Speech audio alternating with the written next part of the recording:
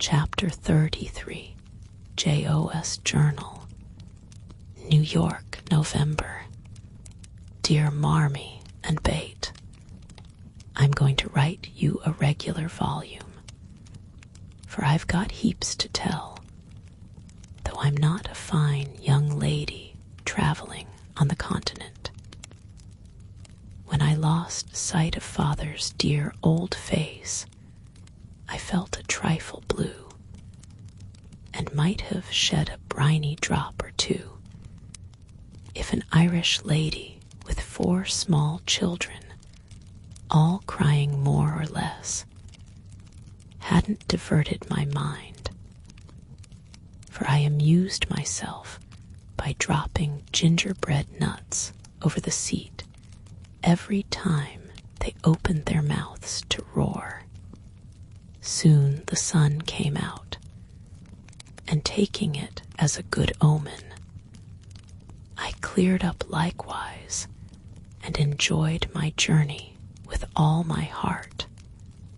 Mrs. Kirk welcomed me so kindly I felt at home at once, even in that big house full of strangers. She gave me a funny little sky parlor, all she had, but there is a stove in it, and a nice table in a sunny window, so I can sit here and write whenever I like. A fine view and a church tower opposite atone for the many stairs, and I took a fancy to my den on the spot.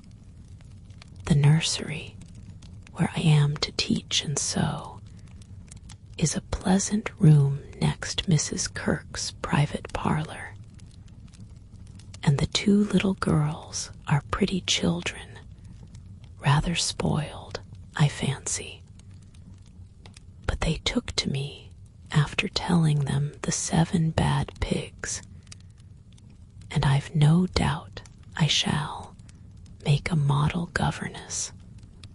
I am to have my meals with the children, if I prefer it to the great table, and for the present I do, for I am bashful, though no one will believe it.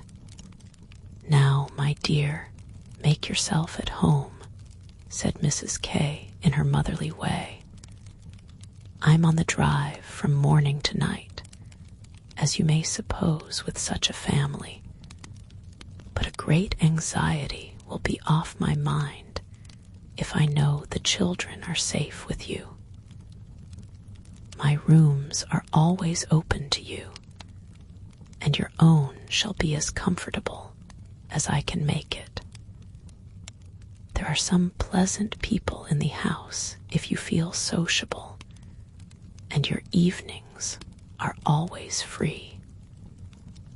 Come to me if anything goes wrong, and be as happy as you can. There's the tea bell. I must run and change my cap.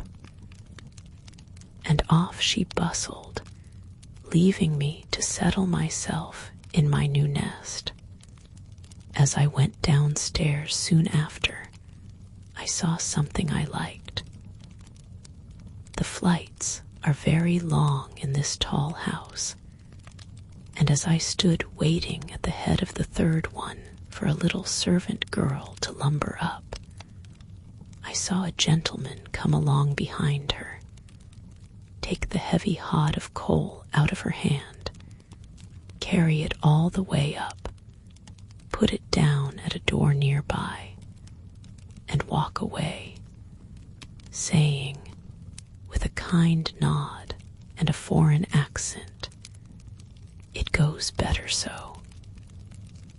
The little back is too young to have such heaviness. Wasn't it good of him? I like such things, for as Father says, trifles show character." When I mentioned it to Mrs. K that evening, she laughed and said, "That must have been Professor Bear, He's always doing things of that sort. Mrs. K told me he was from Berlin, very learned and good, but poor as a church mouse, and gives lessons to support himself and 2 little orphan nephews whom he is educating here, according to the wishes of his sister, who married an American. Not a very romantic story, but it interested me, and I was glad to hear that Mrs. K lends him her parlor for some of his scholars. There is a glass door between it and the nursery, and I mean to peep at him, and then I'll tell you how he looks. He's almost 40, so it's no harm, Marmee. After tea and a go-to-bed romp with the little girls, I attacked the big work basket and had a quiet evening chatting with my new friend. I shall keep a journal letter and send it once a week, so good night, and more tomorrow. Tuesday Eve. Had a lively time in my seminary this morning, for the children acted like Sancho, and at one time I really thought I should shake them all round. Some good angel inspired me to try gymnastics, and I kept it up till they were glad to sit down and keep still. After luncheon, the girl took them out for a walk, and I went to my needlework like little Mabel, with a willing mind. I was thanking my stars that I'd learned to make nice buttonholes when the parlor door opened and shut, and someone began to hum "Kennst du das Land" like a big bumblebee. It was dreadfully improper, I know, but I couldn't resist the temptation, and lifting one end of the curtain before the glass door, I peeped in. Professor Bear was there, and while he arranged his books, I took a good look at him. A regular German, rather stout, with brown hair tumbled all over his head, a bushy beard, good nose, the kindest eyes I ever saw, and a splendid big voice that does one's ears good after our sharp or slipshod American gabble. His clothes were rusty, his hands were large, and he hadn't a really handsome feature in his face, except his beautiful teeth.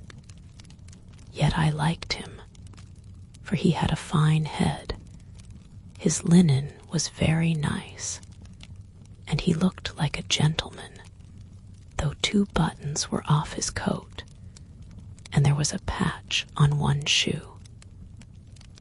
He looked sober in spite of his humming, till he went to the window to turn the hyacinth bulbs toward the sun and stroke the cat, who received him like an old friend.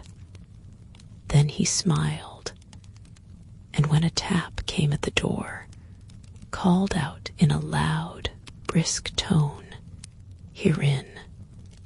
I was just going to run, when I caught sight of a morsel of a child carrying a big book, and stopped to see what was going on. "Me wants me bear," said the mite, slamming down her book and running to meet him. "Thou shalt have thy bear." "Come, then, and take a good hug from him, my Tina," said the professor. catching her up with a laugh and holding her so high over his head that she had to stoop her little face to kiss him. Now me muse tuddy my lesson, went on the funny little thing.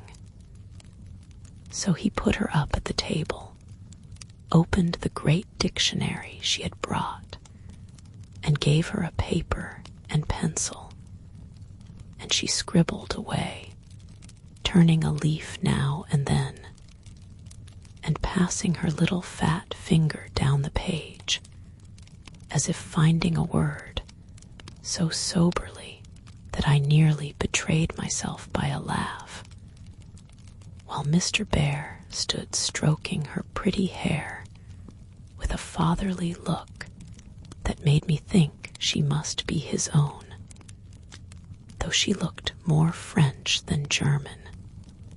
Another knock, and the appearance of two young ladies sent me back to my work, and there I virtuously remained through all the noise and gabbling that went on next door.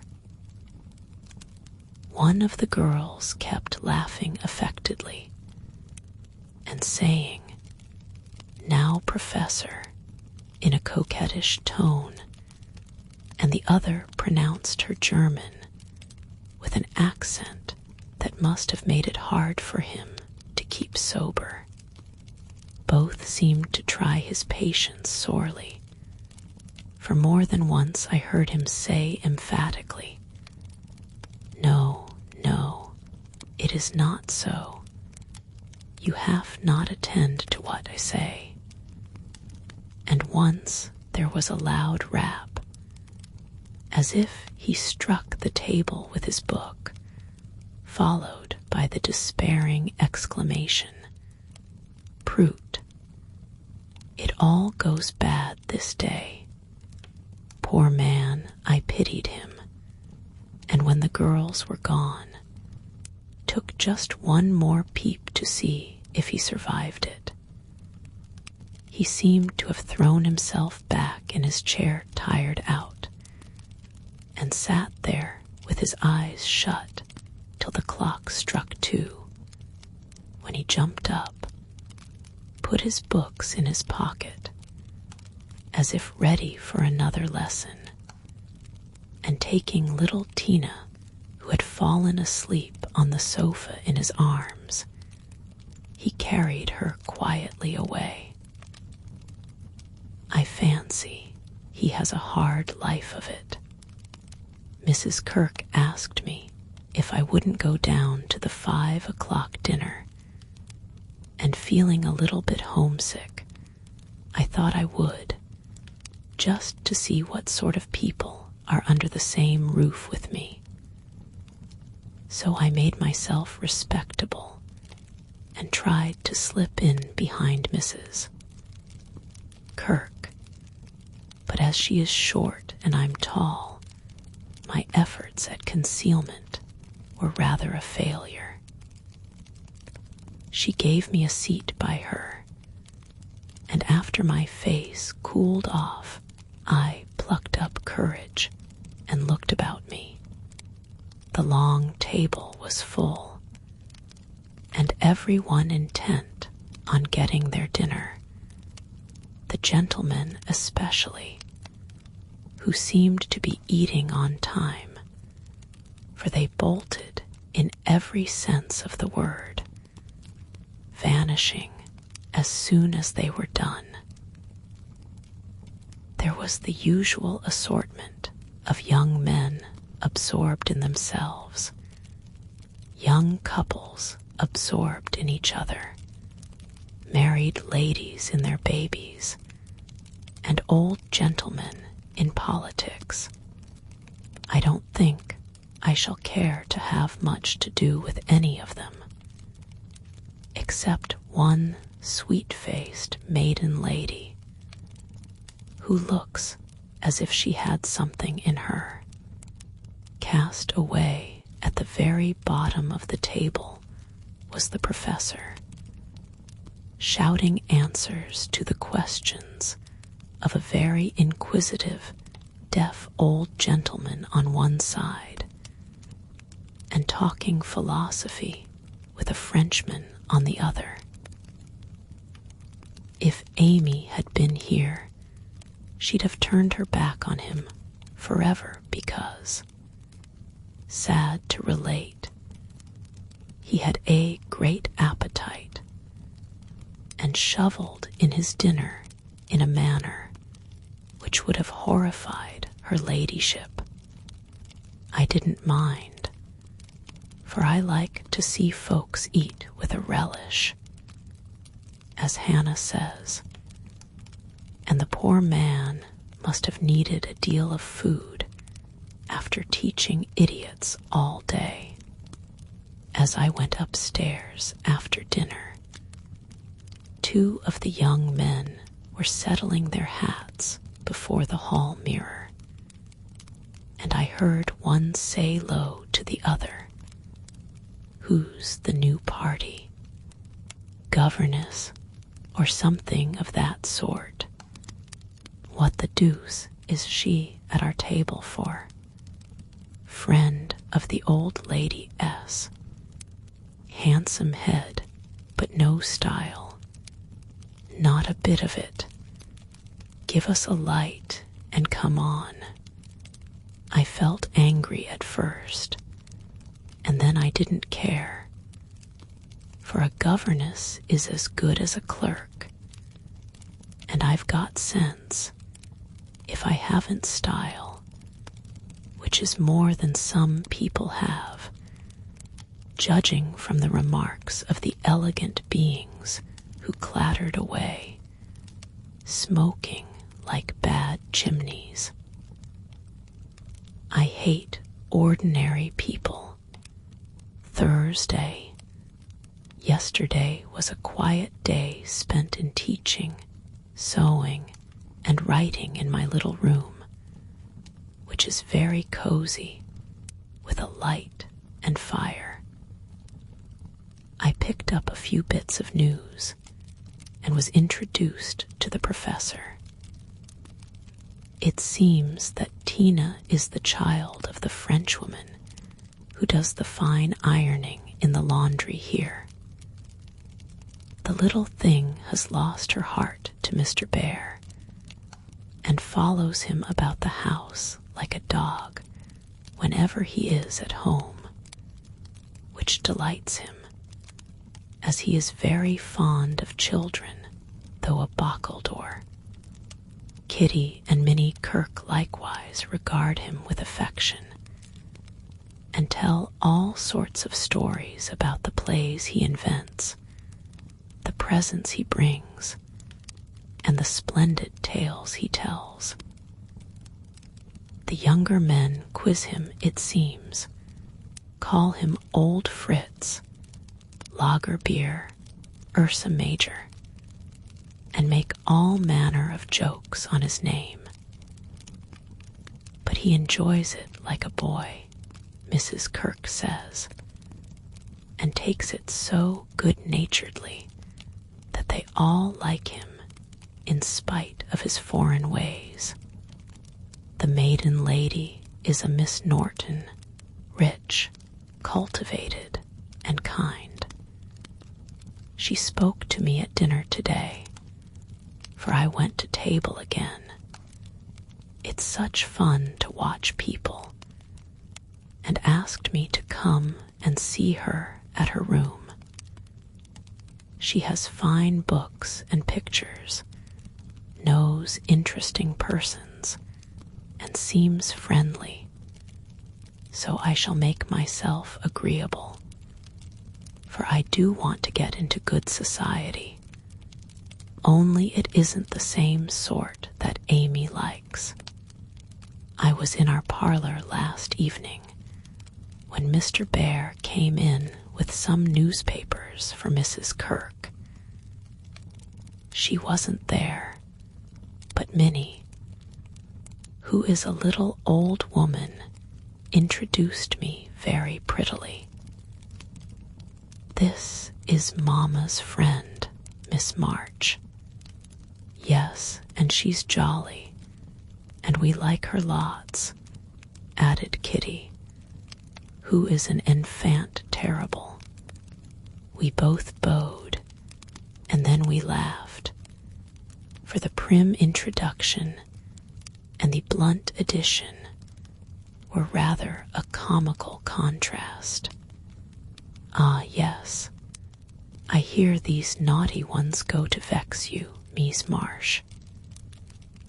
If so again, call at me and I come, he said, with a threatening frown that delighted the little wretches.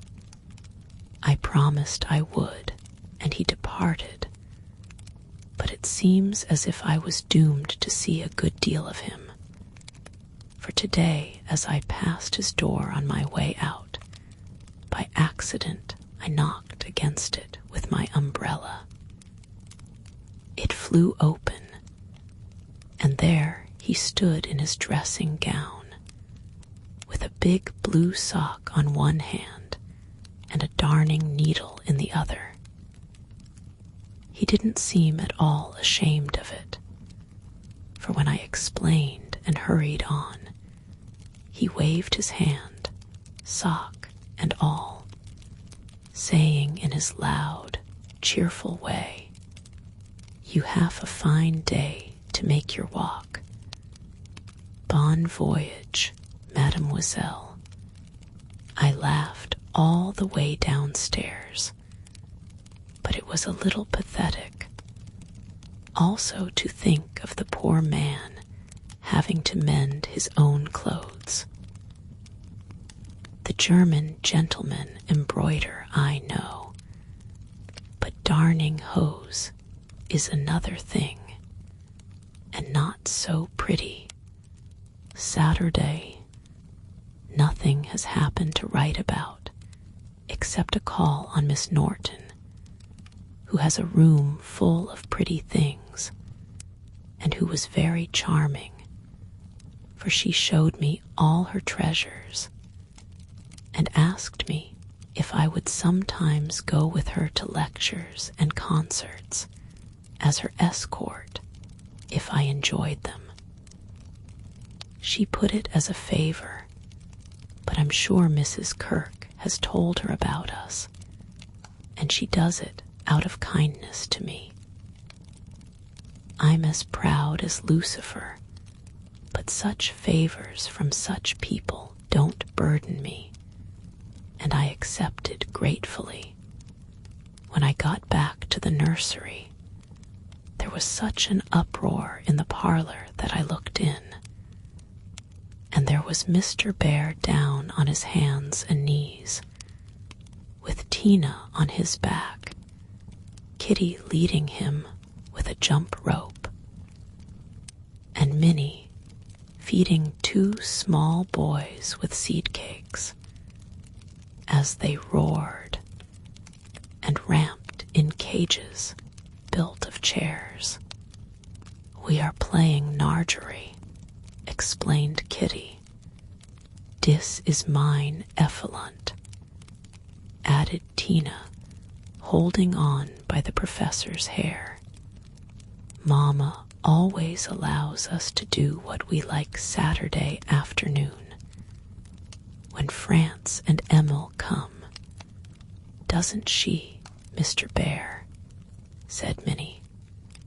The effluent sat up, looking as much in earnest as any of them, and said soberly to me, "I give you my word it is so. If we make too large a noise, you shall say hush to us, and we go more softly. I promised to do so, but left the door open, and enjoyed the fun as much as they did, for a more glorious frolic I never witnessed. They played tag and soldiers, danced and sang, and when it began to grow dark, they all piled onto the sofa about the professor. while he told charming fairy stories of the storks on the chimney tops and the little coblods who ride the snowflakes as they fall.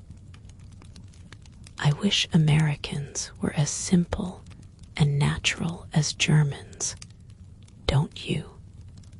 I'm so fond of writing. I should go spinning on forever if motives of economy didn't stop me.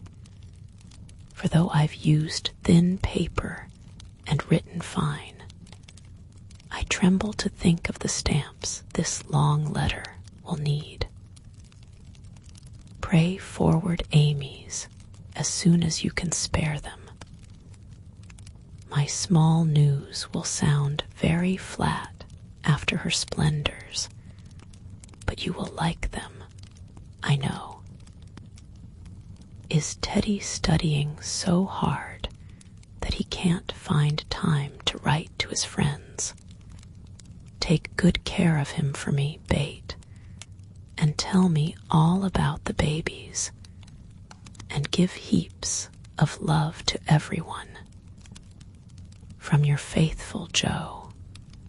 P.S. On reading over my letter, it strikes me as rather bary, but I am always interested in odd people, and I really had nothing else to write about. Bless you. December, my precious Betsy. As this is to be a scribble-scrabble letter, I direct it to you, for it may amuse you and give you some idea of my goings-on, for though quiet, they are rather amusing, for which, oh, be joyful.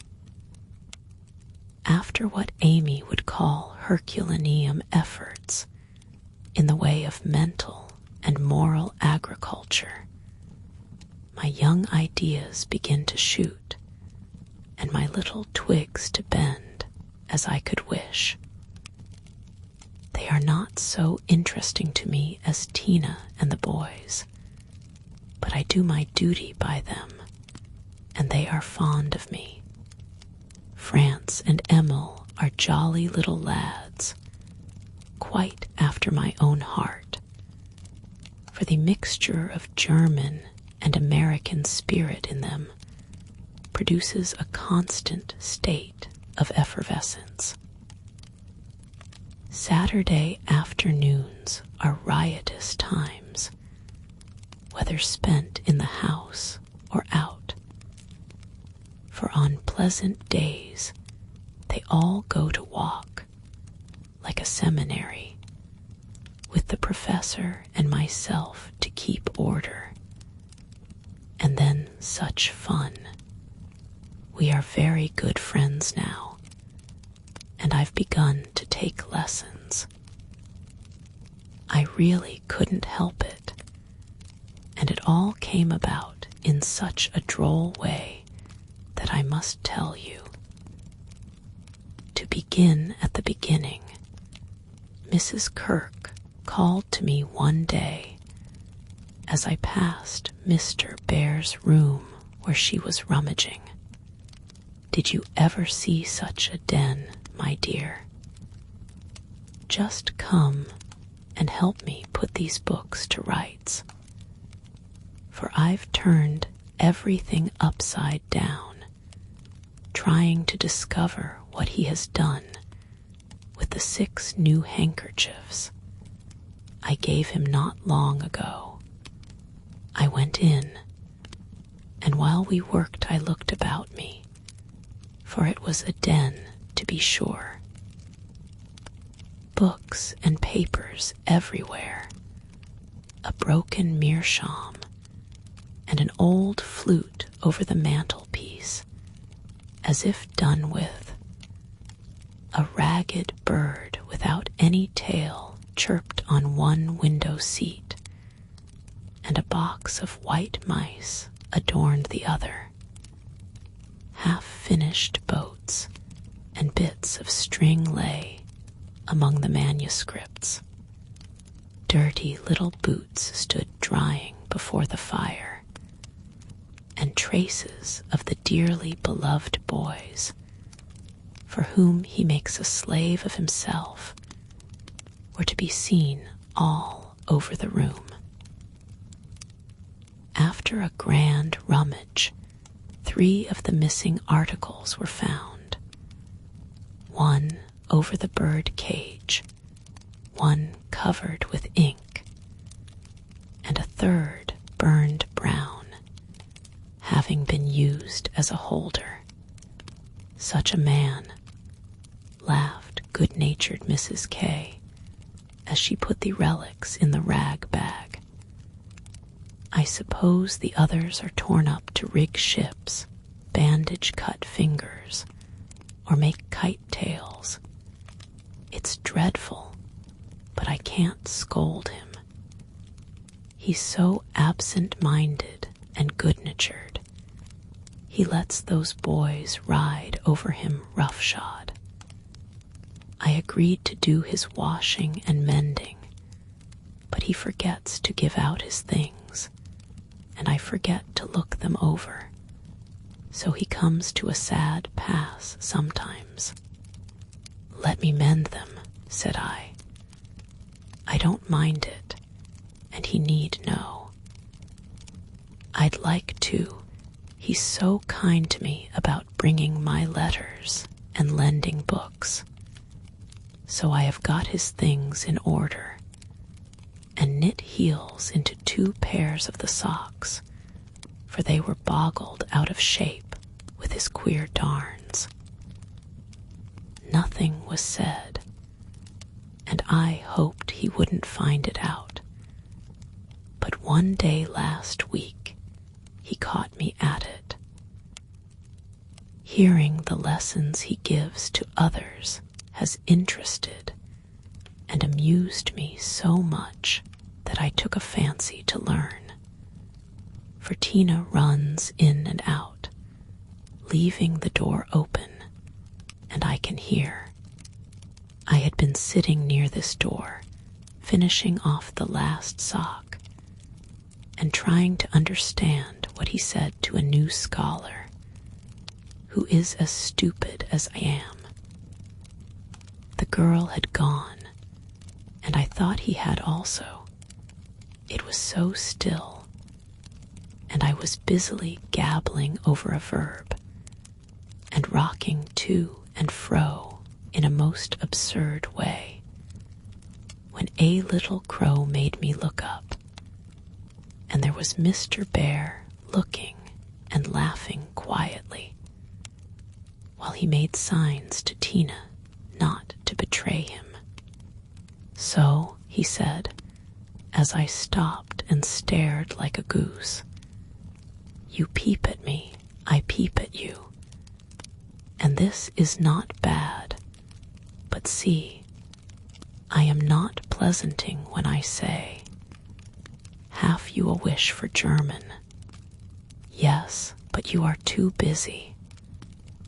I am too stupid to learn," I blundered out, as red as a peony.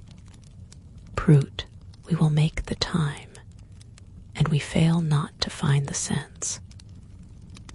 At Effening I shall give a little lesson with much gladness, for look you, Mies Marsh, I have this debt to pay." And he pointed to my work. "Yes," they say to one another, these so kind ladies, "he is a stupid old fellow. He will see not what we do. He will never observe that his sock heels go not in holes any more. He will think his buttons grow out new when they fall, and believe that strings make theirselves. Ah, but I have an eye, and I see much. I have a heart, and I feel thanks for this. Come, a little lesson then and now, or no more good fairy works for me and mine." Of course I couldn't say anything after that, and as it really is a splendid opportunity, I made the bargain, and we began. I took 4 lessons, and then I stuck fast in a grammatical bog. The professor was very patient with me, but it must have been torment to him, and now and then he'd look at me with such an expression of mild despair that it was a toss-up with me whether to laugh or cry. I tried both ways, and when it came to a sniff or utter mortification and woe, he just threw the grammar onto the floor and marched out of the room. I felt myself disgraced and deserted forever, but didn't blame him a particle, and was scrambling my papers together, meaning to rush upstairs and shake myself hard, when in he came, as brisk and beaming as if I'd covered myself in glory. Now we shall try a new way. You and I will read these pleasant little marchen together, and dig no more in that dry book that goes in the corner for making us trouble.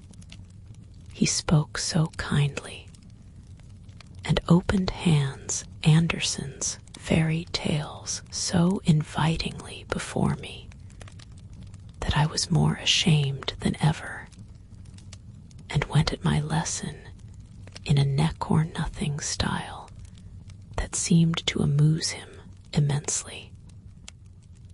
I forgot my bashfulness and pegged away. No other word will express it, with all my might, tumbling over long words, pronouncing according to inspiration of the minute, and doing my very best. When I finished reading my first page and stopped for breath, he clapped his hands and cried out in his hearty way, "Das ist gut." Now we go well. My turn.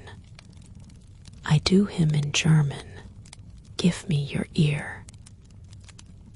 And away he went, rumbling out the words with his strong voice, and a relish which was good to see as well as hear.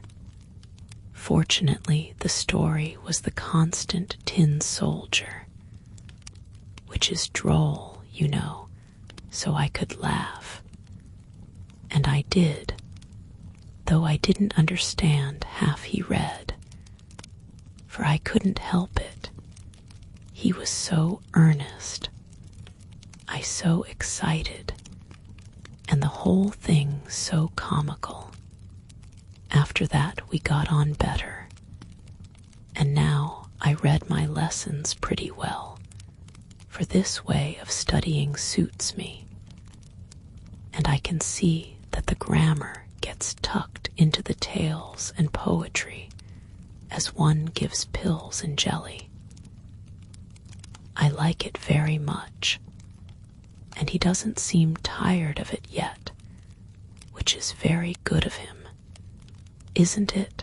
I mean to give him something on Christmas, for I dare not offer money. Tell me something nice, Marmee. I'm glad Laurie seems so happy and busy that he has given up smoking and lets his hair grow. You see, Bate manages him better than I did. I'm not jealous, dear. Do your best. Only don't make a saint of him. I'm afraid I couldn't like him without a spice of human naughtiness. Read him bits of my letters. I haven't time to write much, and that will do just as well. Thank Heaven Bate continues so comfortable. January. A happy new year to you all, my dearest family, which of course includes Mr. L.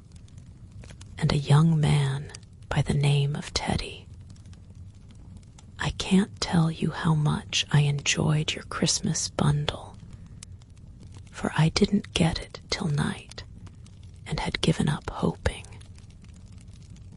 Your letter came in the morning, but you said nothing about a parcel, meaning it for a surprise, so I was disappointed, for I'd had a kind of feeling that you wouldn't forget me.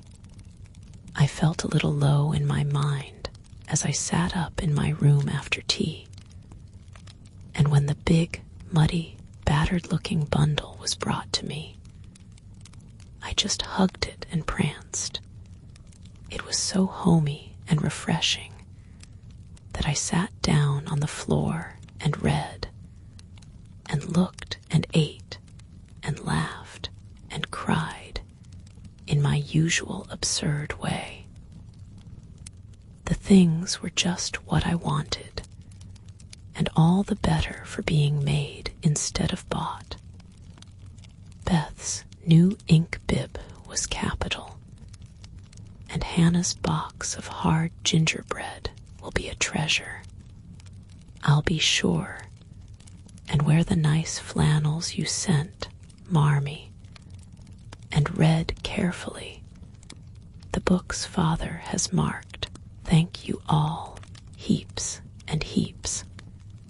Speaking of books reminds me that I'm getting rich in that line, for on New Year's Day, Mr. Bear gave me a fine Shakespeare. It is one he values much, and I've often admired it, set up in the place of honor with his German Bible, Plato, Homer, and Milton. So you may imagine how I felt when he brought it down, without its cover, and showed me my own name in it, from my friend Friedrich Bear. You say often you wish a library. Here I give you one, for between these lids, he meant covers, is many books in one. Read him well, and he will help you much, for the study of character in this book will help you to read it in the world and paint it with your pen. I thanked him as well as I could and talked now about my library, as if I had 100 books. I never knew how much there was in Shakespeare before, but then I never had a bear to explain it to me. Now don't laugh at his horrid name. It isn't pronounced either bear or beer, as people will say it, but something between the two, as only Germans can give it. I'm glad you both like what I tell you about him, and hope you will know him someday. Mother would admire his warm heart, Father his wise head. I admire both, and feel rich in my new friend Friedrich Bear. Not having much money, or knowing what he'd like, I got several little things, and put them about the room, where he would find them unexpectedly. They were useful, pretty, or funny. A new standish on his table, a little vase for his flower. He always has one, or a bit of green in a glass to keep him fresh, he says, and a holder for his blower, so that he needn't burn up what Amy calls mauquires. I made it like those bait invented, a big butterfly with a fat body, and black and yellow wings, twisted feelers and bead eyes. It took his fancy immensely, and he put it on his mantelpiece as an article of virtue, so it was rather a failure after all. Poor as he is, he didn't forget a servant or a child in the house, and not a soul here, from the French laundrywoman to Miss Norton, forgot him. I was so glad of that. They got up a masquerade and had a gay time New Year's Eve. I didn't mean to go down, having no dress. But at the last minute, Mrs. Kirk remembered some old brocades, and Miss Norton lent me lace and feathers, so I dressed up as Mrs. Malaprop and sailed in with a mask on. No one knew me, for I disguised my voice, and no one dreamed of the silent, haughty Miss March, for they think I am very stiff and cool, most of them, and so I am to whippersnappers, could dance and dress, and burst out into a nice derangement of epitaphs, like an allegory on the banks of the Nile. Enjoyed it very much, and when we unmasked, it was fun to see them stare at me. I heard one of the young men tell another that he knew I'd been an actress. In fact, he thought he remembered seeing me at one of the minor theaters. Meg will relish that joke. Mr. Bear was Nick Bottom, and Tina was Titania, a perfect little fairy in his arms. To see them dance was quite a landscape. To use a Teddyism, I had a very happy New Year after all, and when I thought it over in my room, I felt as if I was getting on a little in spite of my many failures, for I'm cheerful all the time now, work with a will, and take more interest in other people than I used to, which is satisfactory. Bless you all. Ever your loving, Joe. Chapter 34. Friend.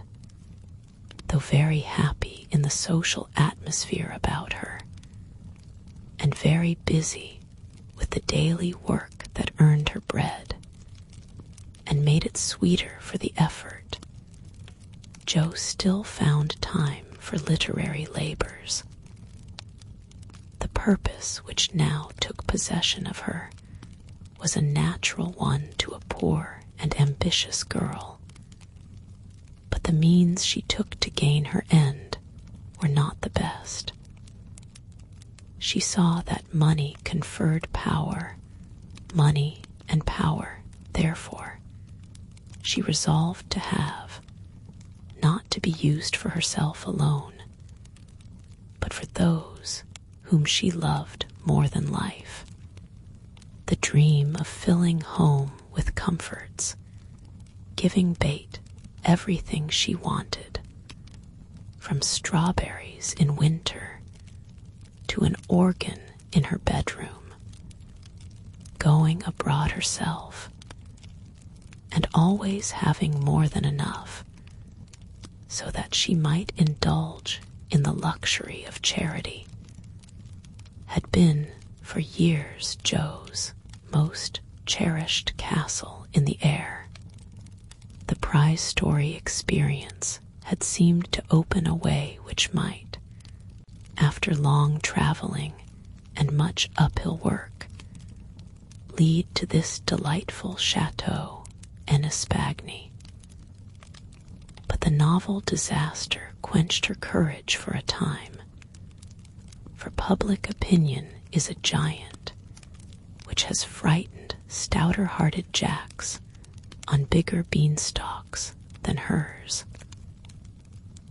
Like that immortal hero, she reposed a while after the first attempt, which resulted in a tumble, and the least lovely of the giant's treasures, if I remember rightly, but the up again and take another spirit was as strong in Joe as in Jack.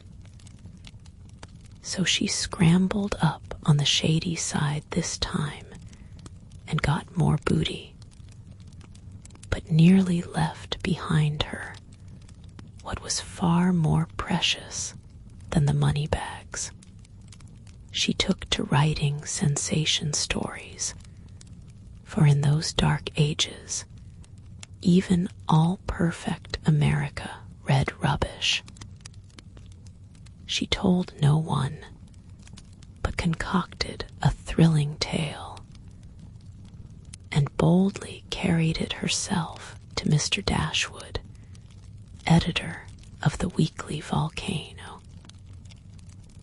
She had never read Sartor Resartus, but she had a womanly instinct that clothes possess an influence more powerful over many than the worth of character or the magic of manners. So she dressed herself in her best, and trying to persuade herself that she was neither excited nor nervous, bravely climbed 2 pairs of dark and dirty stairs to find herself in a disorderly room, a cloud of cigar smoke, and the presence of 3 gentlemen sitting with their heels rather higher than their hats, which articles of dress none of them took the trouble to remove on her appearance. Somewhat daunted by this reception, Joe hesitated on the threshold, murmuring in much embarrassment, "Excuse me, I was looking for the Weekly Volcano office. I wished to see Mr. Dashwood." Down went the highest pair of heels. Up rose the smokiest gentleman, and carefully cherishing his cigar between his fingers, he advanced with a nod and a countenance expressive of nothing but sleep. Feeling that she must get through the matter somehow, Jo produced her manuscript, and blushing redder and redder with each sentence, blundered out fragments of the little speech carefully prepared for the occasion. "A friend of mine desired me to offer a story, just as an experiment, would like your opinion. Be glad to write more if this suits."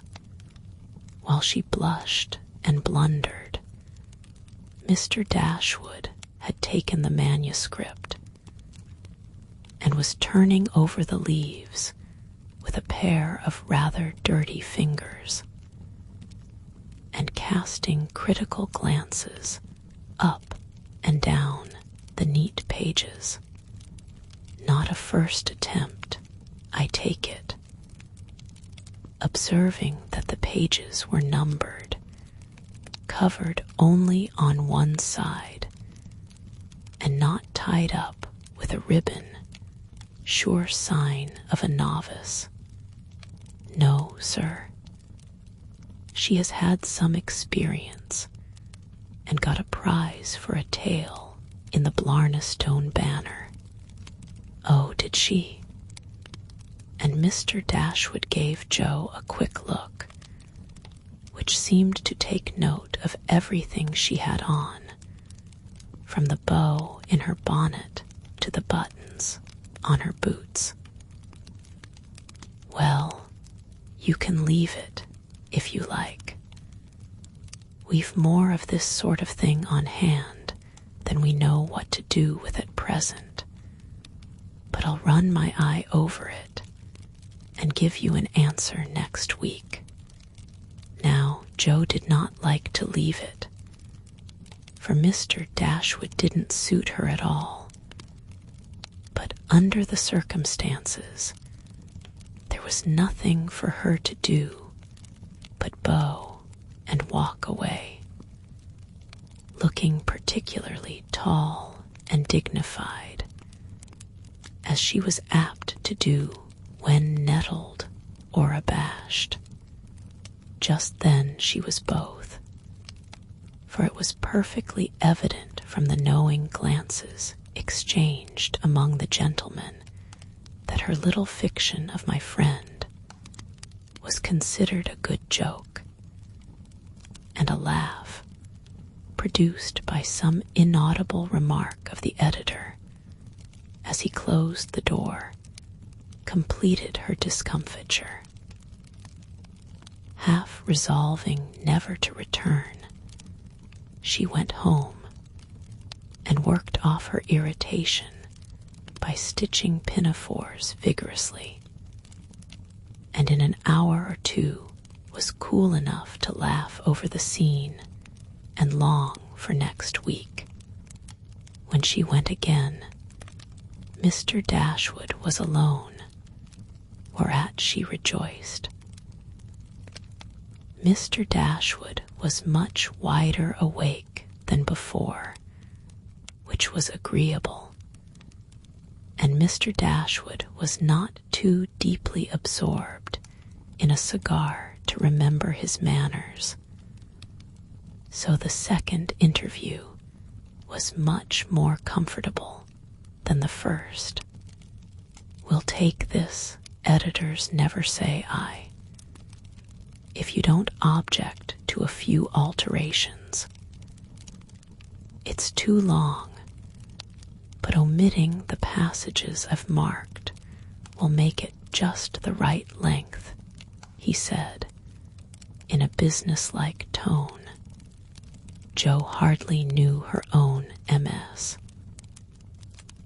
Again, so crumpled and underscored were its pages and paragraphs, but feeling as a tender parent might on being asked to cut off her baby's legs in order that it might fit into a new cradle, she looked at the marked passages and was surprised to find that all the moral reflections which she had carefully put in as ballast for much romance had been stricken out.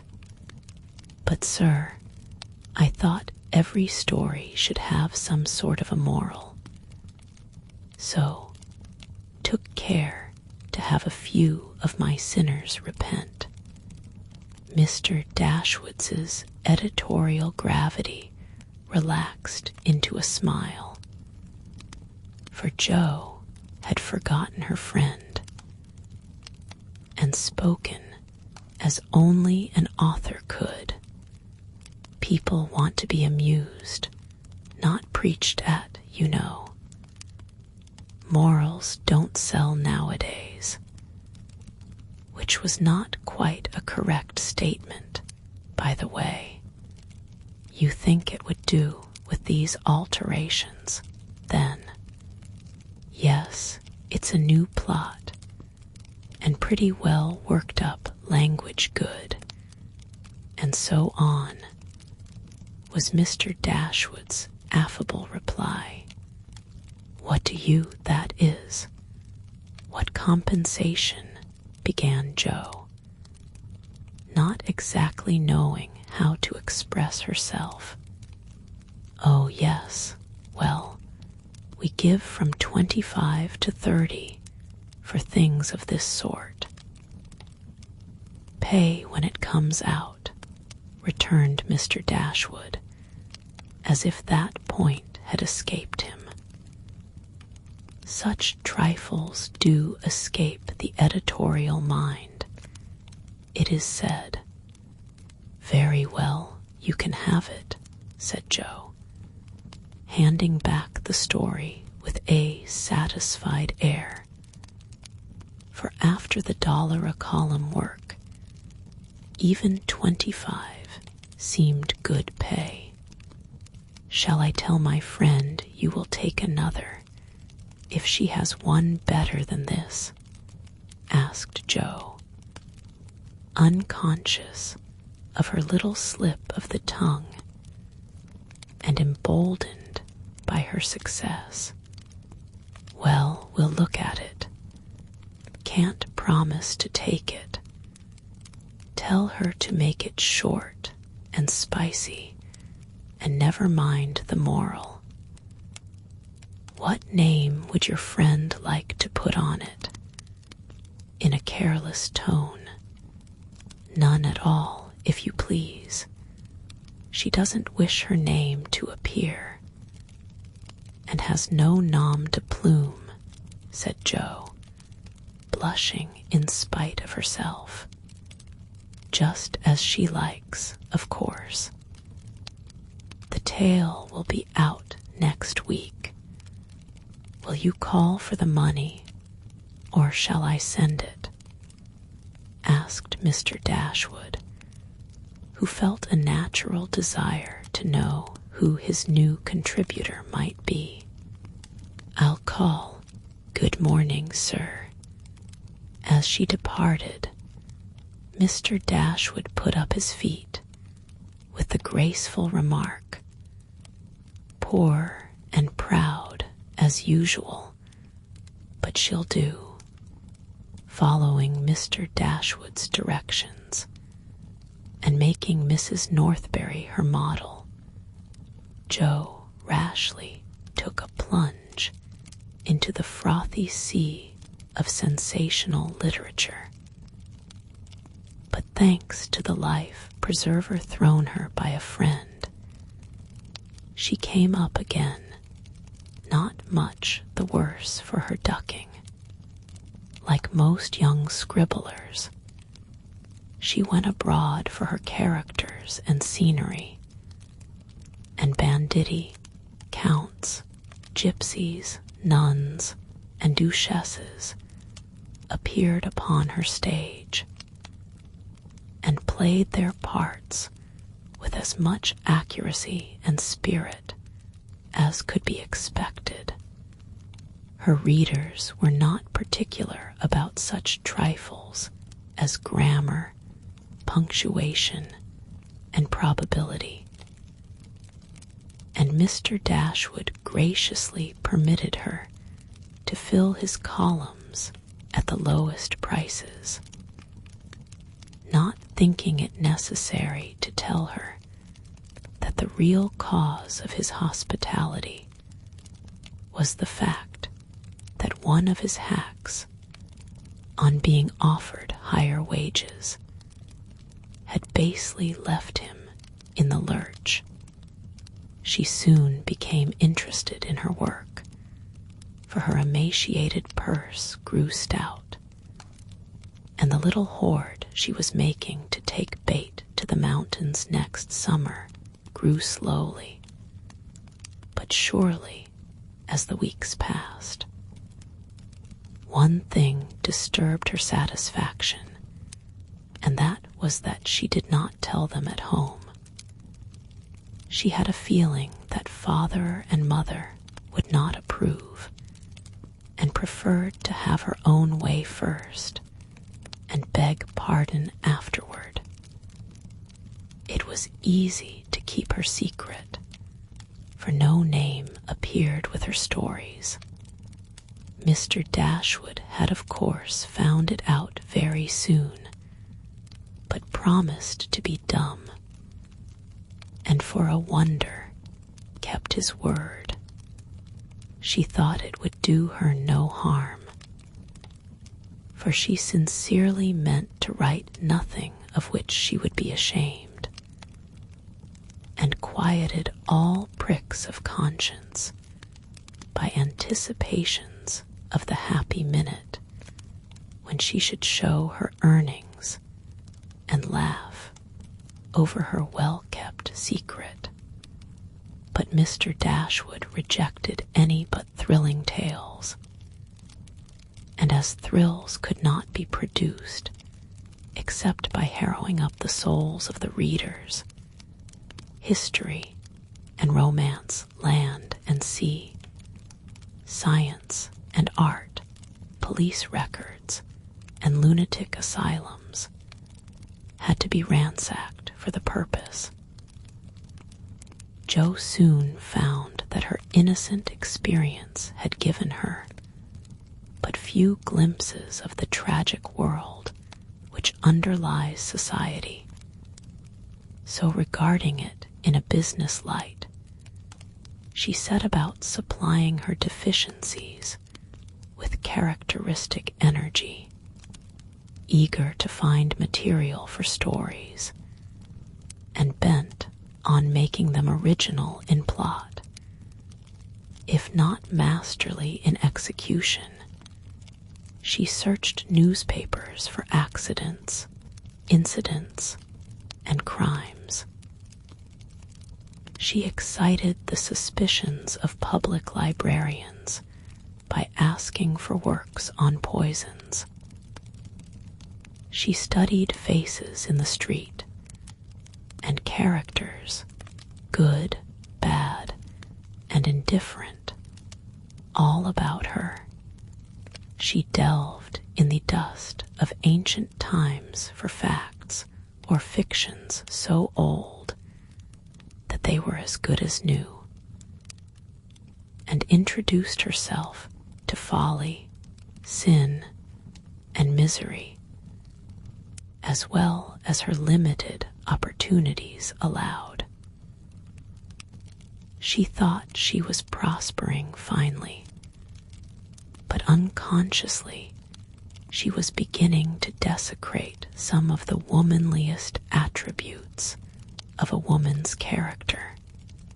She was living in bad society, and imaginary though it was, its influence affected her, for she was feeding heart and fancy on dangerous and unsubstantial food, and was fast brushing the innocent bloom from her nature by a premature acquaintance with the darker side of life, which comes soon enough to all of us.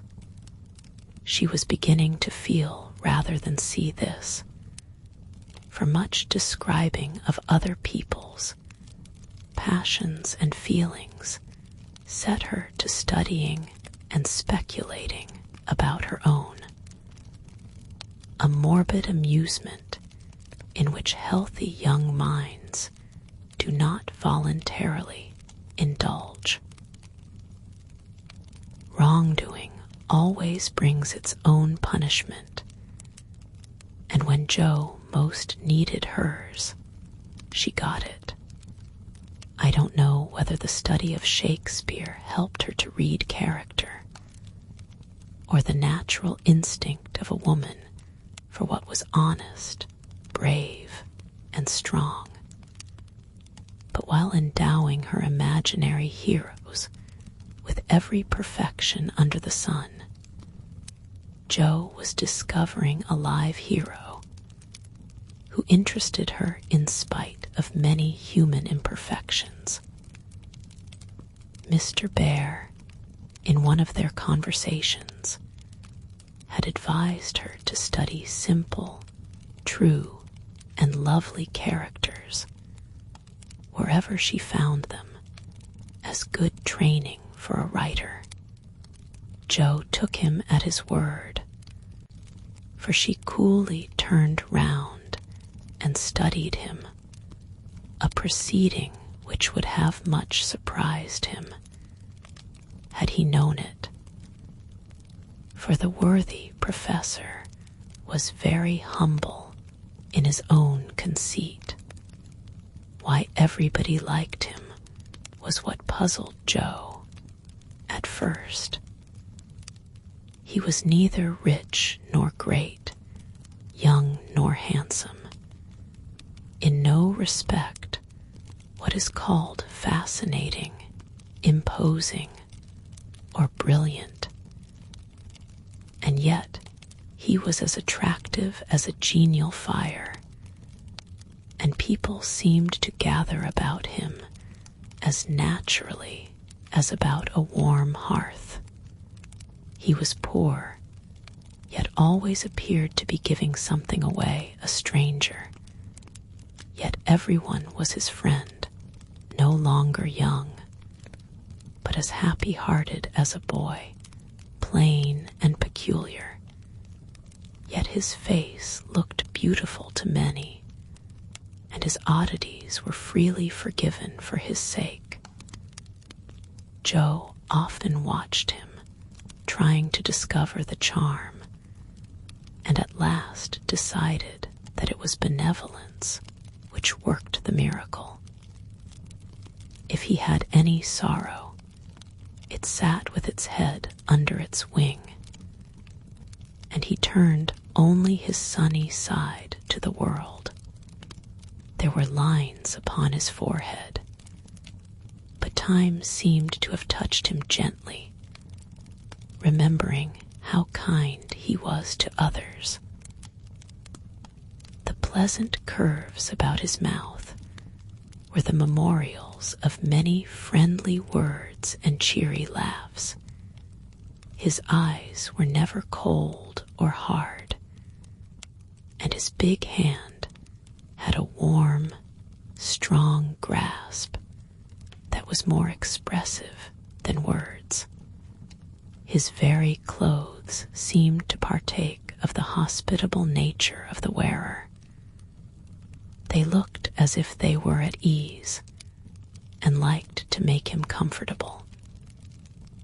His capacious waistcoat was suggestive of a large heart underneath. His rusty coat had a social air, and the baggy pockets plainly proved that little hands often went in empty and came out full. His very boots were benevolent, and his collars never stiff and raspy like other people's. "That's it," said Jo to herself, when she at length discovered that genuine good will toward one's fellow men could beautify and dignify even a stout German teacher who shoveled in his dinner, darned his own socks, and was burdened with the name of Bear. Jo valued goodness highly, but she also possessed a most feminine respect for intellect, and a little discovery which she made about the professor added much to her regard for him. He never spoke of himself, and no one ever knew that in his native city he had been a man much honored and esteemed for learning and integrity, till a countryman came to see him. He never spoke of himself, and in a conversation with Miss Norton divulged the pleasing fact. From her Jo learned it, and liked it all the better because Mr. Bear had never told it. She felt proud to know that he was an honored professor in Berlin, though only a poor language master in America, and his homely, hard-working life was much beautified by the spice of romance which this discovery gave it. Another and a better gift than intellect was shown her in a most unexpected manner.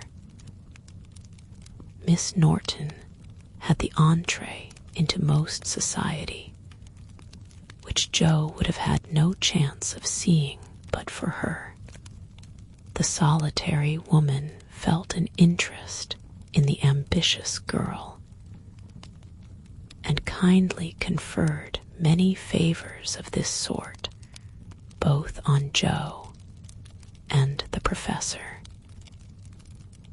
She took them with her one night to a select symposium held in honor of several celebrities.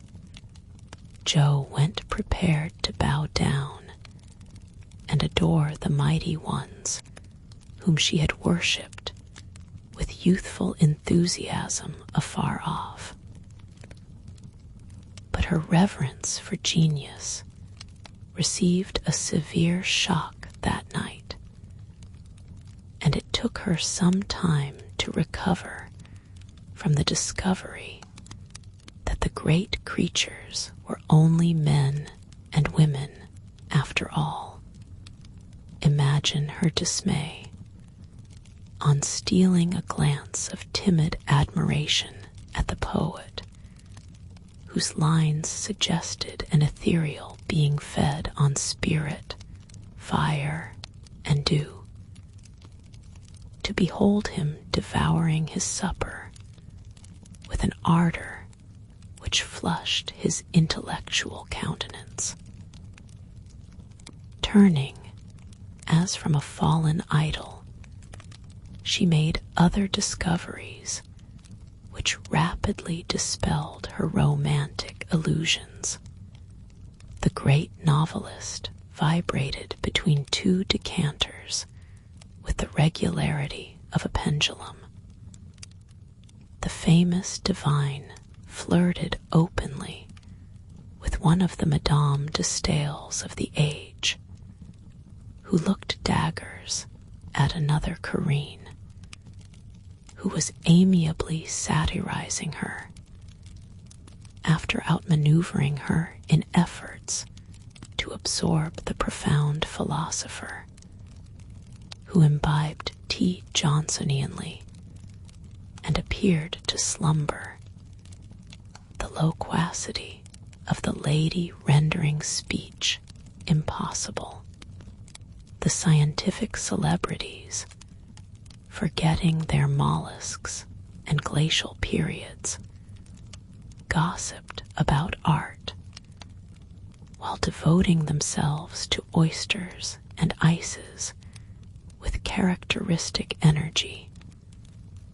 The young musician, who was charming the city like a second Orpheus, talked horses, and the specimen of the British nobility present happened to be the most ordinary man of the party. Before the evening was half over, Joe felt so completely disillusioned that she sat down in a corner to recover herself.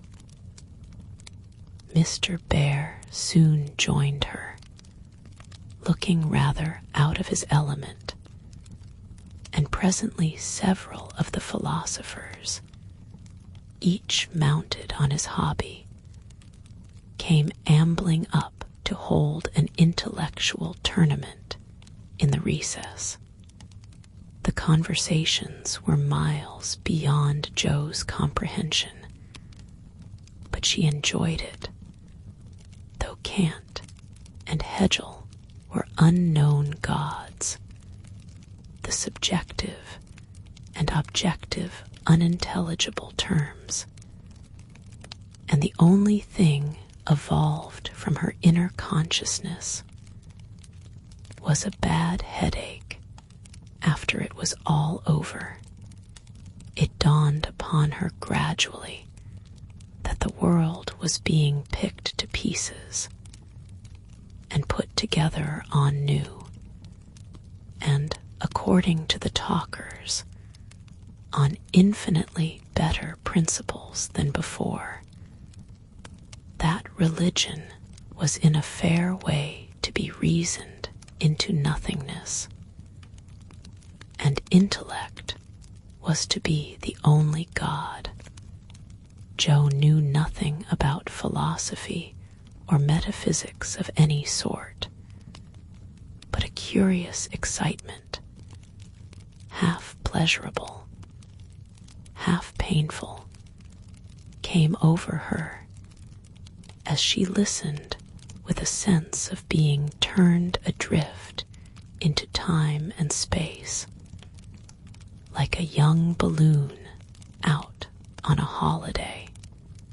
She looked round to see how the professor liked it, and found him looking at her with the grimmest expression she had ever seen him wear. He shook his head and beckoned her to come away, but she was fascinated just then by the freedom of speculative philosophy, and kept her seat, trying to find out what the wise gentleman intended to rely upon after they had annihilated all the old beliefs.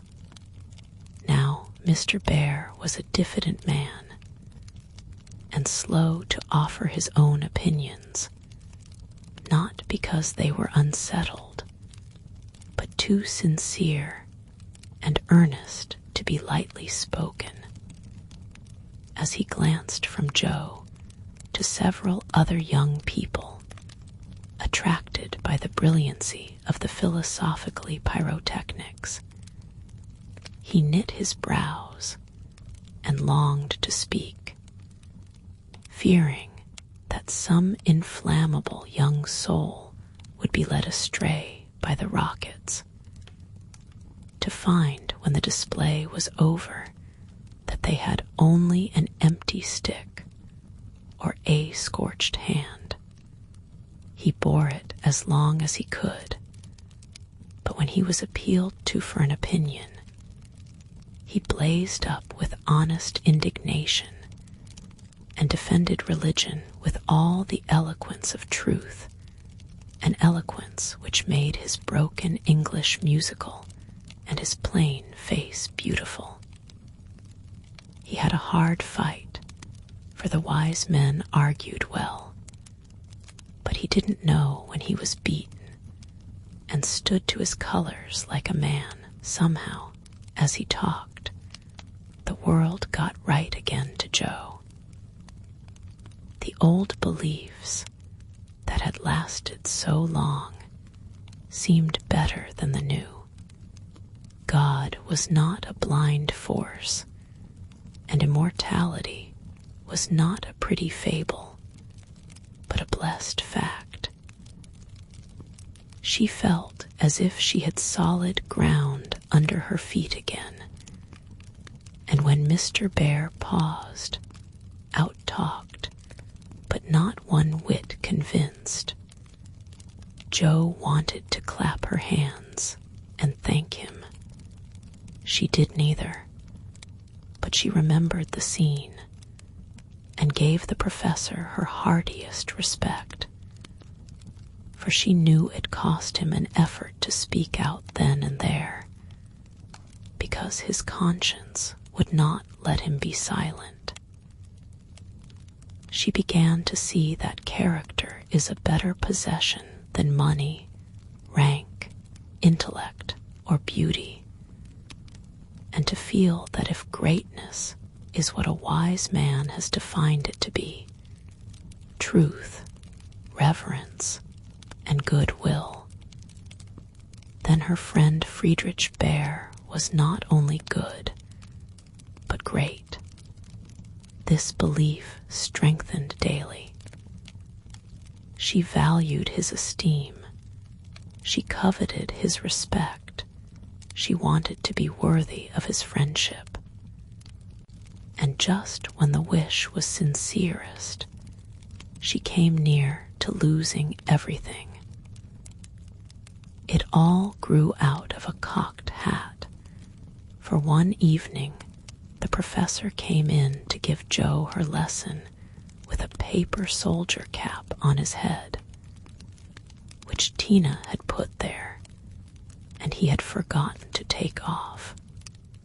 It's evident he doesn't look in his glass before coming down, thought Joe, with a smile as he said, "Gut effening," and sat soberly down, quite unconscious of the ludicrous contrast between his subject and his headgear. For he was going to read her The Death of Wallenstein. She said nothing at first, for she liked to hear him laugh out his big, hearty laugh when anything funny happened. So she left him to discover it for himself, and presently forgot all about it. For to hear a German read Schiller is rather an absorbing occupation. After the reading came the lesson, which was a lively one, for Joe was in a gay mood that night, and the cocked hat kept her eyes dancing with merriment. The professor didn't know what to make of her, and stopped at last to ask with an air of mild surprise that was irresistible, "Mies Marsh, for what do you laugh in your master's face? Have you no respect for me, that you go on so bad? How can I be respectful, sir, when you forget to take your hat off?" said Joe, lifting his hand to his head. The absent-minded professor gravely felt and removed the little cocked hat, looked at it a minute, and then threw back his head and laughed like a merry bass viol. "Ah, I see him now. It is that imp Tina who makes me a fool with my cap. Well, it is nothing. But see you, if this lesson goes not well, you too shall wear him." But the lesson did not go at all for a few minutes, because Mr. Bear caught sight of a picture on the hat, and unfolding it, said with great disgust, "I wish these papers did not come in the house. They are not for children to see, nor young people to read. It is not well, and I have no patience with those who make this harm." Joe glanced at the sheet and saw a pleasing illustration composed of a lunatic, a corpse, a villain, and a viper. She did not like it, but the impulse that made her turn it over was not one of displeasure, but fear, because for a minute she fancied the paper was the volcano. It was not, however, and her panic subsided as she remembered that even if it had been, and one of her own tales in it, there would have been no name to betray her. She had betrayed herself, however, by a look and a blush, for though an absent man, the professor saw a good deal more than people fancied. He knew that Joe wrote, and had met her down among the newspaper offices more than once, but as she never spoke of it, he asked no questions in spite of a strong desire to see her work. Now it occurred to him that she was doing what she was ashamed to own, and it troubled him. He did not say to himself, "It is none of my business. I've no right to say anything," as many people would have done. He only remembered that she was young and poor, a girl far away from mother's love and father's care, and he was moved to help her with an impulse as quick and natural as that which would prompt him to put out his hand to save a baby from a puddle. All this flashed through his mind in a minute, but not a trace of it appeared in his face, and by the time the paper was turned and Joe's needle threaded, he was ready to say quite naturally, but very gravely, "Yes, you are right to put it from you.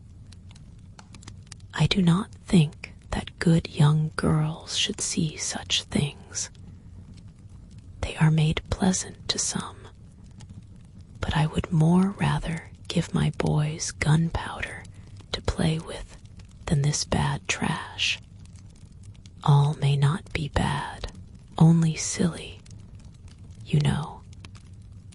And if there is a demand for it, I don't see any harm in supplying it. Many very respectable people make an honest living out of what are called sensation stories," said Joe, scratching gathers so energetically that a row of little slits followed her pin. "There is a demand for whiskey, but I think you and I do not care to sell it. If the respectable people knew what harm they did, they would not feel that the living was honest. They have no right to put poison in the sugar plum and let the small ones eat it. No, they should think a little and sweep mud in the street before they do this thing." Mr. Bear spoke warmly and walked to the fire, crumpling the paper in his hands.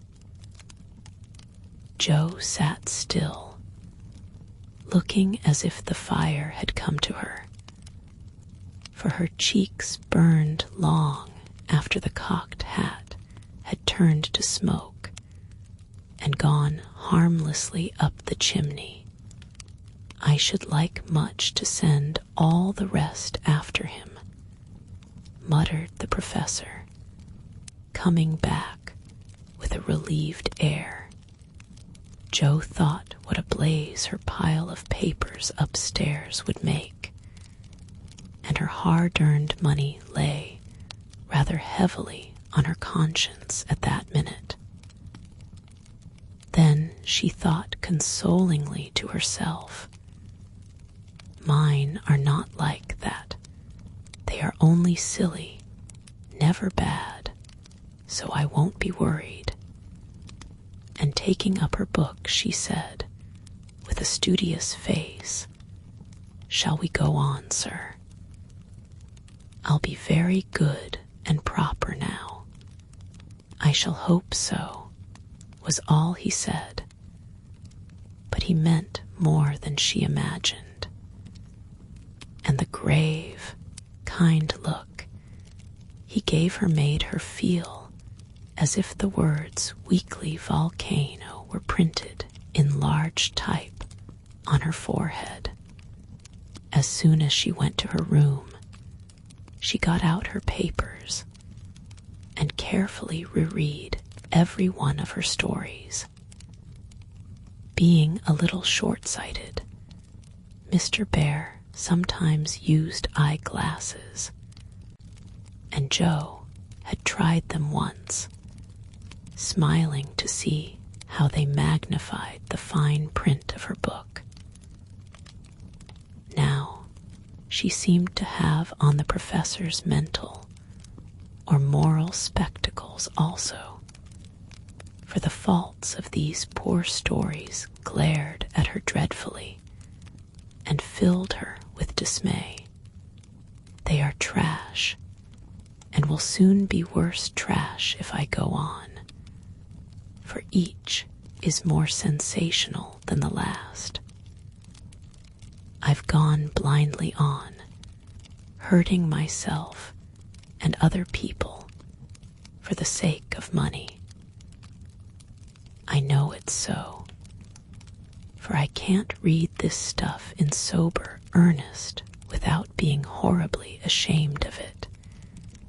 And what should I do if they were seen at home or Mr. Bear got hold of them? Joe turned hot at the bare idea and stuffed the whole bundle into her stove, nearly setting the chimney afire with the blaze. Yes, that's the best place for such inflammable nonsense. I'd better burn the house down, I suppose, than let other people blow themselves up with my gunpowder, she thought as she watched the demon of the Jura whisk away. A little black cinder with fiery eyes. But when nothing remained of all her 3 months' work except a heap of ashes and the money in her lap, Jo looked sober as she sat on the floor, wondering what she ought to do about her wages. I think I haven't done much harm yet, and may keep this to pay for my time, she said, after a long meditation, adding impatiently, I almost wish I hadn't any conscience. It's so inconvenient. If I didn't care about doing right and didn't feel uncomfortable when doing wrong, I should get on capitally. I can't help wishing sometimes that Mother and Father hadn't been so particular about such things. Ah, Jo, instead of wishing that, thank God that Father and Mother were particular. And pity from your heart those who have no such guardians to hedge them round with principles, which may seem like prison walls to impatient youth, but which will prove sure foundations to build character upon in womanhood. Jo wrote no more sensational stories, deciding that the money did not pay for her share of the sensation, but going to the other extreme, as is the way with people of her stamp. She took a course of Mrs. Sherwood, Miss Edgeworth, and Hannah More, and then produced a tale which might have been more properly called an essay or a sermon. So intensely moral was it. She had her doubts about it from the beginning, for her lively fancy and girlish romance felt as ill at ease in the new style as she would have done masquerading in the stiff and cumbrous costume of the last century. She sent this didactic gem to several markets, but it found no purchaser, and she was inclined to agree with Mr. Dashwood that morals didn't sell. Then she tried a child's story, which she could easily have disposed of if she had not been mercenary enough to demand filthy lucre for it. The only person who offered enough to make it worth her while to try juvenile literature was a worthy gentleman who felt it his mission to convert all the world to his particular belief.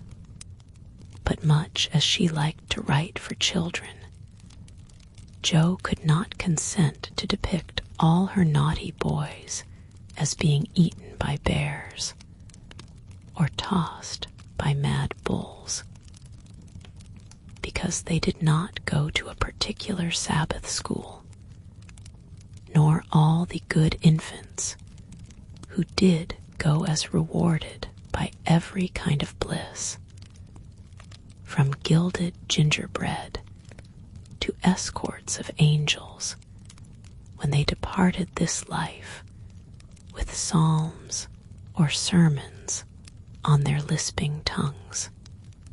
So nothing came of these trials, and Jo corked up her inkstand and said in a fit of very wholesome humility, "I don't know anything. I'll wait until I do before I try again, and meantime, sweep mud in the street if I can't do better. That's honest, at least." Which decision proved that her second tumble down the beanstalk had done her some good.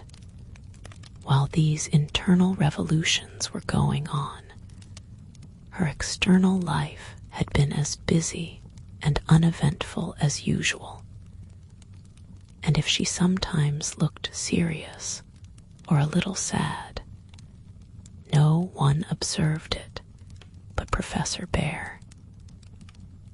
He did it so quietly that Jo never knew he was watching to see if she would accept and profit by his reproof. But she stood the test, and he was satisfied, for though no words passed between them, he knew that she had given up writing.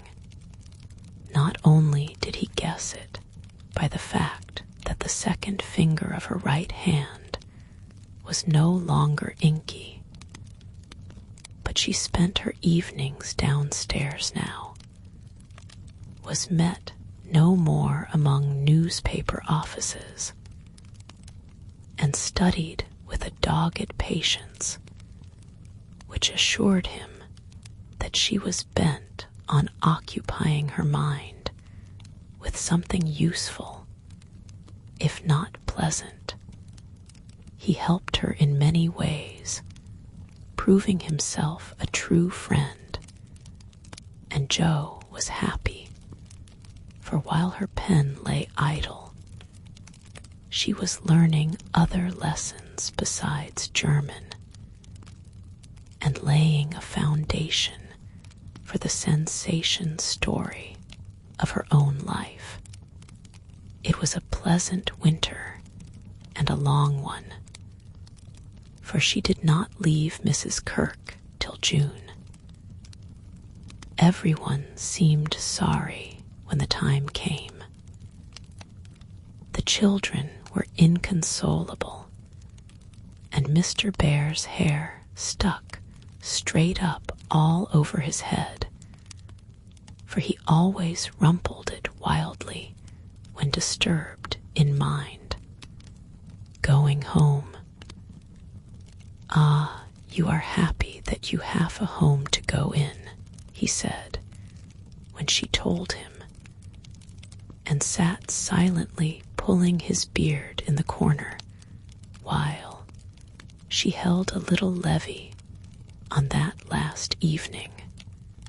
She was going early, so she bade them all goodbye overnight, and when his turn came, she said warmly, "Now, sir, you won't forget to come and see us, if you ever travel our way, will you? I'll never forgive you if you do, for I want them all to know my friend. Do you? Shall I come?" he asked, looking down at her with an eager expression which she did not see. "Yes, come next month. Laurie graduates then, and you'd enjoy commencement as something new. That is your best friend of whom you speak, he said in an altered tone. Yes, my boy Teddy. I'm very proud of him and should like you to see him. Jo looked up then, quite unconscious of anything but her own pleasure in the prospect of showing them to one another. Something in Mr. Bear's face suddenly recalled the fact that she might find Laurie more than a best friend, and simply because she particularly wished not to look as if anything was the matter, she involuntarily began to blush, and the more she tried not to, the redder she grew. If it had not been for Tina on her knee, she didn't know what would have become of her. Fortunately, the child was moved to hug her, so she managed to hide her face an instant, hoping the professor did not see it. But he did, and his own changed again from that momentary anxiety to its usual expression, as he said cordially, I fear I shall not make the time for that, but I wish the friend much success, and you all happiness. God bless you. And with that, he shook hands warmly, shouldered Tina, and went away. But after the boys were abed, he sat long before his fire with the tired look on his face, and the Heimweh, or homesickness, lying heavy at his heart. Once, when he remembered Jo as she sat with the little child in her lap, and that new softness in her face, he leaned his head on his hands a minute, and then roamed about the room as if in search of something that he could not find. It is not for me. I must not hope it now, he said to himself, with a sigh that was almost a groan. Then, as if reproaching himself for the longing that he could not repress, he went and kissed the two tousled heads upon the pillow, took down his seldom used meerschaum, and opened his Play-Doh. He did his best, and did it manfully, but I don't think he found that a pair of rampant boys, a pipe, or even the divine Play-Doh were very satisfactory substitutes for wife and child at home. Early as it was, he was at the station next morning to see Jo off, and thanks to him, she began her solitary journey with the pleasant memory of a familiar face smiling its farewell, a bunch of violets to keep her company, and best of all, the happy thought, well, the winter's gone, and I've written no books, earned no fortune, but I've made a friend worth having, and I'll try to keep him all my life. Chapter 35, Heartache. Whatever his motive might have been, Laurie studied to some purpose that year, for he graduated with honor, and gave the Latin oration with the grace of a Phillips and the eloquence of a Demosthenes. So his friends said. They were all there, his grandfather, so proud Mr. and Mrs. March, John and Meg, Joe and Bate, and all exulted over him with the sincere admiration which boys make light of at the time, but fail to win from the world by any after triumphs. I've got to stay for this confounded supper, but I shall be home early tomorrow. You'll come and meet me as usual, girls, Laurie said, as he put the sisters into the carriage after the joys of the day were over. He said girls, but he meant Jo, for she was the only one who kept up the old custom. She had not the heart to refuse her splendid, successful boy anything, and answered warmly, I'll come, Teddy, rain or shine, and march before you, playing Hail the Conquering Hero Comes on a Jew's harp. Laurie thanked her with a look that made her think, in a sudden panic, oh, dearie me, I know he'll say something, and then what shall I do? Evening meditation and morning work somewhat allayed her fears, and having decided that she wouldn't be vain enough to think people were going to propose, when she had given them every reason to know what her answer would be, she set forth at the appointed time, hoping Teddy wouldn't do anything to make her hurt his poor feelings. A call at Meg's, and a refreshing sniff and sip at the Daisy and Demijohn still further fortified her for the tete-a-tete. But when she saw a stalwart figure looming in the distance, she had a strong desire to turn about and run away. Where is the Jew's harp, Joe? Cried Laurie, as soon as he was within speaking distance. I forgot it. And Joe took heart again, for that salutation could not be called lover-like.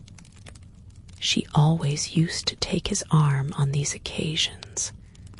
Now she did not, and he made no complaint, which was a bad sign, but talked on rapidly about all sorts of faraway subjects, till they turned from the road into the little path that led homeward through the grove.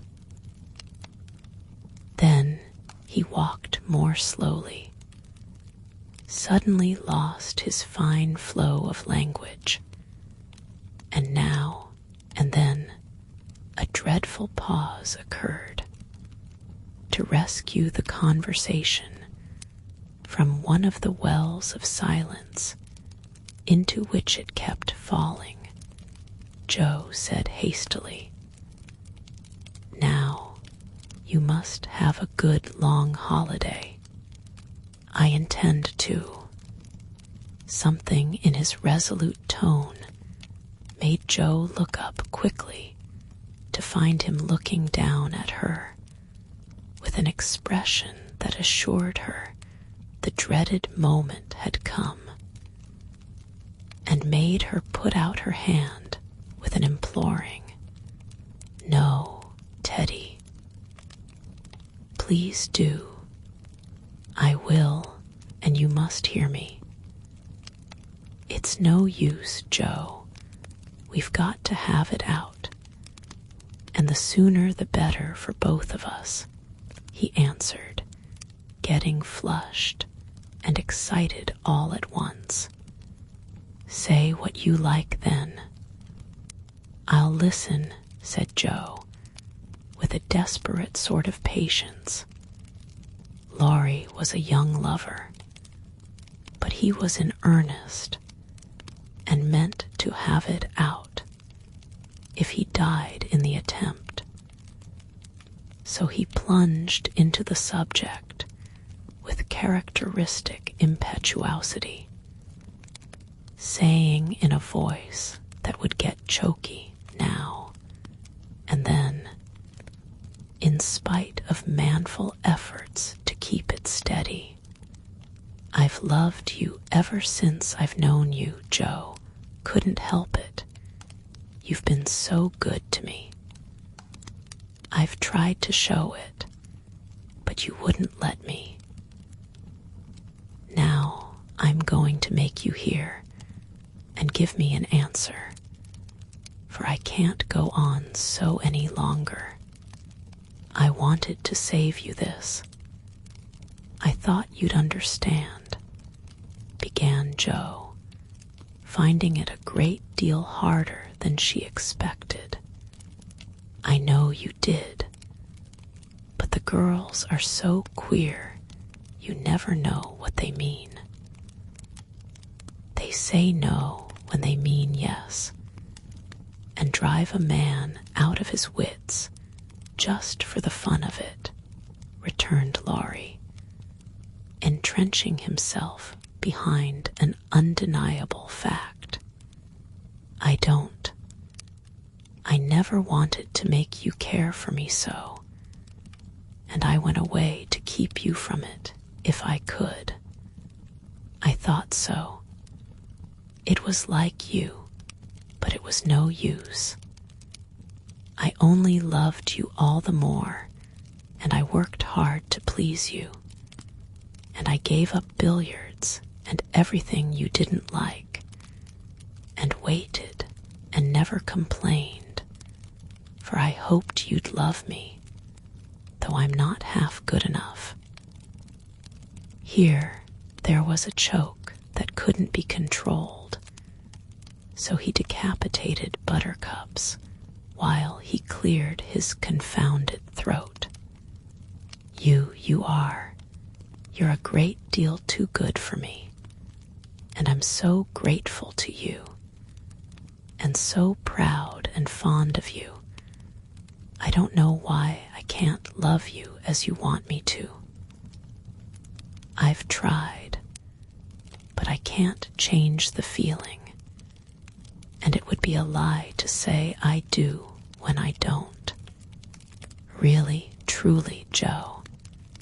He stopped short and caught both her hands as he put his question with a look that she did not soon forget. "Really, truly, dear." They were in the grove now, close by the stile, and when the last words fell reluctantly from Joe's lips, Laurie dropped her hands and turned as if to go on. But for once in his life, the fence was too much for him.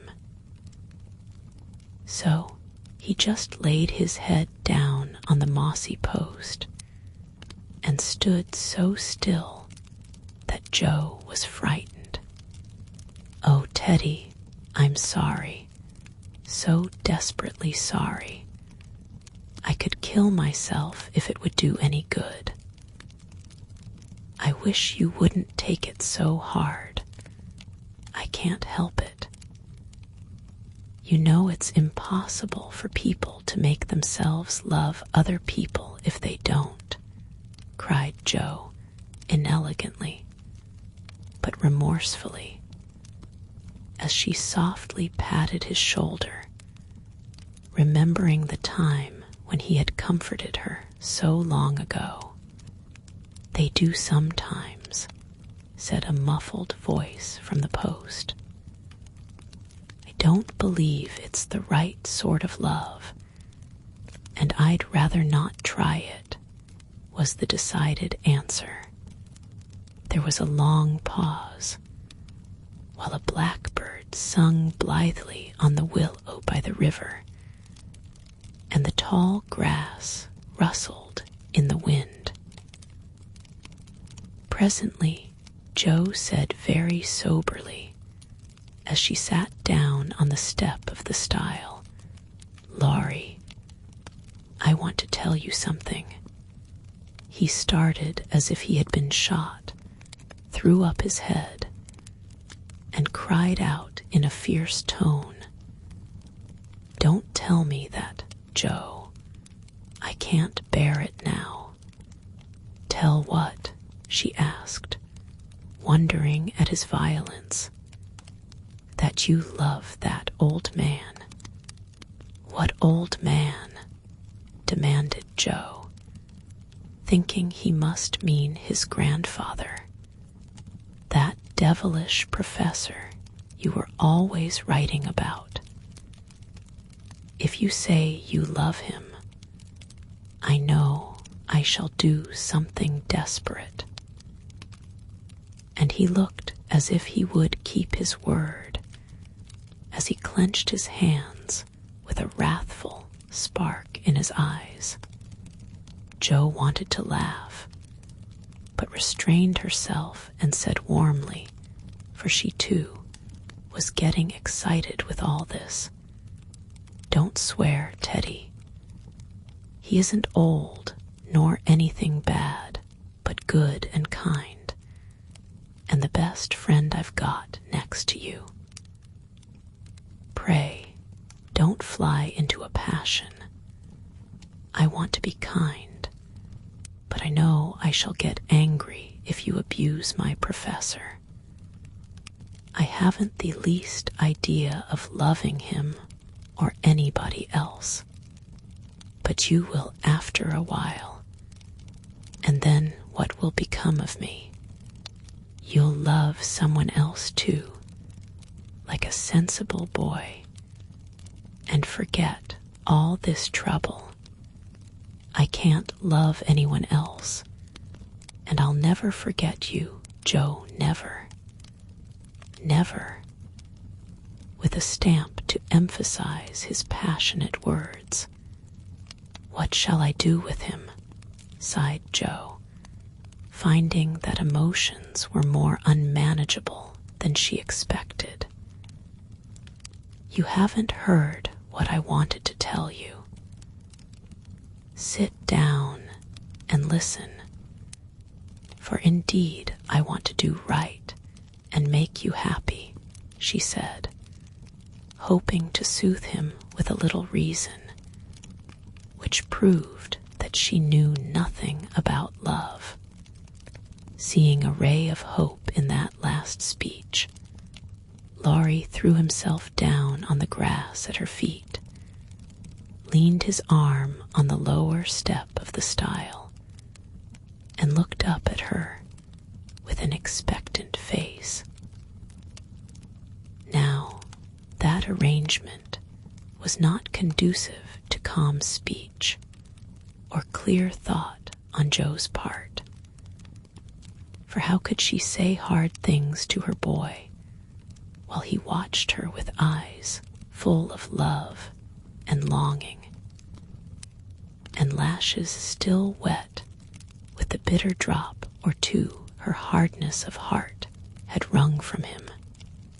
She gently turned his head away, saying, as she stroked the wavy hair which had been allowed to grow for her sake, "How touching that was, to be sure. I agree with Mother that you and I are not suited to each other, because our quick tempers and strong wills would probably make us very miserable if we were so foolish as to." Jo paused a little over the last word, but Laurie uttered it with a rapturous expression. "Marry, no, we should. If you loved me, Jo, I should be a perfect saint, for you could make me anything you like. No, I can't. I've tried and failed, and I won't risk our happiness by such a serious experiment. We don't agree, and we never shall.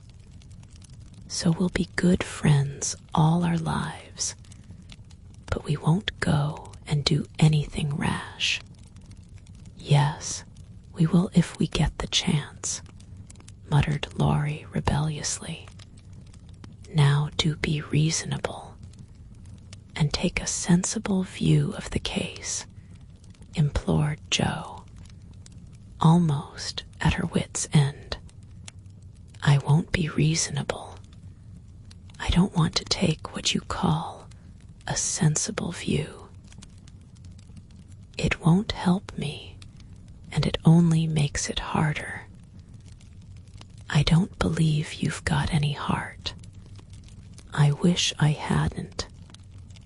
There was a little quiver in Jo's voice, and thinking it a good omen, Laurie turned round, bringing all his persuasive powers to bear as he said, in the wheedlesome tone that had never been so dangerously wheedlesome before, "Don't disappoint us, dear. Everyone expects it. Grandpa has set his heart upon it. Your people like it. And I can't get on without you say you will. And let's be happy. Do.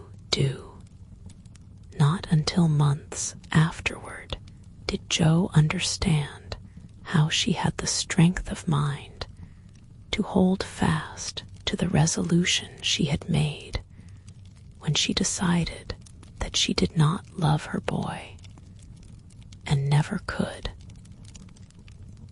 It was very hard to do, but she did it, knowing that delay was both useless and cruel.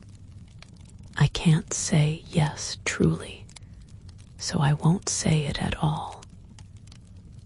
You'll see that I'm right by and by, and thank me for it, she began solemnly. I'll be hanged if I do. And Laurie bounced up off the grass, burning with indignation at the very idea. Yes, you will, persisted Jo. You'll get over this after a while and find some lovely, accomplished girl who will adore you and make a fine mistress for your fine house. I shouldn't. I'm homely and awkward and odd and old, and you'd be ashamed of me, and we should quarrel.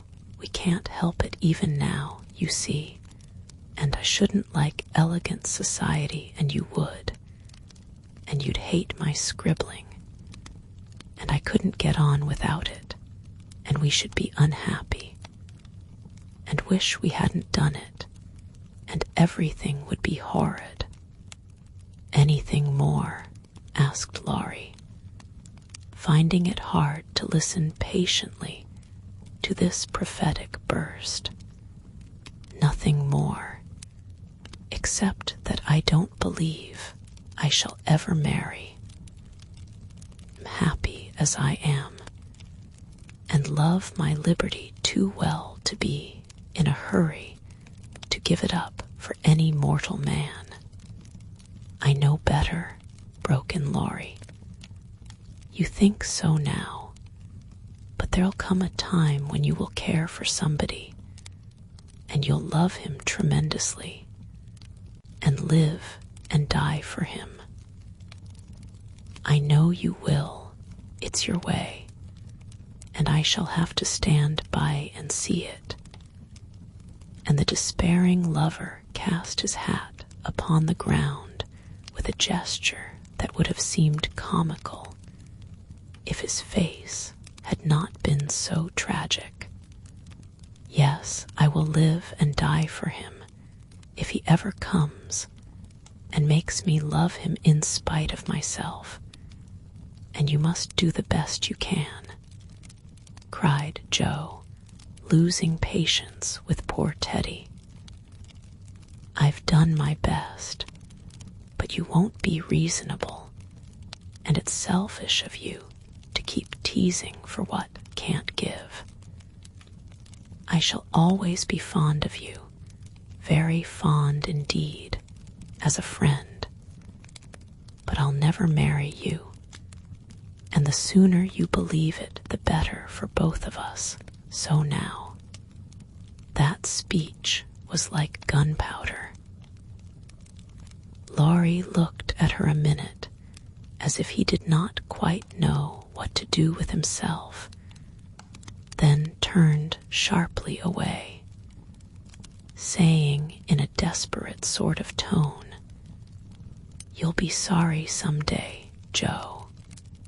"Oh, where are you going?"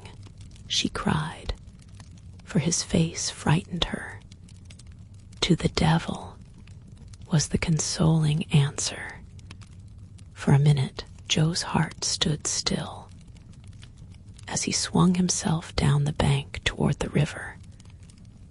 But it takes much folly, sin, or misery to send a young man to a violent death. And Laurie was not one of the weak sort who are conquered by a single failure. He had no thought of a melodramatic plunge, but some blind instinct led him to fling hat and coat into his boat and row away with all his might, making better time up the river than he had done in any race. Joe drew a long breath and unclasped her hands as she watched the poor fellow trying to outstrip the trouble which he carried in his heart. That will do him good, and he'll come home in such a tender, penitent state of mind that I shan't dare to see him, she said, adding, as she went slowly home, feeling as if she had murdered some innocent thing and buried it under the leaves. Now I must go and prepare Mr. Lawrence to be very kind to my poor boy. I wish he'd love bait. Perhaps he may in time, but I begin to think I was mistaken about her. Oh dear, how can girls like to have lovers and refuse them? I think it's dreadful, being sure that no one could do it so well as herself. She went straight to Mr. Lawrence, told the hard story bravely through, and then broke down, crying so dismally over her own insensibility that the kind old gentleman, though sorely disappointed, did not utter a reproach. He found it difficult to understand how any girl could help loving Laurie, and hoped she would change her mind.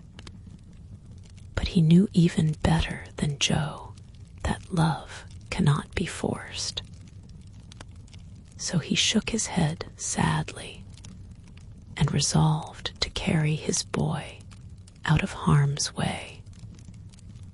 For young impetuosity's parting words to Joe disturbed him more than he would confess.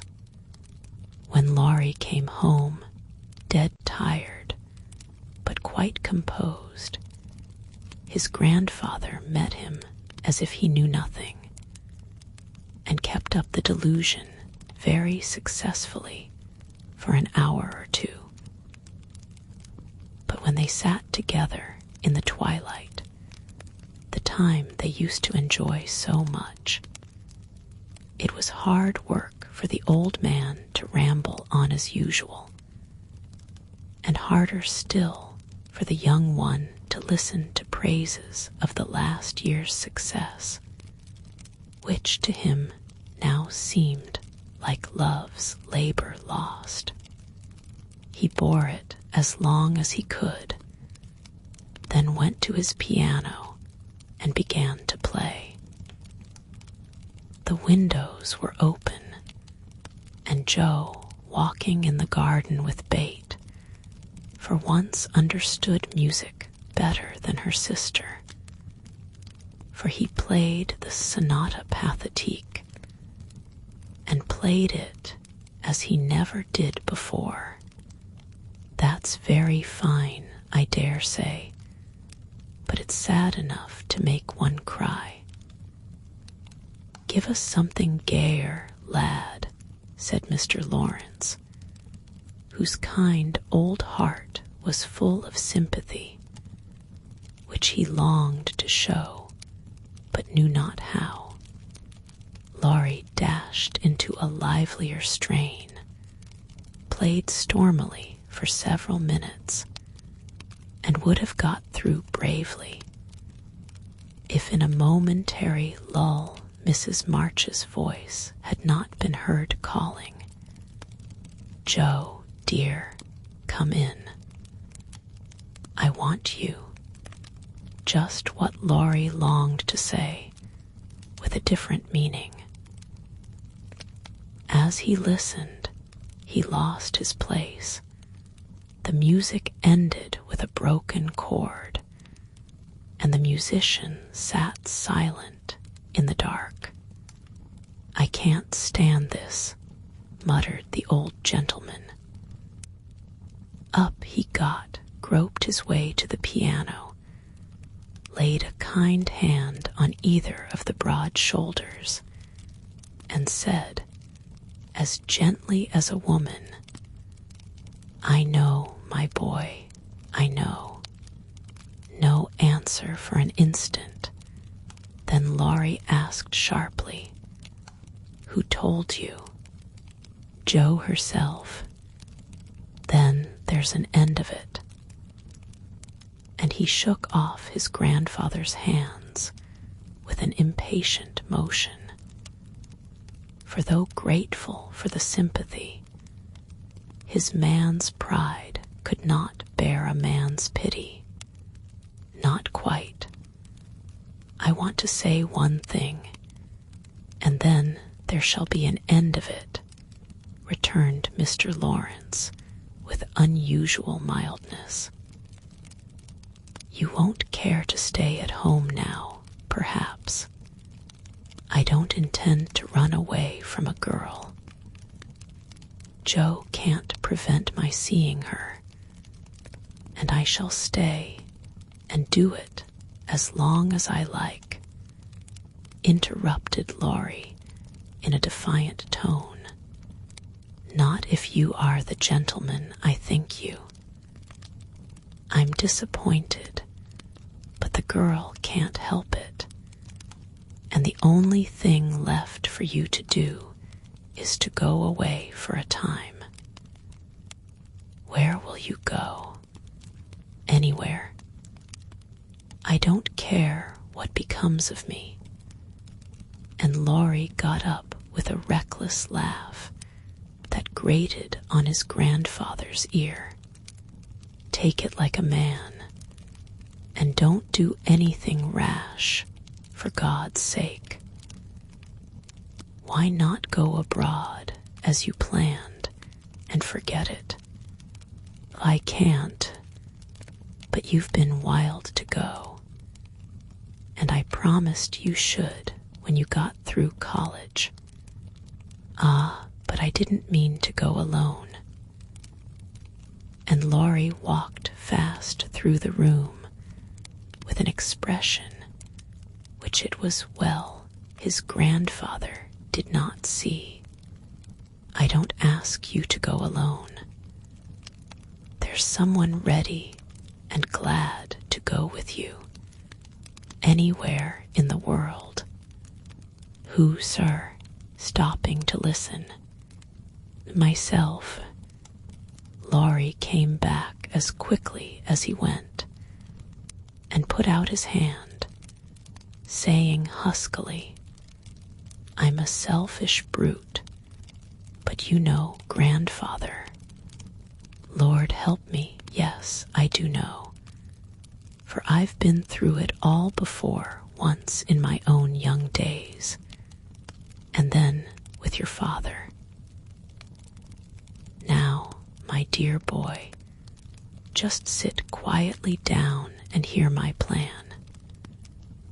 It's all settled and can be carried out at once, said Mr. Lawrence, keeping hold of the young man, as if fearful that he would break away as his father had done before him. Well, sir, what is it? And Laurie sat down, without a sign of interest in face or voice. There is business in London that needs looking after. I meant you should attend to it, but I can do it better myself. And things here will get on very well with Brooke to manage them. My partners do almost everything. I'm merely holding on until you take my place and can be off at any time. But you hate traveling, sir. I can't ask it of you at your age, began Laurie, who was grateful for the sacrifice, but much preferred to go alone if he went at all. The old gentleman knew that perfectly well, and particularly desired to prevent it, for the mood in which he found his grandson assured him that it would not be wise to leave him to his own devices. So, stifling a natural regret at the thought of the home comforts he would leave behind him, he said stoutly, "Bless your soul, I'm not superannuated yet. I quite enjoy the idea. It will do me good, and my old bones won't suffer, for traveling nowadays is almost as easy as sitting in a chair." A restless movement from Laurie suggested that his chair was not easy, or that he did not like the plan, and made the old man add hastily, "I don't mean to be a marplot or a burden. I go because I think you'd feel happier than if I was left behind.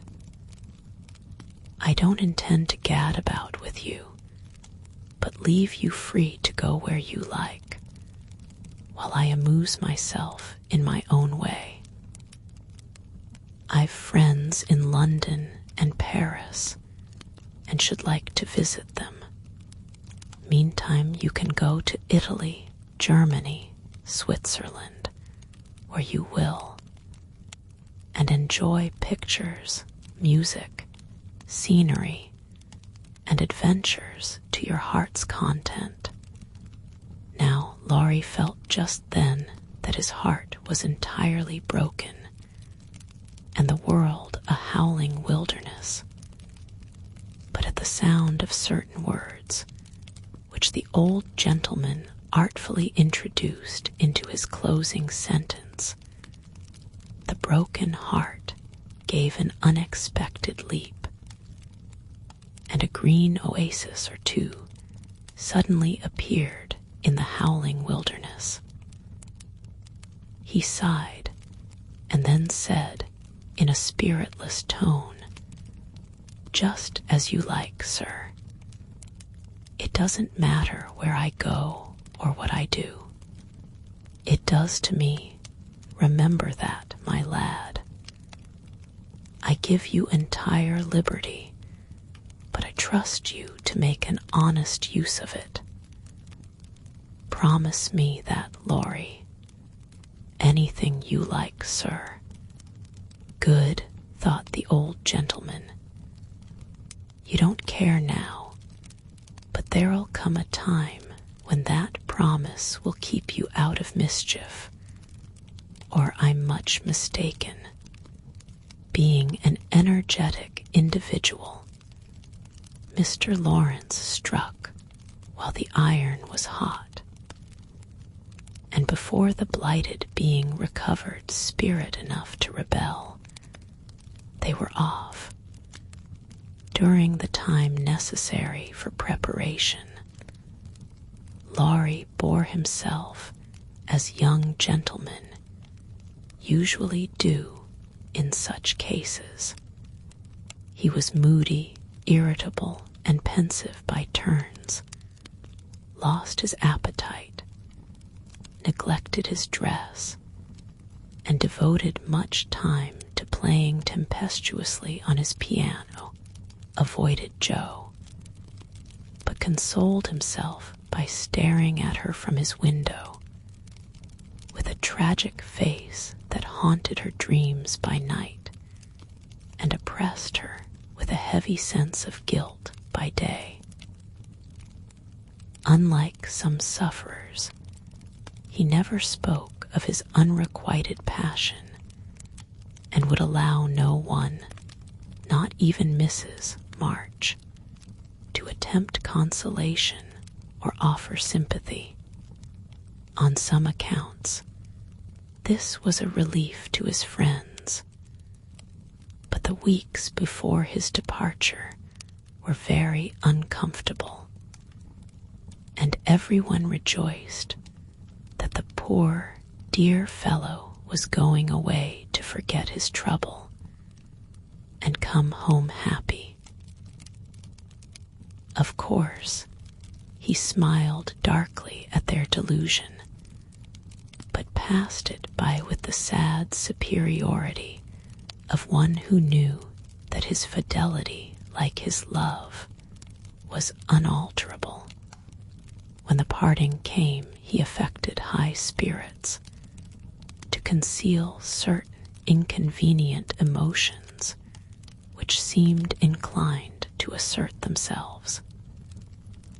This gaiety did not impose upon anybody, but they tried to look as if it did for his sake, and he got on very well till Mrs. March kissed him, with a whisper full of motherly solicitude.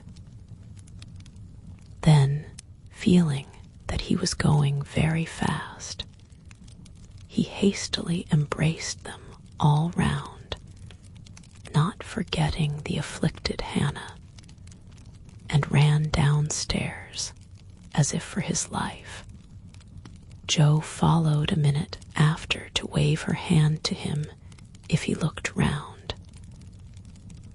He did look round, came back, put his arms about her as she stood on the step above him, and looked up at her with a face that made his short appeal eloquent and pathetic.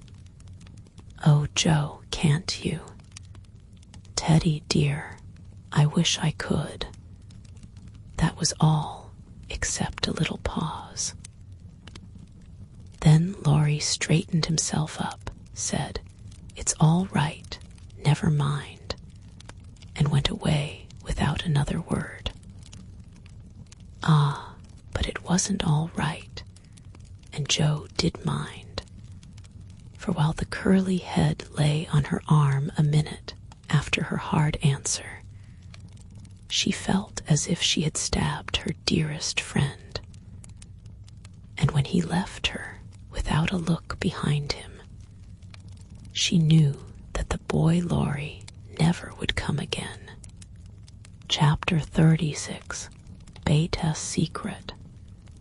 When Jo came home that spring, she had been struck with the change in Beth. No one spoke of it or seemed aware of it, for it had come too gradually to startle those who saw her daily. But to eyes sharpened by absence, it was very plain, and a heavy weight fell on Jo's heart as she saw her sister's face. It was no paler, and but littler thinner than in the autumn, yet there was a strange, transparent look about it, as if the mortal was being slowly refined away, and the immortal shining through the frail flesh with an indescribably pathetic beauty. Jo saw and felt it, but said nothing at the time, and soon the first impression lost much of its power, for Bate seemed happy. No one appeared to doubt that she was better, and presently in other cares Jo for a time forgot her fear. But when Laurie was gone and peace prevailed again, the vague anxiety returned and haunted her.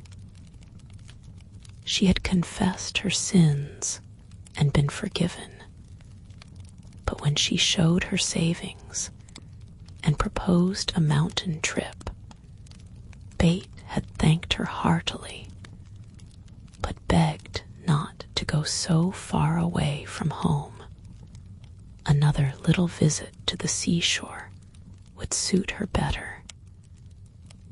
And as Grandma could not be prevailed upon to leave the babies, Jo took Bate down to the quiet place where she could live much in the open air, and let the fresh sea breezes blow a little color into her pale cheeks. It was not a fashionable place, but even among the pleasant people there, the girls made few friends, preferring to live for one another. Bate was too shy to enjoy society, and Jo too wrapped up in her to care for anyone else.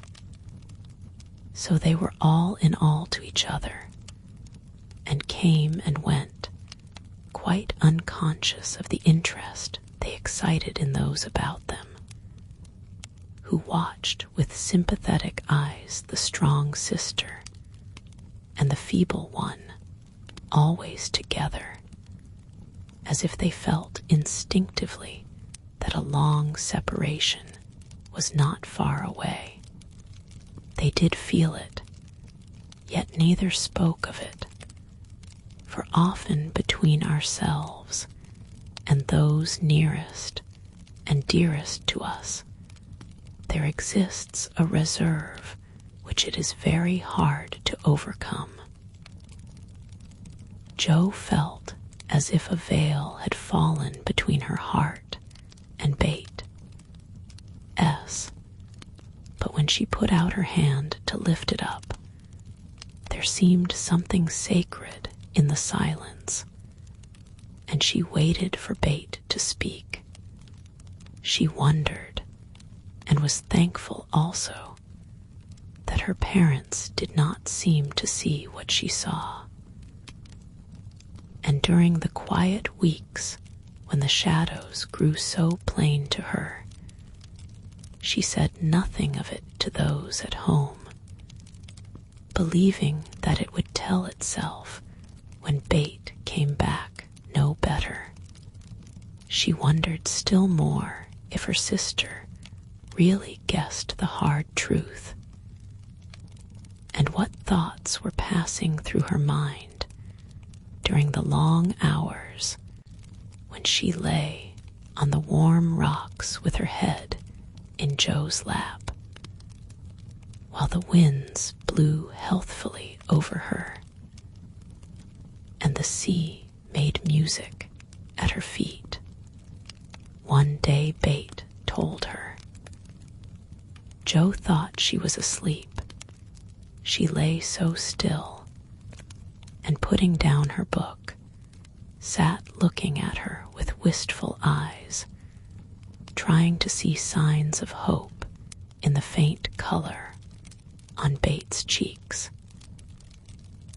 But she could not find enough to satisfy her, for the cheeks were very thin, and the hands seemed too feeble to hold even the rosy little shells they had been collecting.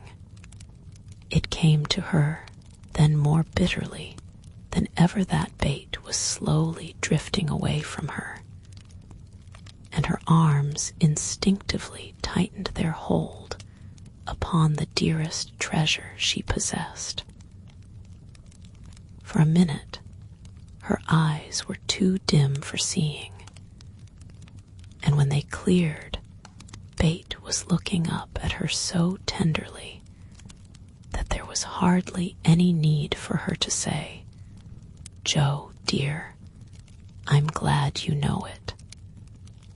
I've tried to tell you, but I couldn't." There was no answer except her sister's cheek against her own. Not even tears, for when most deeply moved, Joe did not cry. She was the weaker then, and Beth tried to comfort and sustain her with her arms about her and the soothing words she whispered in her ear. "I've known it for a good while, dear, and now I'm used to it. It isn't hard to think of or to bear. Try to see it so, and don't be troubled about me, because it's best. Indeed it is. Is this what made you so unhappy in the autumn, Bait? You did not feel it then, and keep it to yourself so long, did you?" asked Joe, refusing to see or say that it was best, but glad to know that Laurie had no part in Beth's trouble. "Yes, I gave up hoping then, but I didn't like to own it. I tried to think it was a sick fancy, and would not let it trouble anyone. But when I saw you all so well and strong and full of happy plans, it was hard to feel that I could never be like you. And then I was miserable, Joe. Oh, Bait, and you didn't tell me, didn't let me comfort and help you. How could you shut me out, bear it all alone?" Joe's voice was full of tender reproach, and her heart ached to think of the solitary struggle that must have gone on, while Bait learned to say goodbye to health, love, and life, and take up her cross so cheerfully. Perhaps it was wrong, but I tried to do right. I wasn't sure. No one said anything, and I hoped I was mistaken. It would have been selfish to frighten you all when Marmee was so anxious about Meg and Amy away, and you so happy with Laurie. At least I thought so then, and I thought you loved him, Bait, and I went away because I couldn't, cried Joe, glad to say all the truth. Bait looked so amazed at the idea that Joe smiled in spite of her pain, and added softly, "Then you didn't, dearie. I was afraid it was so, and imagined your poor little heart full of lovelornity all that while. Why, Joe, how could I, when he was so fond of you?" asked Bait, as innocently as a child. "I do love him dearly. He is so good to me, how can I help it? But he could never be anything to me but my brother. I hope he truly will be sometime." "Not through me," said Joe decidedly. "Amy is left for him, and they would suit excellently. but I have no heart for such things now. Don't care what becomes of anybody but you, Bait. You must get well. I want to, oh so much. I try. But every day I lose a little and feel more sure that I shall never gain it back. It's like the tide, Joe, when it turns, it goes slowly. But it can't be stopped.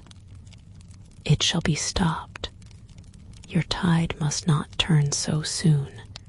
19 is too young, Bait. I can't let you go.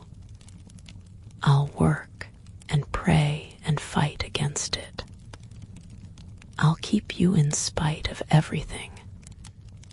There must be ways. It can't be too late. God won't be so cruel as to take you from me, cried poor Jo rebelliously, for her spirit was far less piously submissive than Bait's. Simple, sincere people seldom speak much of their piety. It shows itself in acts rather than in words, and has more influence than homilies or protestations. Bait could not reason upon or explain the faith that gave her courage and patience to give up life and cheerfully wait for death. Like a confiding child, she asked no questions, but left everything to God and nature, Father and Mother of us all, feeling sure that they, and they only, could teach and strengthen heart and spirit for this life and the life to come. She did not rebuke Jo with saintly speeches, only loved her better for her passionate affection, and clung more closely to the dear human love, from which our Father never means us to be weaned, but through which he draws us closer to himself. She could not say, I'm glad to go, for life was very sweet for her. She could only sob out, I try to be willing, while she held fast to Jo, as the first bitter wave of this great sorrow broke over them together. By and by Bait said, with recovered serenity, You'll tell them this when we go home. I think they will see it without words, sighed Jo. For now it seemed to her that Bait changed every day. Perhaps not. I've heard that the people who love best are often blindest to such things. If they don't see it, you will tell them for me. I don't want any secrets, and it's kinder to prepare them. Meg has John and the babies to comfort her, but you must stand by Father and Mother, won't you, Jo? If I can. But Bait, I don't give up yet. I'm going to believe that it is a sick fancy, and not let you think it's true, said Jo, trying to speak cheerfully. Bait lay a minute thinking, and then said in her quiet way, I don't know how to express myself, and shouldn't try to anyone but you, because I can't speak out except to my Jo. I only mean to say that I have a feeling that it never was intended I should live long. I'm not like the rest of you. I never made any plans about what I'd do when I grew up. I never thought of being married, as you all did. I couldn't seem to imagine myself anything but stupid little Bait, trotting about at home, of no use anywhere but there. I never wanted to go away, and the hard part now is the leaving you all. I'm not afraid, but it seems as if I should be homesick for you, even in heaven. Joe could not speak, and for several minutes there was no sound but the sigh of the wind and the lapping of the tide. A white-winged gull flew by, with the flash of sunshine on its silvery breast. Bait watched it till it vanished, and her eyes were full of sadness. A little gray-coated sand bird came tripping over the beach, peeping softly to itself, as if enjoying the sun and sea. It came quite close to Bait, and looked at her with a friendly eye, and sat upon a warm stone, dressing its wet feathers, quite at home. Bait smiled and felt comforted, for the tiny thing seemed to offer its small friendship, and remind her that a pleasant world was still to be enjoyed. Dear little bird, see, Joe, how tame it is. I like Peeps better than the gulls. They are not so wild and handsome, but they seem happy, confiding little things. I used to call them my birds last summer, and Mother said they reminded her of me, busy, Quaker-colored creatures, always near the shore, and always chirping that contented little song of theirs.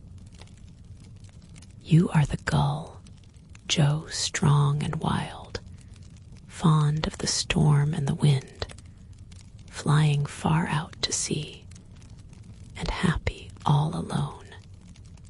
Meg is the turtle dove, and Amy is like the lark she writes about, trying to get up among the clouds, but always dropping down into its nest again.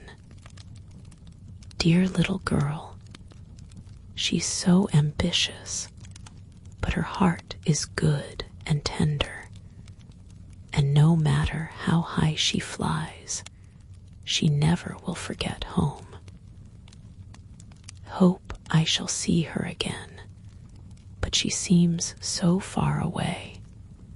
She is coming in the spring, and I mean that you shall be all ready to see and enjoy her. I'm going to have you well and rosy by that time, began Joe, feeling that, of all the changes in Bait, the talking change was the greatest, for it seemed to cost no effort now, and she thought aloud in a way quite unlike bashful Bait. Joe, dear, don't hope any more. It won't do any good, I'm sure of that. We won't be miserable, but enjoy being together while we wait. We'll have happy times, for I don't suffer much, and I think the tide will go out easily if you help me. Joe leaned down to kiss the tranquil face, and with that silent kiss, she dedicated herself soul and body to Bait. She was right. There was no need of any words when they got home, for Father and Mother saw plainly now what they had prayed to be saved from seeing. Tired with her short journey, Bait went at once to bed, saying how glad she was to be home. And when Joe went down, she found that she would be spared the hard task of telling Bates' secret. Her father stood leaning his head on the mantelpiece and did not turn as she came in, but her mother stretched out her arms as if for help, and Joe went to comfort her without a word. Chapter 37, New Impressions. At 3 o'clock in the afternoon, all the fashionable world at Nice may be seen on the Promenade des Anglais, a charming place, for the wide walk bordered with palms, flowers, and tropical shrubs is bounded on one side by the sea, on the other by the Grand Drive, lined with hotels and villas, while beyond lie orange orchards and the hills. Many nations are represented, many languages spoken, many costumes worn, and on a sunny day the spectacle is as gay and brilliant as a carnival. Haughty English, lively French, sober Germans, handsome Spaniards, ugly Russians, meek Jews, friandise Americans, all drive, sit, or saunter here, chatting over the news and criticizing the latest celebrity who has arrived, Ristori or Dickens, Victor Emmanuel, or the Queen of the Sandwich Islands. The equipages are as varied as the company and attract as much attention, especially the low basket barouches in which ladies drive themselves, with a pair of dashing ponies, gay nets to keep their voluminous flounces from overflowing the diminutive vehicles, and little grooms on the perch behind. Along this walk on Christmas Day, a tall young man walked slowly, with his hands behind him, and a somewhat absent expression of countenance. He looked like an Italian, was dressed like an Englishman, and had the independent air of an American, a combination which caused sundry pairs of feminine eyes to look approvingly after him, and sundry dandies in black velvet suits, with rose-colored neckties, buff gloves, and orange flowers in their buttonholes, to shrug their shoulders, and then envy him his inches. There were plenty of pretty faces to admire, but the young man took little notice of them, except to glance now and then at some blonde girl in blue. Presently he strolled out of the promenade and stood a moment at the crossing, as if undecided whether to go and listen to the band in the Jardin Public, or to wander along the beach toward Castle Hill. The quick trot of ponies' feet made him look up, as one of the little carriages, containing a single young lady, came rapidly down the street. The lady was young, blonde, and dressed in blue. He stared a minute, then his whole face woke up, and waving his hat like a boy, he hurried forward to meet her. "Oh, Laurie, is it really you? I thought you'd never come," cried Amy, dropping the reins and holding out both hands, to the great scandalization of a French mamma, who hastened her daughter's steps, lest she should be demoralized by beholding the free manners of these mad English. I was detained by the way, but I promised to spend Christmas with you, and here I am. How is your grandfather? When did you come? Where are you staying? Very well last night at the Chauvin. I called at your hotel, but you were out. I have so much to say, I don't know where to begin. Get in, and we can talk at our ease. I was going for a drive and longing for company, Flo's saving up for tonight. What happens then? A ball, a Christmas party at our hotel. There are many Americans there, and they give it in honor of the day. You'll go with us, of course.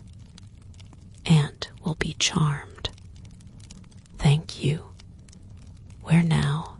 Asked Laurie, leaning back and folding his arms, a proceeding which suited Amy, who preferred to drive, for her parasol whip and blue reins over the white ponies' backs afforded her infinite satisfaction. I'm going to the banker's first for letters, and then to Castle Hill. The view is so lovely, and I like to feed the peacocks. Have you ever been there? Often, years ago, but I don't mind having a look at it. Now tell me all about yourself. The last I heard of you, your grandfather wrote that he expected you from Berlin. Yes, I spent a month there, and then joined him in Paris, where he has settled for the winter. He has friends there, and finds plenty to amuse him, so I go and come, and we get on capitally. That's a sociable arrangement, said Amy, missing something in Laurie's manner, though she couldn't tell what. Why, you see, he hates to travel, and I hate to keep still, so we each suit ourselves, and there is no trouble. I am often with him, and he enjoys my adventures, while I like to feel that someone is glad to see me when I get back from my wanderings. Dirty old hole, isn't it? He added, with a look of disgust, as they drove along the boulevard to the Place Napoleon in the old city. The dirt is picturesque, so I don't mind. The river and the hills are delicious, and these glimpses of the narrow cross streets are my delight. Now, we shall have to wait for that procession to pass. It's going to the church of St. John. While Laurie listlessly watched the procession of priests under their canopies, white-veiled nuns bearing lighted tapers, and some brotherhood in blue chanting as they walked. Amy watched him and felt a new sort of shyness steal over her, for he was changed, and she could not find the merry-faced boy she left in the moody-looking man beside her. He He was handsomer than ever and greatly improved, she thought. But now that the flush of pleasure at meeting her was over, he looked tired and spiritless, not sick, nor exactly unhappy, but older and graver than a year or two of prosperous life should have made him. She couldn't understand it and did not venture to ask questions, so she shook her head and touched up her ponies as the procession wound away across the arches of the Paglioni Bridge and vanished in the church. "Que pensez-vous?" she said, airing her French, which had improved in quantity, if not in quality, since she came abroad. "That mademoiselle has made good use of her time, and the result is charming," replied Laurie, bowing with his hand on his heart and an admiring look. She blushed with pleasure, but somehow the compliment did not satisfy her like the blunt praises he used to give her at home, when he promenaded round her on festival occasions, and told her she was altogether jolly, with a hearty smile and an approving pat on the head. She didn't like the new tone, for though not blasé, it sounded indifferent in spite of the look. "If that's the way he's going to grow up, I wish he'd stay a boy," she thought, with a curious sense of disappointment and discomfort, trying meantime to seem quite easy and gay. At Avigdor's, she found the precious home letters, and, giving the reins to Laurie, read them luxuriously as they wound up the shady road between green hedges, where tea roses bloomed as freshly as in June. "Bate is very poorly, Mother says. I often think I ought to go home, but they all say stay. So I do, for I shall never have another chance like this," said Amy, looking sober over one page. "I think you are right there. You could do nothing at home, and it is a great comfort to them to know that you are well and happy, and enjoying so much, my dear." He drew a little nearer, and looked more like his old self as he said that, and the fear that sometimes weighed on Amy's heart was lightened, for the look, the act, the brotherly "my dear," seemed to assure her that if any trouble did come, she would not be alone in a strange land. Presently she laughed and showed him a small sketch of Jo in her scribbling suit, with the bow rampantly erect upon her cap, and issuing from her mouth the words, "Genius burns." Laurie smiled, took it, put it in his vest pocket to keep it from blowing away, and listened with interest to the lively letter Amy read him.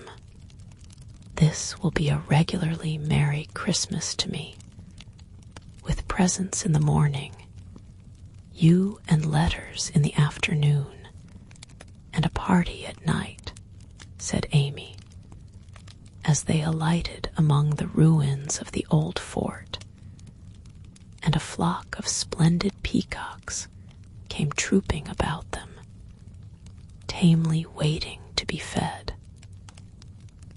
While Amy stood laughing on the bank above him as she scattered crumbs to the brilliant birds, Laurie looked at her as she had looked at him, with a natural curiosity to see what changes time and absence had wrought.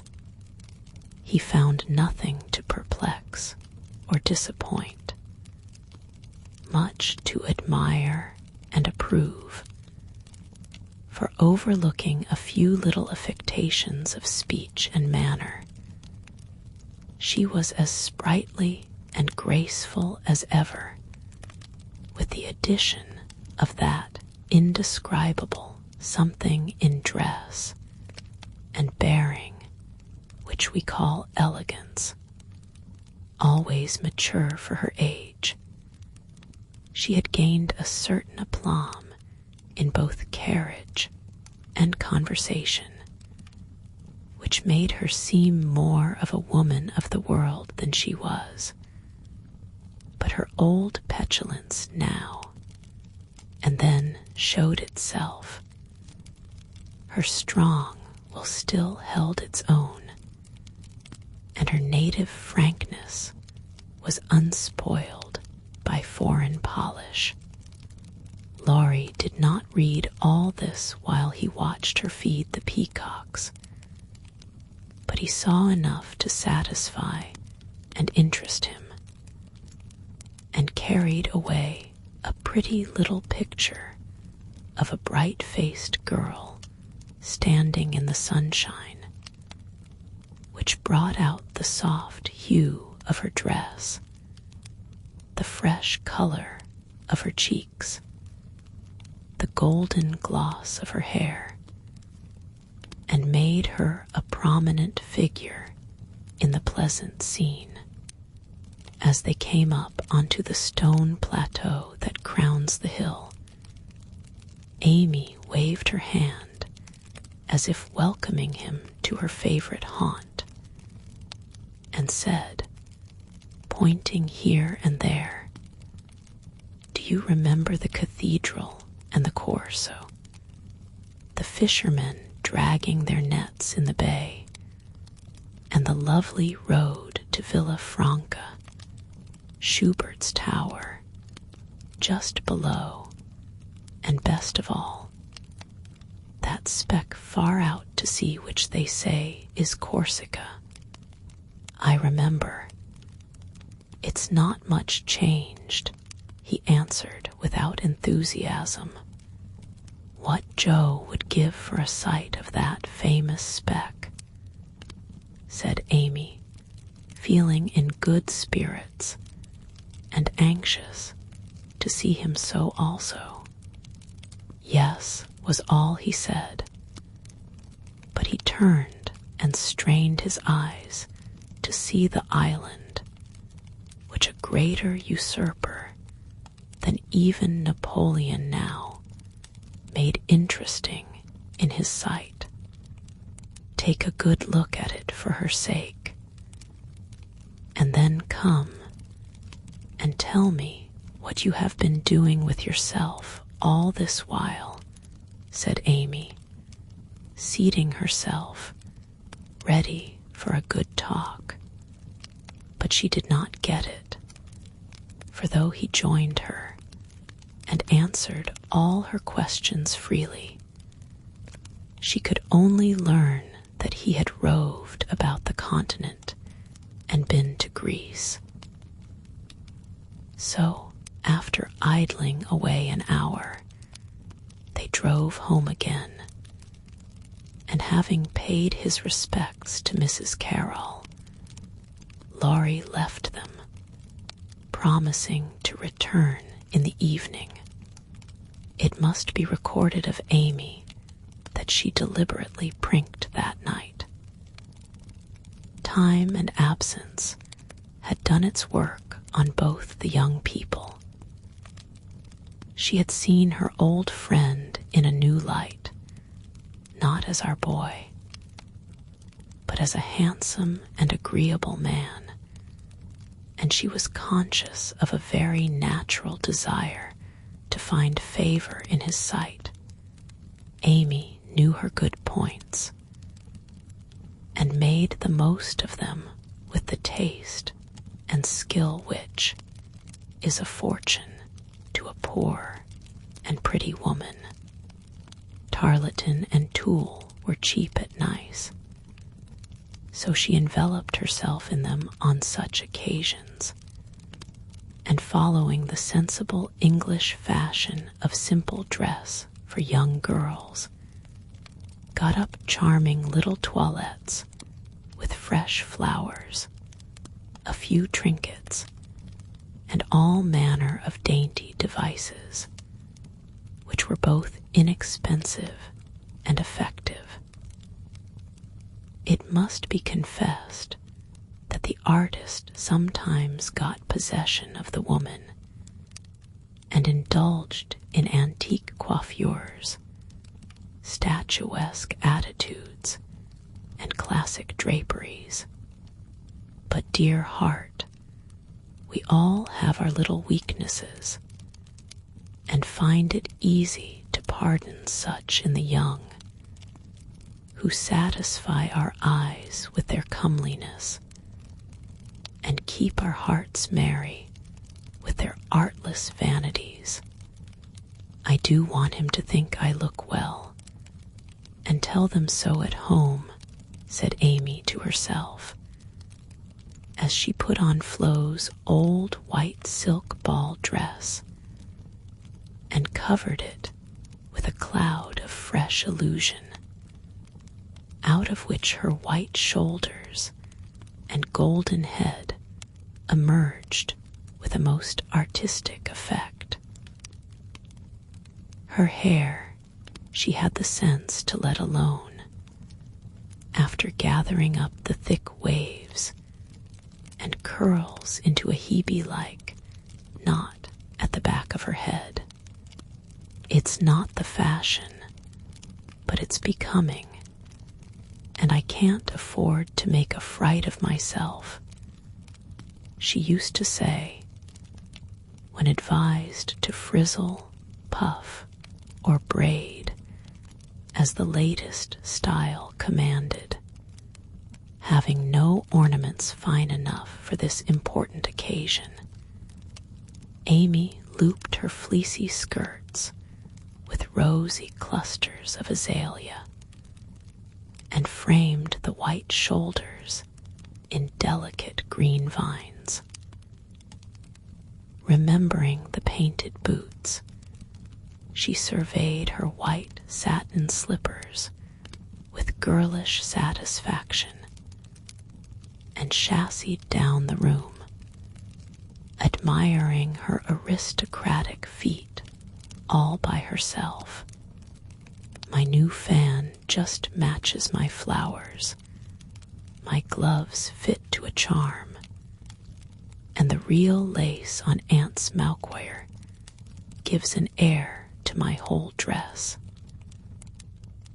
If I only had a classical nose and mouth, I should be perfectly happy, she said, surveying herself with a critical eye and a candle in each hand. In spite of this affliction, she looked unusually gay and graceful as she glided away. She seldom ran. It did not suit her style, she thought, for being tall.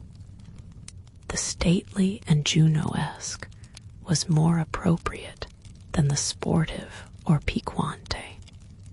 She walked up and down the long saloon while waiting for Laurie, and once arranged herself under the chandelier, which had a good effect upon her hair. Then she thought better of it, and went away to the other end of the room, as if ashamed of the girlish desire to have the first view a propitious one. It so happened that that she could not have done a better thing. For Laurie came in so quietly she did not hear him, and as she stood at the distant window, with her head half turned and one hand gathering up her dress, the slender, white figure against the red curtains was as effective as a well-placed statue. "Good evening, Diana," said Laurie, with the look of satisfaction she liked to see in his eyes when they rested on her. "Good evening, Apollo," she answered, smiling back at him, for he too looked unusually debonair, and the thought of entering the ballroom on the arm of such a personable man caused Amy to pity the foreplain Mrs. Davis from the bottom of her heart. "Here are your flowers. I arranged them myself, remembering that you didn't like what Hannah calls a sot bouquet," said Laurie, handing her a delicate nosegay in a holder that she had long coveted as she daily passed it in Cardiglia's window. "How kind you are," she exclaimed gratefully. "If I'd known you were coming, I'd have had something ready for you today, though not as pretty as this, I'm afraid." "Thank you. It isn't what it should be, but you have improved it," he added, as she snapped the silver bracelet on her wrist. "Please don't. I thought you liked that sort of thing. Not from you. It doesn't sound natural. And I like your old bluntness better." "I'm glad of it," he answered, with a look of relief, then buttoned her gloves for her and asked if his tie was straight, just as he used to do when they went to parties together at home. The company assembled in the long salle a manger that evening was such as one sees nowhere but on the continent. The hospitable Americans had invited every acquaintance they had in Nice, and having no prejudice against titles, secured a few to add luster to their Christmas ball. A Russian prince condescended to sit in a corner for an hour and talk with a massive lady, dressed like Hamlet's mother in black velvet, with a pearl bridle under her chin. A Polish count, aged 18, devoted himself to the ladies, who pronounced him a fascinating dear, and a German serene something, having come to supper alone, roamed vaguely about, seeking what he might devour. Baron Rothschild's private secretary, a large-nosed Jew in tight boots, affably beamed upon the world, as if his master's name crowned him with a golden halo. A stout Frenchman who knew the emperor came to indulge his mania for dancing, and Lady de Jones, a British matron, adorned the scene with her little family of 8. Of course, there were many light-footed, shrill-voiced American girls, handsome, lifeless-looking English ditto, and and a few plain but piquante French demoiselles. Likewise the usual set of traveling young gentlemen who disported themselves gaily, while mammas of all nations lined the walls and smiled upon them benignly when they danced with their daughters. Any young girl can imagine Amy's state of mind when she took the stage that night, leaning on Laurie's arm. She knew she looked well. She loved to dance. She felt that her foot was on her native heath in a ballroom, and enjoyed the delightful sense of power which comes when young girls first discover the new and lovely kingdom they are born to rule by virtue of beauty, youth, and womanhood. She did pity the Davis girls, who were awkward, plain, and destitute of escort, except a grim papa and 3 grimmer maiden aunts, and she bowed to them in her friendliest manner as she passed, which was good of her, as it permitted them to see her dress, and burn with curiosity to know who her distinguished-looking friend might be. With the first burst of the band, Amy's color rose, her eyes began to sparkle, and her feet to tap the floor impatiently, for she danced well and wanted Laurie to know it. Therefore the shock she received can better be imagined than described, when he said in a perfectly tranquil tone, "Do you care to dance?" One usually does at a ball. Her amazed look and quick answer caused Laurie to repair his error as fast as possible. "I meant the first dance. May I have the honor? I can give you one if I put off the count."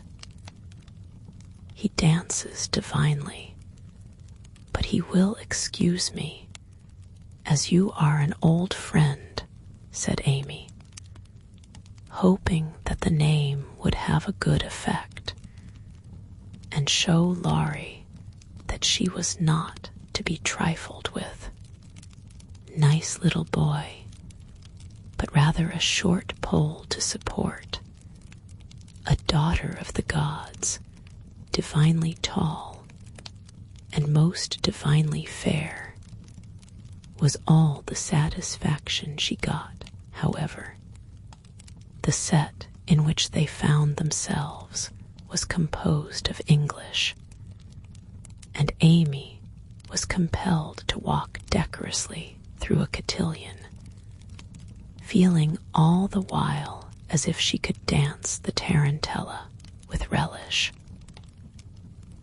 Laurie resigned her to the nice little boy and went to do his duty to Flo, without securing Amy for the joys to come, which reprehensible want of forethought was properly punished, for she immediately engaged herself till supper, meaning to relent if he then gave any signs penitence.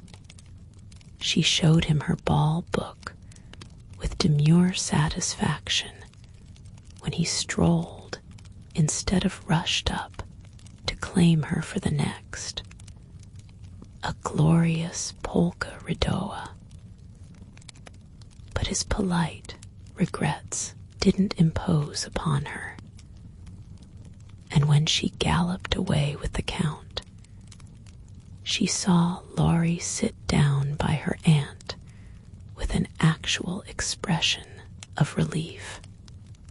That was unpardonable, and Amy took took no more notice of him for a long while, except a word now.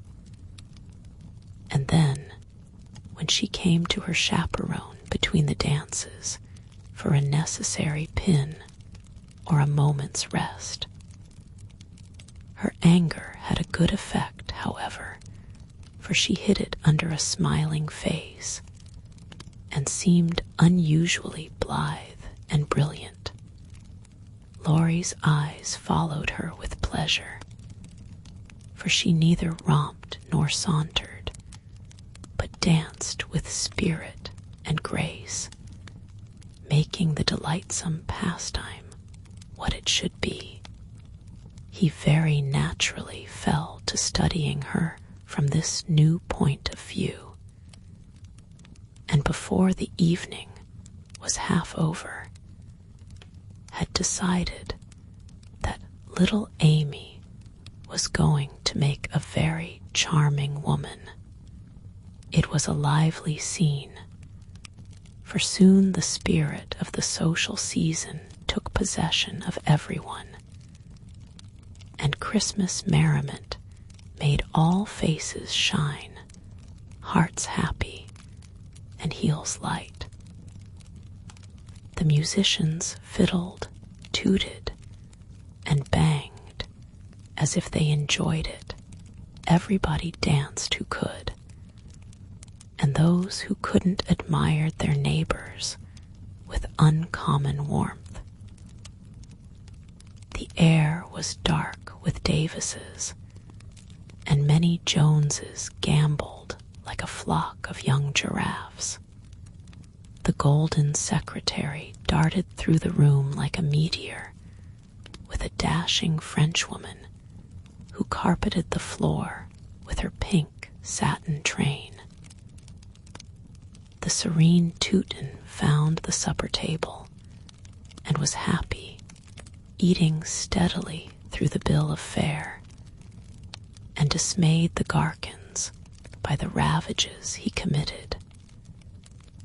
But the emperor's friend covered himself with glory, for he danced everything, whether he knew it or not, and introduced impromptu pirouettes when the figures bewildered him. The boyish abandon of that stout man was charming to behold, for though he carried weight, he danced like an India rubber ball. He ran, he flew, he pranced. His face glowed, his bald head shone, his coat-tails waved wildly, his pumps actually twinkled in the air, and when the music stopped, he wiped the drops from his brow and beamed upon his fellow men like a French Pickwick without glasses. Amy and her Pole distinguished themselves by equal enthusiasm, but more graceful agility, and Laurie found himself involuntarily keeping time to the rhythmic rise and fall of the white slippers as they flew by as indefatigably as if winged.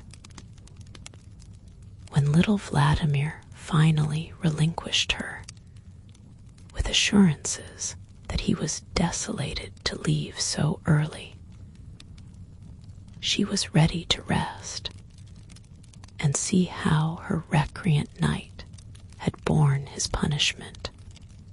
It had been successful, for at 23 blighted affections find a balm in friendly society, and young nerves will thrill, young blood dance, and healthy young spirits rise when subjected to the enchantment of beauty, light, music, and motion. Laurie had a waked-up look as he rose to give her his seat, and when he hurried away to bring her some supper, she said to herself, with a satisfied smile, Ah, I thought that would do him good. You look like Balzac, S. Femme paint par elle-même, he said, as he fanned her with one hand and held her coffee cup in the other. My rouge won't come off.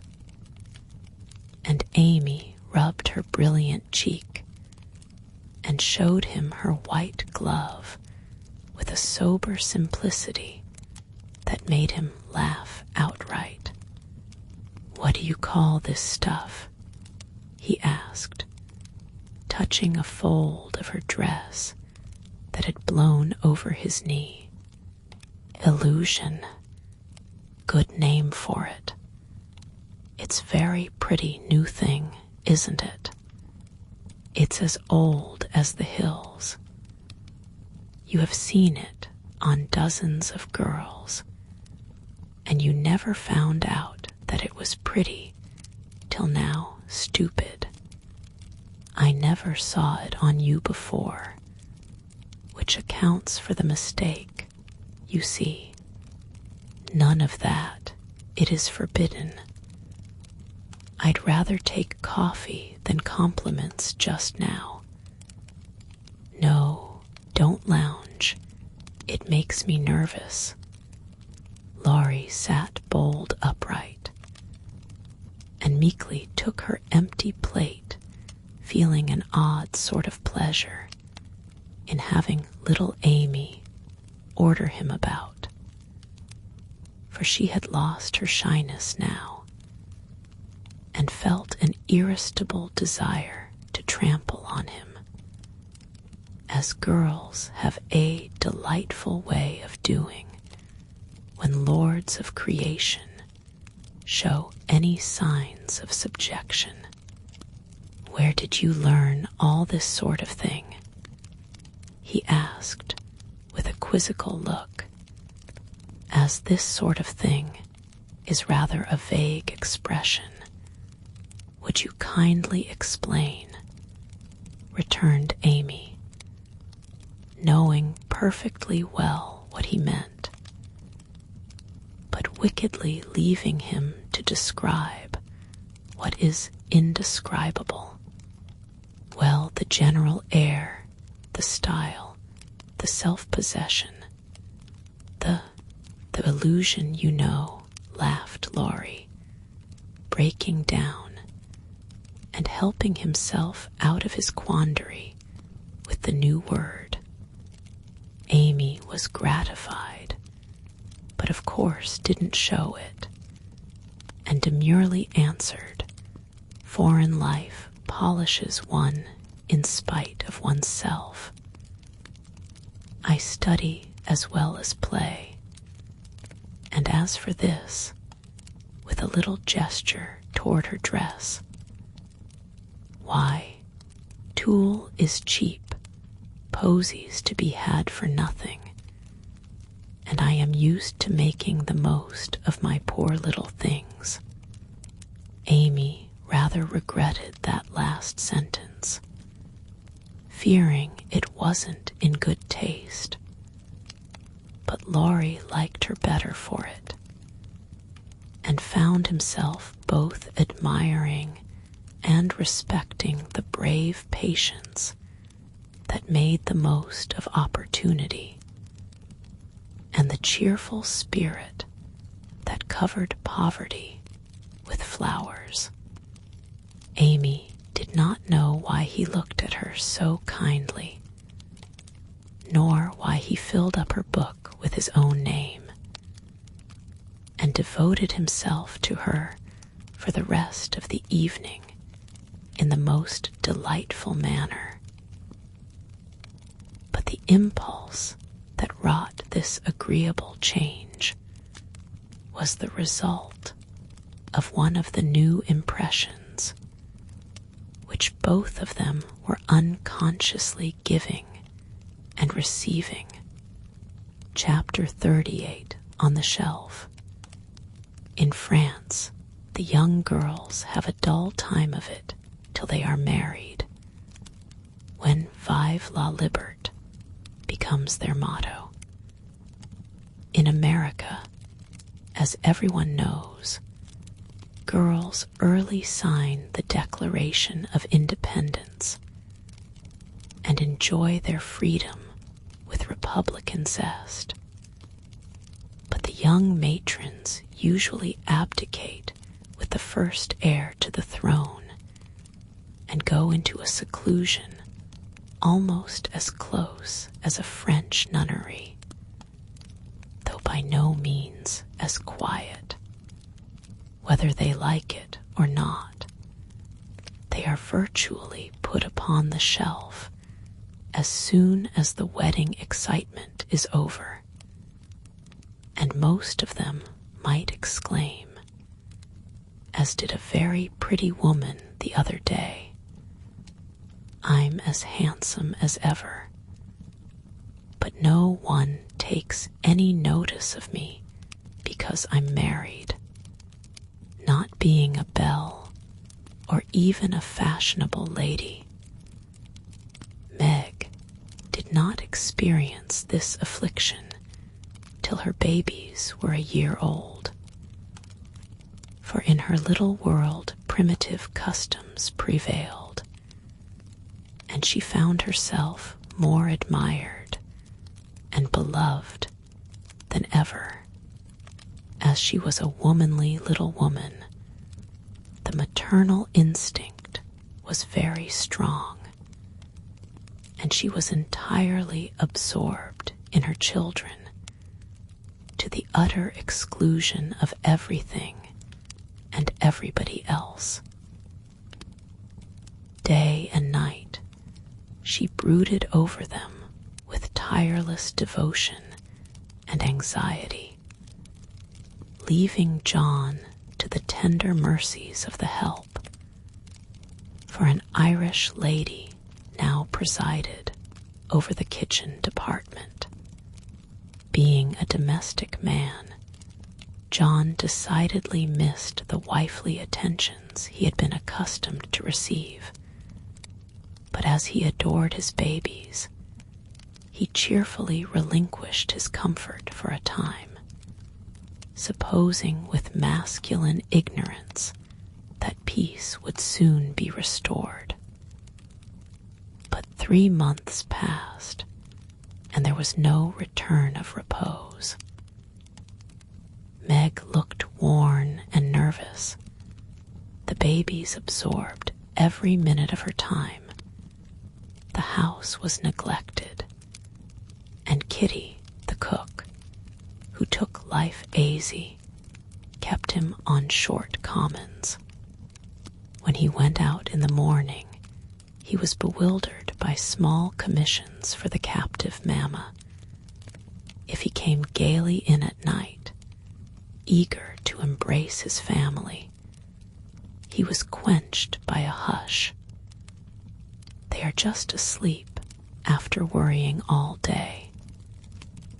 If he proposed a little amusement at home, no, it would disturb the babies. If he hinted at a lecture or a concert, he was answered with a reproachful look and a decided, "Leave my children for pleasure, never." His sleep was broken by infant wails and visions of a phantom figure, pacing noiselessly to and fro in the watches of the night. His meals were interrupted by the frequent flight of the presiding genius, who deserted him, half helped, if a muffled chirp sounded from the nest above. And when he read his paper of an evening, Demi's colic got into the shipping list, and Daisy's fall affected the price of stocks, for Mrs. Brooke was only interested in domestic news.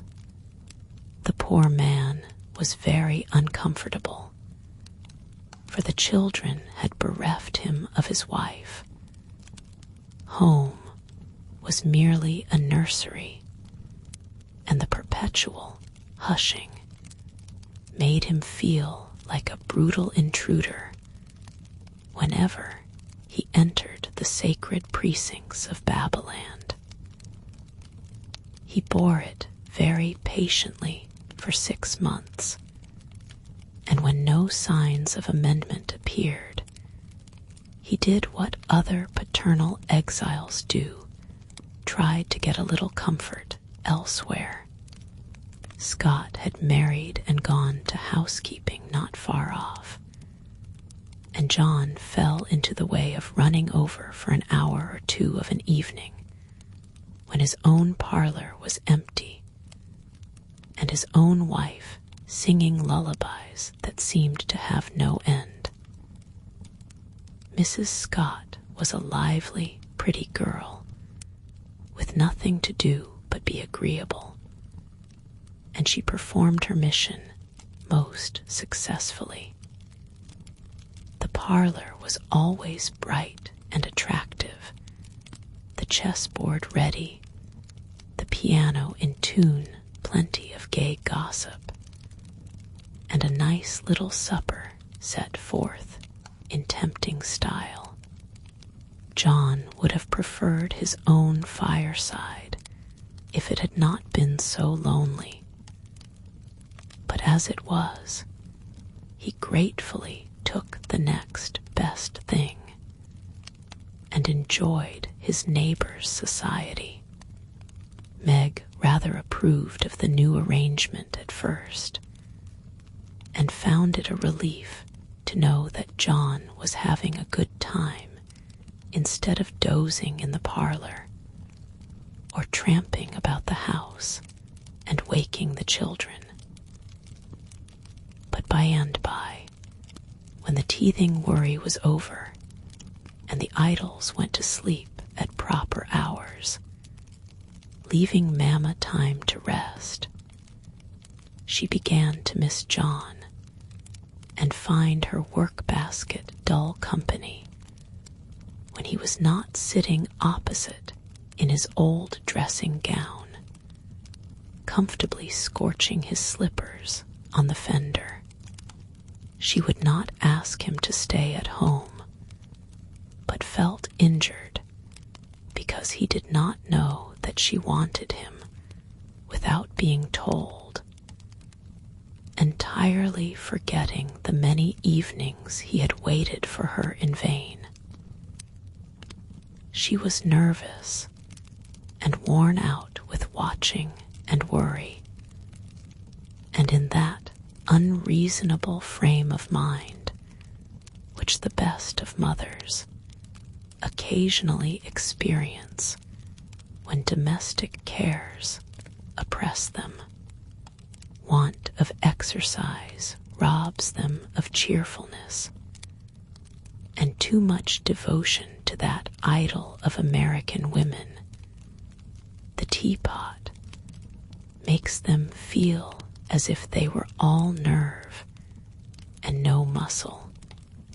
Yes, she would say, looking in the glass, I'm getting old and ugly. John doesn't find me interesting any longer, so he leaves his faded wife and goes to see his pretty neighbor, who has no encumbrances. Well, the babies love me. They don't care if I am thin and pale and haven't time to crimp my hair. They are my comfort, and someday John will see what I've gladly sacrificed for them. Won't he, my precious? To which pathetic appeal Daisy would answer with a coo, or Demi with a crow, and Meg would put by her lamentations for a maternal revel, which soothed her solitude for the time being. But the pain increased as politics absorbed John, who was always running over to discuss interesting points with Scott, quite unconscious that that Meg missed him. Not a word did she say, however, till her mother found her in tears one day and insisted on knowing what the matter was, for Meg's drooping spirits had not escaped her observation. "I wouldn't tell anyone except you, Mother, but I really do need advice. For if John goes on much longer, I might as well be widowed," replied Mrs. Brooke, drying her tears on Daisy's bib with an injured air. "Goes on how, my dear?" asked her mother anxiously. "He's away all day, and at night when I want to see him, he is continually going over to the Scots. It isn't fair that I should have the hardest work and never any amusement. Men are very selfish, even the best of them. So are women. Don't blame John till you see where you are wrong yourself. But it can't be right for him to neglect me. Don't you neglect him. Why, Mother, I thought you'd take my part. So I do, as far as sympathizing goes. But I think the fault is yours, Meg. I don't see how. Let me show you. Did John ever neglect you, as you call it, while you made it a point to give him your society of an evening, his only leisure time? No, but I can't do it now, with 2 babies to tend. I think you could, dear, and I think you ought. May I speak quite freely, and will you remember that it's Mother who blames as well as Mother who sympathizes? Indeed, I will. Speak to me as if I were little Meg again. I often feel as if I needed teaching more than ever since these babies look to me for everything." Meg drew her low chair beside her mother, S, and with a little interruption in either lap, the 2 women rocked and talked lovingly together, feeling that the tie of motherhood made them more one than ever. You have only made the mistake that most young wives make, forgotten your duty to your husband in your love for your children. A very natural and forgivable mistake, Meg, but one that had better be remedied before you take to different ways. For children should draw you nearer than ever, not separate you, as if they were all yours, and John had nothing to do but support them. I've seen it for some weeks, but have not spoken, feeling sure it would come right in time. I'm afraid it won't. If I ask him to stay, he'll think I'm jealous, and I wouldn't insult him by such an idea. He doesn't see that I want him, and I don't know how to tell him without words. Make it so pleasant he won't want to go away. My dear, he's longing for his little home, but it isn't home without you, and you are always in the nursery. Oughtn't I to be there? Not all the time. Too much confinement makes you nervous, and then you are unfitted for everything. Besides, you owe something to John as well as to the babies. Don't neglect husband for children. Don't shut him out of the nursery, but teach him how to help in it. His place is there as well as yours, and the children need him.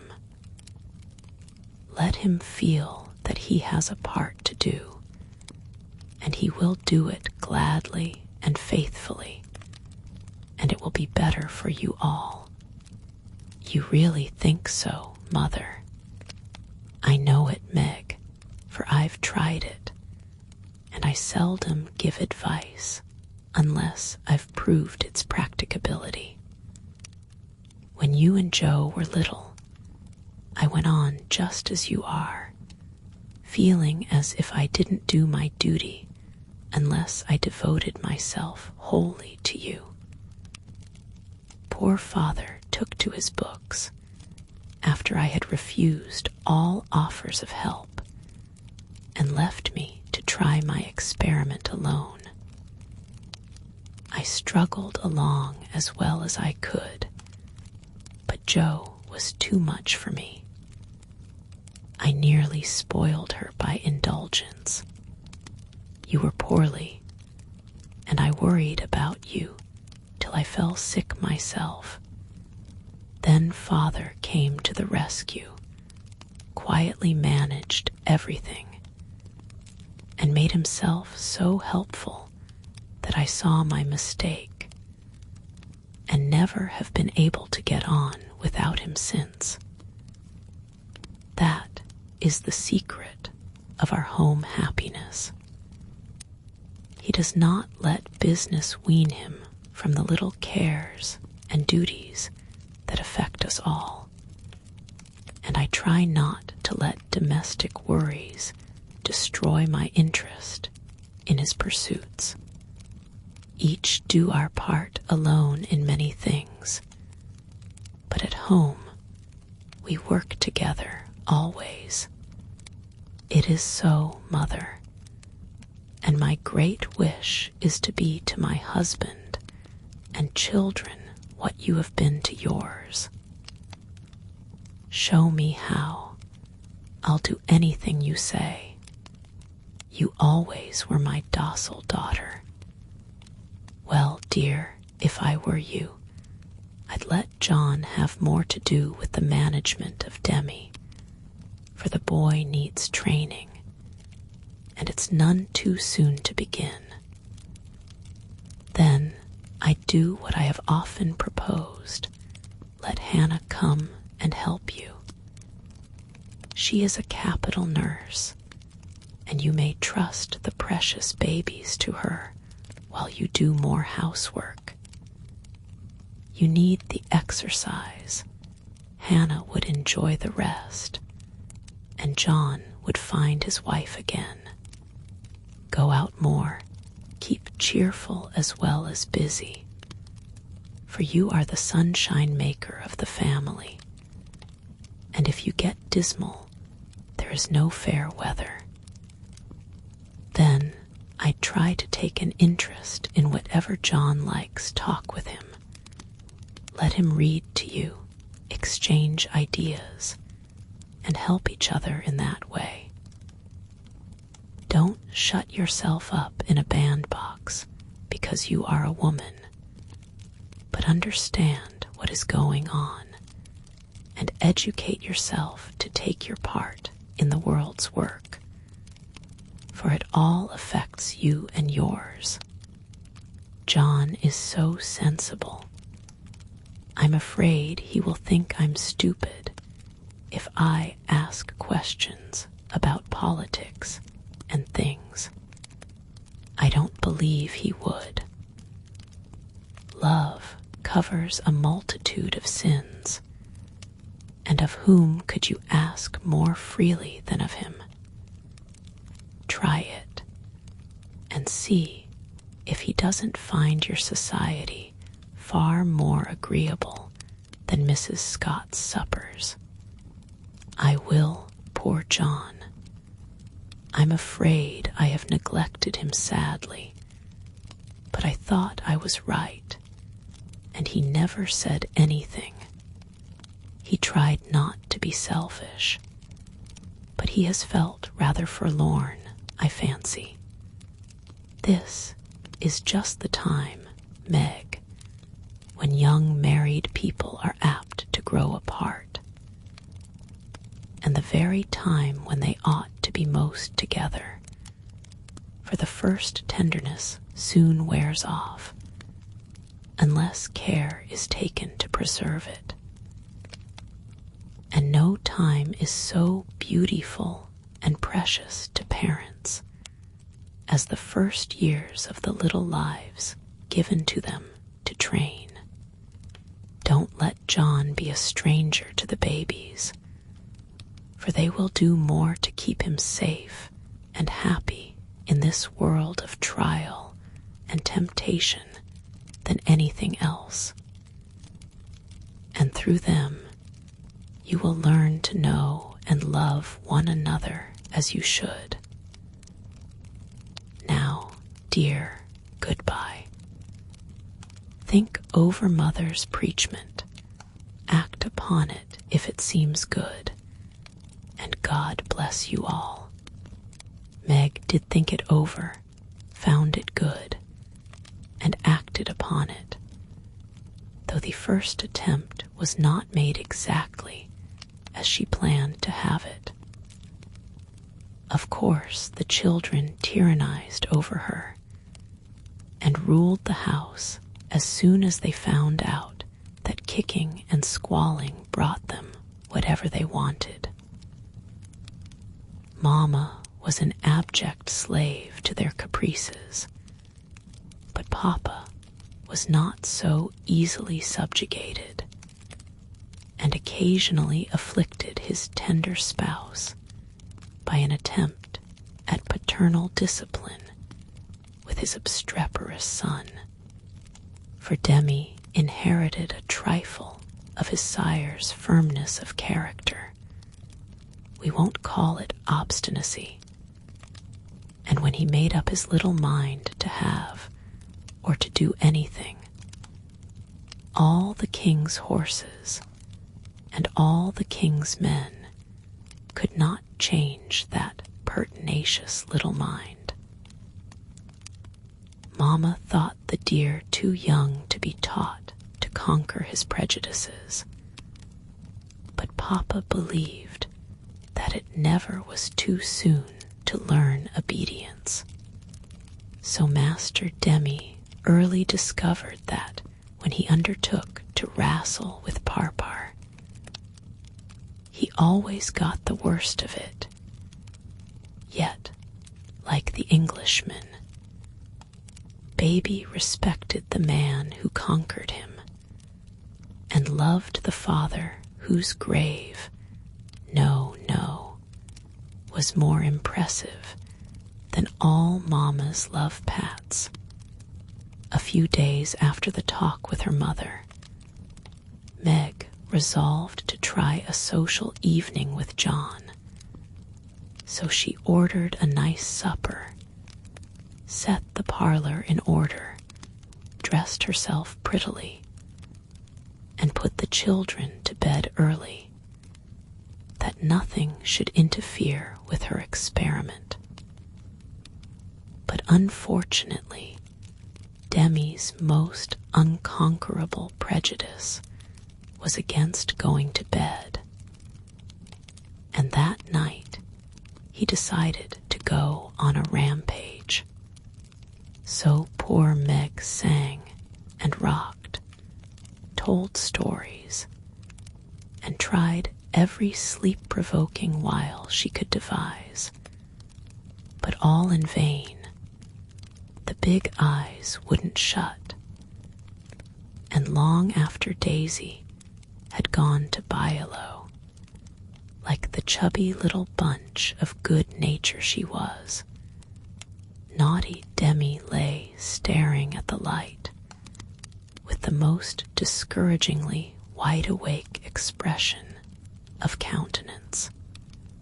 Will Demi lie still like a good boy, while Mama runs down and gives poor Papa his tea? Asked Meg, as the hall door softly closed, and the well-known step went tiptoeing into the dining room. "Me has tea," said Demi, preparing to join in the revel. "No, but I'll save you some little cakeys for breakfast, if you'll go bye-bye like Daisy." "Will you, lovey?" "Is," and Demi shut his eyes tight, as if to catch sleep and hurry the desired day. Taking advantage of the propitious moment, Meg slipped away and ran down to greet her husband with a smiling face, and the little blue bow in her hair which was his especial admiration.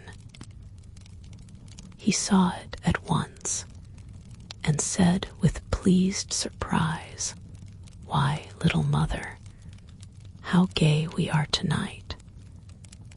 Do you expect company?" "Only you, dear." "Is it a birthday, anniversary, or anything?" "No, I'm tired of being dowdy, so I dressed up as a change."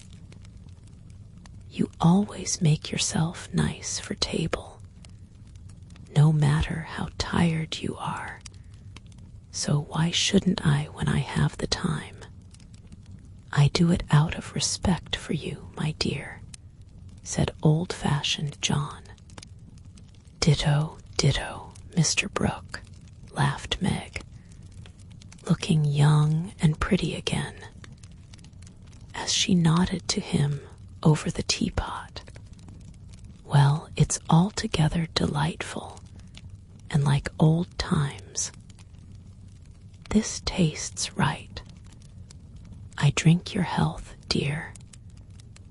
And John sipped his tea with an air of reposeful rapture, which was of very short duration, however, for as he put down his cup, the door handle rattled mysteriously, and a little voice was heard saying impatiently, "Oppie doy, me's tummin'. It's that naughty boy.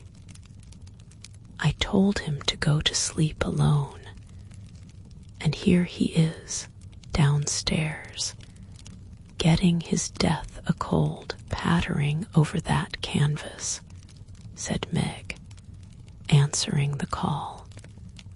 "Mornin' now," announced Demi in joyful tone as he entered, with his long nightgown gracefully festooned over his arm, and every curl bobbing gaily as he pranced about the table, eyeing the cakeys with loving glances. "No, it isn't morning yet. You must go to bed and not trouble poor Mamma. Then you can have the little cake with sugar on it." "Me loves parpar," said the artful one, preparing to climb the paternal knee and revel in forbidden joys. But John shook his head and said to Meg, "If you told him to stay up there and go to sleep alone, make him do it, or he will never learn to mind you." "Yes, of course." "Come, Demi," and Meg led her son away, feeling a strong desire to spank the little marplot who hopped beside her, laboring under the delusion that the bribe was to be administered as soon as they reached the nursery. Nor was he disappointed, for that short-sighted woman actually gave him a lump of sugar, tucked him into his bed, and forbade many more promenades till morning. Is, said Demi the perjured, blissfully sucking his sugar, and regarding his first attempt as eminently successful. Meg returned to her place, and supper was progressing pleasantly when the little ghost walked again and exposed the maternal delinquencies by boldly demanding, "More Sudar, Marmor." "Now this won't do," said John, hardening his heart against the engaging little sinner. "We shall never know any peace till that child learns to go to bed properly. You have made a slave of yourself long enough.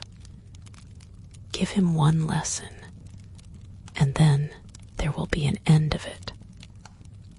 Put him in his bed and leave him, Meg. He won't stay there. He never does unless I sit by him. I'll manage him. Demi, go upstairs and get into your bed as Mamma bids you." "Assent," replied the young rebel, helping himself to the coveted cakey, and beginning to eat the same with calm audacity. "You must never say that to Papa. I shall carry you if you don't go yourself. Go away, me don't love Parpar."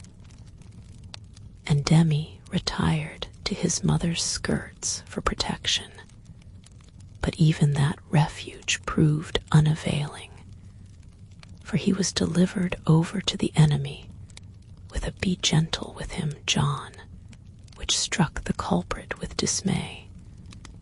For when Mamma deserted him, then the judgment day was at hand. Bereft of his cake, defrauded of his frolic, and borne away by a strong hand to that detested bed, poor Demi could not restrain his wrath, but openly defied Papa, and kicked and screamed lustily all the way upstairs.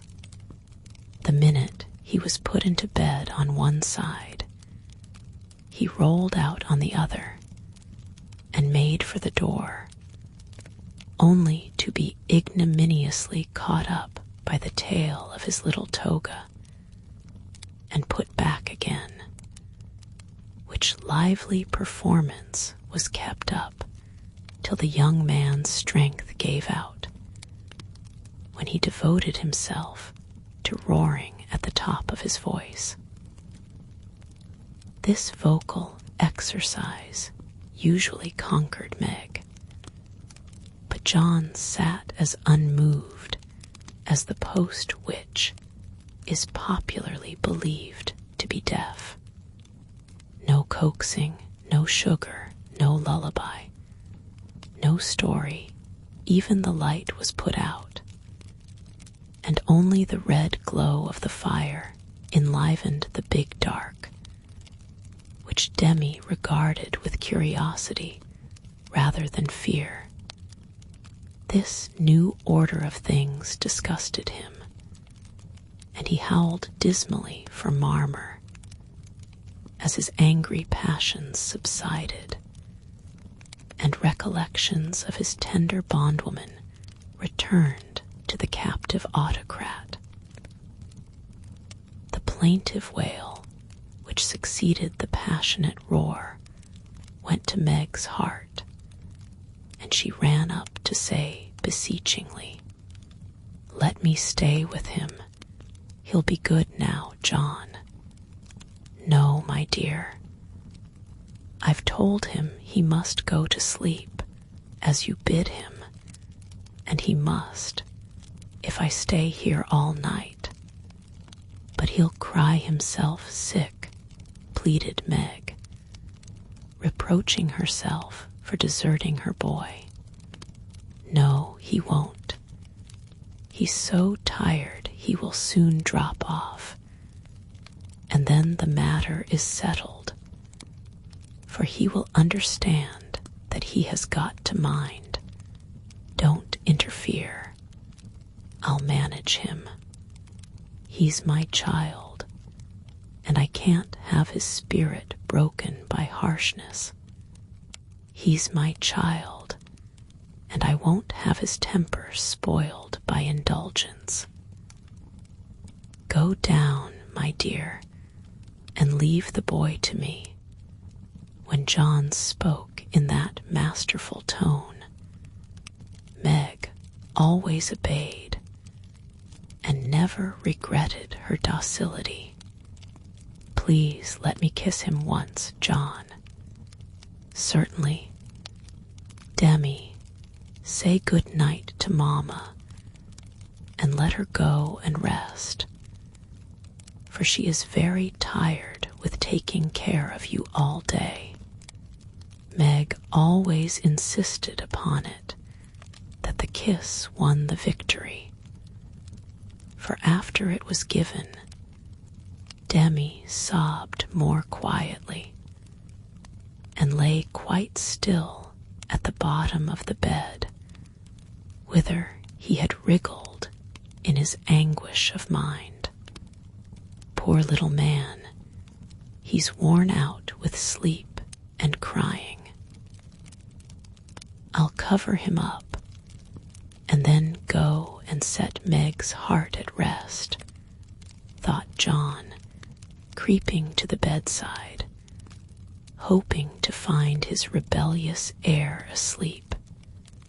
But he wasn't, for the moment his father peeped at him, Demi's eyes opened. His little chin began to quiver, and he put up his arms, saying with a penitent hiccup, "Me's dude now." Sitting on the stairs outside, Meg wondered at the long silence which followed the uproar, and after imagining all sorts of impossible accidents, she slipped into the room to set her fears at rest. Demi lay fast asleep, not in his usual spread-eagle attitude, but in a subdued bunch, cuddled close in the circle of his father's arm, and holding his father's finger, as if he felt that justice was tempered with mercy, and had gone to sleep a sadder and wiser baby. So held, John had waited with a womanly patience till the little hand relaxed its hold, and while waiting had fallen asleep, more tired by that tussle with his son than with his whole day's work.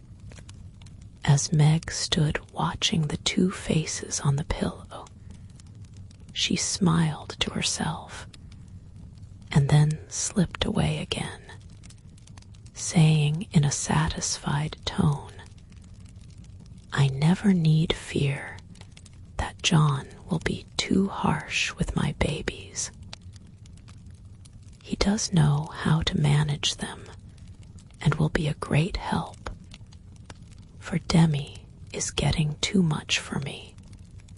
When John came down at last, expecting to find a pensive or reproachful wife, he was agreeably surprised to find Meg placidly trimming a bonnet, and to be greeted with the request to read something about the election, if he was not too tired. John saw in a minute that a revolution of some kind was going on, but wisely asked no questions, knowing that Meg was such a transparent little person. She couldn't keep a secret to save her life, and therefore the clue would soon appear. He read a long debate with the most amiable readiness, and then explained it in his most lucid manner, while Meg tried to look deeply interested, to ask intelligent questions, and keep her thoughts from wandering from the state of the nation to the state of her bonnet.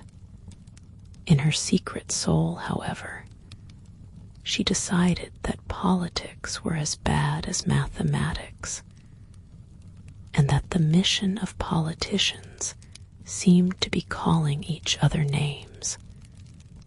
But she kept these feminine ideas to herself, and when John paused, shook her head, and said, with what she thought diplomatic ambiguity, "Well, I really don't see what we are coming to."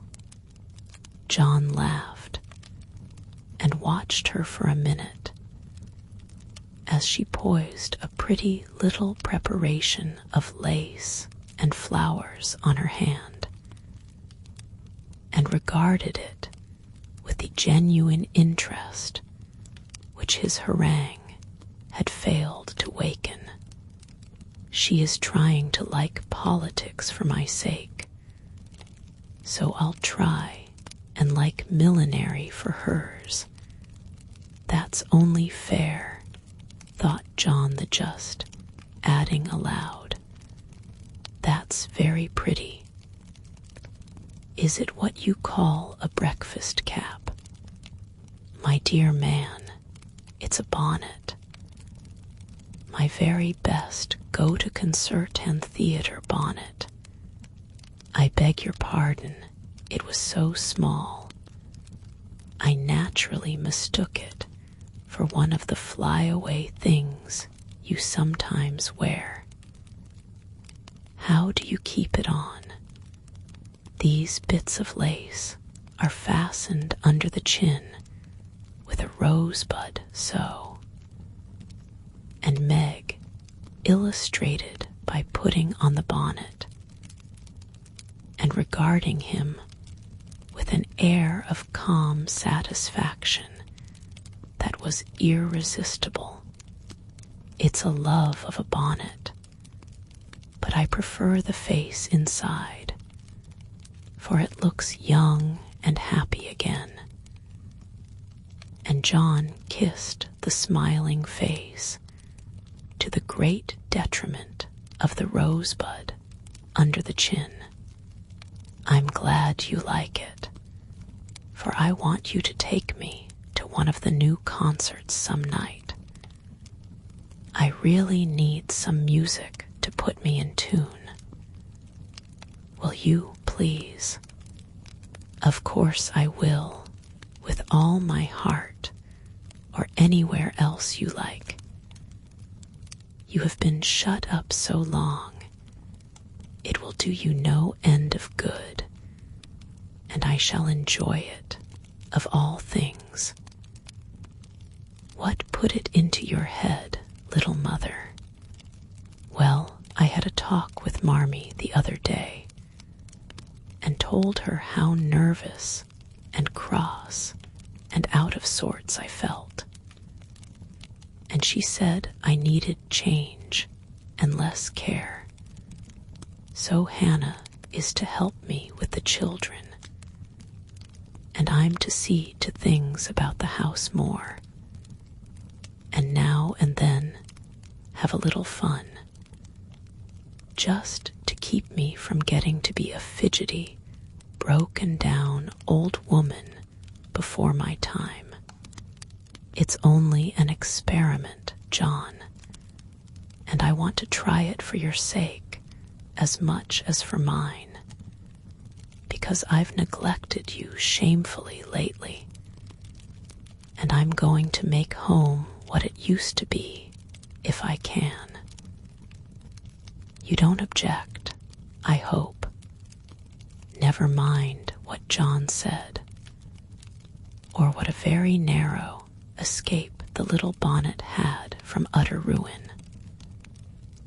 All that we have any business to know is that John did not appear to object, judging from the changes which gradually took place in the house and its inmates. It was not all paradise by any means, but everyone was better for the division of labor system. Children throve under the paternal rule for accurate, steadfast John brought order and obedience into babydom, while Meg recovered her spirits and composed her nerves by plenty of wholesome exercise, a little pleasure, and much confidential conversation with her sensible husband. Home grew homelike again, and John had no wish to leave it unless he took Meg with him. The Scotts came to the Brooks now, and everyone found the little house a cheerful place, full of happiness, content, and family love. Even Sally Moffat liked to go there. "It is always so quiet and pleasant here. It does me good, Meg," she used to say, looking about her with wistful eyes, as if trying to discover the charm, that she might use it in her great house, full of splendid loneliness, for there were no riotous, sunny-faced babies there, and Ned lived in a world of his own, where there was no place for her. This household happiness did not come all at once, but John and Meg had found the key to it, and each year of married life taught them how to use it, unlocking the treasuries of real home love and mutual helpfulness, which the poorest may possess, and the richest cannot buy. This is the sort of shelf on which young wives and mothers may consent to be laid, safe from the restless fret and fever of the world, finding loyal lovers in the little sons and daughters who cling to them, undaunted by sorrow, poverty, or age, walking side by side through fair and stormy weather with a faithful friend who is, in the true sense of the good old Saxon word, the house band, and learning, as Meg learned, that a woman's happiest kingdom is home, her highest honor the art of ruling it not as a queen, but as a wise wife and mother. Chapter 39 Lazy, L-A-U-R-E-N-C. Laurie went to Nice, intending to stay a week, and remained a month. He was tired of wandering about alone, and Amy's familiar presence seemed to give a home-like charm to the foreign scenes in which she bore a part. He rather missed the petting he used to receive, and enjoyed a taste of it again, for no attentions, however flattering from strangers, were half so pleasant as the sisterly adoration of the girls at home. Amy never would pet him like the others, but she was very glad to see him now, and quite clung to him, feeling that he was the representative of the dear family for whom she longed more than she would confess. They naturally took comfort in each other's society, and were much together, riding, walking, dancing, or dawdling. For at Nice, no, one can be very industrious during the gay season, but while apparently amusing themselves in the most careless fashion, they were half-consciously making discoveries and forming opinions about each other. Amy rose daily in the estimation of her friend, but he sank in hers, and each felt the truth before a word was spoken. Amy tried to please, and succeeded, for she was grateful for the many pleasures he gave her, and repaid him with the little services to which womanly women know how to lend an indescribable charm. Laurie made no effort of any kind, but just let himself drift along as comfortably as possible, trying to forget, and feeling that all women owed him a kind word because one had been cold to him. It cost him no effort to be generous, and he would have given Amy all the trinkets in Nice if she would have taken them. But at the same time, he felt that he could not change the opinion she was forming of him, and he rather dreaded the keen blue eyes that seemed to watch him with such half-sorrowful, half-scornful surprise. All the rest have gone to Monaco for the day. I preferred to stay at home and write letters. They are done now, and I am going to Valrosa to sketch. Will you come? Said Amy, as she joined Laurie one lovely day when he lounged in as usual, about noon. Well, yes, but isn't it rather warm for such a long walk? He answered slowly, for the shaded salon looked inviting after the glare without. I'm going to have the little carriage, and Baptiste can drive, so you'll have nothing to do but hold your umbrella and keep your gloves nice, returned Amy, with a sarcastic glance at the immaculate kids, which were a weak point with Laurie. Then I'll go with pleasure. And he put out his hand for her sketchbook, but she tucked it under her arm with a sharp, "Don't trouble yourself. It's no exertion to me, but you don't look equal to it." Laurie lifted his eyebrows and followed at a leisurely pace as she ran downstairs. But when they got into the carriage, he took the reins himself and left little Baptiste nothing to do but fold his arms and fall asleep on his perch. The two never quarreled. Amy was too well bred, and just now Laurie was too lazy.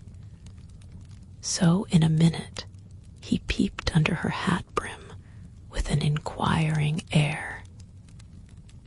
She answered him with a smile, and they went on together in the most amicable manner.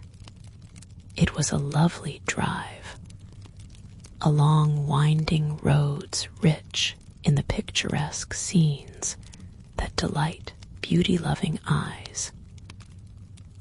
Here an ancient monastery, whence the solemn chanting of the monks came down to them. there a bare-legged shepherd in wooden shoes, pointed hat, and rough jacket over one shoulder, sat piping on a stone while his goats skipped among the rocks or lay at his feet. Meek, mouse-colored donkeys, laden with panniers of freshly cut grass, passed by, with a pretty girl in a capeline sitting between the green piles, or an old woman spinning with a distaff as she went. Brown, soft-eyed children ran out from the quaint stone hovels to offer nosegays, or bunches of oranges still on the bough. Gnarled olive trees covered the hills with their dusky foliage. Fruit hung golden in the orchard, and great scarlet anemones fringed the roadside, while beyond green slopes and craggy heights, the maritime Alps rose sharp and white against the blue Italian sky. Valrosa well deserved its name, for in that climate of perpetual summer roses blossomed everywhere. They overhung the archway, thrust themselves between the bars of the great gate with a sweet welcome to passers-by, and lined the avenue, winding through lemon trees and feathery palms up to the villa on the hill. Every shadowy nook where seats invited one to stop and rest was a mass of bloom. Every cool grotto had its marble nymph smiling from a veil of flowers, and every fountain reflected crimson, white, or pale pink roses, leaning down to smile at their own beauty. Roses covered the walls of the house, draped the cornices, climbed the pillars, and ran riot over the balustrade of the wide terrace, whence one looked down on the sunny Mediterranean and the white-walled city on its shore. This is a regular honeymoon paradise, isn't it? Did you ever see such roses? Asked Amy, pausing on the terrace to enjoy the view, and a luxurious whiff of perfume that came wandering by. No, nor felt such thorns, returned Laurie, with his thumb in his mouth, after a vain attempt to capture a solitary scarlet flower that grew just beyond his reach. Try lower down and pick those that have no thorns, said Amy, gathering 3 of the tiny cream-colored ones that starred the wall behind her. She put them in his buttonhole as a peace offering, and he stood a minute looking down at them with a curious expression. For in the Italian part of his nature there was a touch of superstition, and he was just then in that state of half-sweet, half-bitter melancholy, when imaginative young men find significance in trifles and food for romance everywhere. He had thought of Jo in reaching after the thorny red rose, for vivid flowers became her, and she had often worn ones like that from the greenhouse at home. The pale roses Amy gave him were were the sort that the Italians lay in dead hands, never in bridal wreaths, and for a moment he wondered if the omen was for Joe or for himself. But the next instant, his American common sense got the better of sentimentality, and he laughed a heartier laugh than Amy had heard since he came. "It's good advice. You'd better take it and save your fingers," she said, thinking her speech amused him. "Thank you, I will," he answered in jest. And a few months later, he did it in earnest. "Laurie, when are you going to your grandfather?" she asked presently, as she settled herself on a rustic seat. "Very soon. You have said that a dozen times within the last 3 weeks. I dare say short answers save trouble. He expects you, and you really ought to go. Hospitable creature, I know it. Then why don't you do it? Natural depravity, I suppose. Natural indolence, you mean. It's really dreadful." And Amy looked severe. "Not so bad as it seems, for I should only plague him if I went, so I might as well stay and plague you a little longer. You can bear it better. In fact, I think it agrees with you excellently." And Laurie composed himself for a lounge on the broad ledge of the balustrade. Amy shook her head and opened her sketchbook with an air of resignation. But she had made up her mind to lecture that boy. And in a minute she began again. "What are you doing just now? Watching lizards? No, no. I mean, what do you intend and wish to do? Smoke a cigarette, if you'll allow me. How provoking you are. I don't approve of cigars, and I will only allow it on condition that you let me put you into my sketch. I need a figure, with all the pleasure in life. How will you have me, full length or 3/4, on my head or my heels? I should respectfully suggest a recumbent posture. Then put yourself in also, and call it dolce far neat. Stay as you are, and go to sleep if you like."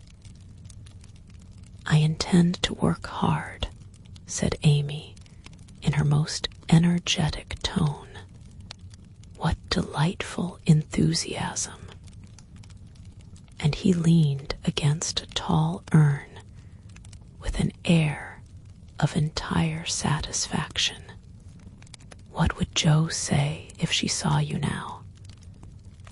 asked Amy impatiently, hoping to stir him up by the mention of her still more energetic sister's name. "As usual, go away, Teddy. I'm busy," he laughed as he spoke. But the laugh was not natural, and a shade passed over his face, for the utterance of the familiar name touched the wound that was not healed yet.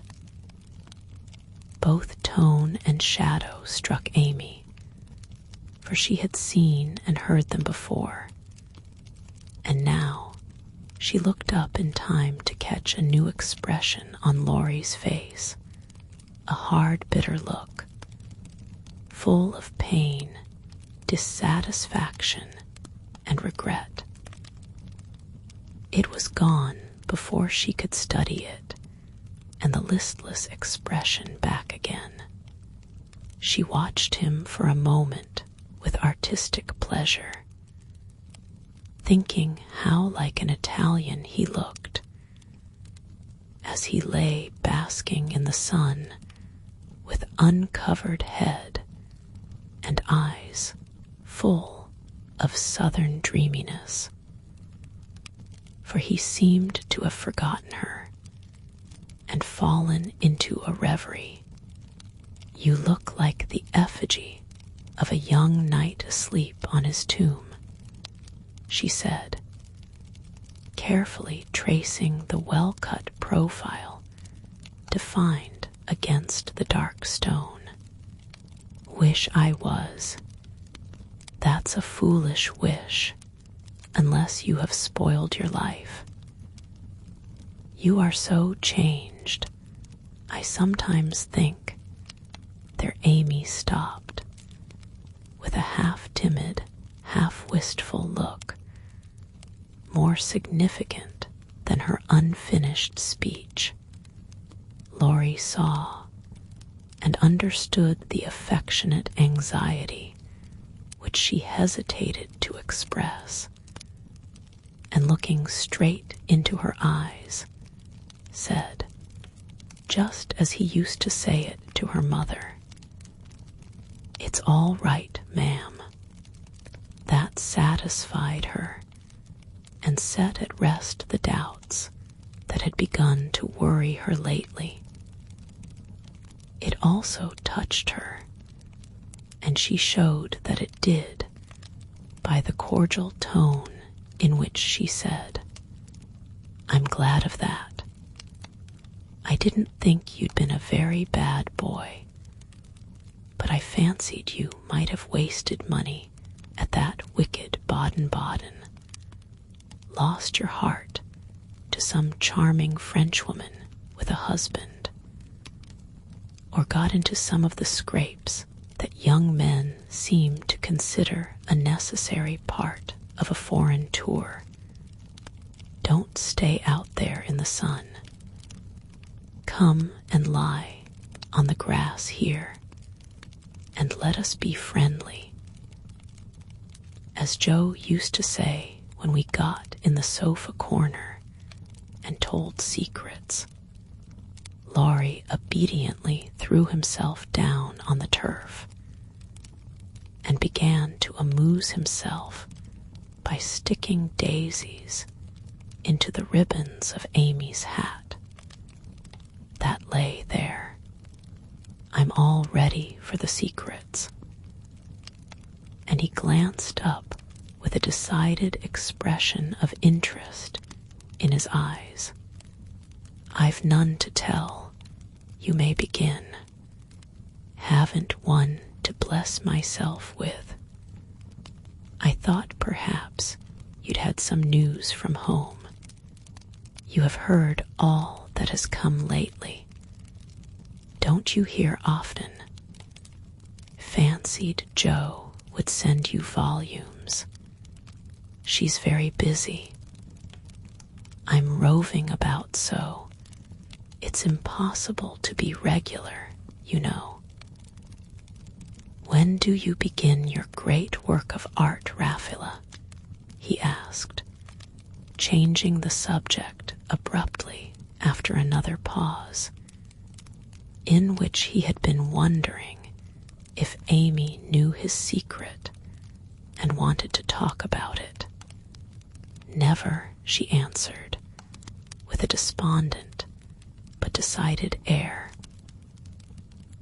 "Rome took all the vanity out of me, for after seeing the wonders there, I felt too insignificant to live, and gave up all my foolish hopes in despair. Why should you, with so much energy and talent? That's just why, because talent isn't genius, and no amount of energy can make it so. I want to be great or nothing. I won't be a commonplace dauber, so I don't intend to try any more. And what are you going to do with yourself now, if I may ask? Polish up my other talents and be an ornament to society, if I get the chance. It was a characteristic speech and sounded daring, but audacity becomes young people, and Amy's ambition had a good foundation. Laurie smiled, but he liked the spirit with which she took up a new purpose when a long-cherished one died, and spent no time lamenting. Good, and here is where Fred Vaughn comes in, I fancy. Amy preserved a discreet silence, but there was a conscious look in her downcast face that made Laurie sit up and say gravely, "Now I'm going to play brother and ask questions. May I? I don't promise to answer. Your face will, if your tongue won't. You aren't woman of the world enough yet to hide your feelings, my dear. I heard rumors about Fred and you last year, and it's my private opinion that if he had not been called home so suddenly and detained so long, something would have come of it, hey? That's not for me to say, was Amy's grim reply, but her lips would smile, and there was a traitorous sparkle of the eye which betrayed that she knew her power and enjoyed the knowledge. You are not engaged, I hope. And Laurie looked very elder brotherly and grave all of a sudden. No, but you will be, if he comes back and goes properly down on his knees, won't you? Very likely. Then you are fond of old Fred. I could be if I tried, but you don't intend to try till the proper moment. Bless my soul, what unearthly prudence. He's a good fellow, Amy, but not the man I fancied you'd like. He is rich, a gentleman, and has delightful manners, began Amy, trying to be quite cool and dignified, but feeling a little ashamed of herself, in spite of the sincerity of her intentions. I understand. Queens of society can't get on without money.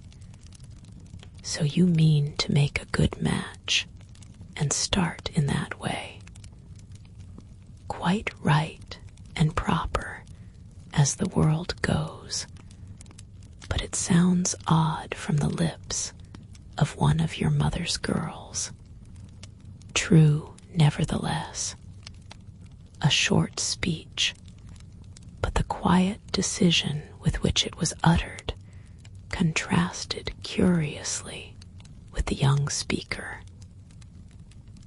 Laurie felt this instinctively and laid himself down again with a sense of disappointment which he could not explain. His look and silence, as well as a certain inward self-disapproval, ruffled Amy and made her resolve to deliver her lecture without delay. I wish you'd do me the favor to rouse yourself a little, she said sharply. Do it for me, there's a dear girl. I could if I tried." And she looked as if she would like doing it in the most summery style. "Try, then." "I give you leave," returned Laurie, who enjoyed having someone to tease after his long abstinence from his favorite pastime. "You'd be angry in 5 minutes. I'm never angry with you. It takes 2 flints to make a fire. You are as cool and soft as snow. You don't know what I can do. Snow produces a glow and a tingle if applied rightly.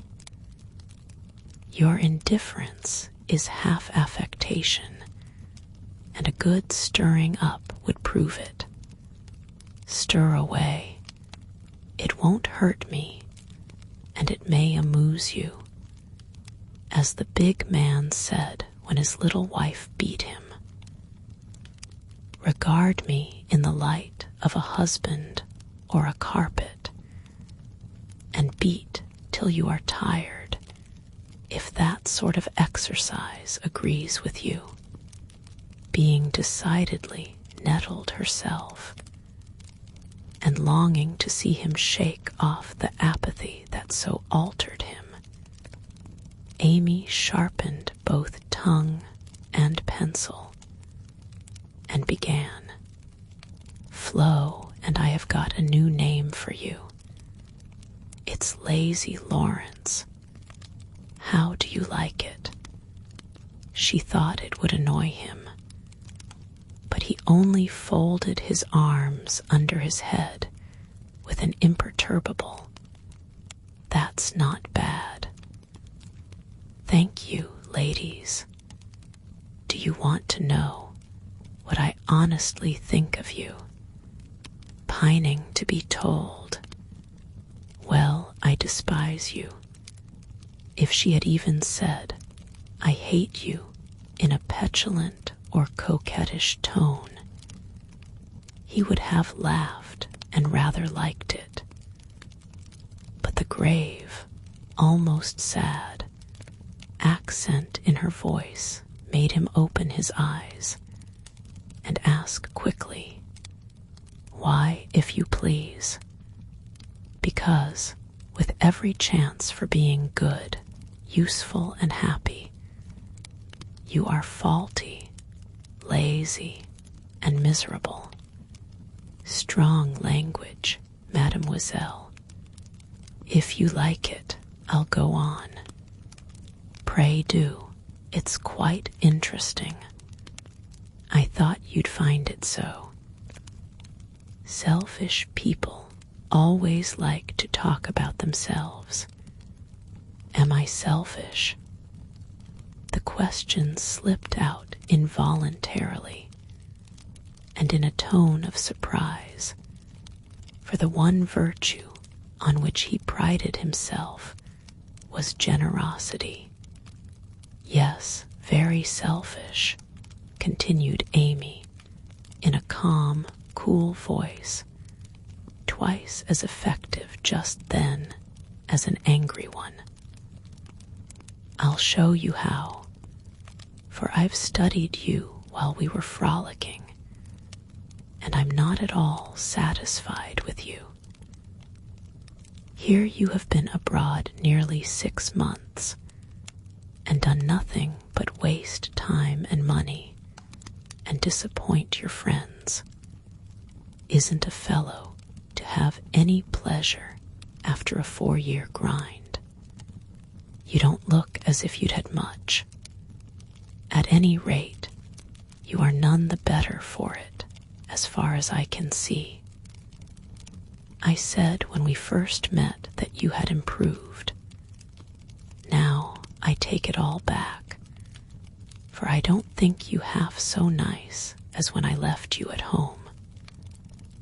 You have grown abominably lazy. You like gossip, and waste time on frivolous things. You are contented be petted and admired by silly people, instead of being loved and respected by wise ones. With money, talent, position, health, and beauty, are you like that old vanity?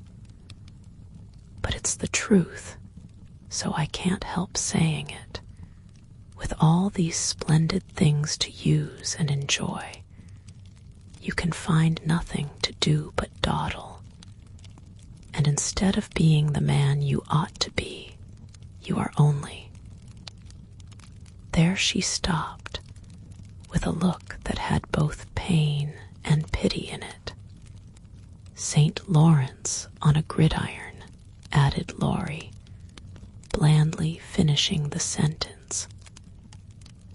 But the lecture began to take effect, for there was a wide-awake sparkle in his eyes now, and a half-angry, half-injured expression replaced the former indifference.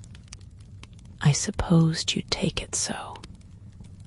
You men tell us we are angels, and say we can make you what we will.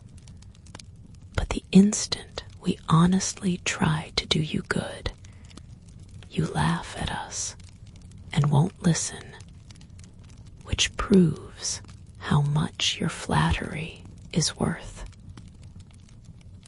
Amy spoke bitterly and turned her back on the exasperating martyr at her feet.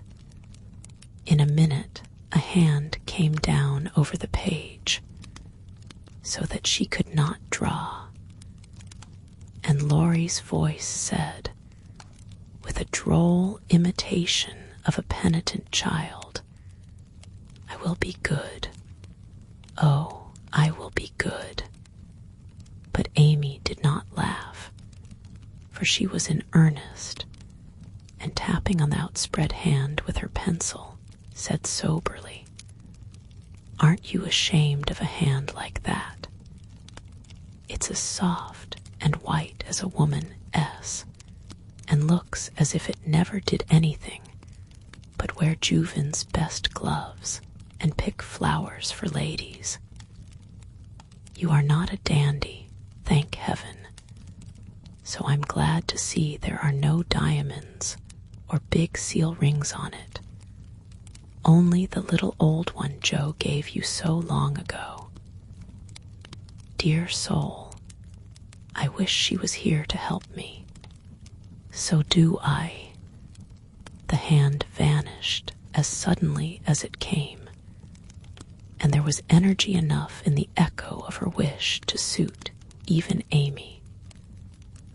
She glanced down at him with a new thought in her mind, but he was lying with his hat half over his face, as if for shade, and his mustache hid his mouth.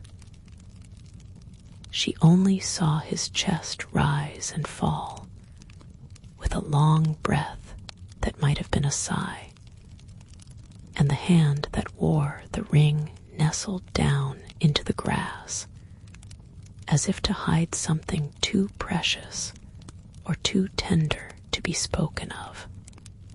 All in a minute, various hints and trifles assumed shape and significance in Amy's mind, and told her what her sister never had confided to her. She remembered that Laurie never spoke voluntarily of Joe. She recalled the shadow on his face just now, the change in his character, and the wearing of the little old ring, which was no ornament to a handsome hand. Girls are quick to read such signs and feel their eloquence. Amy had fancied that perhaps a love trouble was at the bottom of the alteration, and now she was sure of it. Her keen eyes filled, and when she spoke again, it was in a voice that could be beautifully soft and kind when she chose to make it so. I know I have no right to talk so to you, Laurie, and if you weren't the sweetest-tempered fellow in the world, you'd be very angry with me.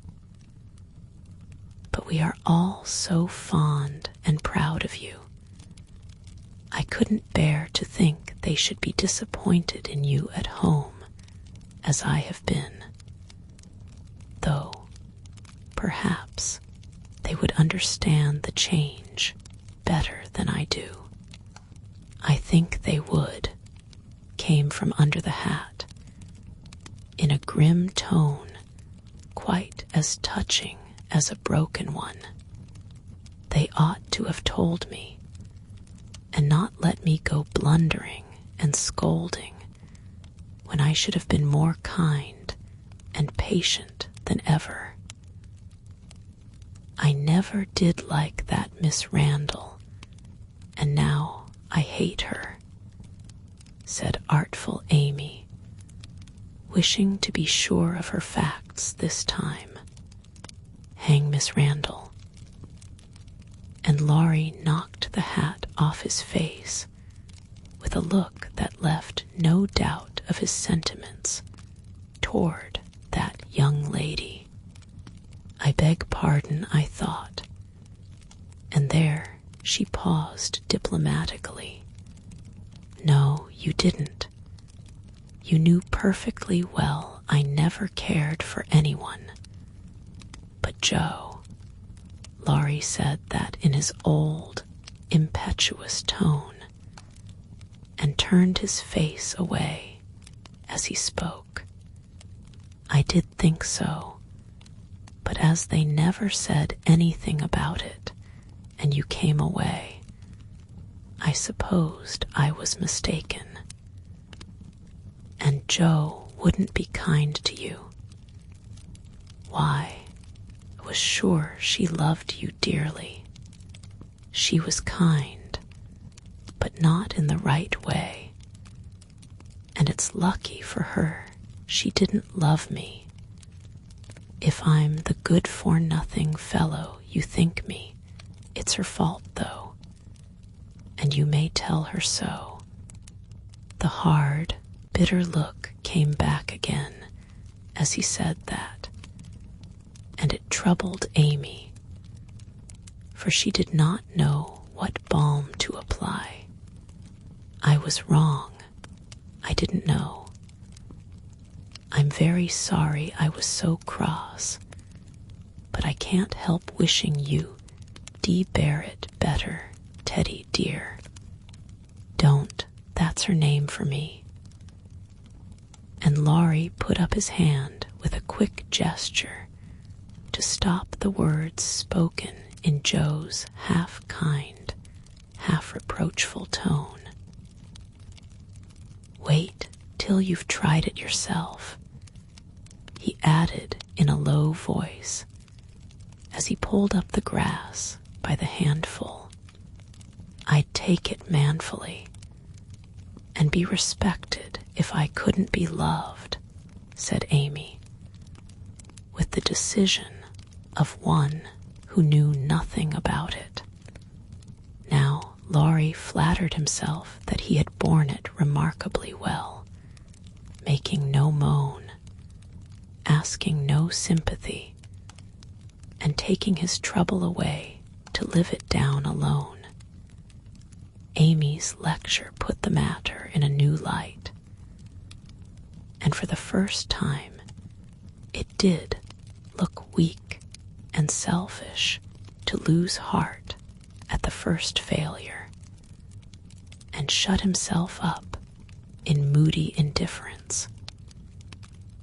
He felt as if suddenly shaken out of a pensive dream, and found it impossible to go to sleep again. Presently he sat up and asked slowly, "Do you think Joe would despise me as you do?"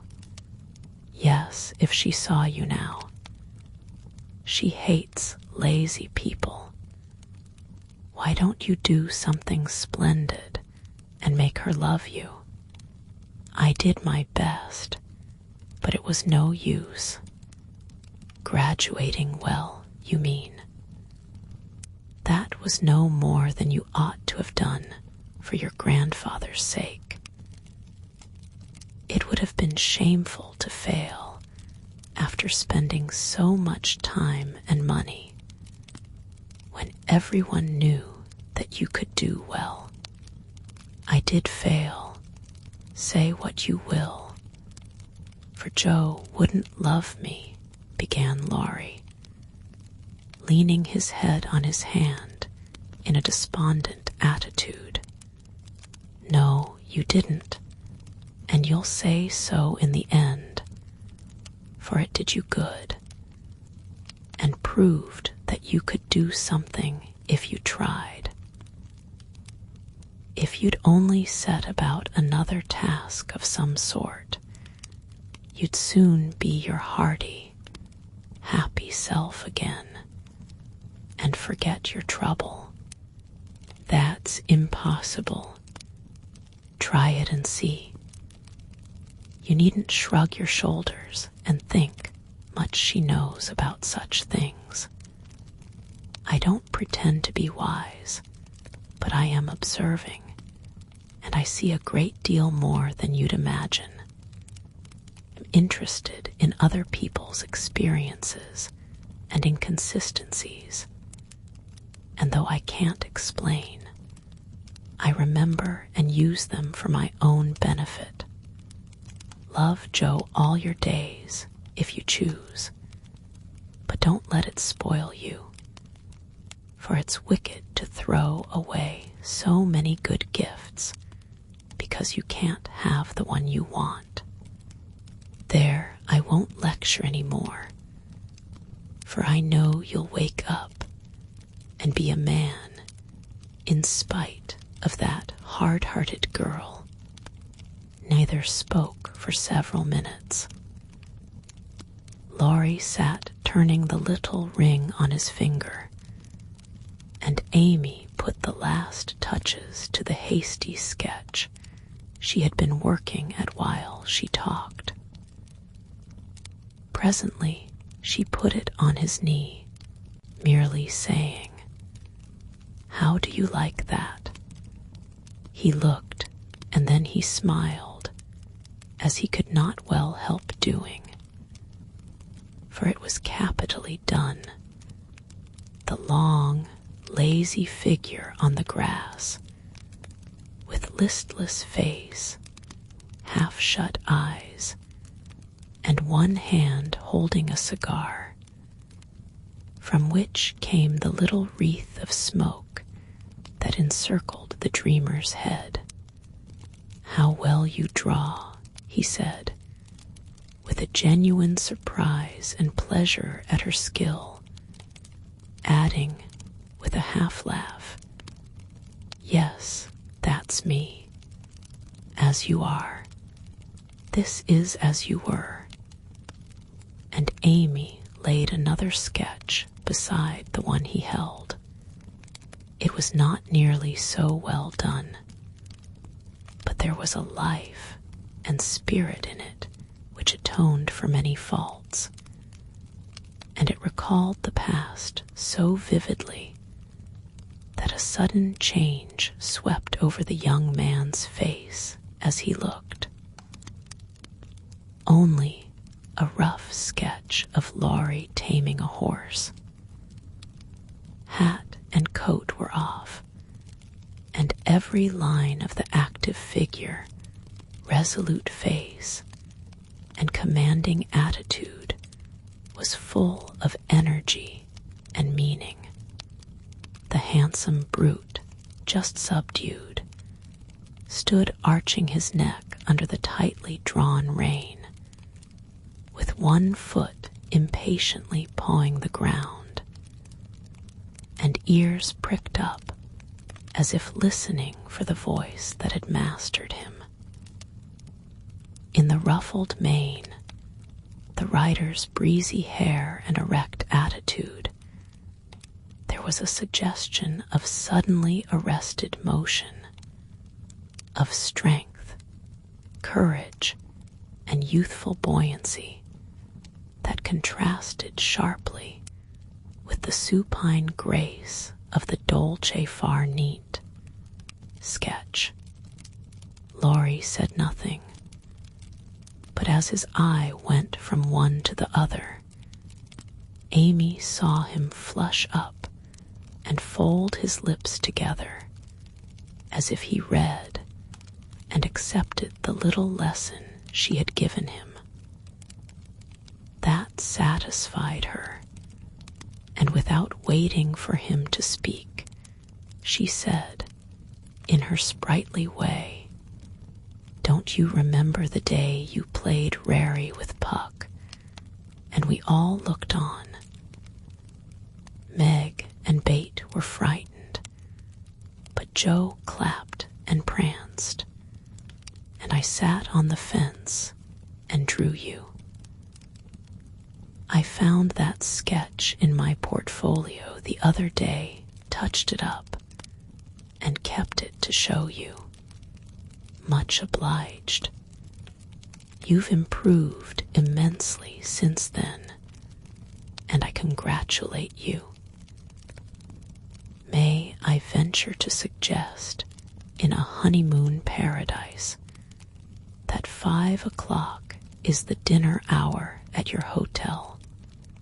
Laurie rose as he spoke, returned the pictures with a smile and a bow, and looked at his watch, as if to remind her that even moral lectures should have an end. He tried to resume his former easy, indifferent air, but it was an affectation now, for the rousing had been more efficacious than he would confess.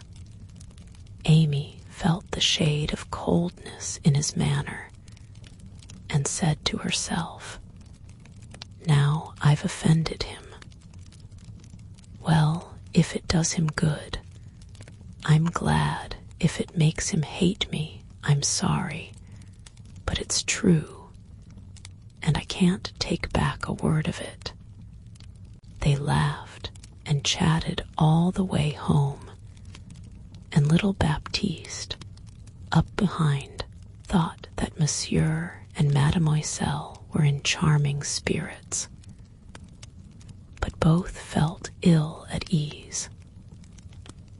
The friendly frankness was disturbed.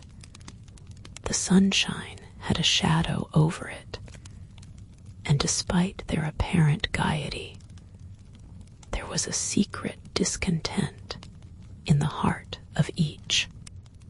"Shall we see you this evening, mon frere?"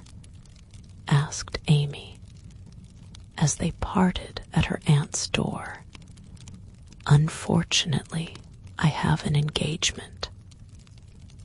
"Au revoir, Mademoiselle," and Laurie bent, as if to kiss her hand, in the foreign fashion, which became him better than many men. Something in his face made Amy say quickly and warmly, "No, be yourself with me, Laurie, and part in the good old way. I'd rather have a hearty English handshake than all the sentimental salutations in France. Goodbye, dear." And with these words, uttered in the tone she liked, Laurie left her. After a handshake almost painful in its heartiness, next morning, instead of the usual call, Amy received a note which made her smile at the beginning and sigh at the end. "My dear mentor, please make my adieus to your aunt, and exult within yourself for lazy Lawrence, has gone to his grandpa, like the best of boys. A pleasant winter to you, and may the gods grant you a blissful honeymoon at Valrosa. I think Fred would be benefited by a rouser. Tell him so, with my congratulations. Yours gratefully, Telemachus. Good boy, I'm glad he's gone, said Amy, with an approving smile. The next minute, her face fell as she glanced about the empty room, adding, with an involuntary sigh, yes, I am glad, but how I shall miss him. Chapter 40, The Valley of the Shadow. When the first bitterness was over, the family accepted the inevitable and tried to bear it cheerfully, helping one another by the increased affection which comes to bind households tenderly together in times of trouble. They put away their grief, and each did his or her part toward making that last year a happy one. The pleasantest room in the house was set apart for Bait, and in it was gathered everything that she most loved: flowers, pictures, her piano, the little work table, and the beloved pusses. Father's best books found their way there: Mother's easy chair, Joe's desk, Amy's finest sketches, and every day Meg brought her babies on a loving pilgrimage to make sunshine for Auntie Bate. John quietly set apart a little sum that he might enjoy the pleasure of keeping the invalid supplied with the fruit she loved and longed for. Old Hannah never wearied of concocting dainty dishes to tempt a capricious appetite, dropping tears as she worked.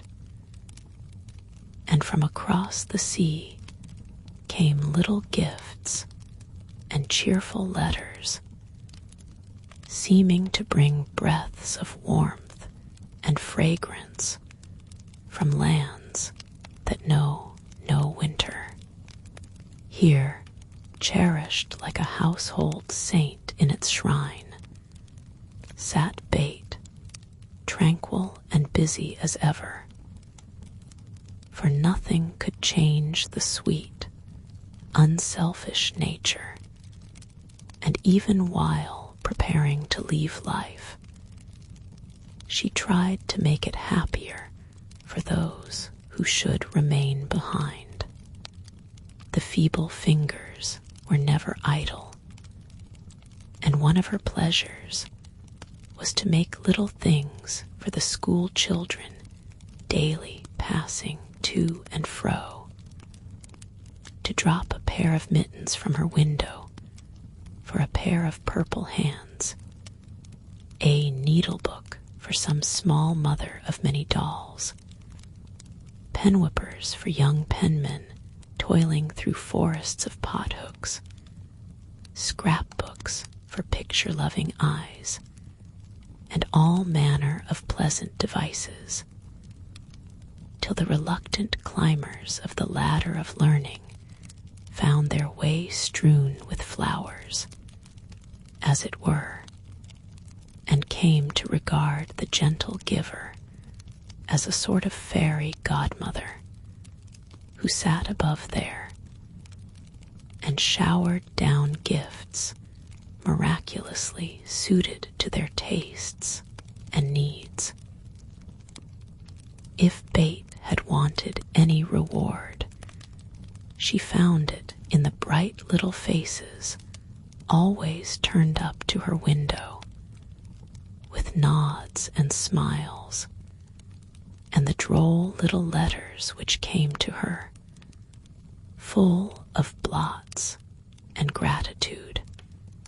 The first few months were very happy ones, and Bet often used to look round and say, "How beautiful this is," as they all sat together in her sunny room, the babies kicking and crowing on the floor, mother and sisters working near, and father reading in his pleasant voice from the wise old books which seemed rich in good and comfortable words, as applicable now as when written centuries ago.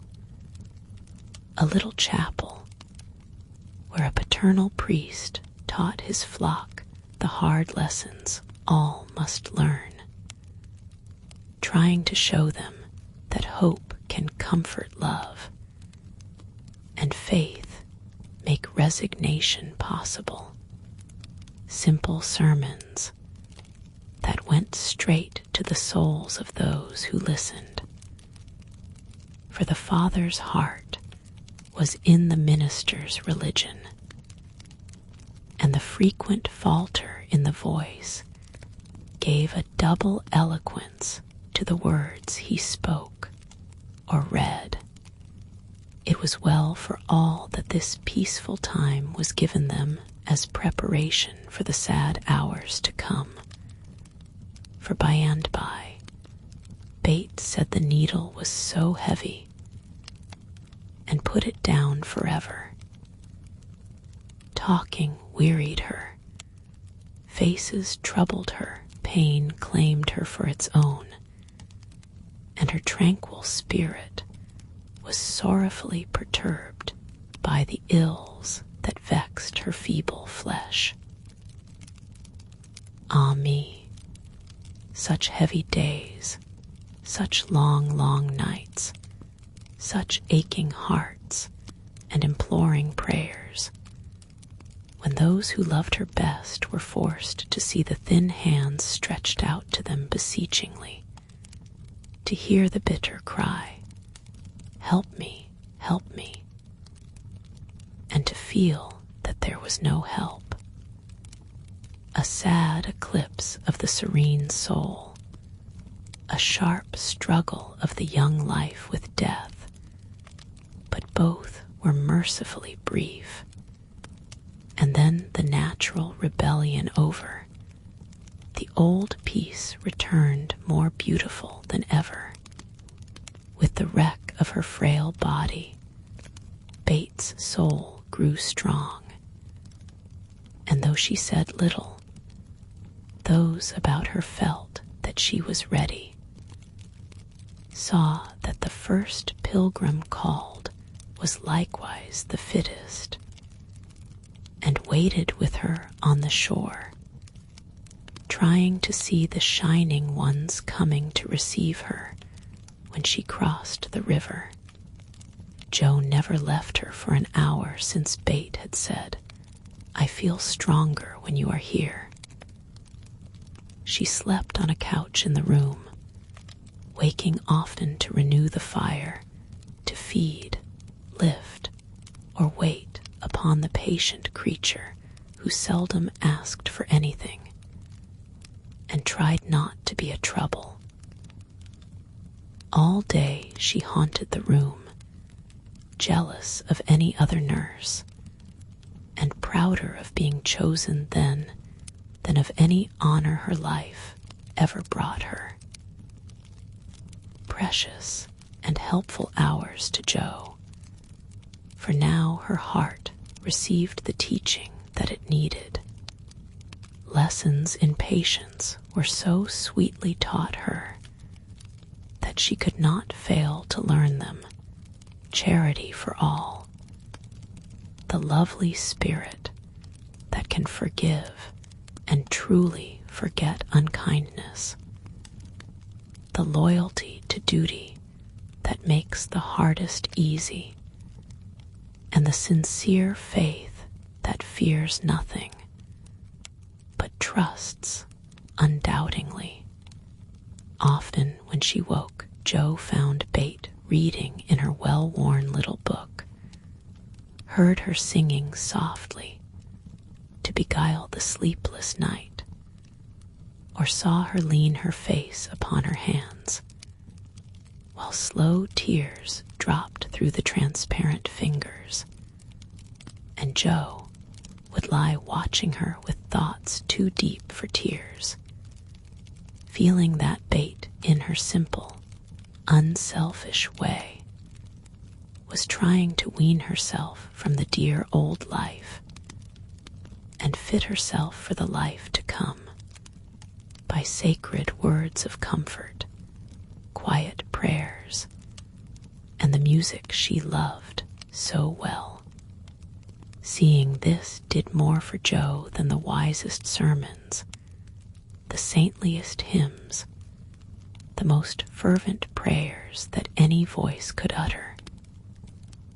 For with eyes made clear by many tears, and a heart softened by the tenderest sorrow, she recognized the beauty of her sister's life, uneventful, unambitious, yet full of the genuine virtues which smell sweet and blossom in the dust, the self-forgetfulness that makes the humblest on earth remembered soonest in heaven, the true success which is possible to all. One night, when Bate looked among the books upon her table to find something to make her forget the mortal weariness that was almost as hard to bear as pain, as she turned the leaves of her old favorite, Pilgrim's Progress, she found a little paper scribbled over in Jo's hand. The name caught her eye, and the blurred look of the lines made her sure that tears had fallen on it. Poor Jo, she's fast asleep, so I won't wake her to ask leave. She shows me all her things, and I don't think she'll mind if I look at this, thought Bate, with a glance at her sister, who lay on the rug with the tongs beside her, ready to wake up the minute the log fell apart. M.Y. Bate, sitting patient in the shadow till the blessed light shall come. A serene and saintly presence sanctifies our troubled home. Earthly joys and hopes and sorrows break like ripples on the strand of the deep and solemn river where her willing feet now stand. O my sister, passing from me out of human care and strife, leave me as a gift those virtues which have beautified your life. Dear, bequeath me that great patience which has power to sustain a cheerful, uncomplaining spirit in its prison house of pain. Give me, for I need it sorely, of that courage, wise and sweet, which has made the path of duty green beneath your willing feet. Give me that unselfish nature that with charity divine can pardon wrong for love's dear sake. Meek heart, forgive me mine. Thus our parting daily loseth something of its bitter pain, and while learning this hard lesson, my great loss becomes my gain.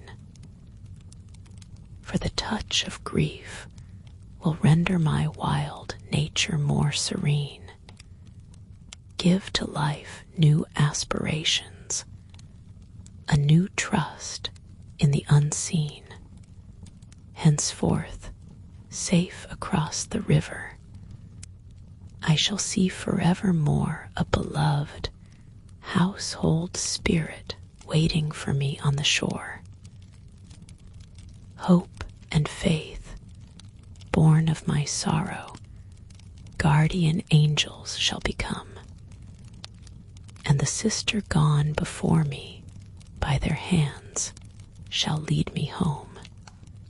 Blurred and blotted, faulty and feeble as the lines were, they brought a look of inexpressible comfort to Bates' face, for her one regret had been that she had done so little, and this seemed to assure her that her life had not been useless, that her death would not bring the despair she feared. As she sat with the paper folded between her hands, the charred log fell asunder. Jo started up, revived the blaze, and crept to the bedside, hoping Bates slept. Not asleep, but so happy, dear. See, I found this and read it. I knew you wouldn't care. Have I been all that to you, Jo? She asked with wistful, humble earnestness. Oh, Bate, so much, so much. And Jo's head went down upon the pillow beside her sister, S. Then I don't feel as if I'd wasted my life. I'm not so good as you make me, but I have tried to do right. And now, when it's too late to begin even to do better, it's such a comfort to know that someone loves me so much and feels as if I'd helped them more than anyone in the world, Bate. I used to think I couldn't let you go, but I'm learning to feel that I don't lose you, that you'll be more to me than ever, and death can't part us, though it seems to. I know it cannot, and I don't fear it any longer, for I'm sure I shall be your Bate still, to love and help you more than ever. You must take my place, Jo, and be everything to father and mother when I'm gone. They will turn to you. Don't fail them. And if it's hard to work alone, remember that I don't forget you, and that you'll be happier in doing that than writing splendid books or seeing all the world. For love is the only thing that we can carry with us when we go, and it makes the end so easy. I'll try, Bate. And then and there Jo renounced her old ambition, pledged herself to a new and better one, acknowledging the poverty of other desires, and feeling the blessed solace of a belief in the immortality of love. So the spring days came and went. The sky grew clearer, the earth greener. The flowers were up fairly early, and the birds came back in time to say goodbye to Beth, who, like a tired but trustful child, clung to the hands that had led her all her life, as father and mother guided her tenderly through the valley of the shadow and gave her up to God. Seldom, except in books, do the dying utter memorable words, see visions, or depart with beatified countenances. And those who have sped many parting souls know that to most the end comes as naturally and simply as sleep. As Bate had hoped, the tide went out easily, and in the dark hour before dawn, on the bosom where she had drawn her first breath, she quietly drew her last, with no farewell but one loving look, one little sigh, with tears and prayers and tender hands. Mother and sisters made her ready for the long sleep that pain would never mar again. Seeing with grateful eyes the beautiful serenity that soon replaced the pathetic patience that had wrung their hearts so long, and feeling with reverent joy that to their darling death was a benignant angel, not a phantom full of dread. When morning came, for the first time in many months, the fire was out, Joe's place was empty, and the room was very still. But a bird sang blithely on a budding bough, close by. The snowdrops blossomed freshly at the window, and the spring sunshine streamed in like a benediction over the placid face upon the pillow. A face so full of painless peace that those who loved it best smiled through their tears and thanked God that Bate was well at last. Chapter 41, Learning to Forget. Amy's lecture did Laurie good, though, of course, he did not own it till long afterward. Men seldom do, for when women are the advisers, the lords of creation don't take the advice till they have persuaded themselves that it is just what they intended to do. Then they act upon it, and if it succeeds, they give the weaker vessel half the credit of it. If it fails, they generously give her the whole. Laurie went back to his grandfather and was so dutifully devoted for several weeks that the old gentleman declared the climate of Nice had improved him wonderfully, and he had better try it again. There was nothing the young gentleman would have liked better, but elephants could not have dragged him back after the scolding he had received.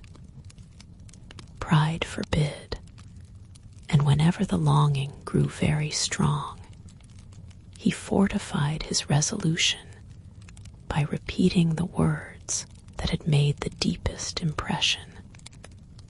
I despise you. Go and do something splendid that will make her love you. Laurie turned the matter over in his mind so often that he soon brought himself to confess that he had been selfish and lazy. But then, when a man has a great sorrow, he should be indulged in all sorts of vagaries till he has lived it down. He felt that his blighted affections were quite dead now, and though he should never cease to be a faithful mourner, there was no occasion to wear his weeds ostentatiously. Joe wouldn't love him, but he might make her respect and admire him by doing something which should prove that a girl's no had not spoiled his life. He had always meant to do something, and Amy's advice was quite unnecessary. He had only been waiting till the aforesaid blighted affections were decently interred. That being done, he felt that he was ready to hide his stricken heart and still toil on, as Goethe, when he had a joy or a grief, put it into a song. So Laurie resolved to embalm his love's sorrow in music, and to compose a requiem which should harrow up Joe's soul and melt the heart of every hearer. Therefore, the next time the old gentleman found him getting restless and moody, and ordered him off, he went to Vienna, where he had musical friends, and fell to work with the firm determination to distinguish himself.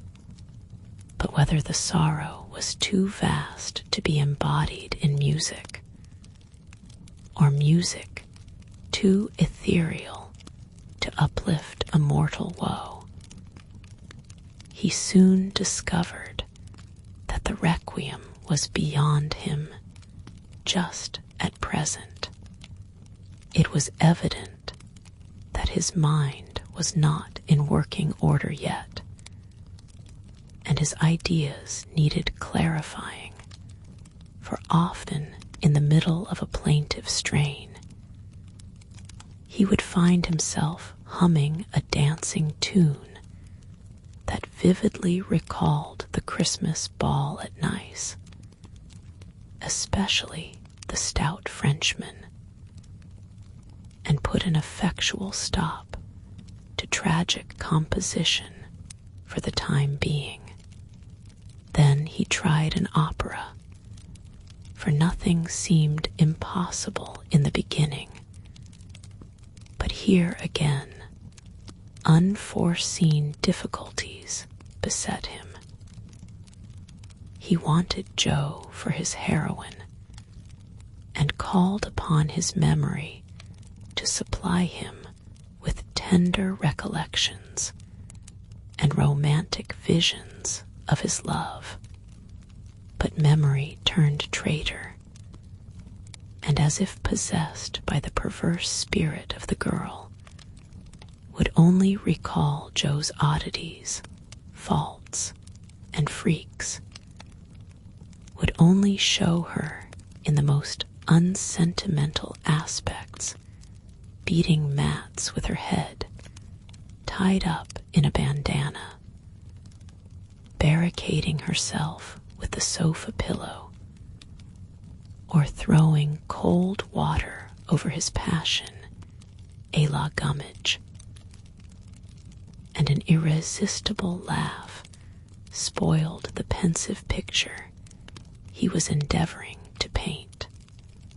Joe wouldn't be put into the opera at any price, and he had to give her up with a "bless that girl, what a torment she is," and a clutch at his hair, as became a distracted composer when he looked about him for another, and a less intractable damsel to immortalize in melody.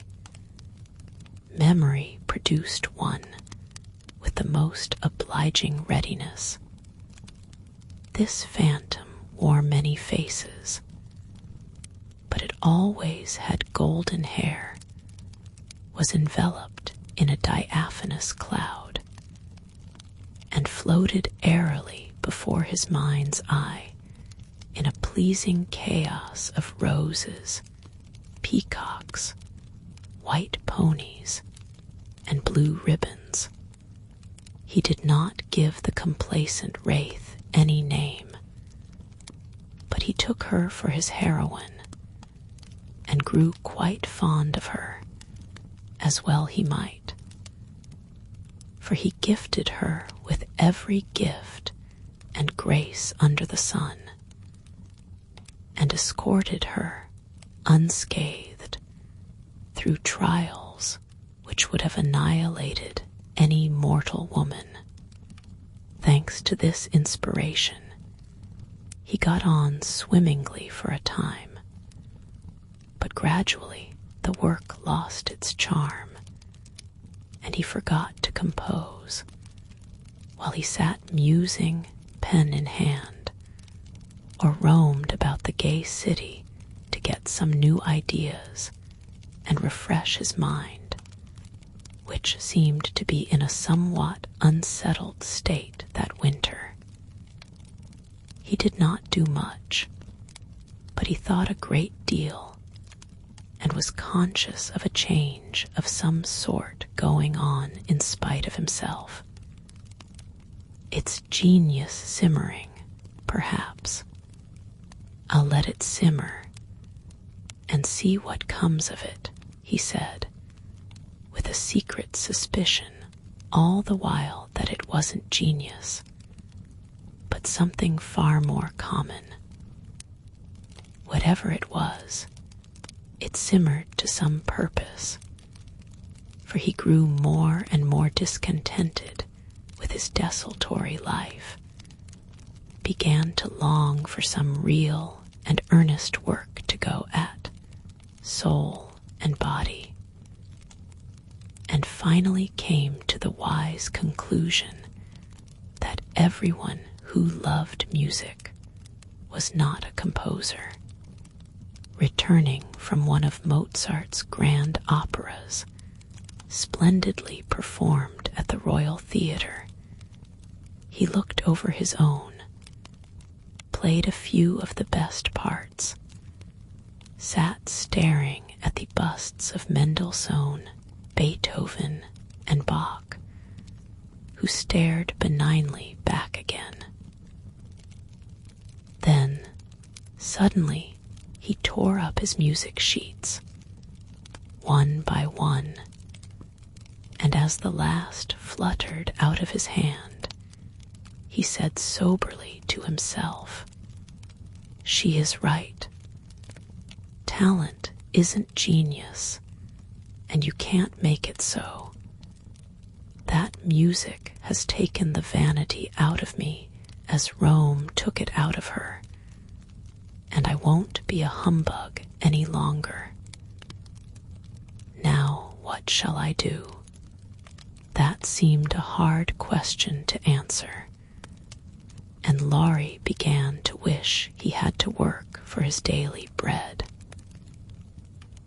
Now, if ever, occurred an eligible opportunity for going to the devil, as he once forcibly expressed it, for he had plenty of money and nothing to do, and Satan is proverbially fond of providing employment for full and idle hands.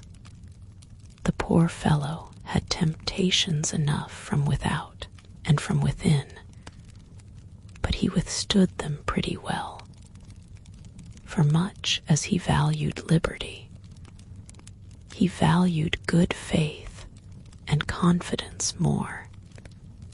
So his promise to his grandfather, and his desire to be able to look honestly into the eyes of the women who loved him, and say, "All's well," kept him safe and steady. Very likely some Mrs. Grundy will observe, "I don't believe it, boys will be boys. Young men must sow their wild oats, and women must not expect miracles." I dare say you don't, Mrs. Grundy, but it's true nevertheless. Women work a good many miracles, and I have a persuasion that they may perform even that of raising the standard of manhood by refusing to echo such sayings. Let the boys be boys, the longer the better, and let the young men sow their wild oats if they must. But mothers, sisters, and friends may help to make the crop a small one, and keep many tares from spoiling the harvest by believing and showing that they believe in the possibility of loyalty to the virtues which make men manliest in good women's eyes. If it is a feminine delusion, leave us to enjoy it while we may, for without it, half the beauty and the romance of life is lost, and sorrowful forebodings would embitter all our hopes of the brave, tender-hearted little lads who still love their mothers better than themselves and are not ashamed to own it. Laurie thought that the task of forgetting his love for Jo would absorb all his powers for years, but to his great surprise, he discovered it grew easier every day. He refused to believe it at first, got angry with himself, and couldn't understand it. But these hearts of ours are curious and contrary things, and time and nature work their will in spite of us. Laurie's heart wouldn't ache. The wound persisted in healing with a rapidity that astonished him, and instead of trying to forget, he found himself trying to remember. He had not foreseen this turn of affairs, and was not prepared for it. He was disgusted with himself, surprised at his own fickleness, and full of a queer mixture of disappointment and relief that he could recover from such a tremendous blow so soon. He carefully stirred up the embers of his lost love, but they refused to burst into a blaze. There was only a comfortable glow that warmed and did him good without putting him into a fever, and he was reluctantly obliged to confess that the boyish passion was slowly subsiding into a more tranquil sentiment, very tender, a little sad and resentful still. But that was sure to pass away in time, leaving a brotherly affection which would last unbroken to the end. As the word brotherly passed through his mind in one of his reveries, he smiled and glanced up at the picture of Mozart that was before him. Well, he was a great man, and when he couldn't have one sister, he took the other and was happy. Laurie did not utter the words, but he thought them, and the next instant kissed the little old ring, saying to himself, "No, I woe. I haven't forgotten. I never can. I'll try again, and if that fails, why then," leaving his sentence unfinished, he seized pen and paper and wrote to Jo, telling her that he could not settle to anything while there was the least hope of her changing her mind. Couldn't she, wouldn't she, and let him come home and be happy? While waiting for an answer, he did nothing, but he did it energetically, for he was in a fever of impatience. It came at last, and settled his mind effectually on one point, for Jo decidedly couldn't and wouldn't. She was wrapped up in bait, and never wished to hear the word love again. Then she begged him to be happy with somebody else, but always keep a little corner of his heart for his loving sister Jo. In a postscript, she desired him not to tell Amy that Bate was worse. She was coming home in the spring, and there was no need of saddening the remainder of her stay. That would be time enough, please God. But Laurie must write to her often, and not let her feel lonely, homesick, or anxious. So I will at once. Poor little girl, it will be a sad going home for her, I'm afraid. And Laurie opened his desk, as if writing to Amy had been the proper conclusion of the sentence left unfinished some weeks before. But he did not write the letter that day, for as he rummaged out his best paper, he came across something which changed his purpose. Tumbling about in one part of the desk among bills, passports, and business documents of various kinds were several of Jo's letters, and in another compartment were 3 notes from Amy, carefully tied up with one of her blue ribbons, and sweetly suggestive of the little dead roses put away inside, with a half-repentant, half-amused expression.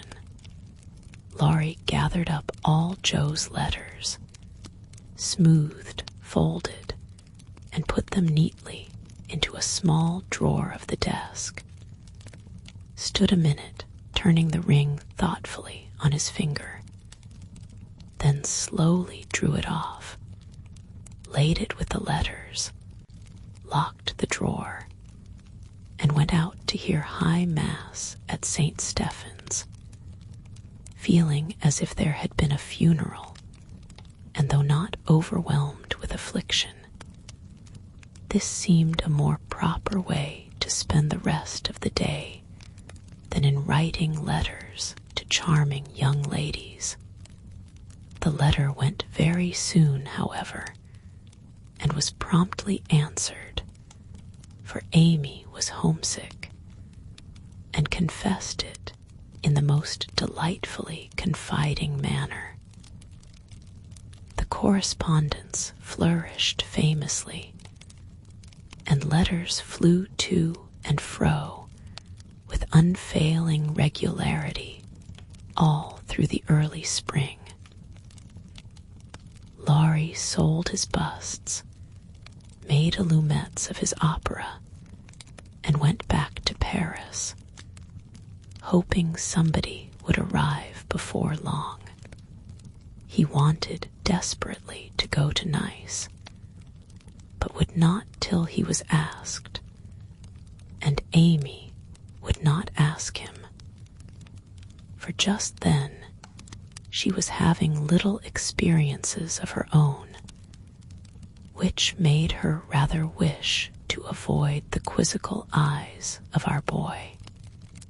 Fred Vaughan had returned, and put the question to which she had once decided to answer, "Yes, thank you."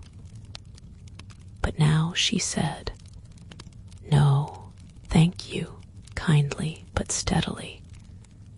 For when the time came, her courage failed her, and she found that something more than money and position was needed to satisfy the new longing that filled her heart, so full of tender hopes and fears. Words, "Fred is a good fellow, but not at all the man I fancied you would ever like," and Laurie's face when he uttered them kept returning to her as pertinaciously as her own did when she said in look, if not in words, "I shall marry for money." It troubled her to remember that now she wished she could take it back. It sounded so unwomanly. She didn't want Laurie to think her a heartless, worldly creature. She didn't care to be a queen of society now half so much as she did to be a lovable woman. She was so glad he didn't hate her for the dreadful things she said, but took them so beautifully and was kinder than ever. His letters were such a comfort, for the home letters were very irregular and not half so satisfactory as his when they did come. It was not only a pleasure, but a duty to answer them, for the poor fellow was forlorn and needed petting, since Joe persisted in being stony-hearted. She ought to have made an effort and tried to love him. It couldn't be very hard. Many people would be proud and glad to have such a dear boy care for them.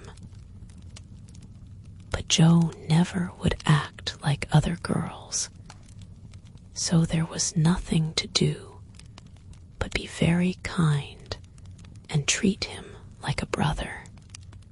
If all brothers were treated as well as Laurie was at this period, they would be a much happier race of beings than they are. Amy never lectured now. She asked his opinion on all subjects. She was interested in everything he did, made charming little presents for him, and sent him 2 letters a week, full of lively gossip, sisterly confidences, and captivating sketches of the lovely scenes about her. As few brothers are complimented by having their letters carried about in their sisters' pockets, read and reread diligently, cried over when short, kissed when long, and treasured carefully. We will not hint that Amy did any of these fond and foolish things, but she certainly did grow a little pale and pensive that spring, lost much of her relish for society, and went out sketching alone a good deal. She never had much to show when she came home, but was studying nature, I dare say, while she sat for hours with her hands folded on the terrace at Valrosa, or absently sketched any fancy that occurred to her. A stalwart knight carved on a tomb, a young man asleep in the grass, with his hat over his eyes, or a curly-haired girl in gorgeous array, promenading down a ballroom on the arm of a tall gentleman, both faces being left a blur according to the last fashion in art, which was safe but not altogether satisfactory. Her aunt thought that she regretted her answer to Fred, and finding denials useless and explanations impossible, Amy left her to think what she liked, taking care that Laurie should know that Fred had gone to Egypt. That was all, but he understood it, and looked relieved as he said to himself, with a venerable air, "I was sure she would think better of it. Poor old fellow. I've been through it all, and I can sympathize." With that, he heaved a great sigh, and then, as if he had discharged his duty to the past, put his feet up on the sofa and enjoyed Amy's letter luxuriously. While these changes were going on abroad, trouble had come at home. But the letter telling that Bate was failing never reached Amy, and when the next found her, the grass was green above her sister. The sad news met her at Vevey, for the heat had driven them from Nice in May, and they had traveled slowly to Switzerland by way of Genoa and the Italian lakes. She bore it very well, and quietly submitted to the family decree that she should not shorten her visit. For since it was too late to say goodbye to Bate, she had better stay and let absence soften her sorrow. But her heart was very heavy. She longed to be at home, and every day looked wistfully across the lake, waiting for Laurie to come and comfort her. He did come very soon, for the same mail brought letters to them both, but he was in Germany, and it took some days to reach him. The moment he read it, he packed his knapsack, bade adieu to his fellow pedestrians, and was off to keep his promise with a heart full of joy and sorrow, hope and suspense. He knew Vevey well, and as soon as the boat touched the little quay, he hurried along the shore to La Tour, where the Carrolls were living en pension. The Garkin was in despair that the whole family had gone to take a promenade on the lake. But no, the blonde mademoiselle might be in the chateau garden.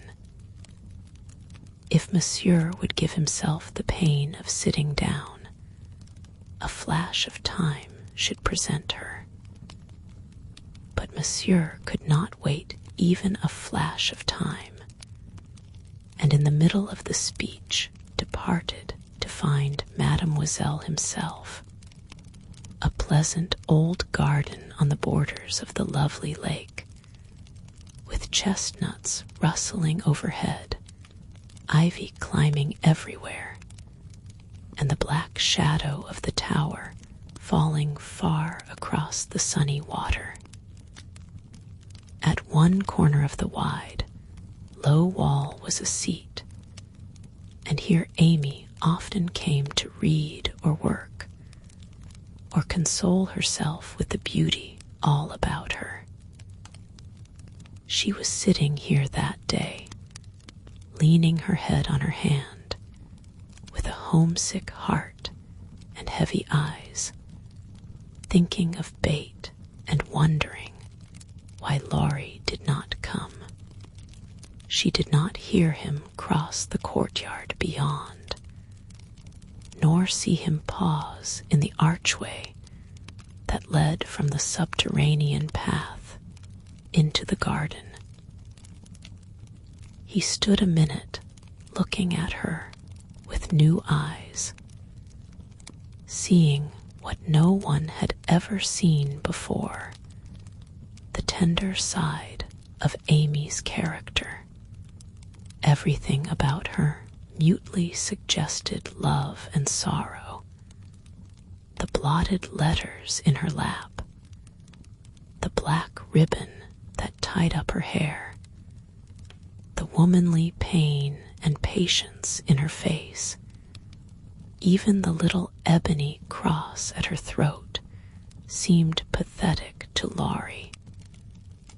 for he had given it to her, and she wore it as her only ornament. If he had any doubts about the reception she would give him, they were set at rest the minute she looked up and saw him. For dropping everything, she ran to him, exclaiming in a tone of unmistakable love and longing, "Oh, Laurie, Laurie, I knew you'd come to me." I think everything was said and settled then, for as they stood together, quite silent for a moment, with the dark head bent down protectingly over the light one, Amy felt that no one could comfort and sustain her so well as Laurie, and Laurie decided that Amy was the only woman in the world who could fill Joe's place and make him happy. He did not tell her so, but she was not disappointed, for both felt the truth, were satisfied, and gladly left the rest to silence. In a minute, Amy went back to her place, and while she dried her tears, Laurie gathered up the scattered papers, finding in the sight of sundry well-worn letters and suggestive sketches good omens for the future. As he sat down beside her, Amy felt shy again and turned rosy red at the recollection of her impulsive greeting. I couldn't help it. I felt so lonely and sad, and was so very glad to see you. It was such a surprise to look up and find you, just as I was beginning to fear you wouldn't come, she said, trying in vain to speak quite naturally. I came the minute I heard. I wish I could say something to comfort you for the loss of dear little Bate, but I can only feel, and he could not get any further, for he too turned bashful all of a sudden, and did not quite know what to say. He longed to lay Amy's head down on his shoulder and tell her to have a good cry, but he did not dare, so took her hand instead and gave it a sympathetic squeeze that was better than words. You needn't say anything. This comforts me, she said softly. Bate is well and happy, and I mustn't wish her back, but I dread the going home, much as I long to see them all. We won't talk about it now, for it makes me cry, and I want to enjoy you while you stay. You needn't go right back, need you? Not if you want me, dear. I do so much. Aunt and Flo are very kind, but you seem like one of the family, and it would be so comfortable to have you for a little while. Amy spoke, and looked so like a homesick child, whose heart was full, that Laurie forgot his bashfulness all at once, and gave her just what she wanted, the petting she was used to, and the cheerful conversation she needed. Poor little soul, you look as if you'd grieved yourself half sick. I'm going to take care of you, so don't cry any more, but come and walk about with me. The wind is too chilly for you to sit still, he said, in the half-caressing, half-commanding way that Amy liked, as he tied on her hat, drew her arm through his, and began to pace up and down the sunny walk under the new-leaved chestnuts. He felt more at ease upon his legs, and Amy found it pleasant to have a strong arm to lean upon, a familiar face to smile at her, and a kind voice to talk delightfully for her alone. The quaint old garden had sheltered many pairs of lovers, and seemed expressly made for them. So sunny and secluded was it, with nothing but the tower to overlook them, and the wide lake to carry away the echo of their words as it rippled by below. For an hour this new pair walked and talked, or rested on the wall, enjoying the sweet influences which gave such a charm to time and place. And when an unromantic dinner bell warned them away, Amy felt as if she left her burden of loneliness and sorrow behind her in the chateau garden. The moment Mrs. Carroll saw the girl's altered face, she was illuminated with a new idea, and exclaimed to herself, "Now I understand it all. The child has been pining for young Lawrence. Bless my heart, I never thought of such a thing." With praiseworthy discretion, the good lady said nothing, and betrayed no sign of enlightenment, but cordially urged Laurie to stay, and begged Amy to enjoy his society, for it would do her more good than so much solitude. Amy was a model of docility, and as her aunt was a good deal occupied with Flo, she was left to entertain her friend, and did it with more than her usual success. At Nice, Laurie had lounged and Amy had scolded. At Vevey, Laurie was never idle, but always walking, riding, boating, or studying in the most energetic manner, while Amy admired everything he did and followed his example as far and as fast as she could.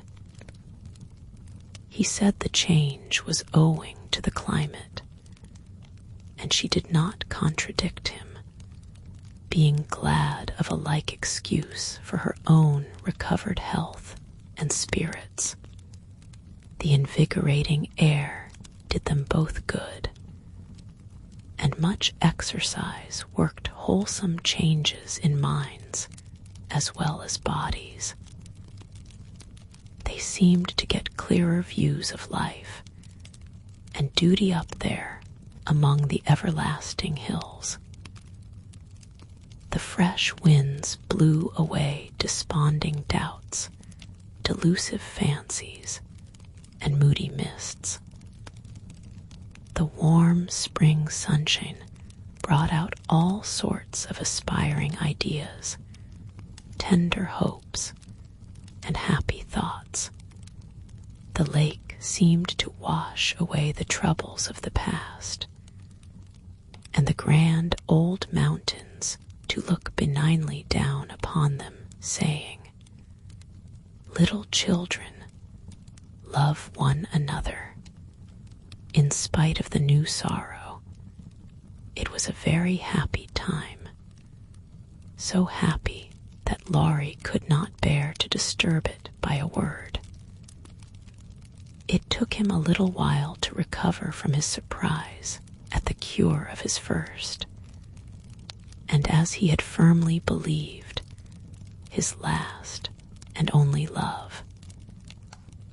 He consoled himself for the seeming disloyalty by the thought that Joe's sister was almost the same as Joe's self, and the conviction that it would have been impossible to love any other woman but Amy so soon and so well.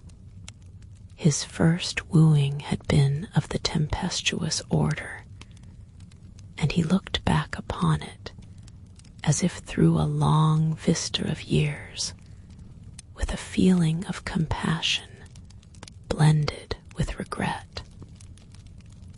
He was not ashamed of it, but put it away as one of the bittersweet experiences of his life, for which he could be grateful when the pain was over. His second wooing, he resolved, should be as calm and simple as possible. There was no need of having a scene, hardly any need of telling Amy that he loved her. She knew it without words, and had given him his answer long ago. It all came about so naturally that no one could complain, and he knew that everybody would be pleased, even Joe. But when our first little passion has been crushed, we are apt to be wary and slow in making a second trial.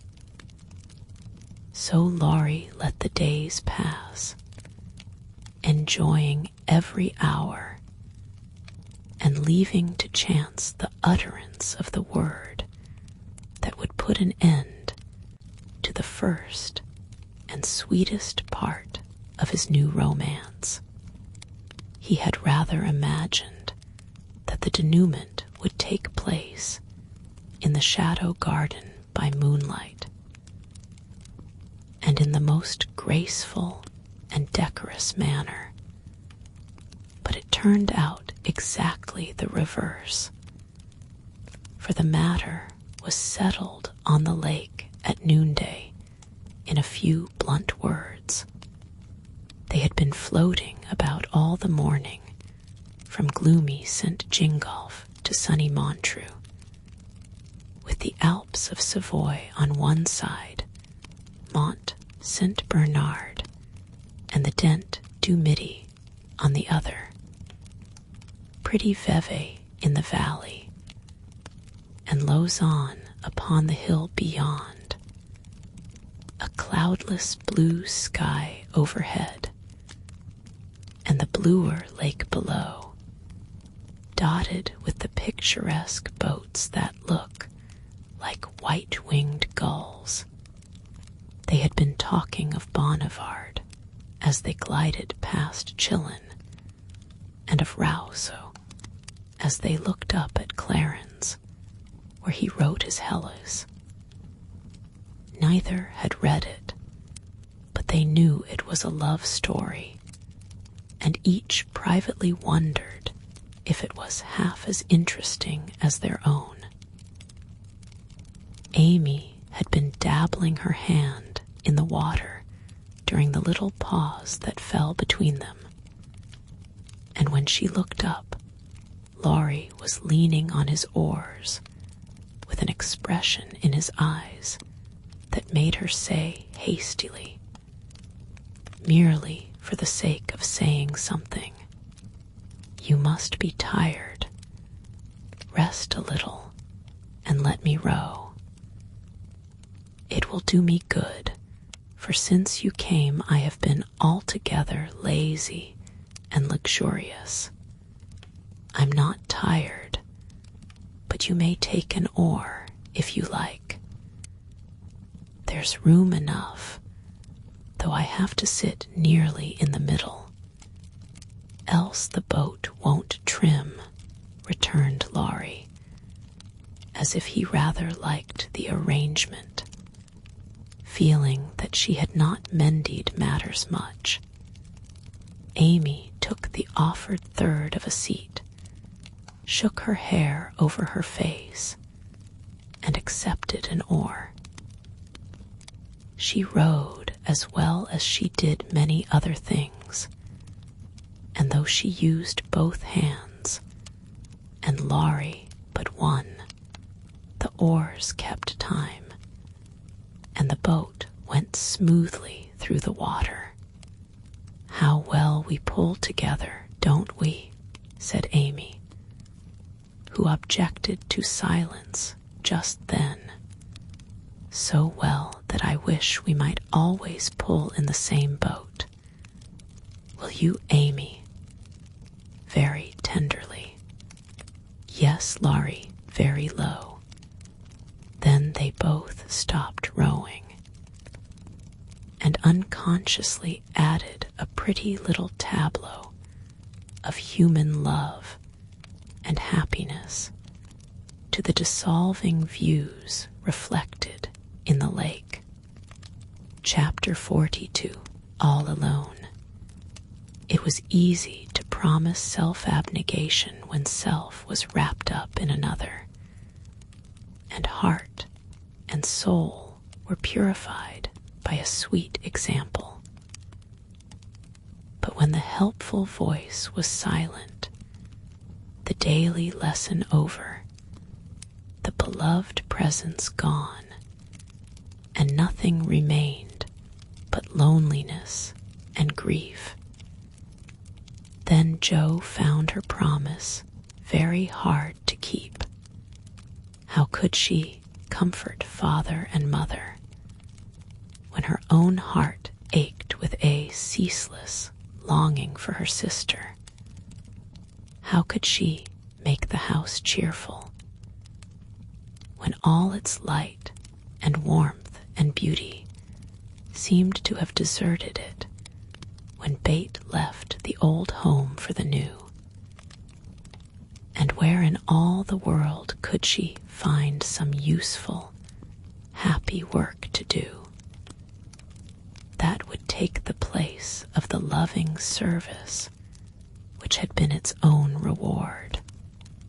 She tried in a blind, hopeless way to do her duty, secretly rebelling against it all the while, for it seemed unjust that her few joys should be lessened, her burdens made heavier, and life get harder and harder as she toiled along. Some people seemed to get all sunshine, and some all shadow. It was not fair, for she tried more than Amy to be good, but never got any reward, only disappointment, trouble, and hard work. Poor Jo, these were dark days to her, for something like despair came over her when she thought of spending all her life in that quiet house, devoted to humdrum cares, a few small pleasures, and the duty that never seemed to grow any easier. "I can't do it. I wasn't meant for a life like this, and I know I shall break away and do something desperate if somebody doesn't come and help me," she said to herself when her first efforts failed, and she fell into the moody, miserable state of mind which often comes when strong wills have to yield to the inevitable. But someone did come and help her, though Jo did not recognize her good angels at once, because they wore familiar shapes and used the simple spells best fitted to poor humanity. Often she started up at night thinking Bate called her, and when the sight of the little empty bed made her cry with the bitter cry of unsubmissive sorrow, "Oh, Bate, come back, come back," she did not stretch out her yearning arms in vain, for as quick to hear her sobbing as she had been to hear her sister's faintest whisper, her mother came to comfort her, not with words only, but the patient tenderness that soothes by a touch, tears that were mute reminders of a greater grief than Joe S., and broken whispers more eloquent than prayers, because hopeful resignation went hand in hand with natural sorrow.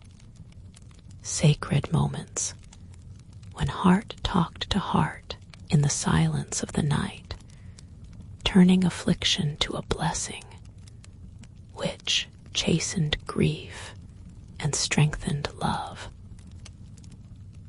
Feeling this, Joe's burden seemed easier to bear, duty grew sweeter, and life looked more endurable, seen from the safe shelter of her mother's arms, when aching heart was a little comforted, troubled mind likewise found help, for one day she went to the study, and leaning over the good gray head lifted to welcome her with a tranquil smile, she said very humbly, "Father, talk to me as you did to Bate."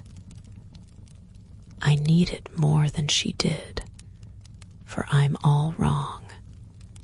My dear, nothing can comfort me like this, he answered, with a falter in his voice, and both arms round her, as if he too needed help and did not fear to ask for it. Then, sitting in Bates' little chair close beside him, Joe told her troubles, the resentful sorrow for her loss, the fruitless efforts that discouraged her, the want of faith that made life look so dark, and all the sad bewilderment which we call despair. She gave him entire confidence.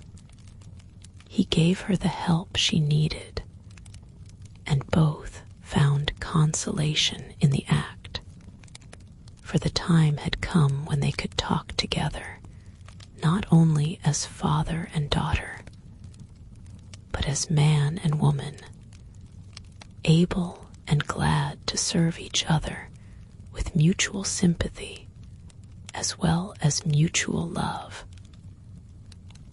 Happy, thoughtful times there in the old study, which Joe called the Church of One Member, and from which she came with fresh courage, recovered cheerfulness, and a more submissive spirit.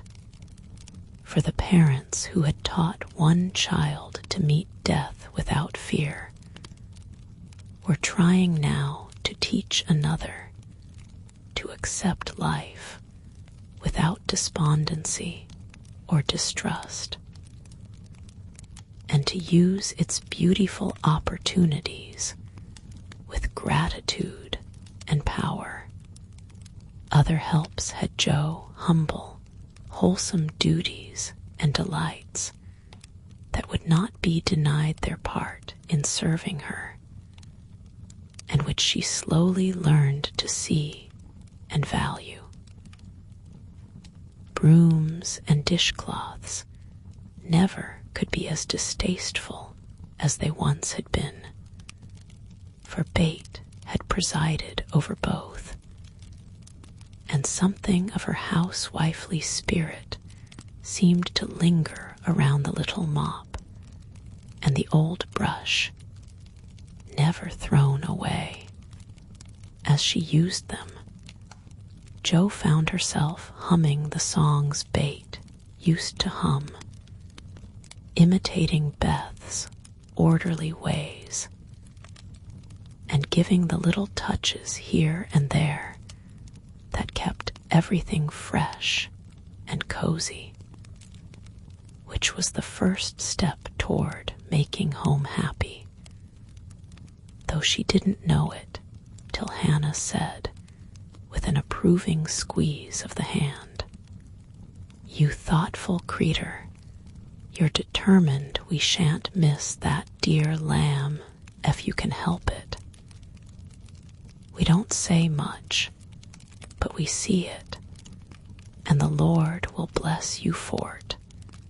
See if he don't." As they sat sewing together, Jo discovered how much improved her sister Meg was, how well she could talk, how much she knew about good, womanly impulses, thoughts, and feelings, how happy she was in husband and children, and how much they were all doing for each other. Marriage is an excellent thing, after all. I wonder if I should blossom out half as well as you have, if I tried it.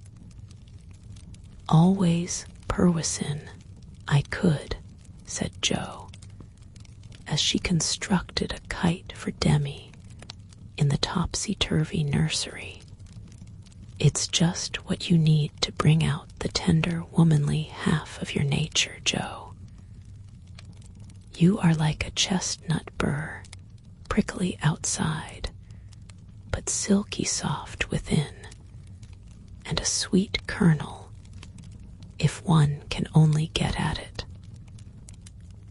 Love will make you show your heart one day, and then the rough burr will fall off. Frost opens chestnut burrs, ma'am, and it takes a good shake to bring them down. Boys go nutting, and I don't care to be bagged by them, returned Jo, pasting away at the kite, which no wind that blows would ever carry up. For Daisy had tied herself on as a bob.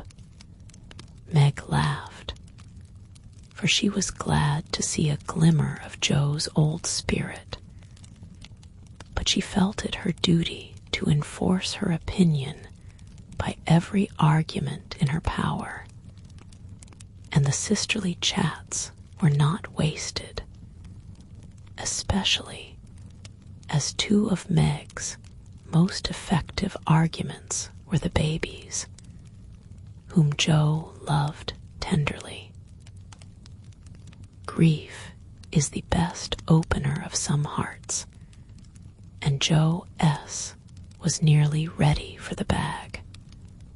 A little more sunshine to ripen the nut then, not a boy's impatient shake, but a man's hand reached up to pick it gently from the burr and find the kernel sound and sweet.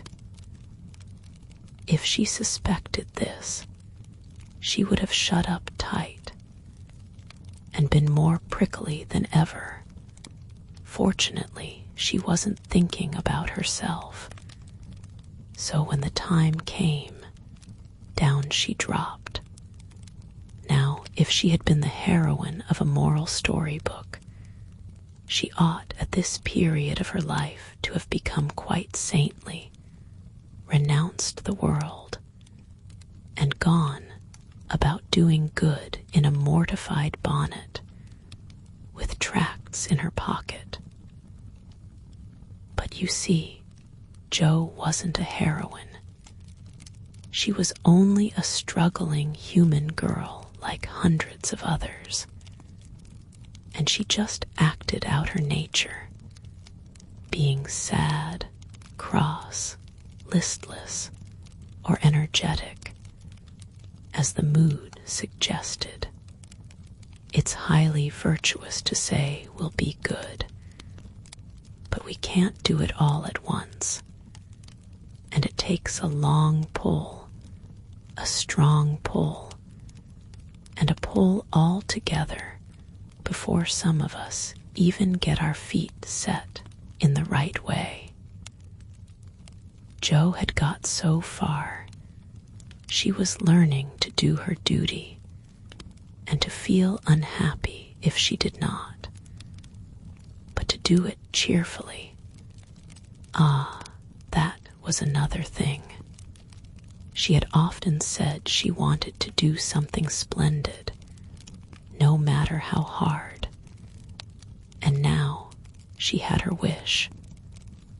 For what could be more beautiful than to devote her life to father and mother, trying to make home as happy to them as they had to her, and, if difficulties were necessary to increase the splendor of the effort, what could be harder for a restless, ambitious girl than to give up her own hopes, plans, and desires, and cheerfully live for others? Providence had taken her at her word. Here was the task, not what she had expected, but better because self had no part in it. Now could she do it? She decided that she would try, and in her first attempt she found the helps I have suggested. Still another was given her, and she took it, not as a reward, but as a comfort, as Christian took the refreshment afforded by the little arbor where he rested, as he climbed the hill called difficulty. Why don't you write? That always used to make you happy, said her mother once, when the desponding fit overshadowed Jo. I've no heart to write, and if I had, nobody cares for my things. We do. Write something for us, and never mind the rest of the world. Try it, dear. I'm sure it would do you good and please us very much. Don't believe I can. But Jo got out her desk and began to overhaul her half-finished manuscripts. An hour afterward her mother peeped in, and there she was, scratching away with her black pinafore on, and an absorbed expression which caused Mrs. March to smile and slip away, well pleased with the success of her suggestion. Jo never knew how it happened, but something got into that story that went straight to the hearts of those who read it. For when her family had laughed and cried over it, her father sent it, much against her will, to one of the popular magazines, and to her utter surprise, it was not only paid for, but others requested, letters from several persons, whose praise was honor, followed the appearance of the little story. Newspapers copied it, and strangers as well as friends admired it. For a small thing, it was a great success, and Jo was more astonished than when her novel was commended and condemned all at once. I don't understand it. What can there be in a simple little story like that to make people praise it so," she said, quite bewildered. "There is truth in it, Joe. That's the secret. Humor and pathos make it alive, and you have found your style at last. You wrote with no thoughts of fame and money, and put your heart into it, my daughter. You have had the bitter, now comes the sweet. Do your best, and grow as happy as we are in your success. If there is anything good or true in what I write, it isn't mine. I owe it all to you and Mother and Bate," said Jo, more touched by her father's words than by any amount of praise from the world. So taught by love and sorrow, Jo wrote her little stories and sent them away to make friends for themselves and her, finding it a very charitable world to such humble wanderers, for they were kindly welcomed and sent home comfortable tokens to their mother, like dutiful children whom good fortune overtakes. When Amy and Laurie wrote of their engagement, Mrs. March feared that Jo would find it difficult to rejoice over it, but her fears were soon set at rest, for though Jo looked grave at first, she took it very quietly and was full of hopes and plans for the children before she read the letter twice. It was a sort of written duet, wherein each glorified the other in lover-like fashion, very pleasant to read and satisfactory to think of, for no one had any objection to make. "You like it, Mother," said Jo, as they laid down the closely written sheets and looked at one another. "Yes, I hoped it would be so. Ever since Amy wrote that she had refused Fred, I felt sure then that something better than what you call the mercenary spirit had come over her, and a hint here and there in her letters made me suspect that love and Laurie would win the day. How sharp you are, Marmee, and how silent. You never said a word to me. Mothers have need of sharp eyes and discreet tongues when they have girls to manage. I was half afraid to put the idea into your head, lest you should write and congratulate them before the thing was settled. I'm not the scatterbrain I was. You may trust me. I'm sober and sensible enough for anyone's confidant now. So you are, my dear, and I should have made you mine. Only I fancied it might pain you to learn that your Teddy loved someone else. Now, Mother, did you really think I could be so silly and selfish? After I'd refused his love when it was freshest, if not best, I knew you were sincere then, Jo. But lately I have thought that if he came back and asked again, you might perhaps feel like giving another answer. Forgive me, dear. I can't help seeing that you are very lonely, and sometimes there is a hungry look in your eyes that goes to my heart. So fancied that your boy might fill the empty place if he tried now. No, mother, it is better as it is, and I'm glad Amy has learned to love him.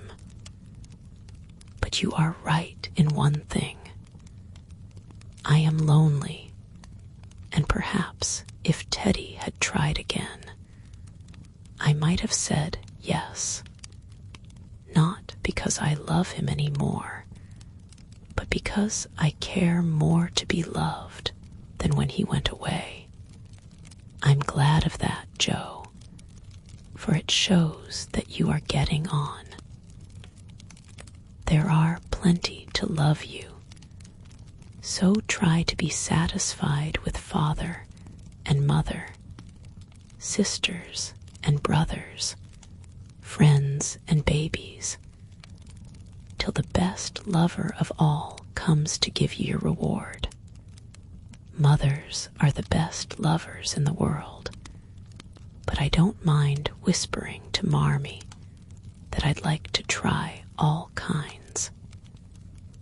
It's very curious, but the more I try to satisfy myself with all sorts of natural affections, the more I seem to want. I'd know idea hearts could take in so many. Mine is so elastic, it never seems full now, and I used to be quite contented with my family. I don't understand it. I do. And Mrs. March smiled her wise smile as Joe turned back the leaves to read what Amy said of Laurie. It is so beautiful to be loved as Laurie loves me. He isn't sentimental, doesn't say much about it, but I see and feel it in all he says and does, and it makes me so happy and so humble that I don't seem to be the same girl I was. I never knew how good and generous and tender he was till now, for he lets me read his heart, and I find it full of noble impulses and hopes and purposes, and am so proud to know it's mine. He says he feels as if he could make a prosperous voyage now with me aboard as mate, and lots of love for ballast. I pray he may, and try to be all he believes me, for I love my gallant captain with all my heart and soul and might, and never will desert him, while God lets us be together. Oh, mother, I never knew how much like heaven this world could be, when two people love and live for one another, and that's our cool, reserved, and worldly Amy. Truly, love does work miracles. How very, very happy they must be.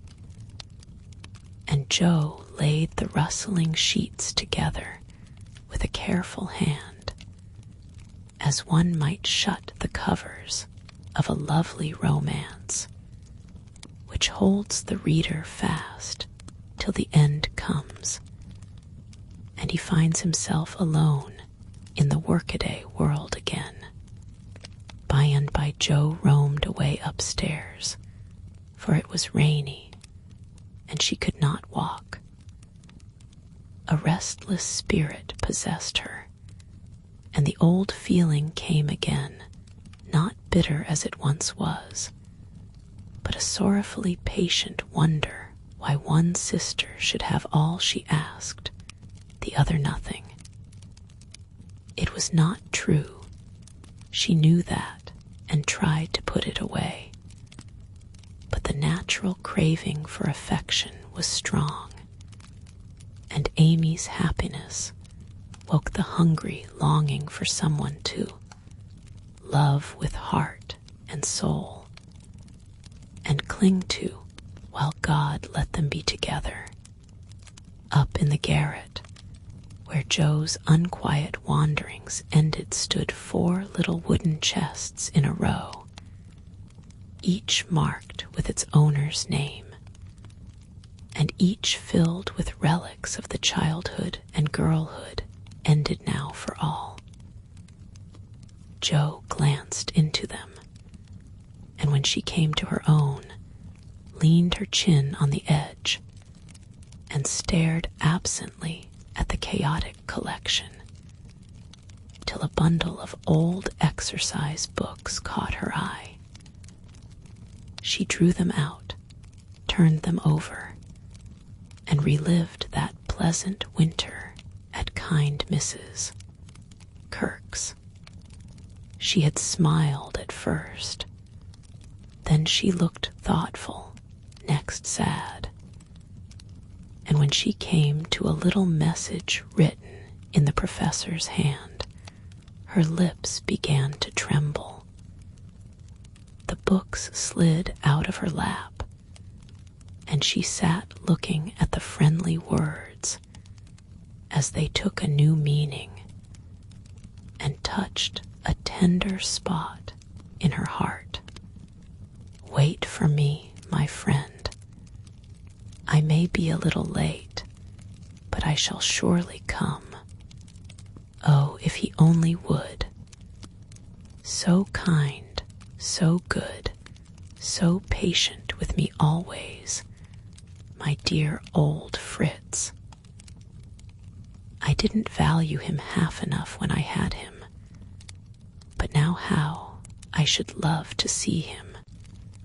For everyone seems going away from me, and I'm all alone, and holding the little paper fast, as if it were a promise yet to be fulfilled.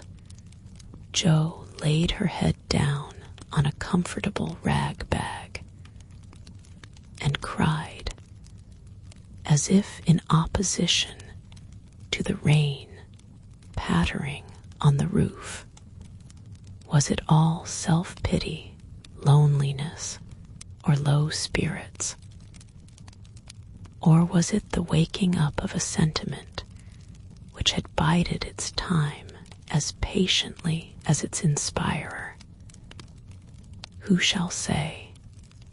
Chapter 43, Surprises. Jo was alone in the twilight, lying on the old sofa, looking at the fire and thinking. It was her favorite way of spending the hour of dusk. No one disturbed her, and she used to lie there on Bates' little red pillow, planning stories, dreaming dreams, or thinking tender thoughts of the sister who never seemed far away. Her face looked tired, grave, and rather sad, for tomorrow was her birthday, and she was thinking how fast the years went by, how old she was getting, and how little she seemed to have accomplished. Almost 25, and nothing to show for it. Jo was mistaken in that. There was a good deal to show, and by and by she saw and was grateful for it. An old maid, that's what I'm to be.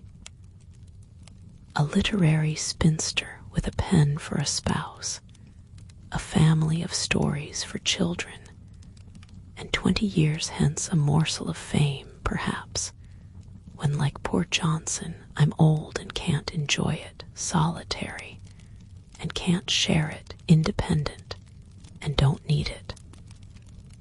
Well, I needn't be a sour saint nor a selfish sinner, and I dare say old maids are very comfortable when they get used to it, but... And Joe sighed, as if the prospect was not inviting. It seldom is, at first, and 30 seems the end of all things to 25. But it's not as bad as it looks, and one can get on quite happily if one has something in one's self to fall back upon. At 25, girls begin to talk about being old maids, but secretly resolve that they never will be. At 30, they say nothing about it, but quietly accept the fact, and if sensible, console themselves by remembering that they have 20 more useful, happy years in which they may be learning to grow old gracefully. Don't laugh at the spinsters, dear girls, for often very tender. Tragic romances are hidden away in the hearts that beat so quietly under the sober gowns, and many silent sacrifices of youth, health, ambition, love itself, make the faded faces beautiful in God's sight. Even the sad, sour sisters should be kindly dealt with, because they have missed the sweetest part of life, if for no other reason. And looking at them with compassion, not contempt, girls in their bloom should remember that they too may miss the blossom time. That rosy cheeks don't last forever, that silver threads will come in the bonny brown hair, and that, by and by, kindness and respect will be as sweet as love and admiration now. Gentlemen, which means boys, be courteous to the old maids, no matter how poor and plain and prim, for the only chivalry worth having is that which is the readiest to pay deference to the old, protect the feeble, and serve womankind regardless of rank, age, or color. Just recollect the good aunts who have not only lectured and fussed, but nursed and petted, too often without thanks, the scrapes they have helped you out of, the tips they have given you from their small store, the stitches the patient old fingers have set for you, the steps the willing old feet have taken, and gratefully pay the dear old ladies the little attentions that women love to receive as long as they live. The bright-eyed girls are quick to see such traits, and will like you all the better for them.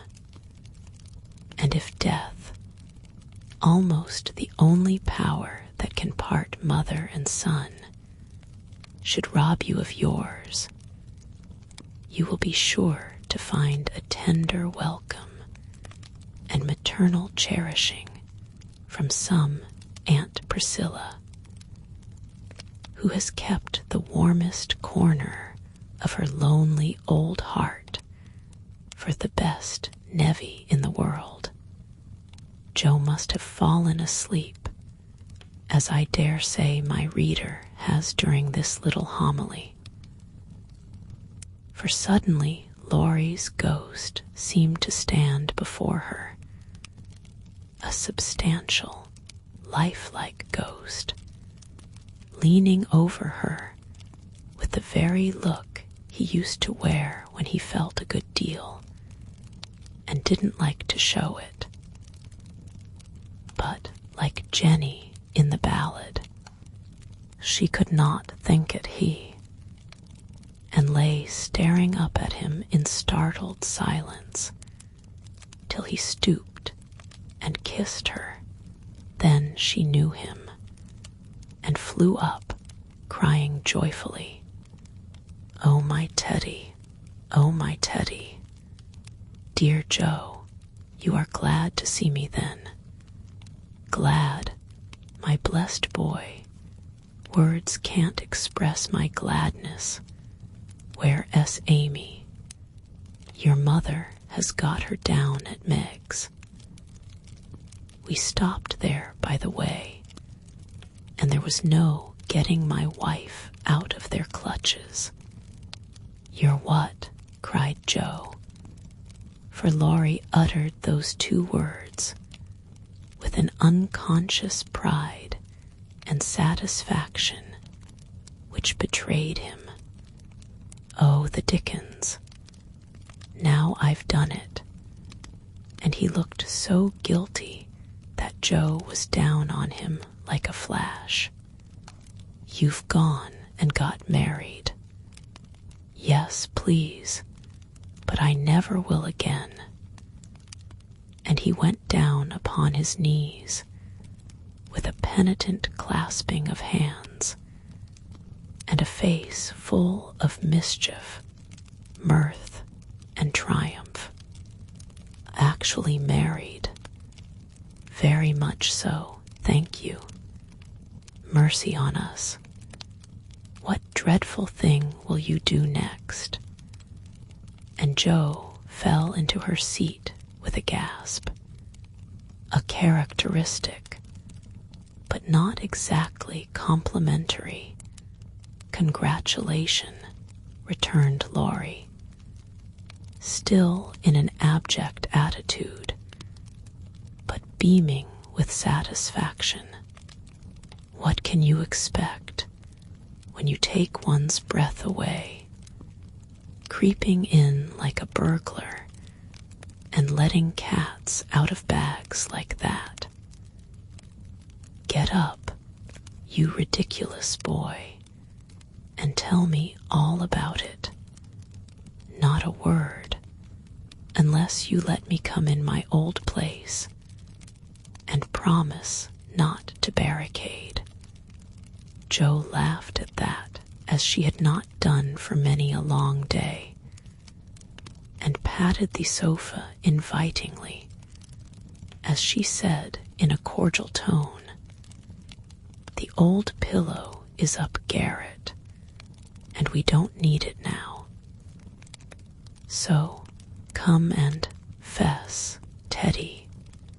How good it sounds to hear you say Teddy. "No one ever calls me that but you." And Laurie sat down with an air of great content. "What does Amy call you?" "My lord." "That's like her." "Well, you look it." And Joe's eye plainly betrayed that she found her boy comelier than ever. The pillow was gone, but there was a barricade, nevertheless, a natural one raised by time, absence, and change of heart. Both felt it, and for a minute looked at one another as if that invisible barrier cast a little shadow over them. It was gone directly, however, for Laurie said, with a vain attempt at dignity, "Don't I look like a married man and the head of a family?" "Not a bit, and you never will. You've grown bigger and bonnier, but you are the same scapegrace as ever. Now really, Joe, you ought to treat me with more respect," began Laurie, who enjoyed it all immensely. "How can I, when the mere idea of you married and settled is so irresistibly funny that I can't keep sober? answered Jo, smiling all over her face, so infectiously that they had another laugh, and then settled down for a good talk, quite in the pleasant old fashion. It's no use your going out in the cold to get Amy, for they are all coming up presently. I couldn't wait. I wanted to be the one to tell you the grand surprise, and have first skim, as we used to say when we squabbled about the cream. Of course you did, and spoiled your story by beginning at the wrong end now. Start right, and tell me how it all happened. I'm pining to know. Well, I did it to please Amy, began Laurie, with a twinkle that made Jo exclaim. Fib number 1. Amy did it to please you.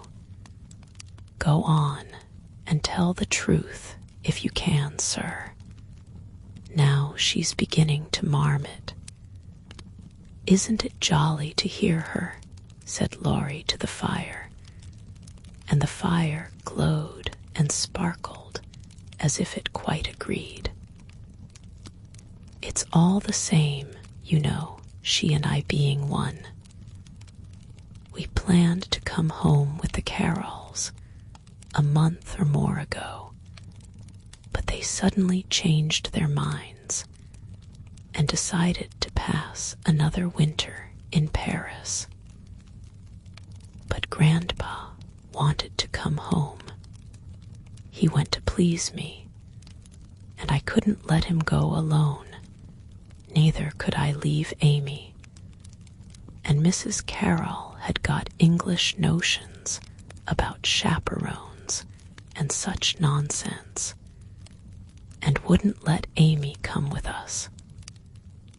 So I just settled the difficulty by saying, let S be married, and then we can do as we like. Of course you did. You always have things to suit you. Not always. And something in Laurie's voice made Jo say hastily, how did you ever get Aunt to agree? It was hard work, but between us, we talked her over, for we had heaps of good reasons on our side. There wasn't time to write and ask leave, but you all liked it, had consented to it by and by, and it was only taking time by the fetlock, as my wife says. Aren't we proud of those 2 words, and don't we like to say them? Interrupted Jo, addressing the fire in her turn, and watching with delight the happy light it seemed to kindle in the eyes that had been so tragically gloomy when she saw them last. A trifle, perhaps. She's such a captivating little woman. Can't help being proud of her. Well, then Uncle and Aunt were there to play propriety. We were so absorbed in one another, we were of no mortal use apart, and that charming arrangement would make everything easy all round. So we did it. When, where, how? Asked Jo, in a fever of feminine interest and curiosity, for she could not realize it a particle. 6 weeks ago, at the American Consul S in Paris. A very quiet wedding, of course, for even in our happiness, we didn't forget dear little Beth. Jo put her hand in his as he said that, and Laurie gently smoothed the little red pillow, which he remembered well. "Why didn't you let us know afterward?" asked Jo in a quieter tone when they had sat quite still a minute. "We wanted to surprise you. We thought we were coming directly home at first, but the dear old gentleman, as soon as we were married, found he couldn't be ready under a month, at least, and sent us off to spend our honeymoon wherever we liked. Amy had once called Valrosa a regular honeymoon home, so we went there, and were as happy as people are but once in their lives. My faith, wasn't it love among the roses?" Laurie seemed to forget Jo for a minute, and Jo was glad of it, for the fact that he told her these things so freely and so naturally assured her that he had quite forgiven and forgotten.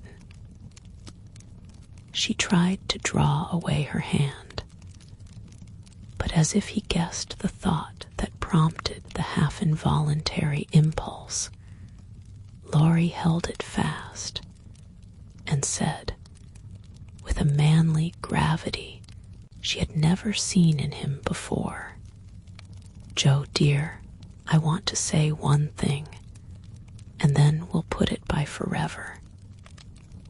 As I told you in my letter when I wrote that Amy had been so kind to me, I never shall stop loving you, but the love is altered, and I have learned to see that it is better as it is. Amy and you changed places in my heart, that's all. I think it was meant to be so, and would have come about naturally if I had waited as you tried to make me. But I never could be patient, and so I got a heartache. I was a boy then, headstrong and violent, and it took a hard lesson to show me my mistake.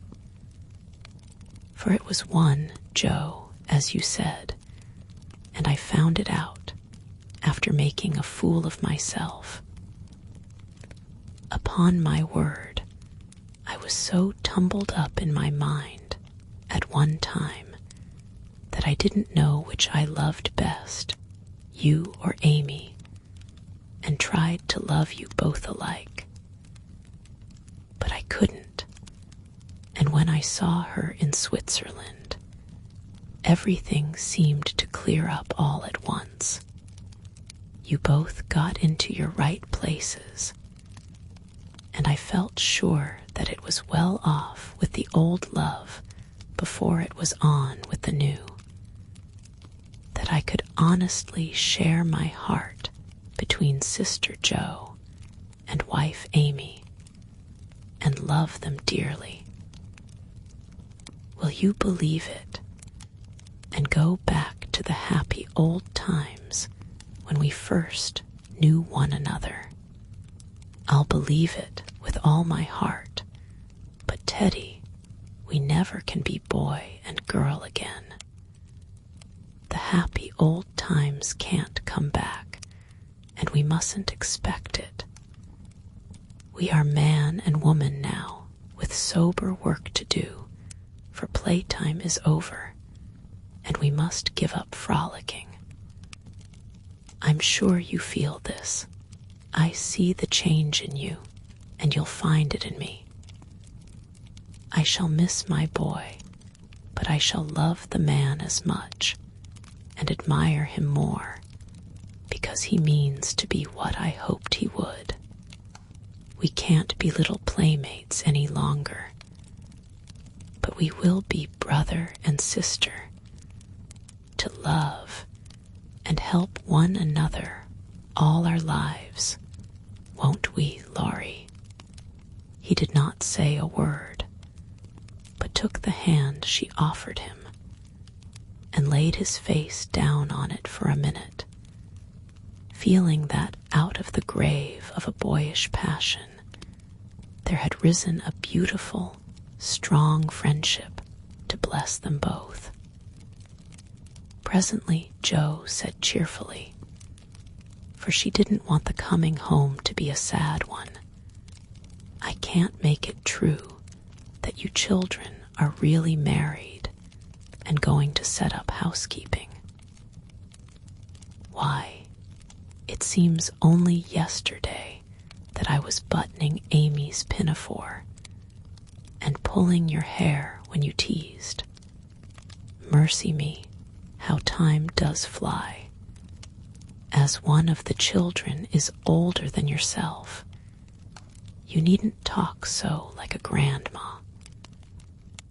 I flatter myself I'm a gentleman growed, as Peggotty said of David.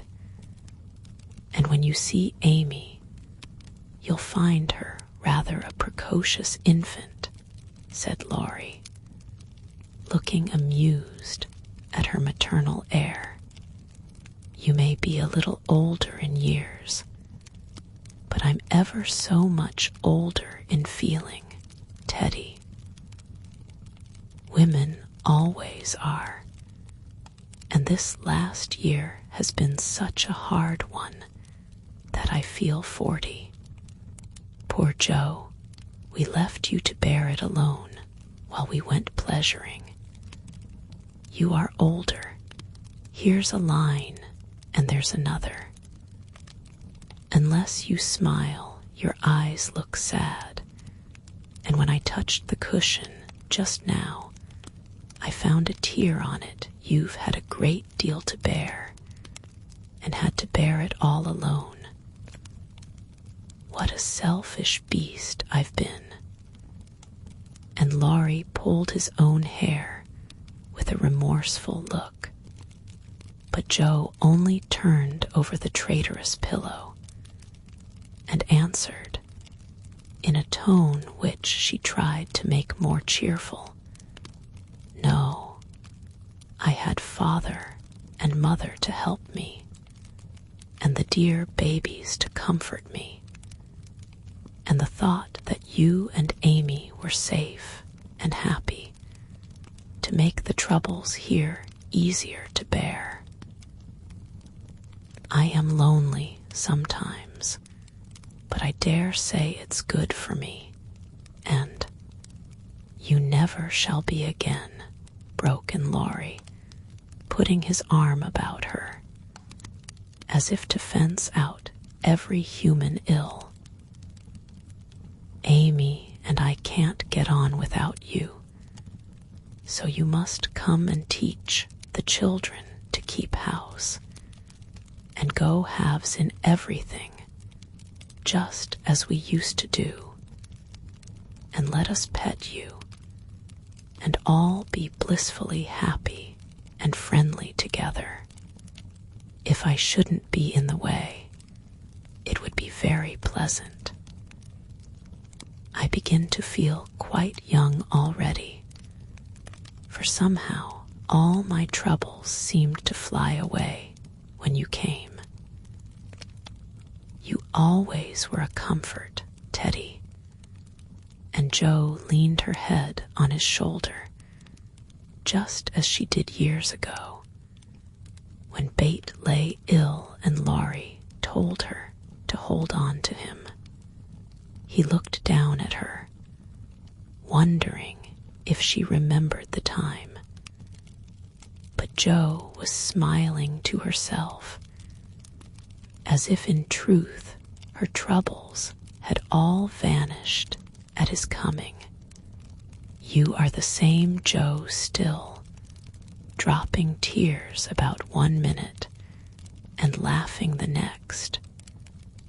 You look a little wicked now. What is it, Grandma? I was wondering how you and Amy get on together, like angels. Yes, of course, but which rules? I don't mind telling you that she does now. At least I let her think so. It pleases her, you know. By and by we shall take turns, for marriage, they say, halves one's rights and doubles one's duties. You'll go on as you begin, and Amy will rule you all the days of your life. Well, she does it so imperceptibly that I don't think I shall mind much. She is the sort of woman who knows how to rule well. In fact, I rather like it, for she winds one round her finger as softly and prettily as a skein of silk, and makes you feel as if she was doing you a favor all the while. That ever I should live to see you a henpecked husband and enjoying it, cried Joe, with uplifted hands.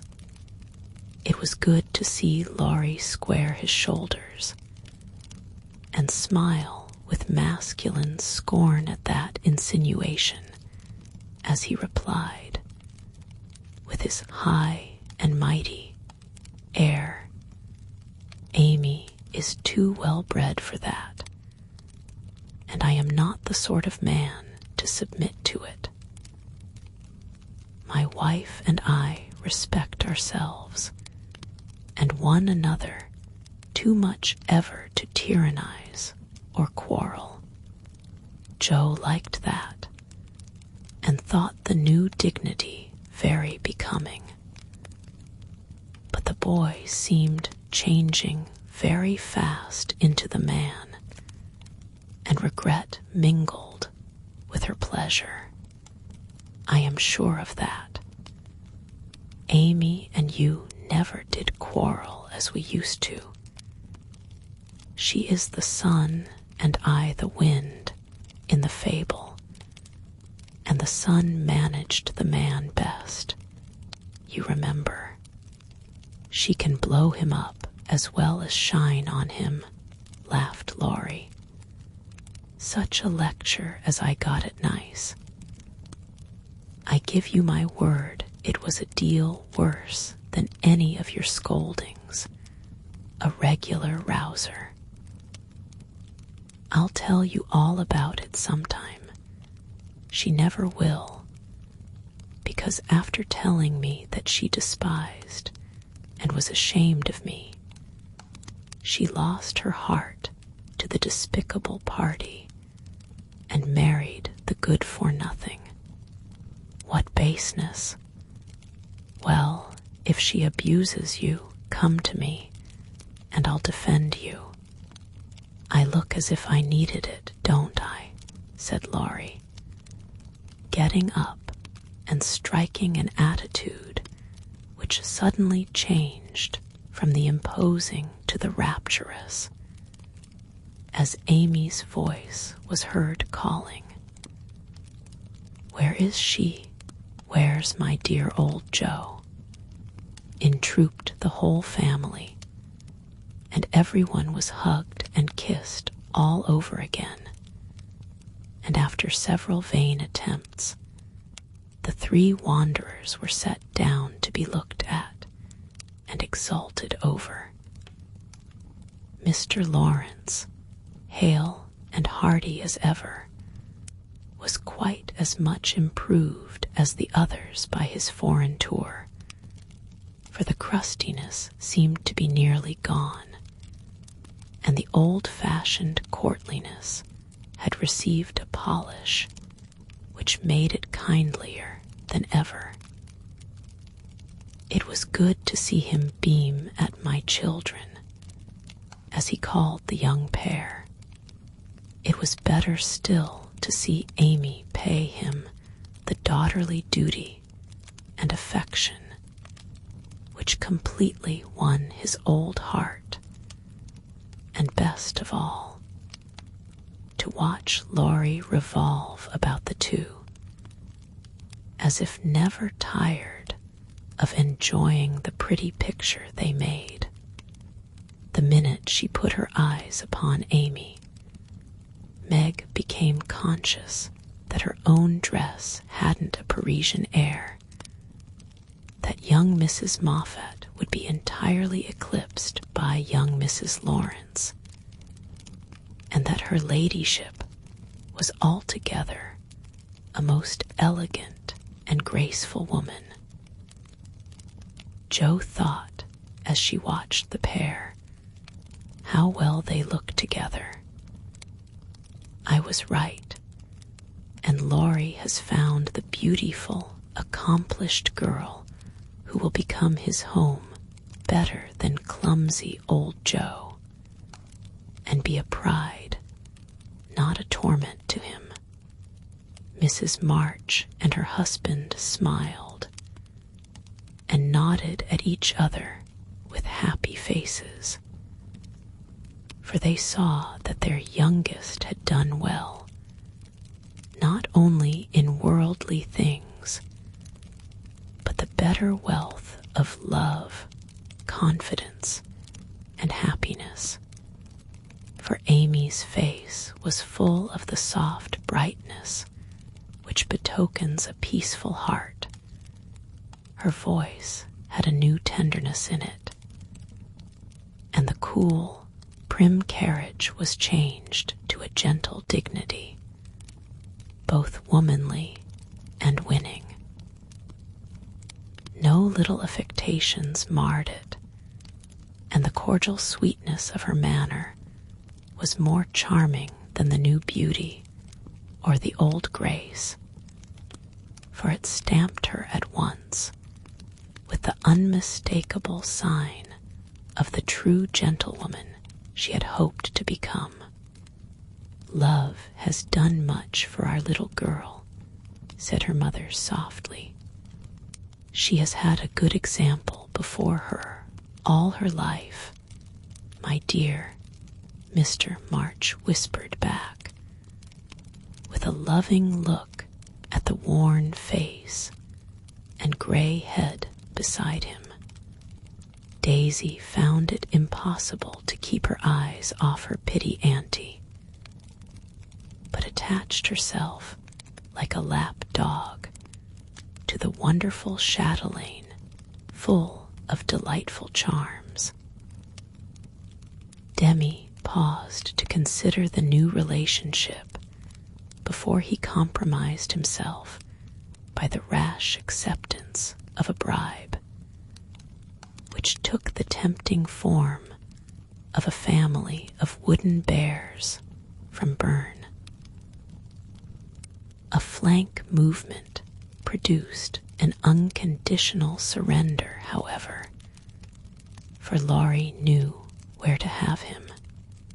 "Young man, when I first had the honor of making your acquaintance, you hit me in the face. Now I demand the satisfaction of a gentleman." And with that, the tall uncle proceeded to toss and touzle the small nephew in a way that damaged his philosophical dignity as much as it delighted his boyish soul.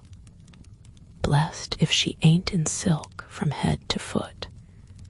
Ain't it a religion sight to see her settin' there, as fine as a fiddle, and hear folks calling little Amy Mies?" "Lawrence," muttered old Hannah, who could not resist frequent peeks through the slide as she set the table in a most decidedly promiscuous manner. Mercy on us, how they did talk. First one, then the other, then all burst out together trying to tell the history of 3 years in half an hour. It was fortunate that tea was at hand produce a lull and provide refreshment, for they would have been hoarse and faint if they had gone on much longer. Such a happy procession as filed away into the little dining room mister. March proudly escorted Mrs. Lawrence. Mrs. March as proudly leaned on the arm of my son. The old gentleman took Joe with a whispered, "You must be my girl now," and a glance at the empty corner by the fire that made Joe whisper back, "I'll try to fill her place, sir."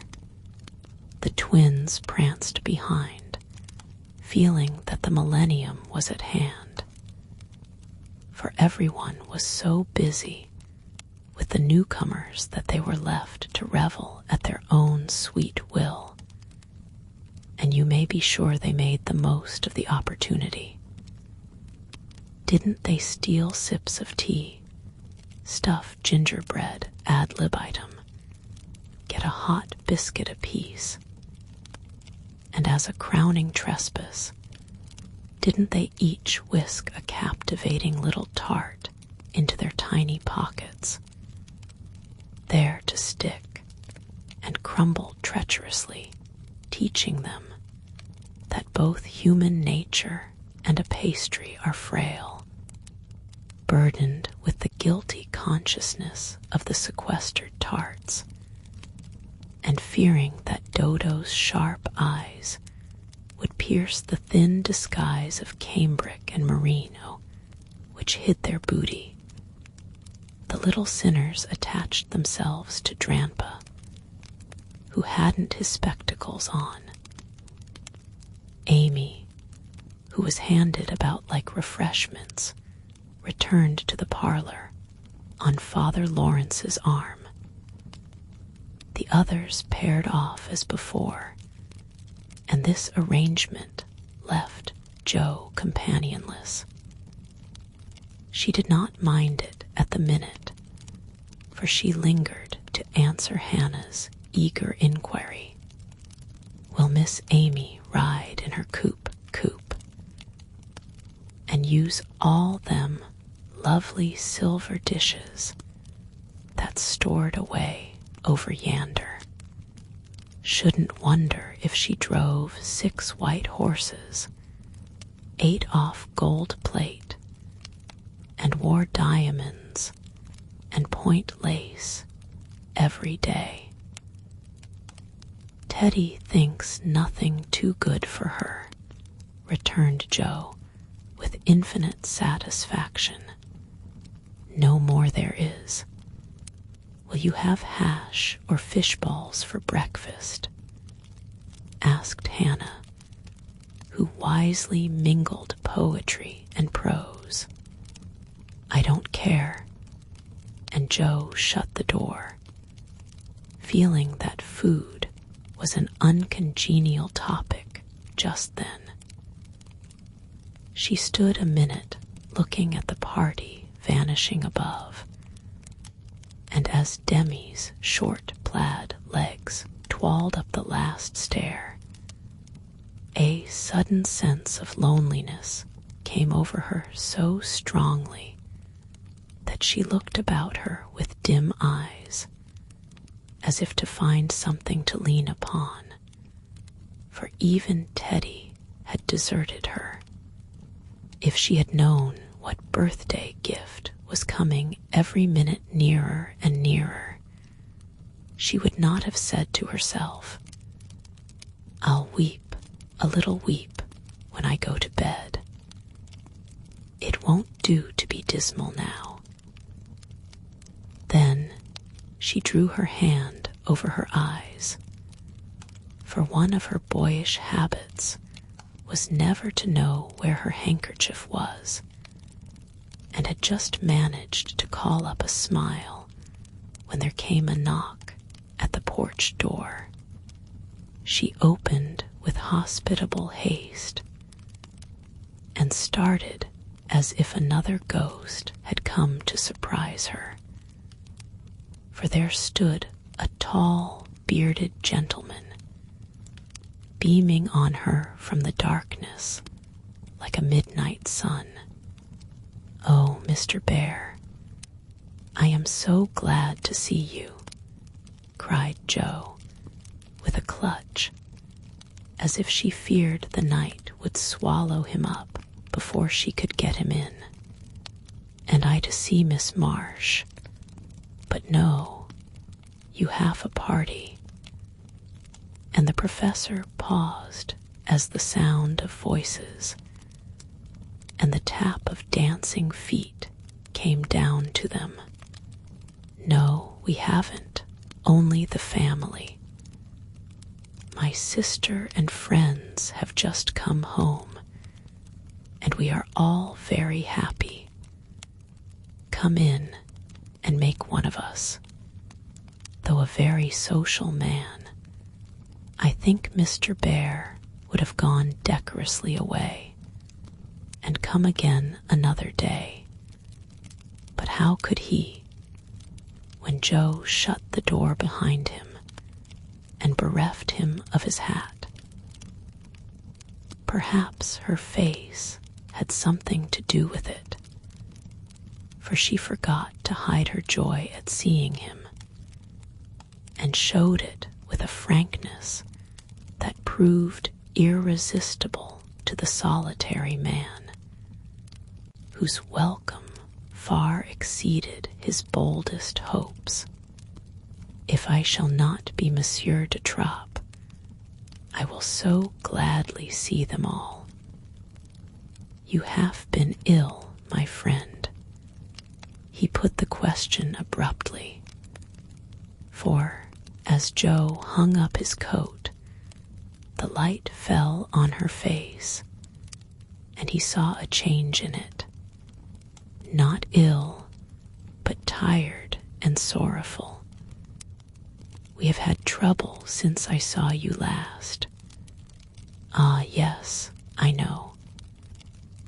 My heart was sore for you when I heard that." And he shook hands again, with such a sympathetic face that Jo felt as if no comfort could equal the look of the kind eyes, the grasp of the big, warm hand. "Father, Mother, this is my friend, Professor Bear," she said, with a face and tone of such irrepressible pride and pleasure that she might as well have blown a trumpet, and opened the door with a flourish. If the stranger had any doubts about his reception, they were set at rest in a minute by the cordial welcome he received. Everyone greeted him kindly, for Jo's sake at first, but very soon they liked him for his own. They could not help it, for he carried the talisman that opens all hearts, and these simple people warmed to him at once, feeling even the more friendly because he was poor. For poverty enriches those who live above it, and is a sure passport to truly hospitable spirits. Mr. Bear sat looking about him with the air of a traveler who knocks at a strange door, and when it opens, finds himself at home. The children went to him like bees to a honey pot, and establishing themselves on each knee, proceeded to captivate him by rifling his pockets, pulling his beard, and investigating his watch with juvenile audacity.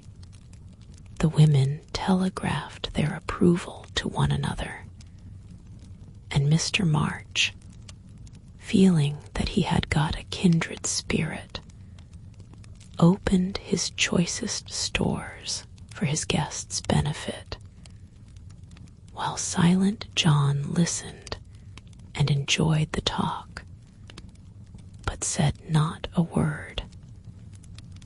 And Mr. Lawrence found it impossible to go to sleep.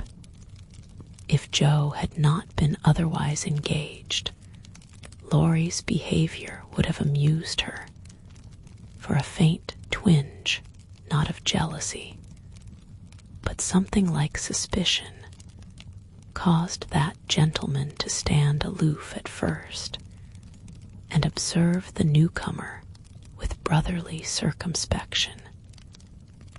But it did not last long. He got interested in spite of himself, and before he knew it, was drawn into the circle. For Mr. Bear talked well in this genial atmosphere and did himself justice. He seldom spoke to Laurie, but he looked at him often, and a shadow would pass across his face, as if regretting his own lost youth, as he watched the young man in his prime. Then his eyes would turn to Jo so wistfully that she would have surely answered the mute inquiry if she had seen it. But Jo had her own eyes to take care of, and feeling that they could not be trusted, she prudently kept them on the little sock she was knitting, like a model maiden aunt. A stealthy glance now, and then refreshed her like sips of fresh water after a dusty walk, for the sidelong peeps showed her several propitious omens. Mr. Bear's face had lost the absent-minded expression and looked all alive with interest in the present moment. Actually young and handsome, she thought, forgetting to compare him with Laurie, as she usually did strange men, to their great detriment. Then he seemed quite inspired, though the burial customs of the ancients, to which the conversation had strayed, might not be considered an exhilarating topic. Jo quite glowed with triumph when Teddy got quenched in an argument, and thought to herself, as she watched her father's absorbed face, how he would enjoy having such a man as my professor to talk with every day. Lastly, Mr. Bear was dressed in a new suit of black, which made him look more like a gentleman than ever. His bushy hair had been cut and smoothly brushed, but didn't stay in order long, for in exciting moments he rumpled it up in the droll way he used to do, and Jo liked it rampantly erect better than flat, because she thought it gave his fine forehead a Jove-like aspect. Poor Jo, how she did glorify that plain man, as she sat knitting away so quietly, yet letting nothing escape her, not even the fact that Mr. Bear actually had gold sleeve buttons in his immaculate wristbands. Dear old fellow. He couldn't have got himself up with more care if he'd been going a-wooing, said Jo to herself. And then a sudden thought born of the words made her blush so dreadfully that she had to drop her ball and go down after it to hide her face. The maneuver did not succeed as well as she expected, however, For though just in the act of setting fire to a funeral pyre, the professor dropped his torch, metaphorically speaking, and made a dive after the little blue ball. Of course, they bumped their heads smartly together, saw stars, and both came up flushed and laughing without the ball to resume their seats, wishing they had not left them. Nobody knew where the evening went to, for Hannah skillfully abstracted the babies at an early hour, nodding like two rosy poppies, and Mr. Lawrence went home to rest. The others sat round the fire, talking away, utterly regardless of the lapse of time, till Meg, whose maternal mind was impressed with a firm conviction that Daisy had tumbled out of bed, and Demi set his nightgown afire, studying the structure of matches, made a move to go. We must have our sing in the good old way, for we are all together again once more, said Joe, feeling that a good shout would be a safe and pleasant vent for the jubilant emotions of her soul. They were not all there, but no one found the words thoughtless or untrue, for Beth still seemed among them, a peaceful presence, invisible, but dearer than ever, since death could not break the household league that love made dissoluble. The little chair stood in its old place. The tidy basket, with the bit of work she left unfinished when the needle grew so heavy, was still on its accustomed shelf. The beloved instrument, seldom touched now, had not been moved, and above it Bates' face, serene and smiling, as in the early days, looked down upon them, seeming to say, "Be happy. I am here. Play something. Amy, let them hear how much you have improved," said Laurie, with pardonable pride in his promising pupil. But Amy whispered with full eyes as she twirled the faded stool, "Not tonight, dear. I can't show off tonight." But she did show something better than brilliancy or skill, for she sang Beth's songs with a tender music in her voice which the best master could not have taught, and touched the listeners' hearts with a sweeter power than any other inspiration could have given her. The room was very still when the clear voice failed suddenly at the last line of Bates' favorite hymn. It was hard to say, "Earth hath no sorrow that heaven cannot heal," and Amy leaned against her husband, who stood behind her, feeling that her welcome home was not quite perfect without Bates' kiss.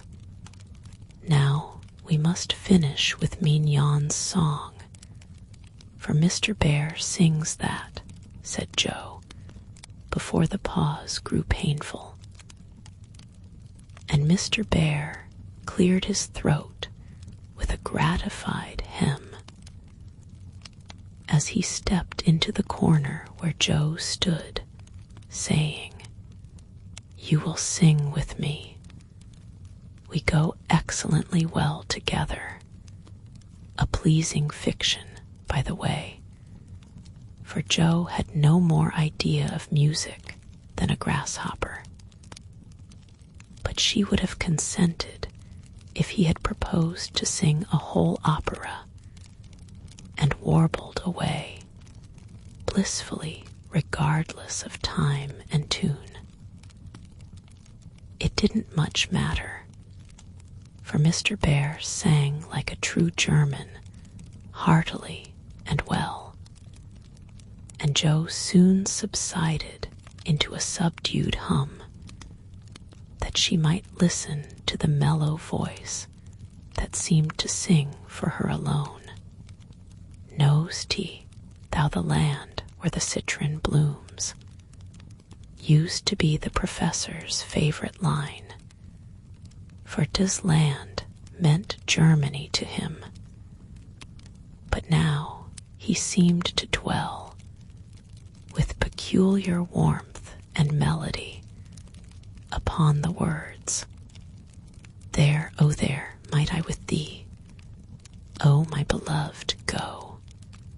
And one listener was so thrilled by the tender invitation that she longed to say she did know the land, and would joyfully depart thither whenever he liked. The song was considered a great success, and the singer retired covered with laurels. But a few minutes afterward, he forgot his manners entirely, and stared at Amy putting on her bonnet, for she had been introduced simply as my sister, and no one had called her by her new name since he came. He forgot himself still further when Laurie said, in his most gracious manner, at parting, "My wife and I are very glad to meet you, sir. Please remember that there is always a welcome waiting for you over the way." Then the professor thanked him so heartily, and looked so suddenly illuminated with satisfaction, that Laurie thought him the most delightfully demonstrative old fellow he ever met. "I too shall go, but I shall gladly come again, if you will give me leave, dear madame, for a little business in the city will keep me here some days." He spoke to Mrs. March, but he looked at Jo, and the mother's voice gave as cordial an assent as did the daughter's eyes. For Mrs. March was not so blind to her children's interest as Mrs. Moffat supposed. "I suspect that is a wise man," remarked Mr. March, with placid satisfaction from the hearthrug after the last guest had gone. "I know he is a good one," added Mrs. March, with decided approval as she wound up the clock. "I thought you'd like him," was all Jo said as she slipped away to her bed. She wondered what the business was that brought Mr. Bear to the city, and finally decided that he had been appointed to some great honor somewhere, but had been too modest to mention the fact.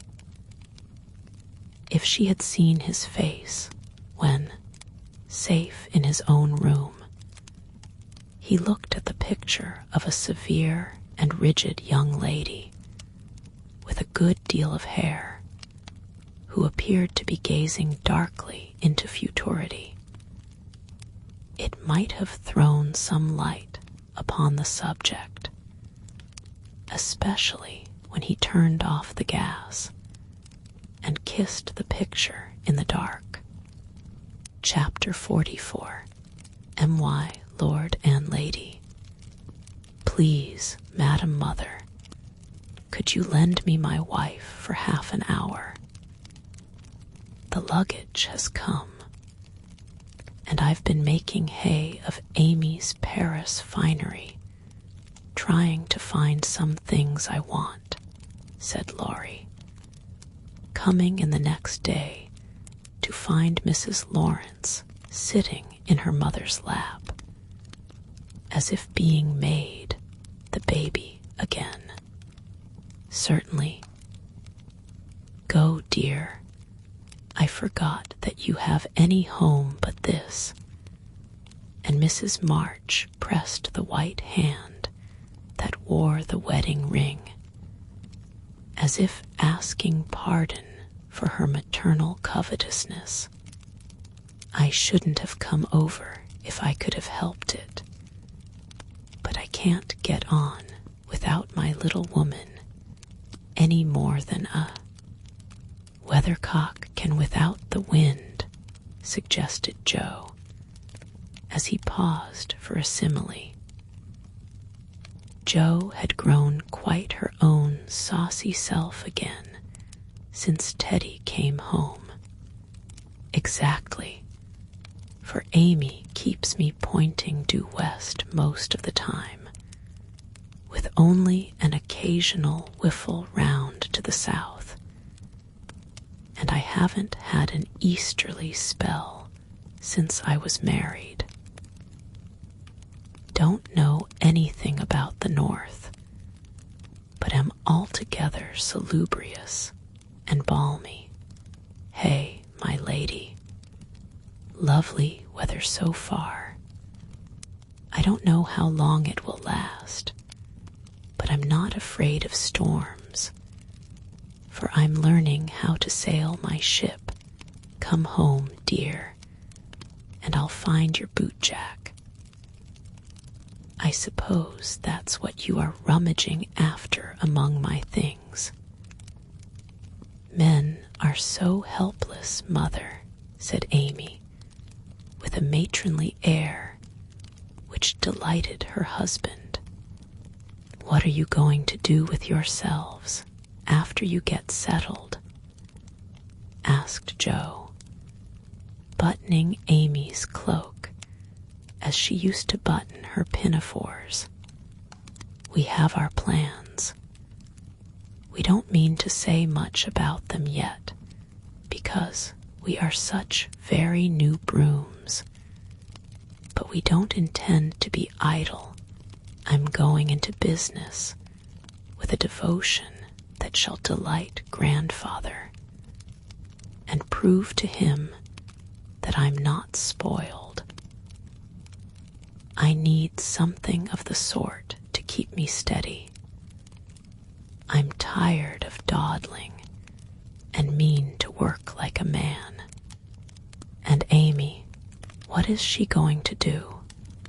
Asked Mrs. March, well pleased at Laurie's decision and the energy with which he spoke. After doing the civil all round and airing our best bonnet, we shall astonish you by the elegant hospitalities of our mansion, the brilliant society we shall draw about us, and the beneficial influence we shall exert over the world at large. That's about it, isn't it, Madame Recamier? Asked Laurie, with a quizzical look at Amy.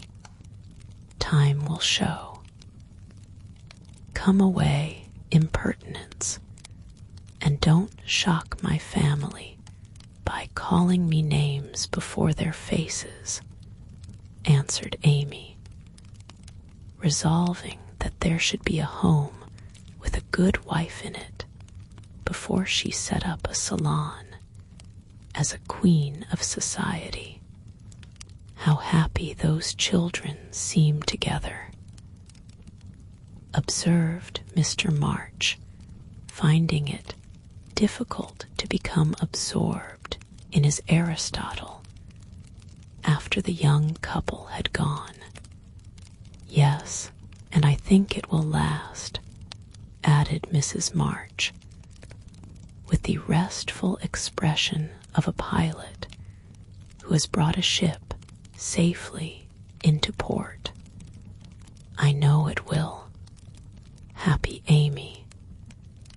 And Joe sighed, then smiled brightly as Professor Bear opened the gate with an impatient push. Later in the evening, when his mind had been set at rest about the bootjack, Laurie said suddenly to his wife, Mrs. Lawrence, "My lord, that man intends to marry our Joe. I hope so, don't you, dear? Well, my love, I consider him a trump in the fullest sense of that expressive word. But I do wish he was a little younger and a good deal richer. Now, Laurie, don't be too fastidious and worldly-minded. If they love one another, it doesn't matter a particle how old they are nor how poor. Women never should marry for money." Amy caught herself up short as the words escaped her, and looked at her husband, who replied with malicious gravity, "Certainly not, though you do hear charming girls say that they intend to do it sometimes. If my memory serves me, you once thought it your duty to make a rich match. That accounts, perhaps, for your marrying a good-for-nothing like me. Oh, my dearest boy, don't say that. I forgot you were rich when I said yes. I'd have married you if you hadn't a penny, and I sometimes wish you were poor, that I might show how much I love you." And Amy, who was very dignified in public and very fond in private, gave convincing proofs of the truth of her words. "You don't really think I am such a mercenary creature as I tried to be once, do you? It would break my heart if you didn't believe that I'd gladly pull in the same boat with you, even if you had to get your living by rowing on the lake. Am I an idiot and a brute? How could I think so when you refused a richer man for me, and won't let me give you half I want to now, when I have the right? Girls do it every day, poor things, and are taught to think it is their only salvation. But you had better lessons, and though I trembled for you at one time, I was not disappointed, for the daughter was true to the mother's teaching. I told Mama so yesterday, and she looked as glad and grateful as if I'd given her a check for $1 million to be spent in charity. You are not listening to my moral remarks, Mrs. Lawrence," and Laurie paused, for Amy's eyes had an absent look, though fixed upon his face. "Yes, I am, and admiring the mole in your chin at the same time. Don't wish to make you vain, but I must confess that I'm prouder of my handsome husband than of all his money. Don't laugh, but your nose is such a comfort to me. And Amy softly caressed the well-cut feature with artistic satisfaction. Laurie had received many compliments in his life, but never one that suited him better. As he plainly showed, though, he did laugh at his wife's peculiar taste, while she said slowly, "May I ask you a question, dear?" "Of course you may. Shall you care if Joe does marry Mr. Bear?" "Oh, that's the trouble, is it? I thought there was something in the dimple that didn't quite suit you. Not being a dog in the manger, but the happiest fellow alive.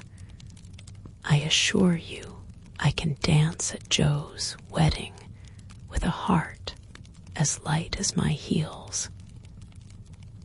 "Do you doubt it, my darling?" Amy looked up at him and was satisfied. Her little jealous fear vanished forever, and she thanked him with a face full of love and confidence. "I wish we could do something for that capital old professor. Couldn't we invent a rich relation who shall obligingly die out there in Germany and leave him a tidy little fortune?" said Laurie, when they began to pace up and down the long drawing room, arm in arm, as they were fond of doing, in memory of the chateau garden. "Joe would find us out and spoil it all. She is very proud of him, just as he is, and said yesterday that she thought poverty was a beautiful thing. Bless her dear heart. She won't think so when she has a literary husband and a dozen little professors and professorins to support. We won't interfere now, but watch our chance and do them a good turn in spite of themselves.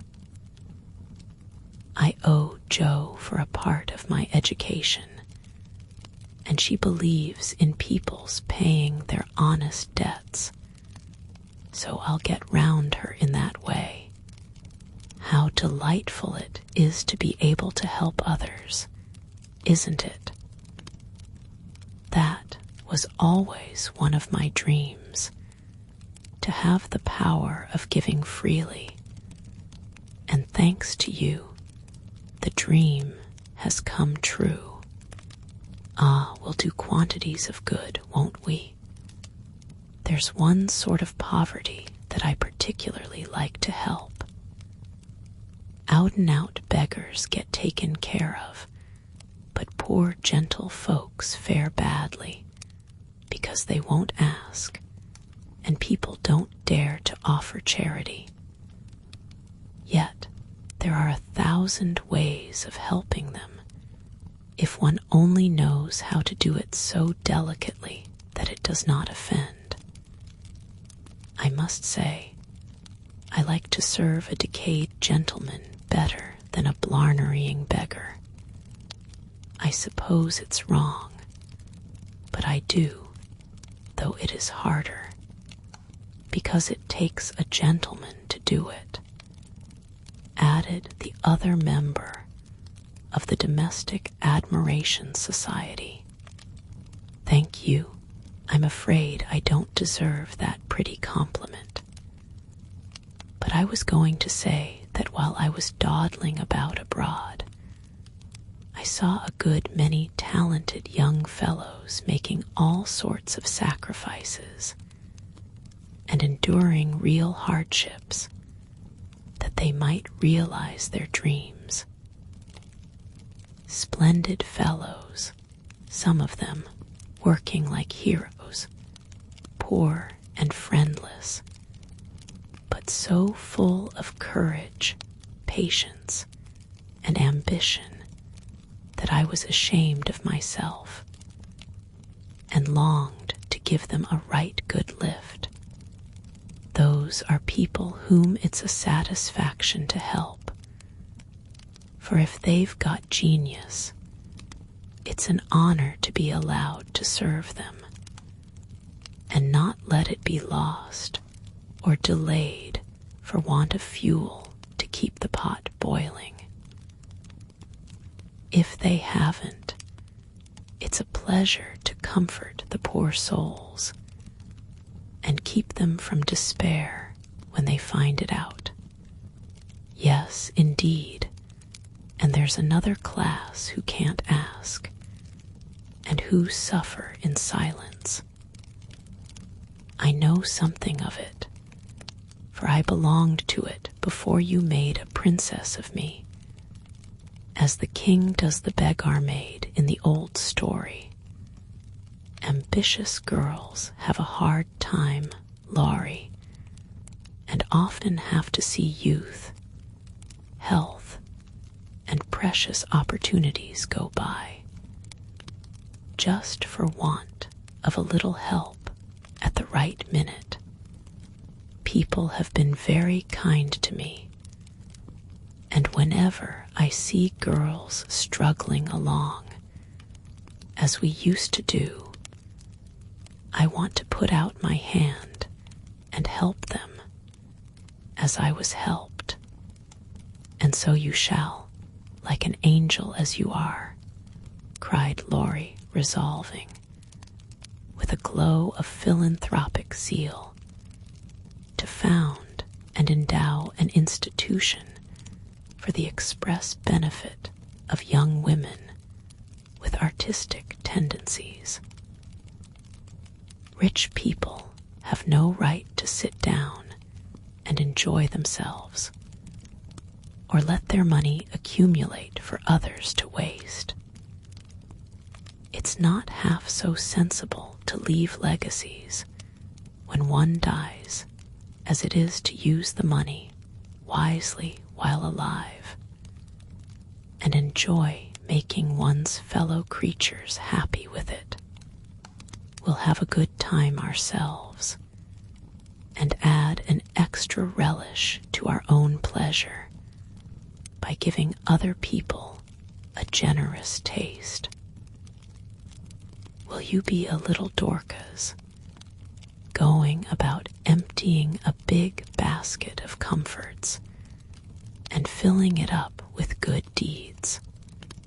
With all my heart, if you will be a brave St. Martin, stopping as you ride gallantly through the world to share your cloak with the beggar. It's a bargain, and we shall get the best of it. So the young pair shook hands upon it, and then paced happily on again, feeling that their pleasant home was more homelike because they hoped to brighten other homes, believing that their own feet would walk more uprightly along the flowery path before them if they smoothed rough ways for other feet, and feeling that their hearts were more closely knit together by a love which could tenderly remember those less blessed than they. Chapter 45, Daisy and Demi. I cannot feel that I have done my duty as humble historian of the March family without devoting at least one chapter to the two most precious and important members of it. Daisy and Demi had now arrived at years of discretion, for in this fast age babies of 3 or 4 assert their rights, and get them, too, which is more than many of their elders do. If there ever were a pair of twins in danger of being utterly spoiled by adoration, it was these prattling brooks. Of course, they were the most remarkable children ever born, as will be shown when I mention that they walked at 8 months, talked fluently at 12 months, and at 2 years they took their places at table and behaved with a propriety which charmed all beholders. At 3, Daisy demanded a needler, and actually made a bag with 4 stitches in it. She likewise set up housekeeping in the sideboard, and managed a microscopic cooking stove with a skill that brought tears of pride to Hannah's eyes, while Demi learned his letters with his grandfather, who invented a new mode of teaching the alphabet by forming letters with his arms and legs, thus uniting gymnastics for head and heels.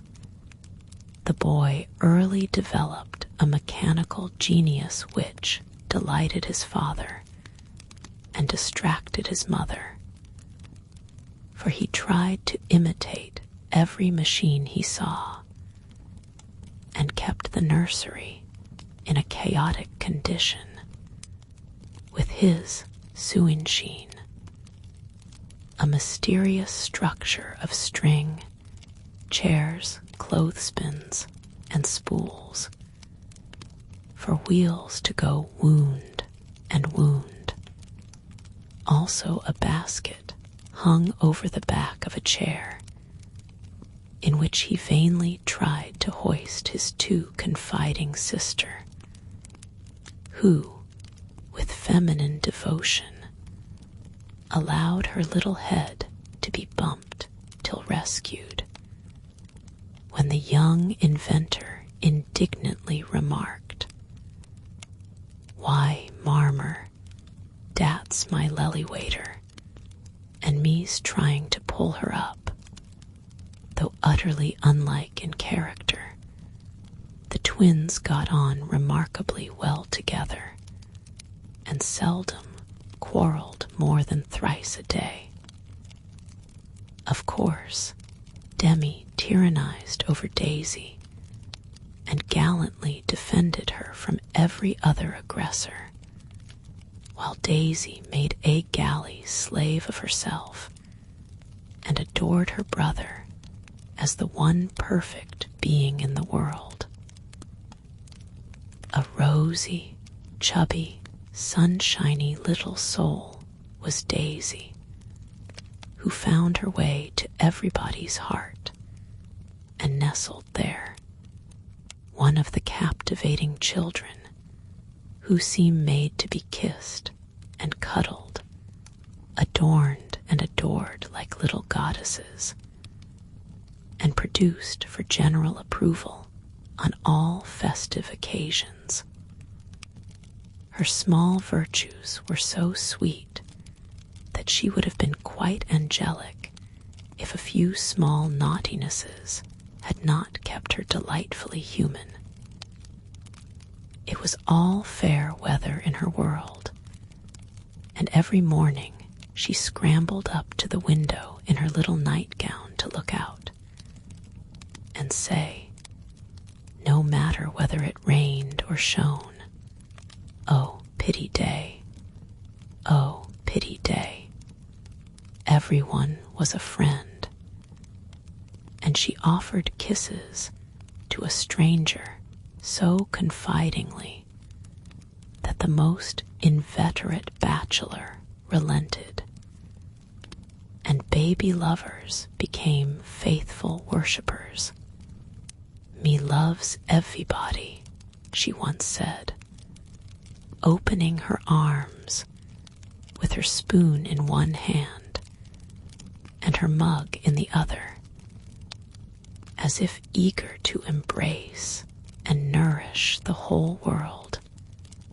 As she grew, her mother began to feel that the dovecote would be blessed by the presence of an inmate as serene and loving as that which had helped to make the old house home, and to pray that she might be spared a loss like that which had lately taught them how long they had entertained an angel unawares. Her grandfather often called her bait, and her grandmother watched over her with untiring devotion, as if trying to atone for some past mistake, which no eye but her own could see. Demi, like a true Yankee, was of an inquiring turn, wanting to know everything, and often getting much disturbed because he could not get satisfactory answers to his perpetual "what for?" He also possessed a philosophically bent, to the great delight of his grandfather, who used to hold Socratic conversations with him, in which the precocious pupil occasionally posed his teacher, to the undisguised satisfaction of the womenfolk. "What makes my legs go, Dranpa?" asked the young philosopher, surveying those active portions of his frame with a meditative air, while resting after a go-to-bed frolic one night. "It's your little mind, Demi," replied the sage, stroking the yellow head respectfully. "What is a little mind? It is something which makes your body move, as the spring made the wheels go in my watch when I showed it to you. Open me. I want to see it go wound. I can't do that any more than you could open the watch. God winds you up, and you go till he stops you. Does I?" And Demi's brown eyes grew big and bright as he took in the new thought. "Is I wounded up like the watch? Yes, but I can't show you how, for it is done when we don't see." Demi felt his back, as if expecting to find it like that of the watch, and then gravely remarked, "I dess Dodd does it when I's asleep." A careful explanation followed, to which he listened so attentively that his anxious grandmother said, "My dear, do you think it wise to talk about such things to that baby? He's getting great bumps over his eyes and learning to ask the most unanswerable questions. If he is old enough to ask the question, he is old enough to receive true answers. I am not putting the thoughts into his head, but helping him unfold those already there.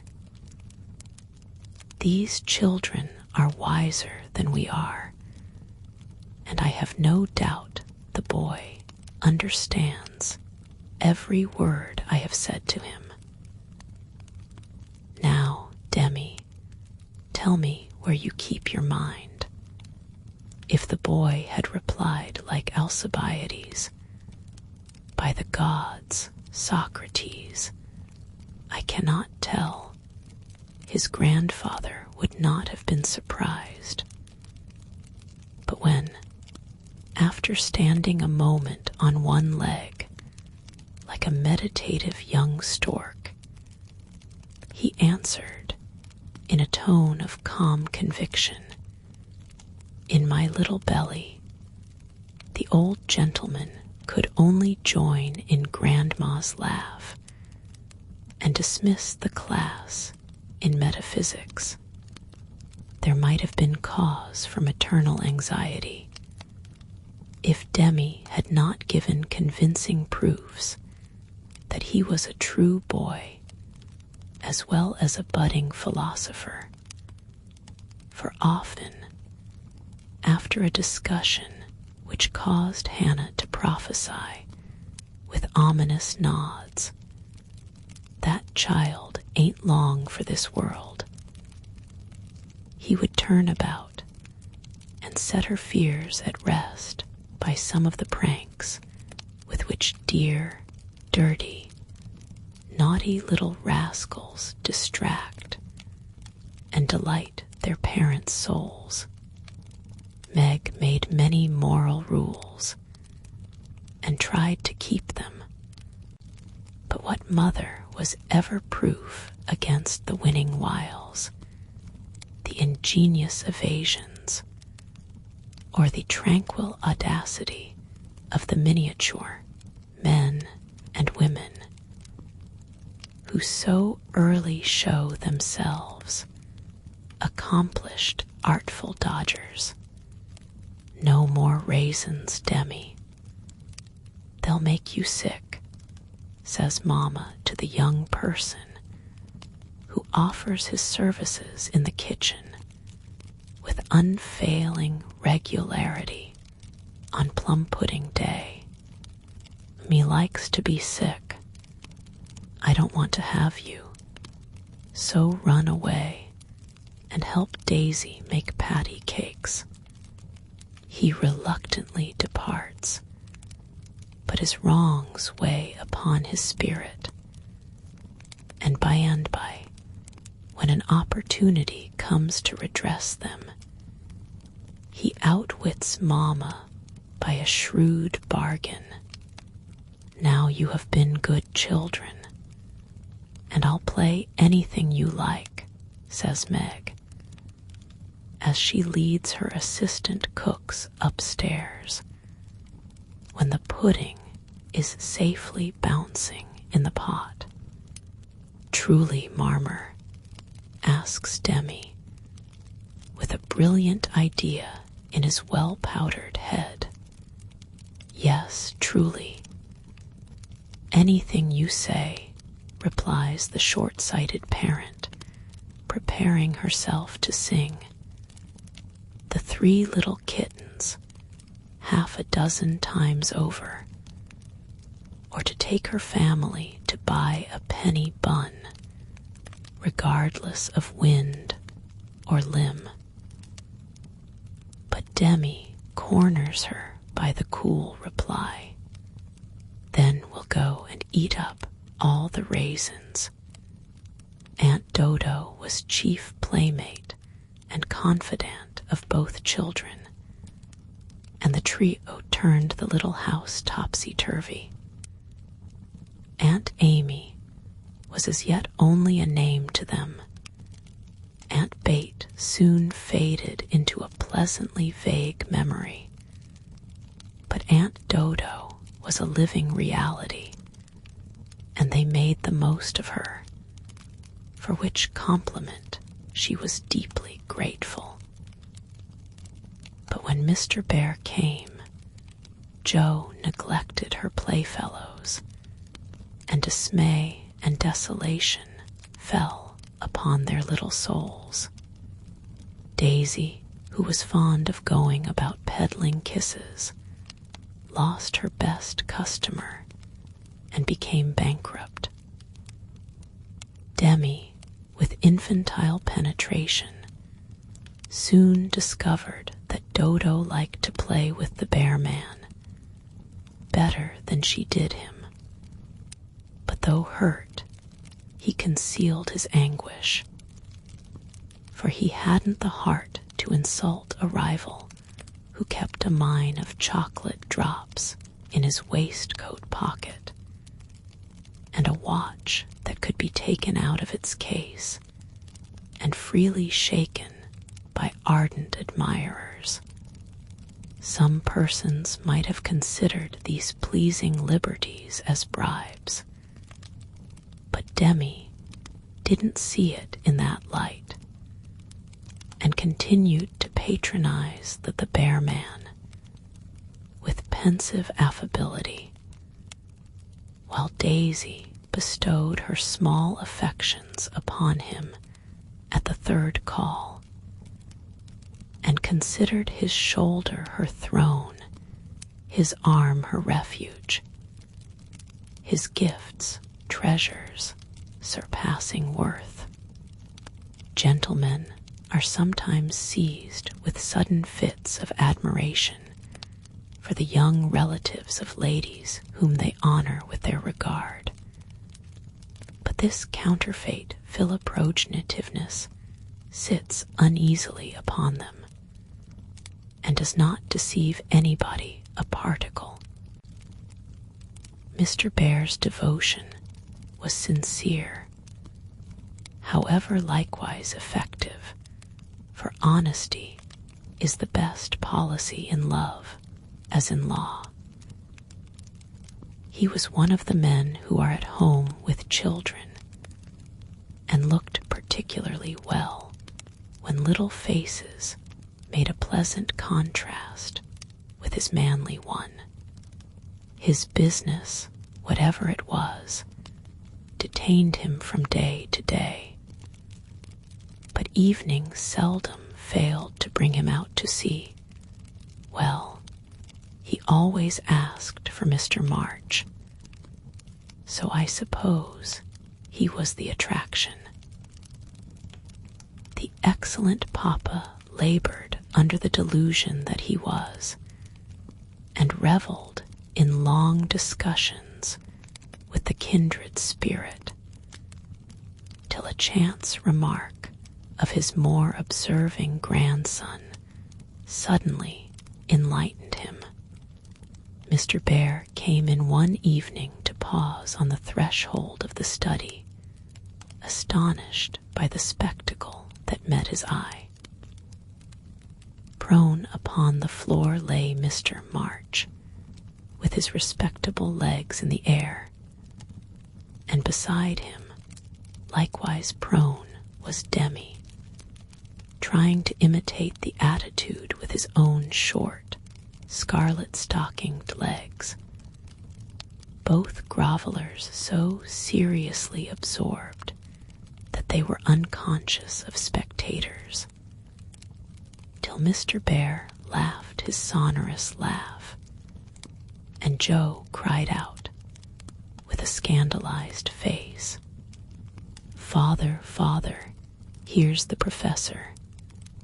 Down went the black legs, and up came the gray head, as the preceptor said, with undisturbed dignity, "Good evening, Mr. Bear.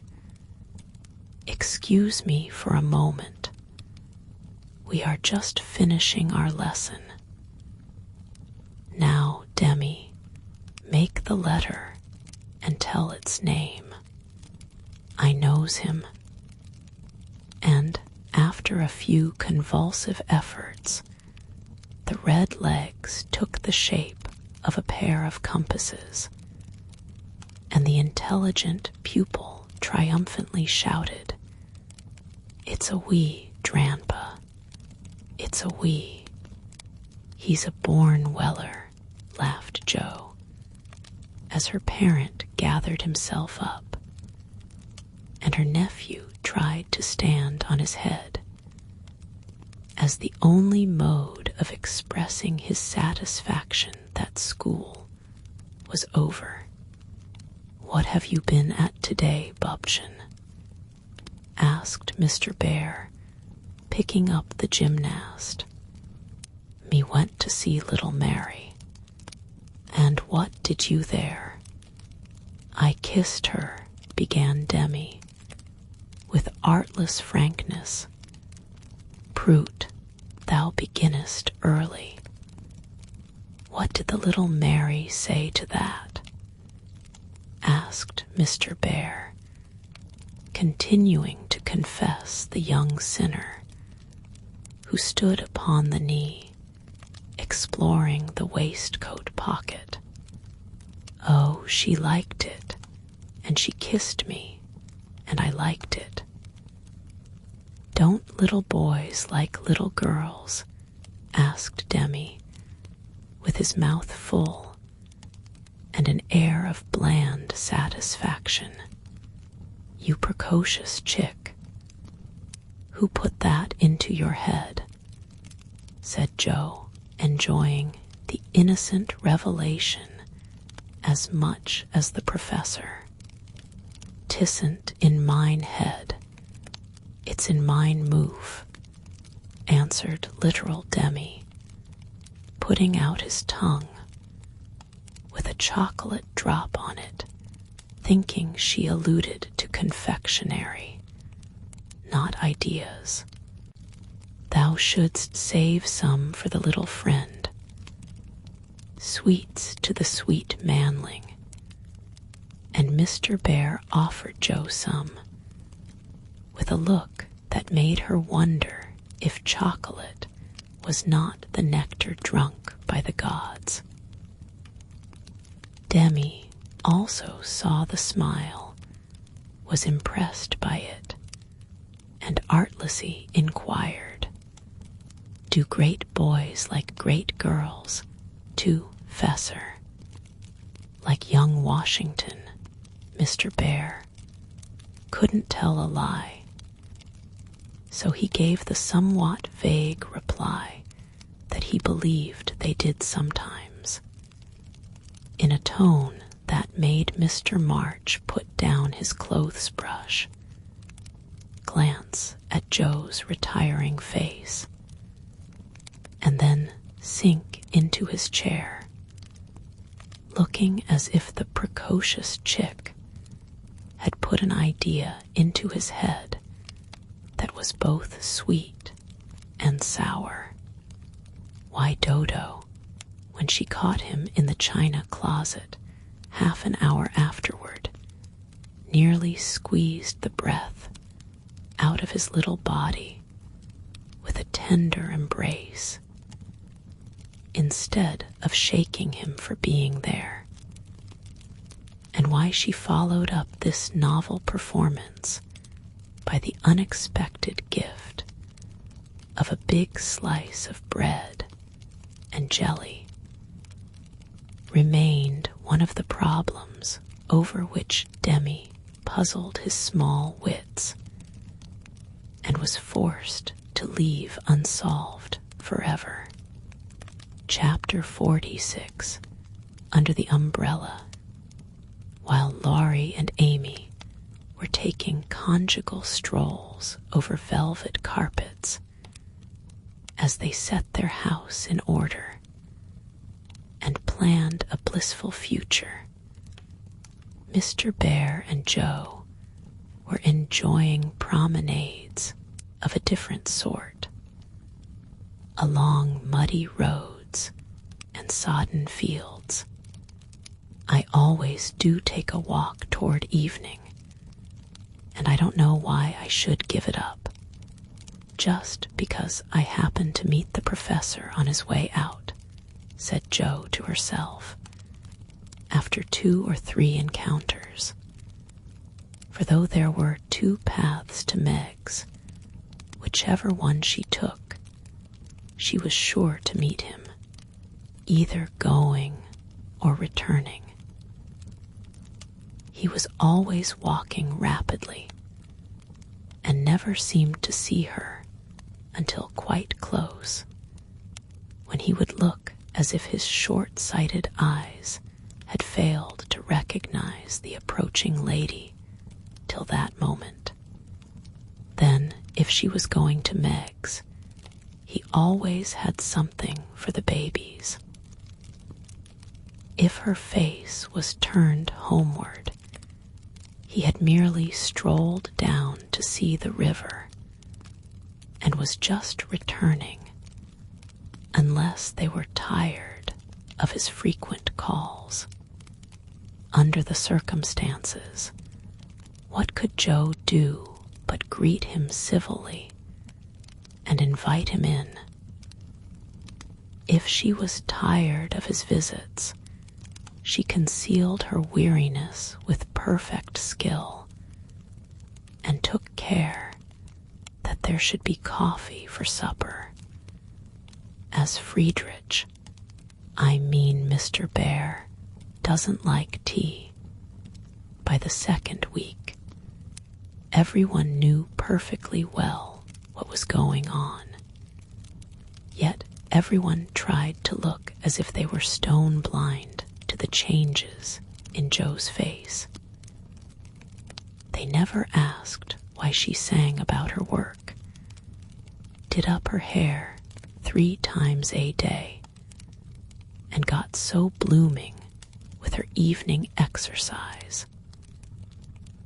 And no one seemed to have the slightest suspicion that Professor Bear, while talking philosophy with the father, was giving the daughter lessons in love.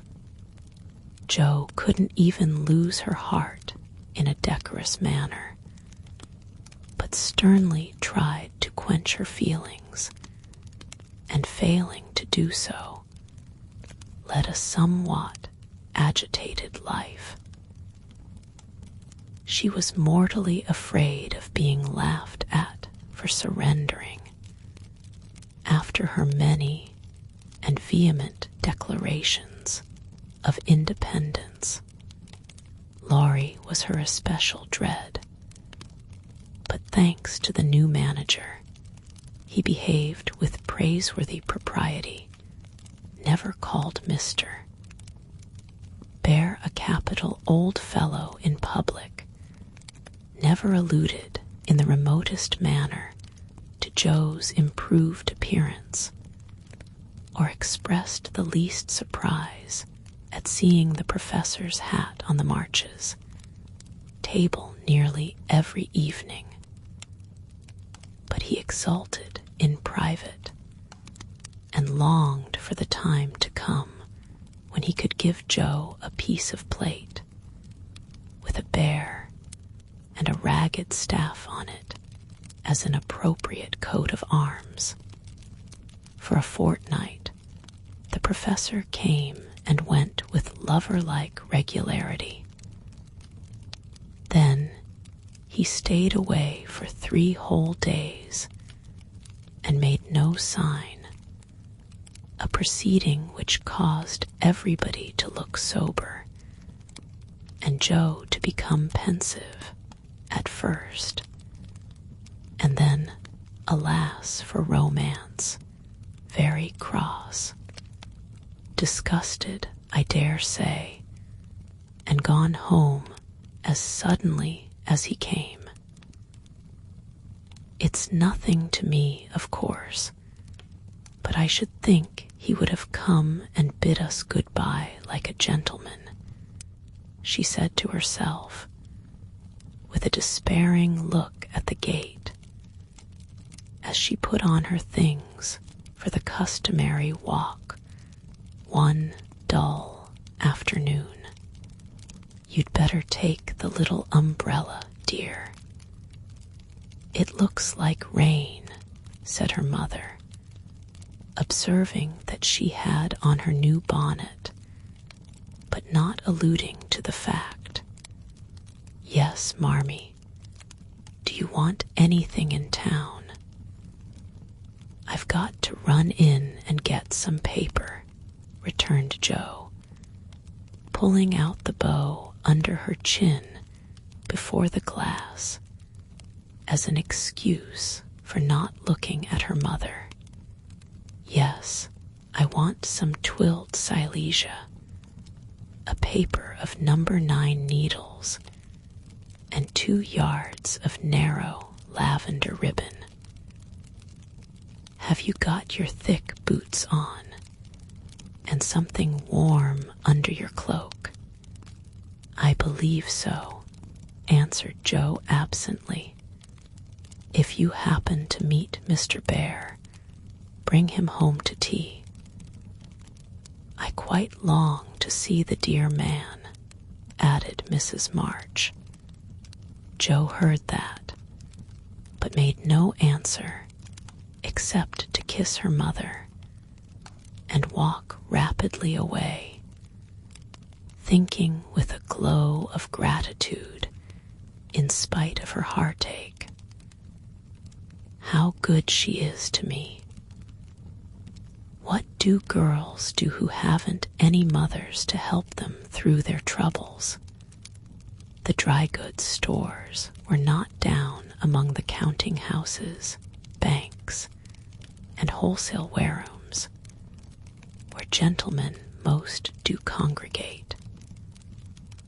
But Jo found herself in that part of the city before she did a single errand, loitering along as if waiting for someone, examining engineering instruments in one window and samples of wool in another, with most unfeminine interest, tumbling over barrels, being half smothered by descending bales, and hustled unceremoniously by busy men who looked as if they wondered how the deuce she got there. A drop of rain on her cheek recalled her thoughts from baffled hopes to ruined ribbons. For the drops continued to fall, and being a woman as well as a lover, she felt that, though it was too late to save her heart, she might her bonnet. Now she remembered the little umbrella, which she had forgotten to take in her hurry to be off, but regret was unavailing, and nothing could be done but borrow one or submit to a drenching. She looked up at the lowering sky, down at the crimson bow already flecked with black, forward along the muddy street, then one long, lingering look behind at a certain grimy warehouse, with Hoffman, Swartz, and Co. over the door, and said to herself, with a sternly reproachful air, "It serves me right. What business had I to put on all my best things and come philandering down here, hoping to see the professor? Jo, I'm ashamed of you. No, you shall not go there to borrow an umbrella or find out where he is from his friends. You shall trudge away and do your errands in the rain, and if you catch your death and ruin your bonnet, it's no more than you deserve. Now then," with that she rushed across the street so impetuously that she narrowly escaped annihilation from a passing truck, and precipitated herself into the arms of a stately old gentleman who said, "I beg pardon, ma'am," and looked mortally offended. Somewhat daunted, Jo righted herself, spread her handkerchief over the devoted ribbons, and putting temptation behind her, hurried on, with increasing dampness about the ankles and much clashing of umbrellas overhead. The fact that a somewhat dilapidated blue one remained stationary above the unprotected bonnet attracted her attention, and looking up, she saw Mr. Bear looking down, I feel to know the strong-minded lady who goes so bravely under many horse noses and so fast through much mud. What do you down here, my friend? I'm shopping. Mr. Bear smiled as he glanced from the pickle factory on one side to the wholesale hide and leather concern on the other. But he only said politely, "You have no umbrella.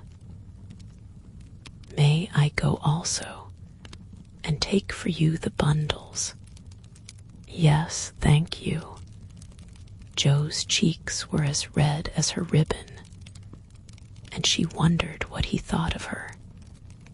But she didn't care, for in a minute she found herself walking away arm in arm with her professor, feeling as if the sun had suddenly burst out with uncommon brilliancy, that the world was all right again, and that one thoroughly happy woman was paddling through the wet that day. "We thought you had gone," said Jo hastily, for she knew he was looking at her. Her bonnet wasn't big enough to hide her face, and she feared he might think the joy it betrayed unmaidenly. "Did you believe that I should go with no farewell to those who have been so heavenly kind to me?" He asked so reproachfully that she felt as if she had insulted him by the suggestion, and answered heartily, "No, I didn't. I knew you were busy about your own affairs, but we rather missed you, father and mother especially. And you. I'm always glad to see you, sir." In her anxiety to keep her voice quite calm, Jo made it rather cool, and the frosty little monosyllable at the end seemed to chill the professor, for his smile vanished as he said gravely, "I thank you, and come one more time before I go." "You are going, then? I have no longer any business here. It is done. Successfully, I hope," said Jo, for the bitterness of disappointment was in that short reply of his. "I ought to think so, for I have a way opened to me by which I can make my bread and give my junglings much help. Tell me, please. I like to know all about the boys," said Jo eagerly. "That is so kind. I gladly tell you. My friends find for me a place in a college where I teach as at home and earn enough to make the way smooth for France and Emil. For this I should be grateful, should I not? Indeed you should. How splendid it will be to have you doing what you like, and be able to see you often, and the boys," cried Jo, clinging to the lads as an excuse for the satisfaction she could not help betraying. "Ah, but we shall not meet often, I fear. This place is at the west, so far away." And Jo left her skirts to their fate, as if it didn't matter now what became of her clothes or herself. Mr. Bear could read several languages, but he had not learned to read women yet. He flattered himself that he knew Jo pretty well, and was therefore much amazed by the contradictions of voice, face, and manner, which she showed him in rapid succession that day, for she was in half a dozen different moods in the course of half an hour. When she met him, she looked surprised, though it was impossible to help suspecting that she had come for that express purpose. When he offered her his arm, she took it with a look that filled him with delight.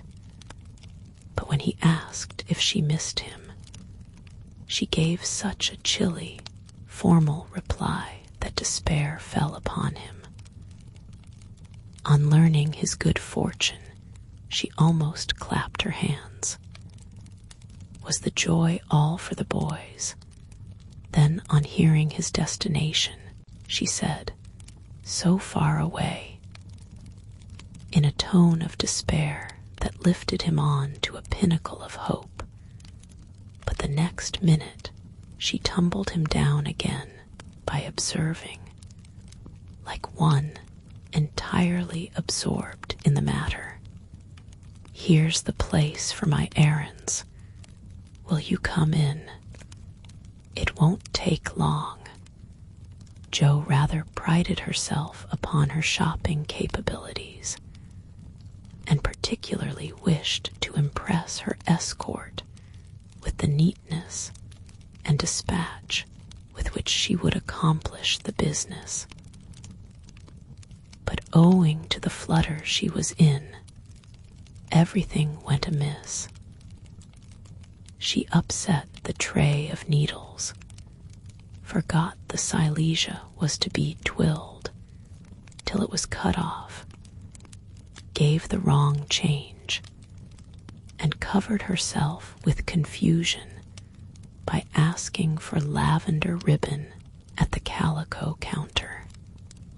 Mr. Bear stood by, watching her blush and blunder, and as he watched, his own bewilderment seemed to subside, for he was beginning to see that on some occasions women, like dreams, go by contraries. When they came out, he put the parcel under his arm with a more cheerful aspect and splashed through the puddles as if he rather enjoyed it on the whole. Should we do a little what you call shopping for the babies, and have a farewell feast tonight if I go for my last call at your so pleasant home?" he asked, stopping before a window full of fruit and flowers. "What will we buy?" asked Jo, ignoring the latter part of his speech and sniffing the mingled odors with an affectation of delight as they went in. "May they have oranges and figs?" asked Mr. Bear with a paternal air. "They eat them when they can get them. Do you care for nuts?" "Like a squirrel." "Hamburg grapes?" "Yes, we shall drink to the fatherland in those." Jo frowned upon that piece of extravagance and asked why he didn't buy a frail of dates, a cask of raisins, and a bag of almonds, and be done with it. Whereat Mr. Bear confiscated her purse, produced his own, and finished the marketing by buying several pounds of grapes, a pot of rosy daisies, and a pretty jar of honey, to be regarded in the light of a demijohn, then distorting his pockets with knobby bundles, and giving her the flowers to hold, he put up the old umbrella, and they traveled on again. "Miss Marsh, I have a great favor to ask of you," began the professor, after a moist promenade of half a block. "Yes, sir." And Joe's heart began to beat so hard she was afraid he would hear it. I am bold to say it in spite of the rain, because so short a time remains to me. "Yes, sir." And Joe nearly crushed the small flower pot with the sudden squeeze she gave it. "I wish to get a little dress for my Tina, and I am too stupid to go alone. Will you kindly give me a word of taste and help?" "Yes, sir." And Joe felt as calm and cool, all of a sudden, as if she had stepped into a refrigerator. Perhaps also a shawl for Tina's mother. She is so poor and sick, and the husband is such a care. Yes, yes, a thick, warm shawl would be a friendly thing to take the little mother. "I'll do it with pleasure, Mr. Bear." "I'm going very fast, and he's getting dearer every minute," added Joe to herself. Then, with a mental shake, she entered into the business with an energy that was pleasant to behold.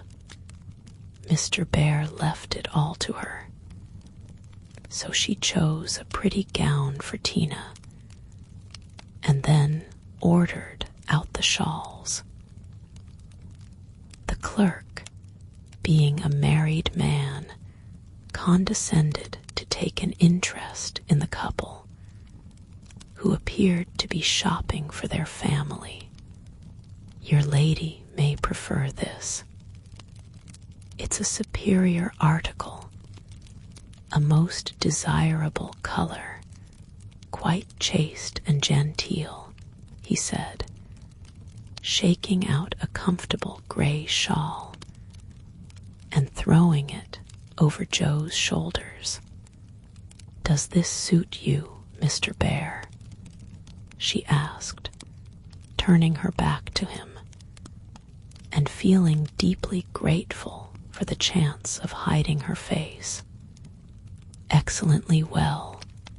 We will half it," answered the professor, smiling to himself as he paid for it, while Joe continued to rummage the counters like a confirmed bargain hunter. "Now shall we go home?" he asked, as if the words were very pleasant to him. "Yes, it's late, and I'm so tired." Joe's voice was more pathetic than she knew, for now the sun seemed to have gone in as suddenly as it came out, and the world grew muddy and miserable again. And for the first time she discovered that her feet were cold, her head ached, and that her heart was colder than the former, fuller of pain than the latter. Mr. Bear was going away. He only cared for her as a friend. It was all a mistake, and the sooner it was over the better. With this idea in her head, she hailed an approaching omnibus with such a hasty gesture that the daisies flew out of the pot and were badly damaged. "This is not our omnibus," said the professor. waving the loaded vehicle away and stopping to pick up the poor little flowers. "I beg your pardon. I didn't see the name distinctly." "Never mind. I can walk. I'm used to plodding in the mud," returned Joe, winking hard, because she would have died rather than openly wipe her eyes. Mr. Bear saw the drops on her cheeks, though she turned her head away. The sight seemed to touch him very much, for suddenly stooping down, he asked in a tone that meant a great deal, "Heart's dearest, why do you cry?" Now, if Joe had not been new to this sort of thing, she would have said she wasn't crying, had a cold in her head, or told any other feminine fib proper to the occasion. Instead of which, that undignified creature answered with an irrepressible sob, "Because you are going away."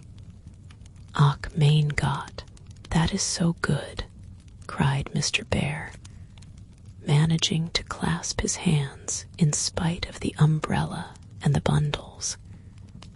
"Joe, I have nothing but much love to give you. I came to see if you could care for it, and I waited to be sure that I was something more than a friend. Am I? Can you make a little place in your heart for old Fritz?"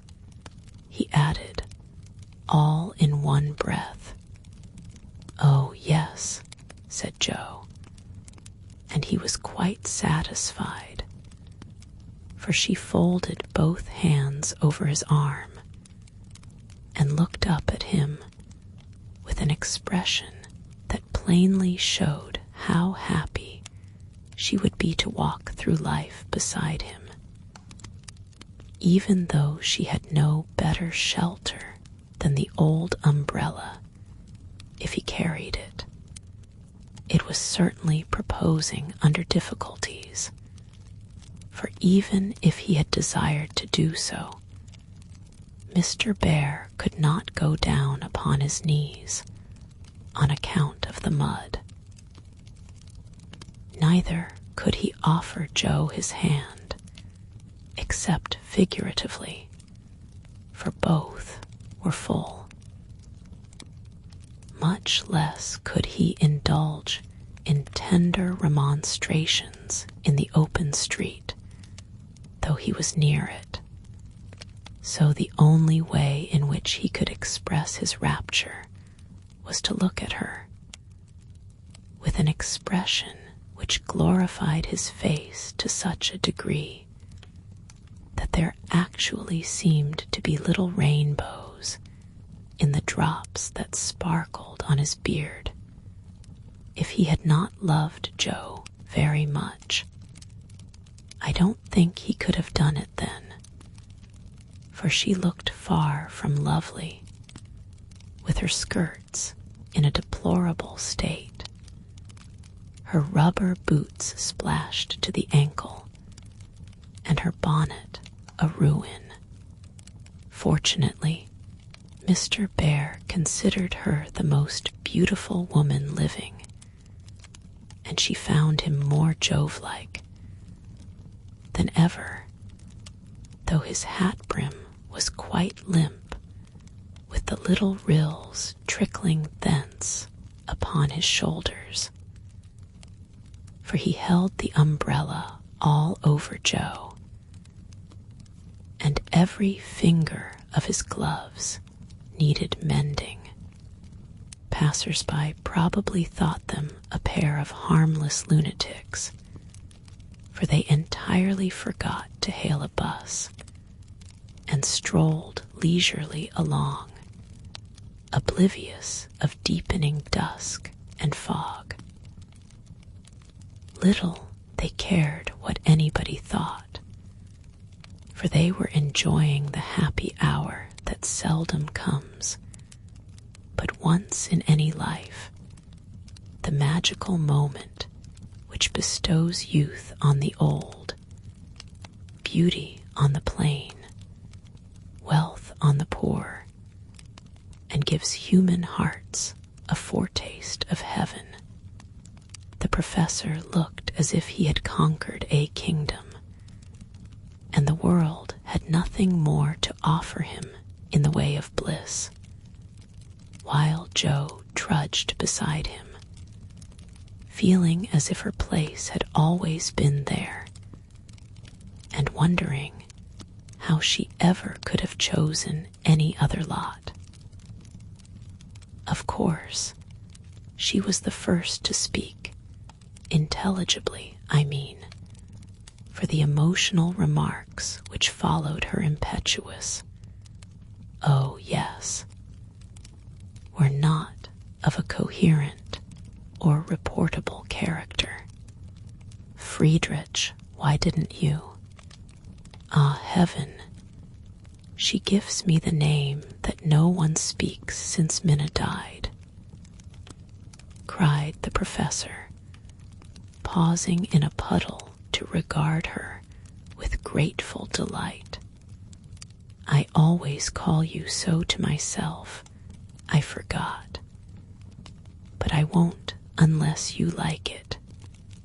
Like it, it is more sweet to me than I can tell. Say, thou also, and I shall say your language is almost as beautiful as mine. Isn't thou a little sentimental?" asked Jo, privately thinking it a lovely monosyllable. Sentimental, yes.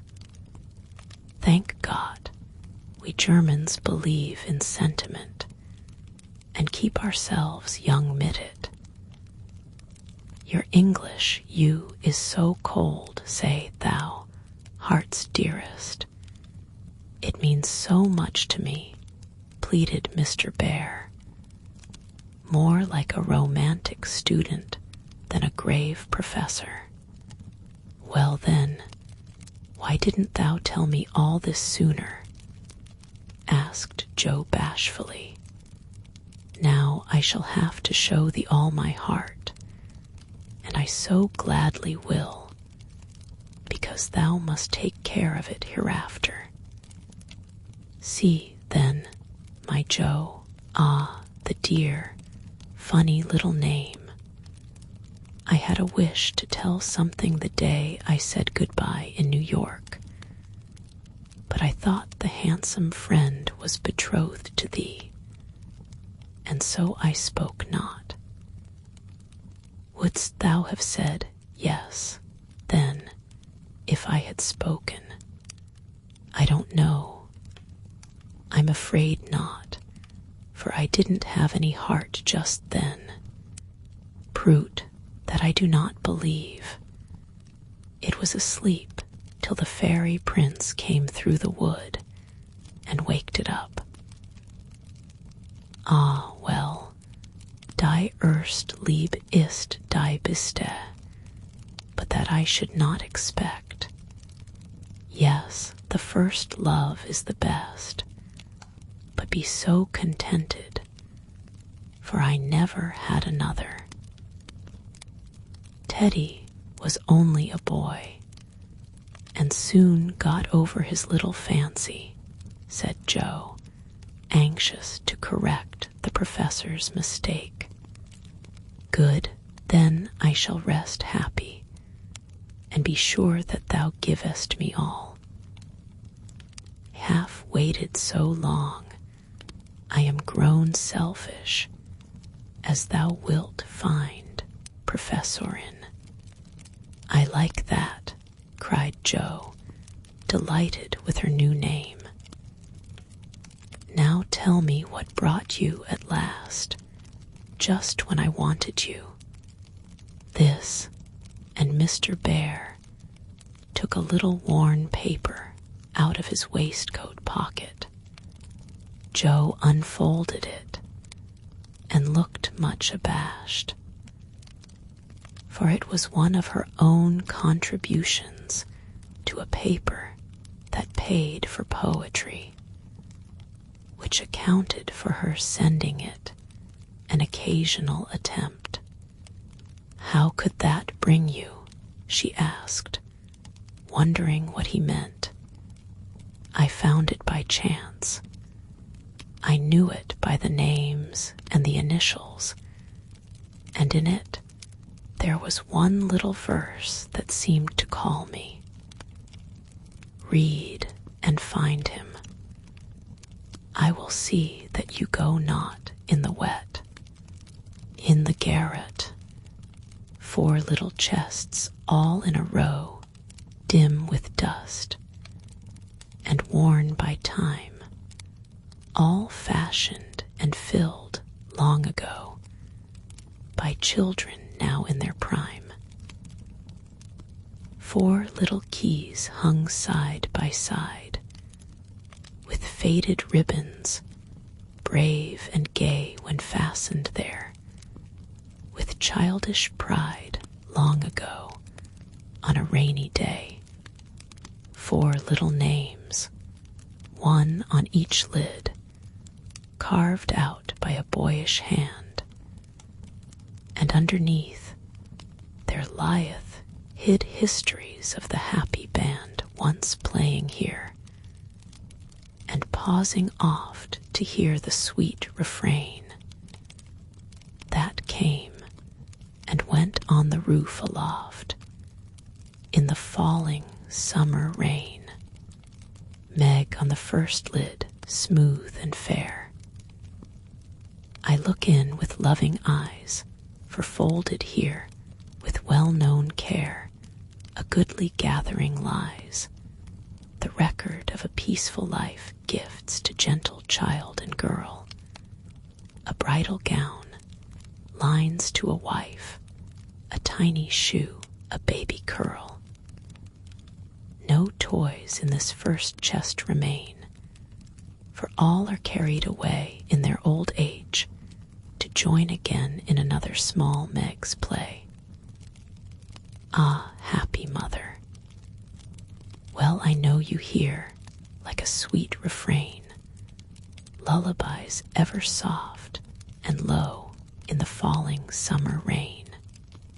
Joe on the next lid, scratched and worn, and within a motley store of headless dolls, of schoolbooks torn, birds and beasts that speak no more, spoils brought home from the fairy ground only trod by youthful feet, dreams of a future never found, memories of a past still sweet, half-writ poems, stories wild, April letters, warm and cold, diaries of a willful child, hints of a woman early old, a woman in a lonely home hearing, like a sad refrain, be worthy, love, and love will come in the falling summer rain.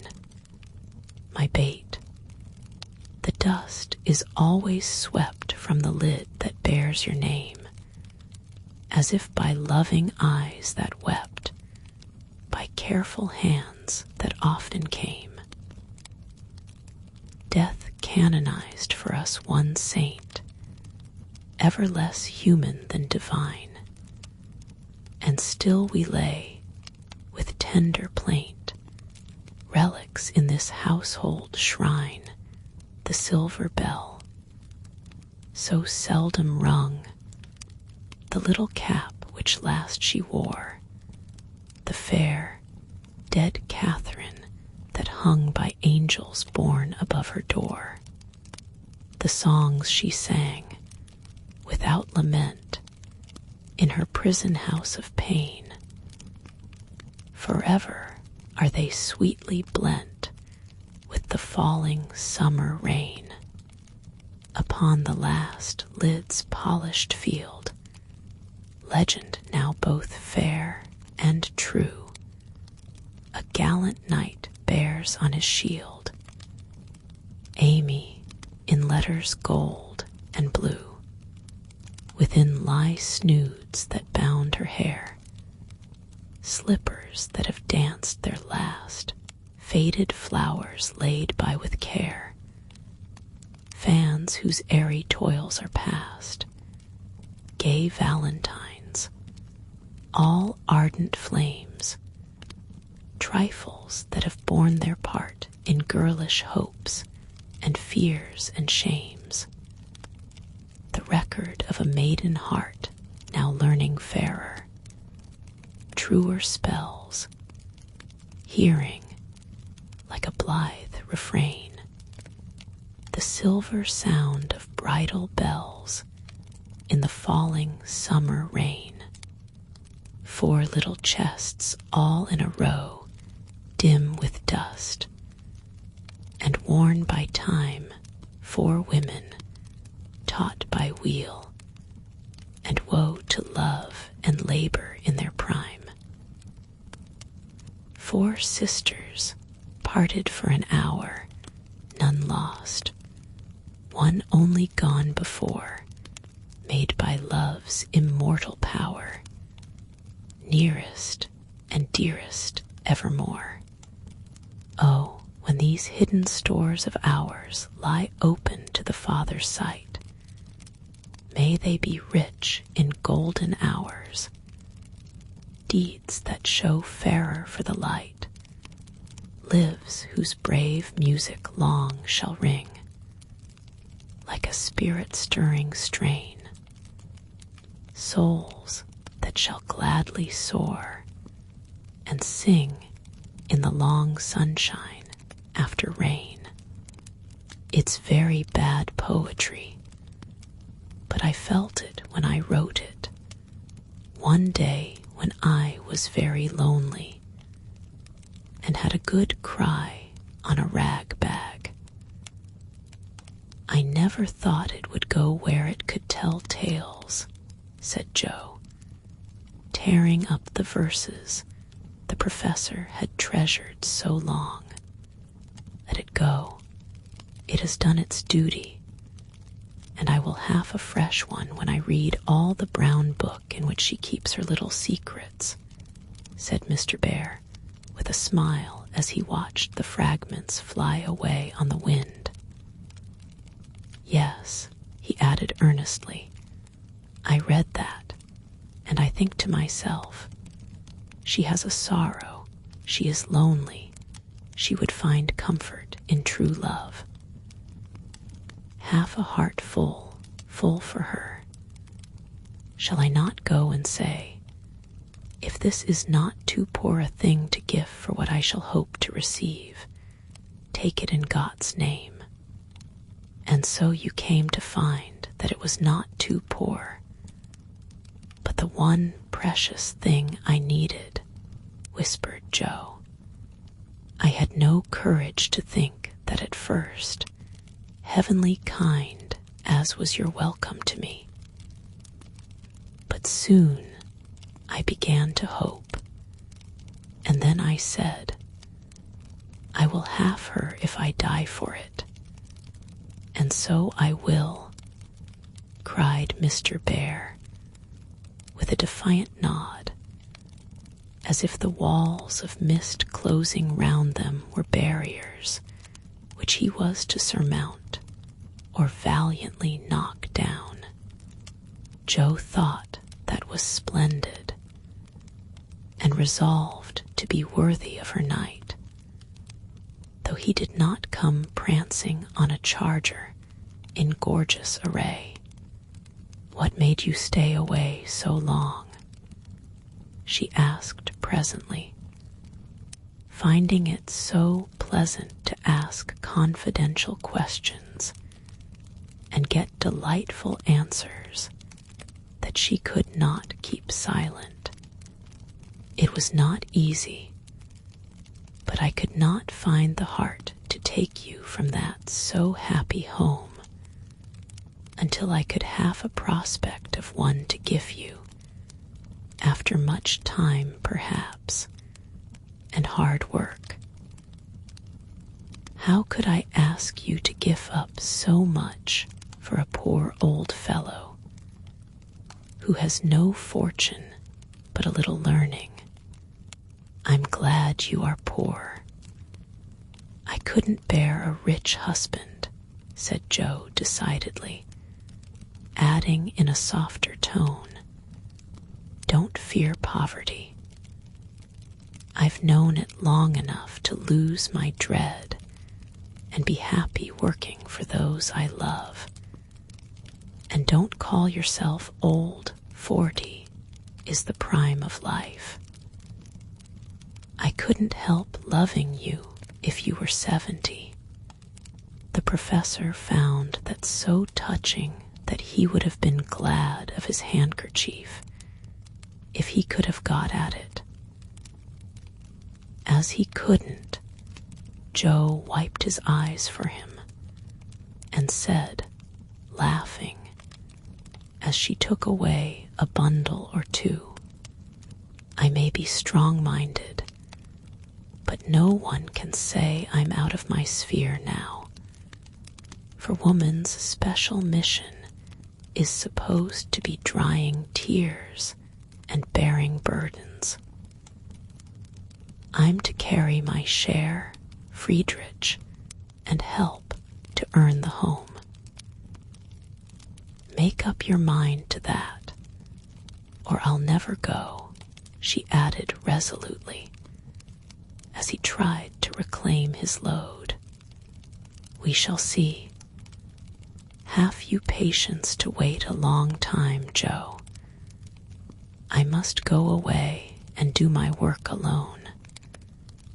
I must help my boys first, because, even for you, I may not break my word to Minna. Can you forge of that, and be happy while we hope and wait? Yes, I know I can, for we love one another, and that makes all the rest easy to bear. I have my duty also, and my work. I couldn't enjoy myself if I neglected them even for you, so there's no need of hurry or impatience. You can do your part out west. I can do mine here, and both be happy hoping for the best, and leaving the future to be as God wills. Ah, thou gifest me such hope and courage, and I have nothing to give back but a full heart and these empty hands, cried the professor, quite overcome. Joe never would learn to be proper, for when he said that as they stood upon the steps, she just put both hands into his, whispering tenderly, not empty now, and stooping down, kissed her Friedrich under the umbrella. It was dreadful, but she would have done it if the flock of draggle-tailed sparrows on the hedge had been human beings, for she was very far gone indeed, and quite regardless of everything but her own happiness, though it came in such a very simple guise. That was the crowning moment of both their lives, when, turning from the night and storm and loneliness to the household light and warmth and peace waiting to receive them, with a glad welcome home, Joe led her lover in and shut the door. Chapter 47, Harvest Time. For a year Joe and her professor worked and waited, hoped and loved, met occasionally, and wrote such voluminous letters that the rise in the price of paper was accounted for, Laurie said. The second year began rather soberly, for their prospects did not brighten, and Aunt March died suddenly. But when their first sorrow was over, for they loved the old lady in spite of her sharp tongue, they found they had cause for rejoicing, for she had left Plumfield to Joe, which made all sorts of joyful things possible. It's a fine old place, and will bring a handsome sum. For of course you intend to sell it, said Laurie, as they were all talking the matter over some weeks later. No, I don't, was Joe's decided answer, as she petted the fat poodle, whom she had adopted out of respect to his former mistress. You don't mean to live there. Yes, I do. But my dear girl, it's an immense house, and will take a power of money to keep it in order. The garden and orchard alone need 2 or 3 men, and farming isn't in Bear's line, I take it. He'll try his hand at it there, if I propose it. And you expect to live on the produce of the place.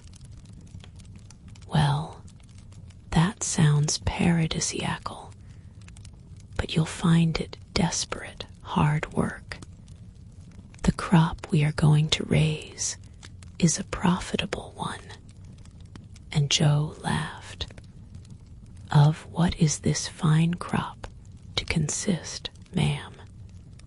Boys, I want to open a school for little lads, a good, happy, home-like school, with me to take care of them and Fritz to teach them. That's a truly joyin' plan for you. Isn't that just like her? Cried Laurie, appealing to the family, who looked as much surprised as he. I like it, said Mrs. March decidedly. So do I, added her husband, who welcomed the thought of a chance for trying the Socratic method of education on modern youth.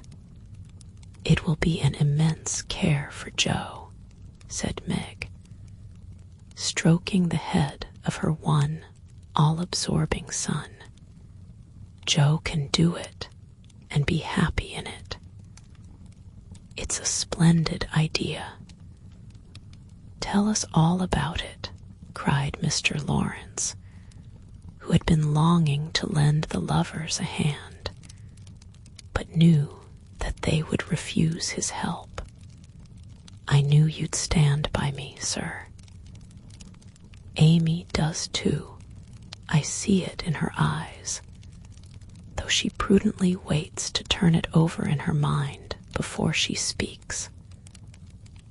Now, my dear people, continued Joe earnestly, just understand that this isn't a new idea of mine, but a long cherished plan. Before my Fritz came, I used to think how, when I'd made my fortune, and no one needed me at home, I'd hire a big house and pick up some poor, forlorn little lads who hadn't any mothers, and take care of them, and make life jolly for them before it was too late. I see so many going to ruin for want of help at the right minute. I love so to do anything for them. I seem to feel their wants and sympathize with their troubles. And oh, I should so like to be a mother to them. Mrs. March held out her hand to Joe, who took it, smiling tears in her eyes, and went on in the old enthusiastic way, which they had not seen for a long while. I told my plan to Fritz once, and he said it was just what he would like, and agreed to try it when we got rich. Bless his dear heart, he's been doing it all his life, helping poor boys, not getting rich, that he'll never be. Money doesn't stay in his pocket long enough to lay up any. But now, thanks to my good old aunt, who loved me better than I ever deserved, I'm rich, at least I feel so.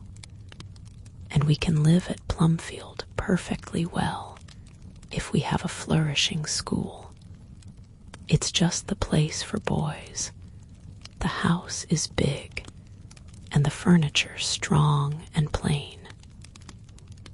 There's plenty of room for dozens inside, and splendid grounds outside.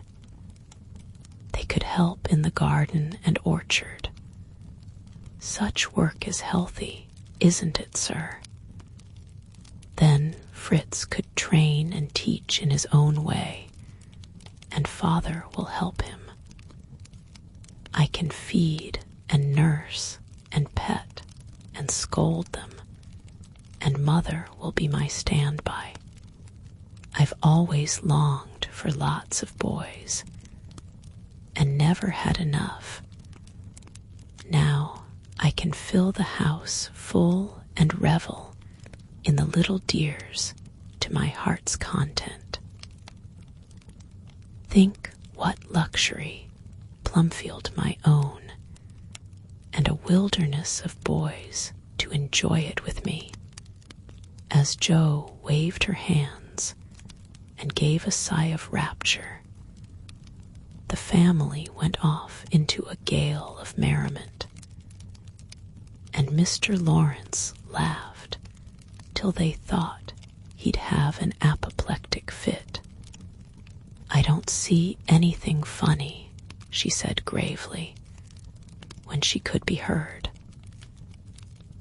Nothing could be more natural and proper than for my professor to open a school, and for me to prefer to reside in my own estate. She is putting on airs already, said Laurie, who regarded the idea in the light of a capital joke. But may I inquire how you intend to support the establishment? If all the pupils are little ragamuffins, I'm afraid your crop won't be profitable in a worldly sense, Mrs. Bear. Now don't be a wet blanket, Teddy. Of course I shall have rich pupils, also perhaps begin with such altogether. Then, when I've got a start, I can take in a ragamuffin or two, just for a relish. Rich people's children often need care and comfort, as well as poor. I've seen unfortunate little creatures left to servants, or backward ones pushed forward, when it's real cruelty. Some are naughty through mismanagement or neglect, and some lose their mothers. Besides, the best have to get through the hobbledehoy age, and that's the very time they need most patience and kindness. People laugh at them and hustle them about, try to keep them out of sight, and expect them to turn all at once from pretty children into fine young men. They don't complain much, plucky little souls, but they feel it. I've been through something of it, and I know all about it. I've a special interest in such young bears, and like to show them that I see the warm, honest, well-meaning boys' hearts, in spite of the clumsy arms and legs and the topsy-turvy heads. I've had experience, too, for haven't I brought up one boy to be a pride and honor to his family? I'll testify that you tried to do it, said Laurie, with a grateful look, and I've succeeded beyond my hopes, for here you are, a steady, sensible businessman, doing heaps of good with your money, and laying up the blessings of the poor instead of dollars. But you are not merely a businessman. You love good and beautiful things, enjoy them yourself, and let others go halves, as you always did in the old times. I am proud of you, Teddy, for you get better every year, and everyone feels it, though you won't let them say so. Yes, and when I have my flock, I'll just point to you and say, there's your model, my lads. Poor Laurie didn't know where to look, for man though he was, something of the old bashfulness came over him as this burst of praise made all faces turn approvingly upon him. I say, Joe, that's rather too much, he began, just in his old boyish way. You have all done more for me than I can ever thank you for, except by doing my best not to disappoint you. You have rather cast me off lately, Joe, but I've had the best of help, nevertheless. So, if I've got on at all, you may thank these two for it.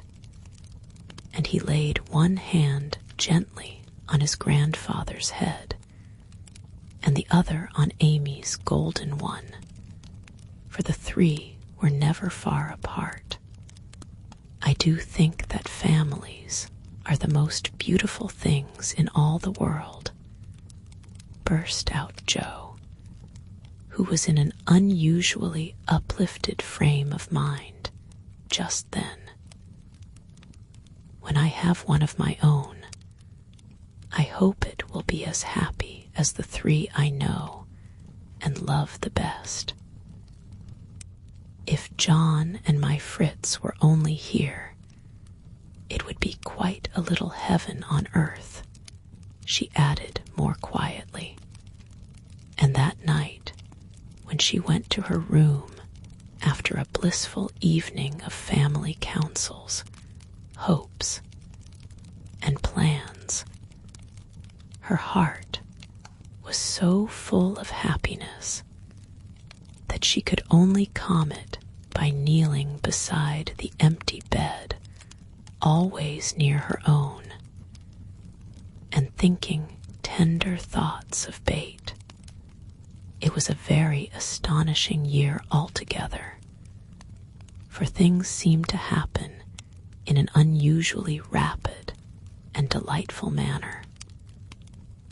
Almost before she knew where she was, Jo found herself married and settled at Plumfield. Then a family of 6 or 7 boys sprung up like mushrooms and flourished surprisingly. Poor boys as well as rich, for Mr. Lawrence was continually finding some touching case of destitution and begging the bears to take pity on the child, and he would gladly pay a trifle for its support. In this way, the sly old gentleman got round proud Jo, and furnished her with the the style of boy in which she most delighted. Of course, it was uphill work at first, and Jo made queer mistakes, but the wise professor steered her safely into calmer waters, and the most rampant ragamuffin was conquered in the end. How Jo did enjoy her wilderness of boys, and how poor, dear Aunt March would have lamented had she been there to see the sacred precincts of Prim, well-ordered Plumfield overrun with Toms, Dicks, and Harrys. There was a sort of poetic justice about it, after all, for the old lady had been the terror of the boys for miles around, and now the exiles feasted freely on forbidden plums, kicked up the gravel with profane boots unreproved, and played cricket in the big field where the irritable cow with a crumpled horn used to invite rash youths to come and be tossed. It became a sort of boys' paradise, and Laurie suggested that it should be called the Bear Garden, as a compliment to its master and appropriate to its inhabitants. It never was a fashionable school, and the professor did not lay up a fortune, but it was just what Jo intended it to be, a happy, home-like place for boys who needed teaching, care, and kindness. Every room in the big house was soon full. Every little plot in the garden soon had its owner. A regular menagerie appeared in barn and shed, for pet animals were allowed, and 3 times a day Jo smiled at her Fritz from the head of a long table lined on either side with rows of happy young faces, which all turned to her with affectionate eyes, confiding words, and grateful hearts, full of love for Mother Bear. She had boys enough now, and did not tire of them, though they were not angels by any means, and some of them caused both Professor and Professorin much trouble and anxiety. But her faith in the good spot, which exists in the heart of the naughtiest, sauciest, most tantalizing little ragamuffin, gave her patience, skill, and in time success. For no mortal boy could hold out long with Father Bear shining on him as benevolently as the sun, and Mother Bear forgiving him 70 times 7. Very precious to Jo was the friendship of the lads, their penitent sniffs and whispers after wrongdoing, their droll or touching little confidences, their pleasant enthusiasms, hopes, and plans, even their misfortunes, for they only endeared them to her all the more.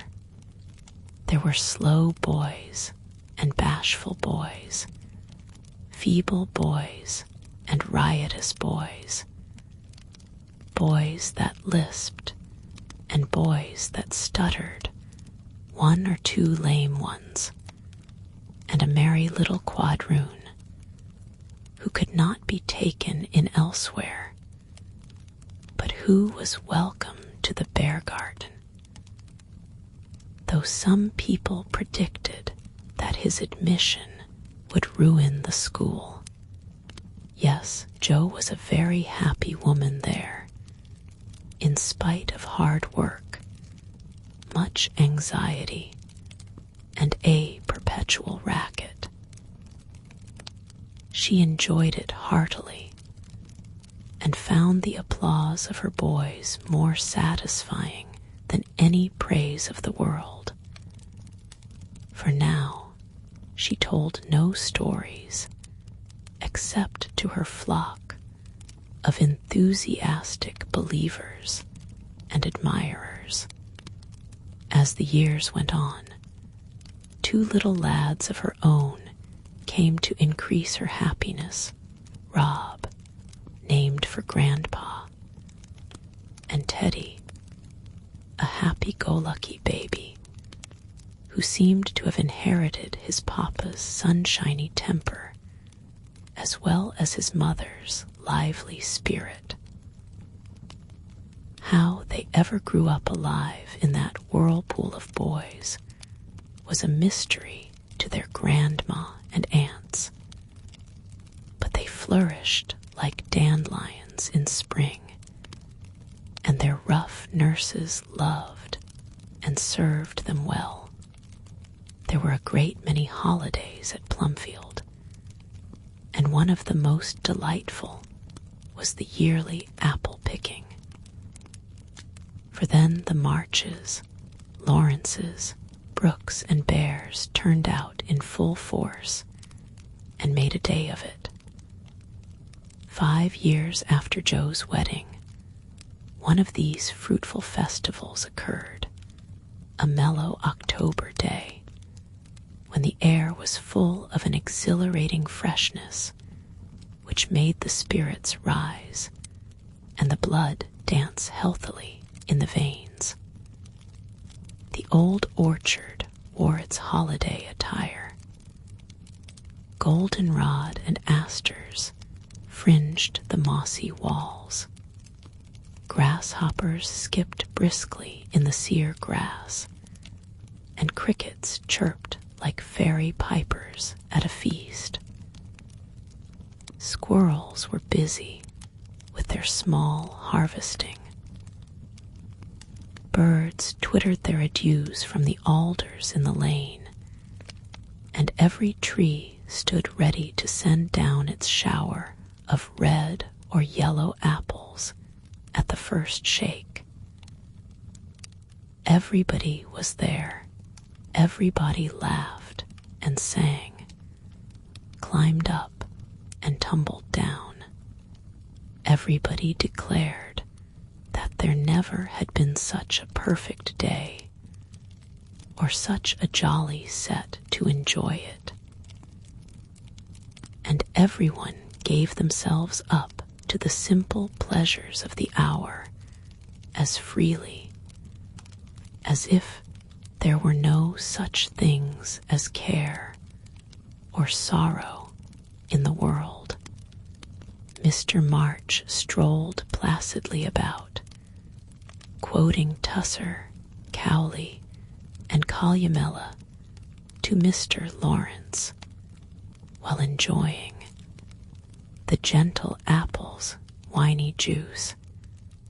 The professor charged up and down the green aisles like a stout Teutonic knight, with a pole for a lance, leading on the boys, who made a hook and ladder company of themselves, and performed wonders in the way of ground and lofty tumbling.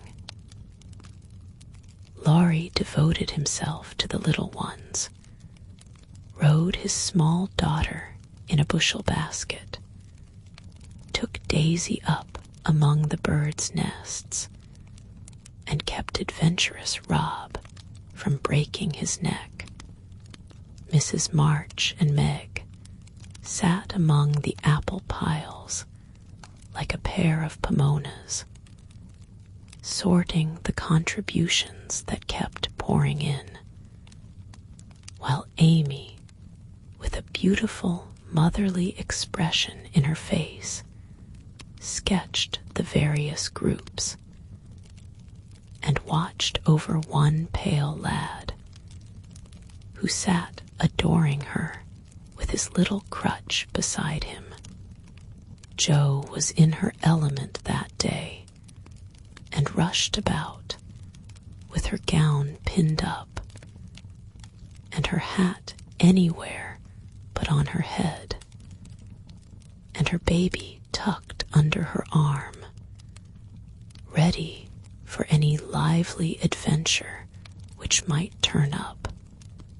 Little Teddy bore a charmed life, for nothing ever happened to him, and Jo never felt any anxiety when he was whisked up into a tree by one lad, galloped off on the back of another, or supplied with sour russets by his indulgent papa, who labored under the Germanic delusion that babies could digest anything, from pickled cabbage to buttons, nails, and their own small shoes. She knew that little Ted would turn up again in time, safe and rosy, dirty and serene, and she always received him back with a hearty welcome.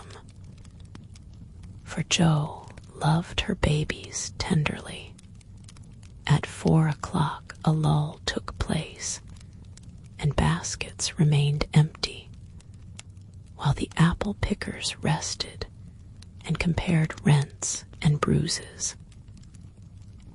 Then Jo and Meg, with a detachment of the bigger boys, set forth the supper on the grass, for an out-of-door tea was always the crowning joy of the day.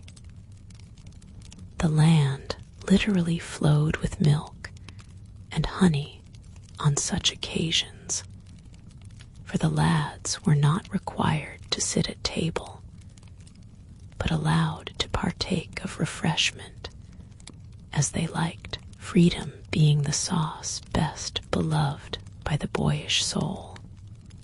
They availed themselves of the rare privilege to the fullest extent, for some tried the pleasing experiment of drinking milk while standing on their heads. Others lent a charm to leapfrog by eating pie in the pauses of the game. Cookies were sown broadcast over the field, and apple turnovers roosted in the trees like a new style of bird. The little girls had a private tea party, and Ted roved among the edibles at his own sweet will. When no one could eat any more, the professor proposed the first regular toast, which was always drunk at such times.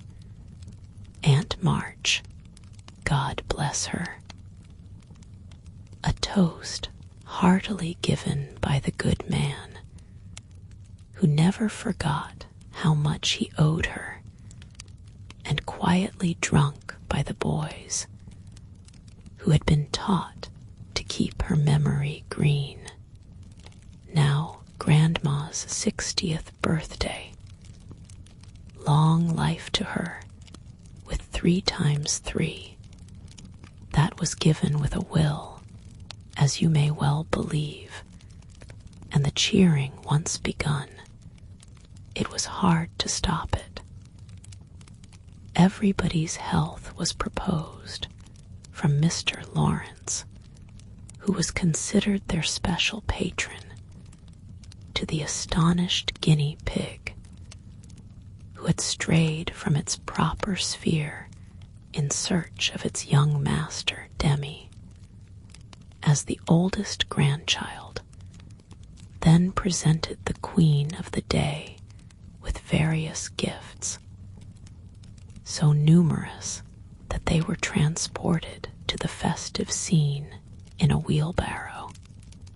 Funny presents, some of them, but what would have been defects to other eyes were ornaments to grandmas, for the children's gifts were all their own. Every stitched daisy's patient little fingers had put into the handkerchiefs she hemmed was better than embroidery to Mrs. March, Demi's miracle of mechanical skill. Though the cover wouldn't shut, Rob's footstool had a wiggle in its uneven legs that she declared was soothing. And no page of the costly book Amy's child gave her was so fair as that on which appeared in tipsy capitals the words, "To dear Grandma," from her little bait. During the ceremony, the boys had mysteriously disappeared, and when Mrs. March had tried to thank her children and broken down, while Teddy wiped her eyes on his pinafore, the professor suddenly began to sing. Then, from above him, voice after voice took up the words, and from tree to tree echoed the music of the unseen choir, as the boys sang with all their hearts the little song that Joe had written. Laurie set to music, and the professor trained his lads to give with the best effect. This was something altogether new, and it proved a grand success, for Mrs. March couldn't get over her surprise and insisted on shaking hands with every one of the featherless birds, from tall France and Emil to the little quadroon, who had the sweetest voice of all. After this, the boys dispersed for a final lark, leaving Mrs. March and her daughters under the festival tree. I don't think I ever ought to call myself Unlucky Joe again, when my greatest wish has been so beautifully gratified, said Mrs. Bear, taking Teddy's little fist out of the milk pitcher, in which he was rapturously churning. And yet your life is very different from the one you pictured so long ago. Do you remember our castles in the air? Asked Amy, smiling as she watched Laurie and John playing cricket with the boys. Dear fellows, it does my heart good to see them forget business and frolic for a day, answered Joe, who now spoke in a maternal way of all mankind. Yes, I remember, but the life I wanted then seems selfish, lonely, and cold to me now. I haven't given up the hope that I may write a good book yet, but I can wait, and I'm sure it will be all the better for such experiences and illustrations as these. And Joe pointed from the lively lads in the distance to her father, leaning on the professor's arm as they walked to and fro in the sunshine, deep in one of the conversations which both enjoyed so much. And then to her mother, sitting enthroned among her daughters, with their children in her lap and at her feet, as if all found help and happiness in the face which never could grow old to them. My castle was the most nearly realized of all. I asked for splendid things, to be sure, but in my heart I knew I should be satisfied if I had a little home, and John, and some dear children like these. I've got them all, thank God, and am the happiest woman in the world. And Meg laid her hand on her tall boy's head with a face full of tender and devout content.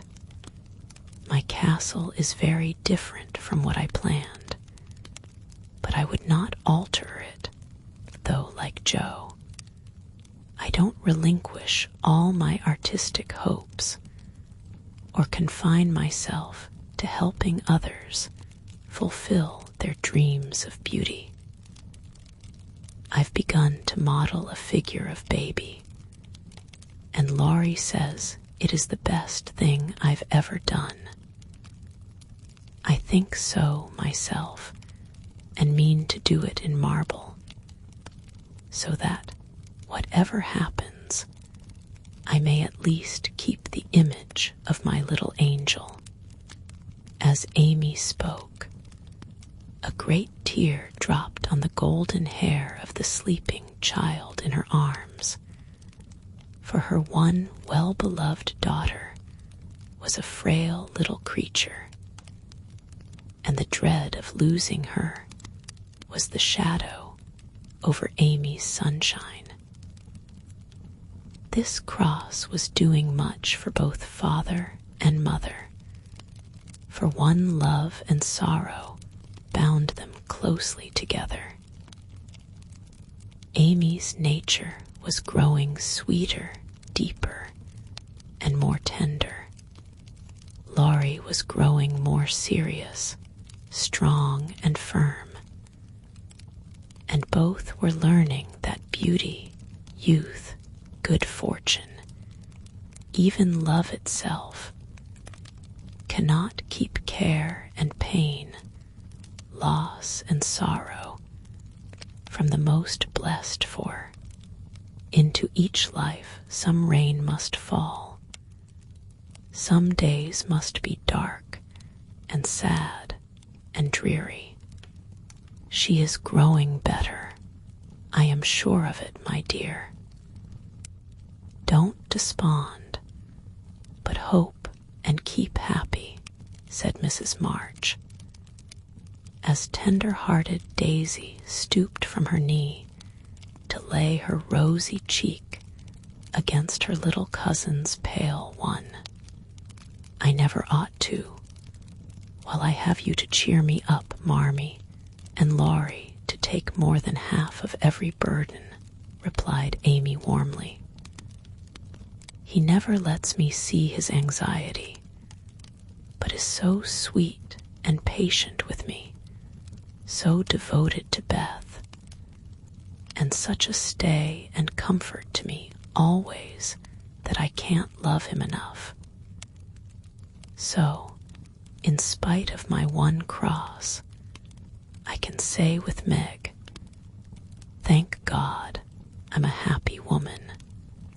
There's no need for me to say it, for everyone can see that I'm far happier than I deserve, added Jo, glancing from her good husband to her chubby children, tumbling on the grass beside her.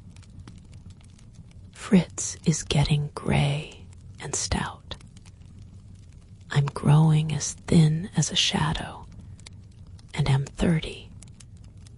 We never shall be rich, and Plumfield may burn up any night, for that incorrigible Tommy Bangs will smoke sweet fern cigars under the bedclothes, though he's set himself afire 3 times already.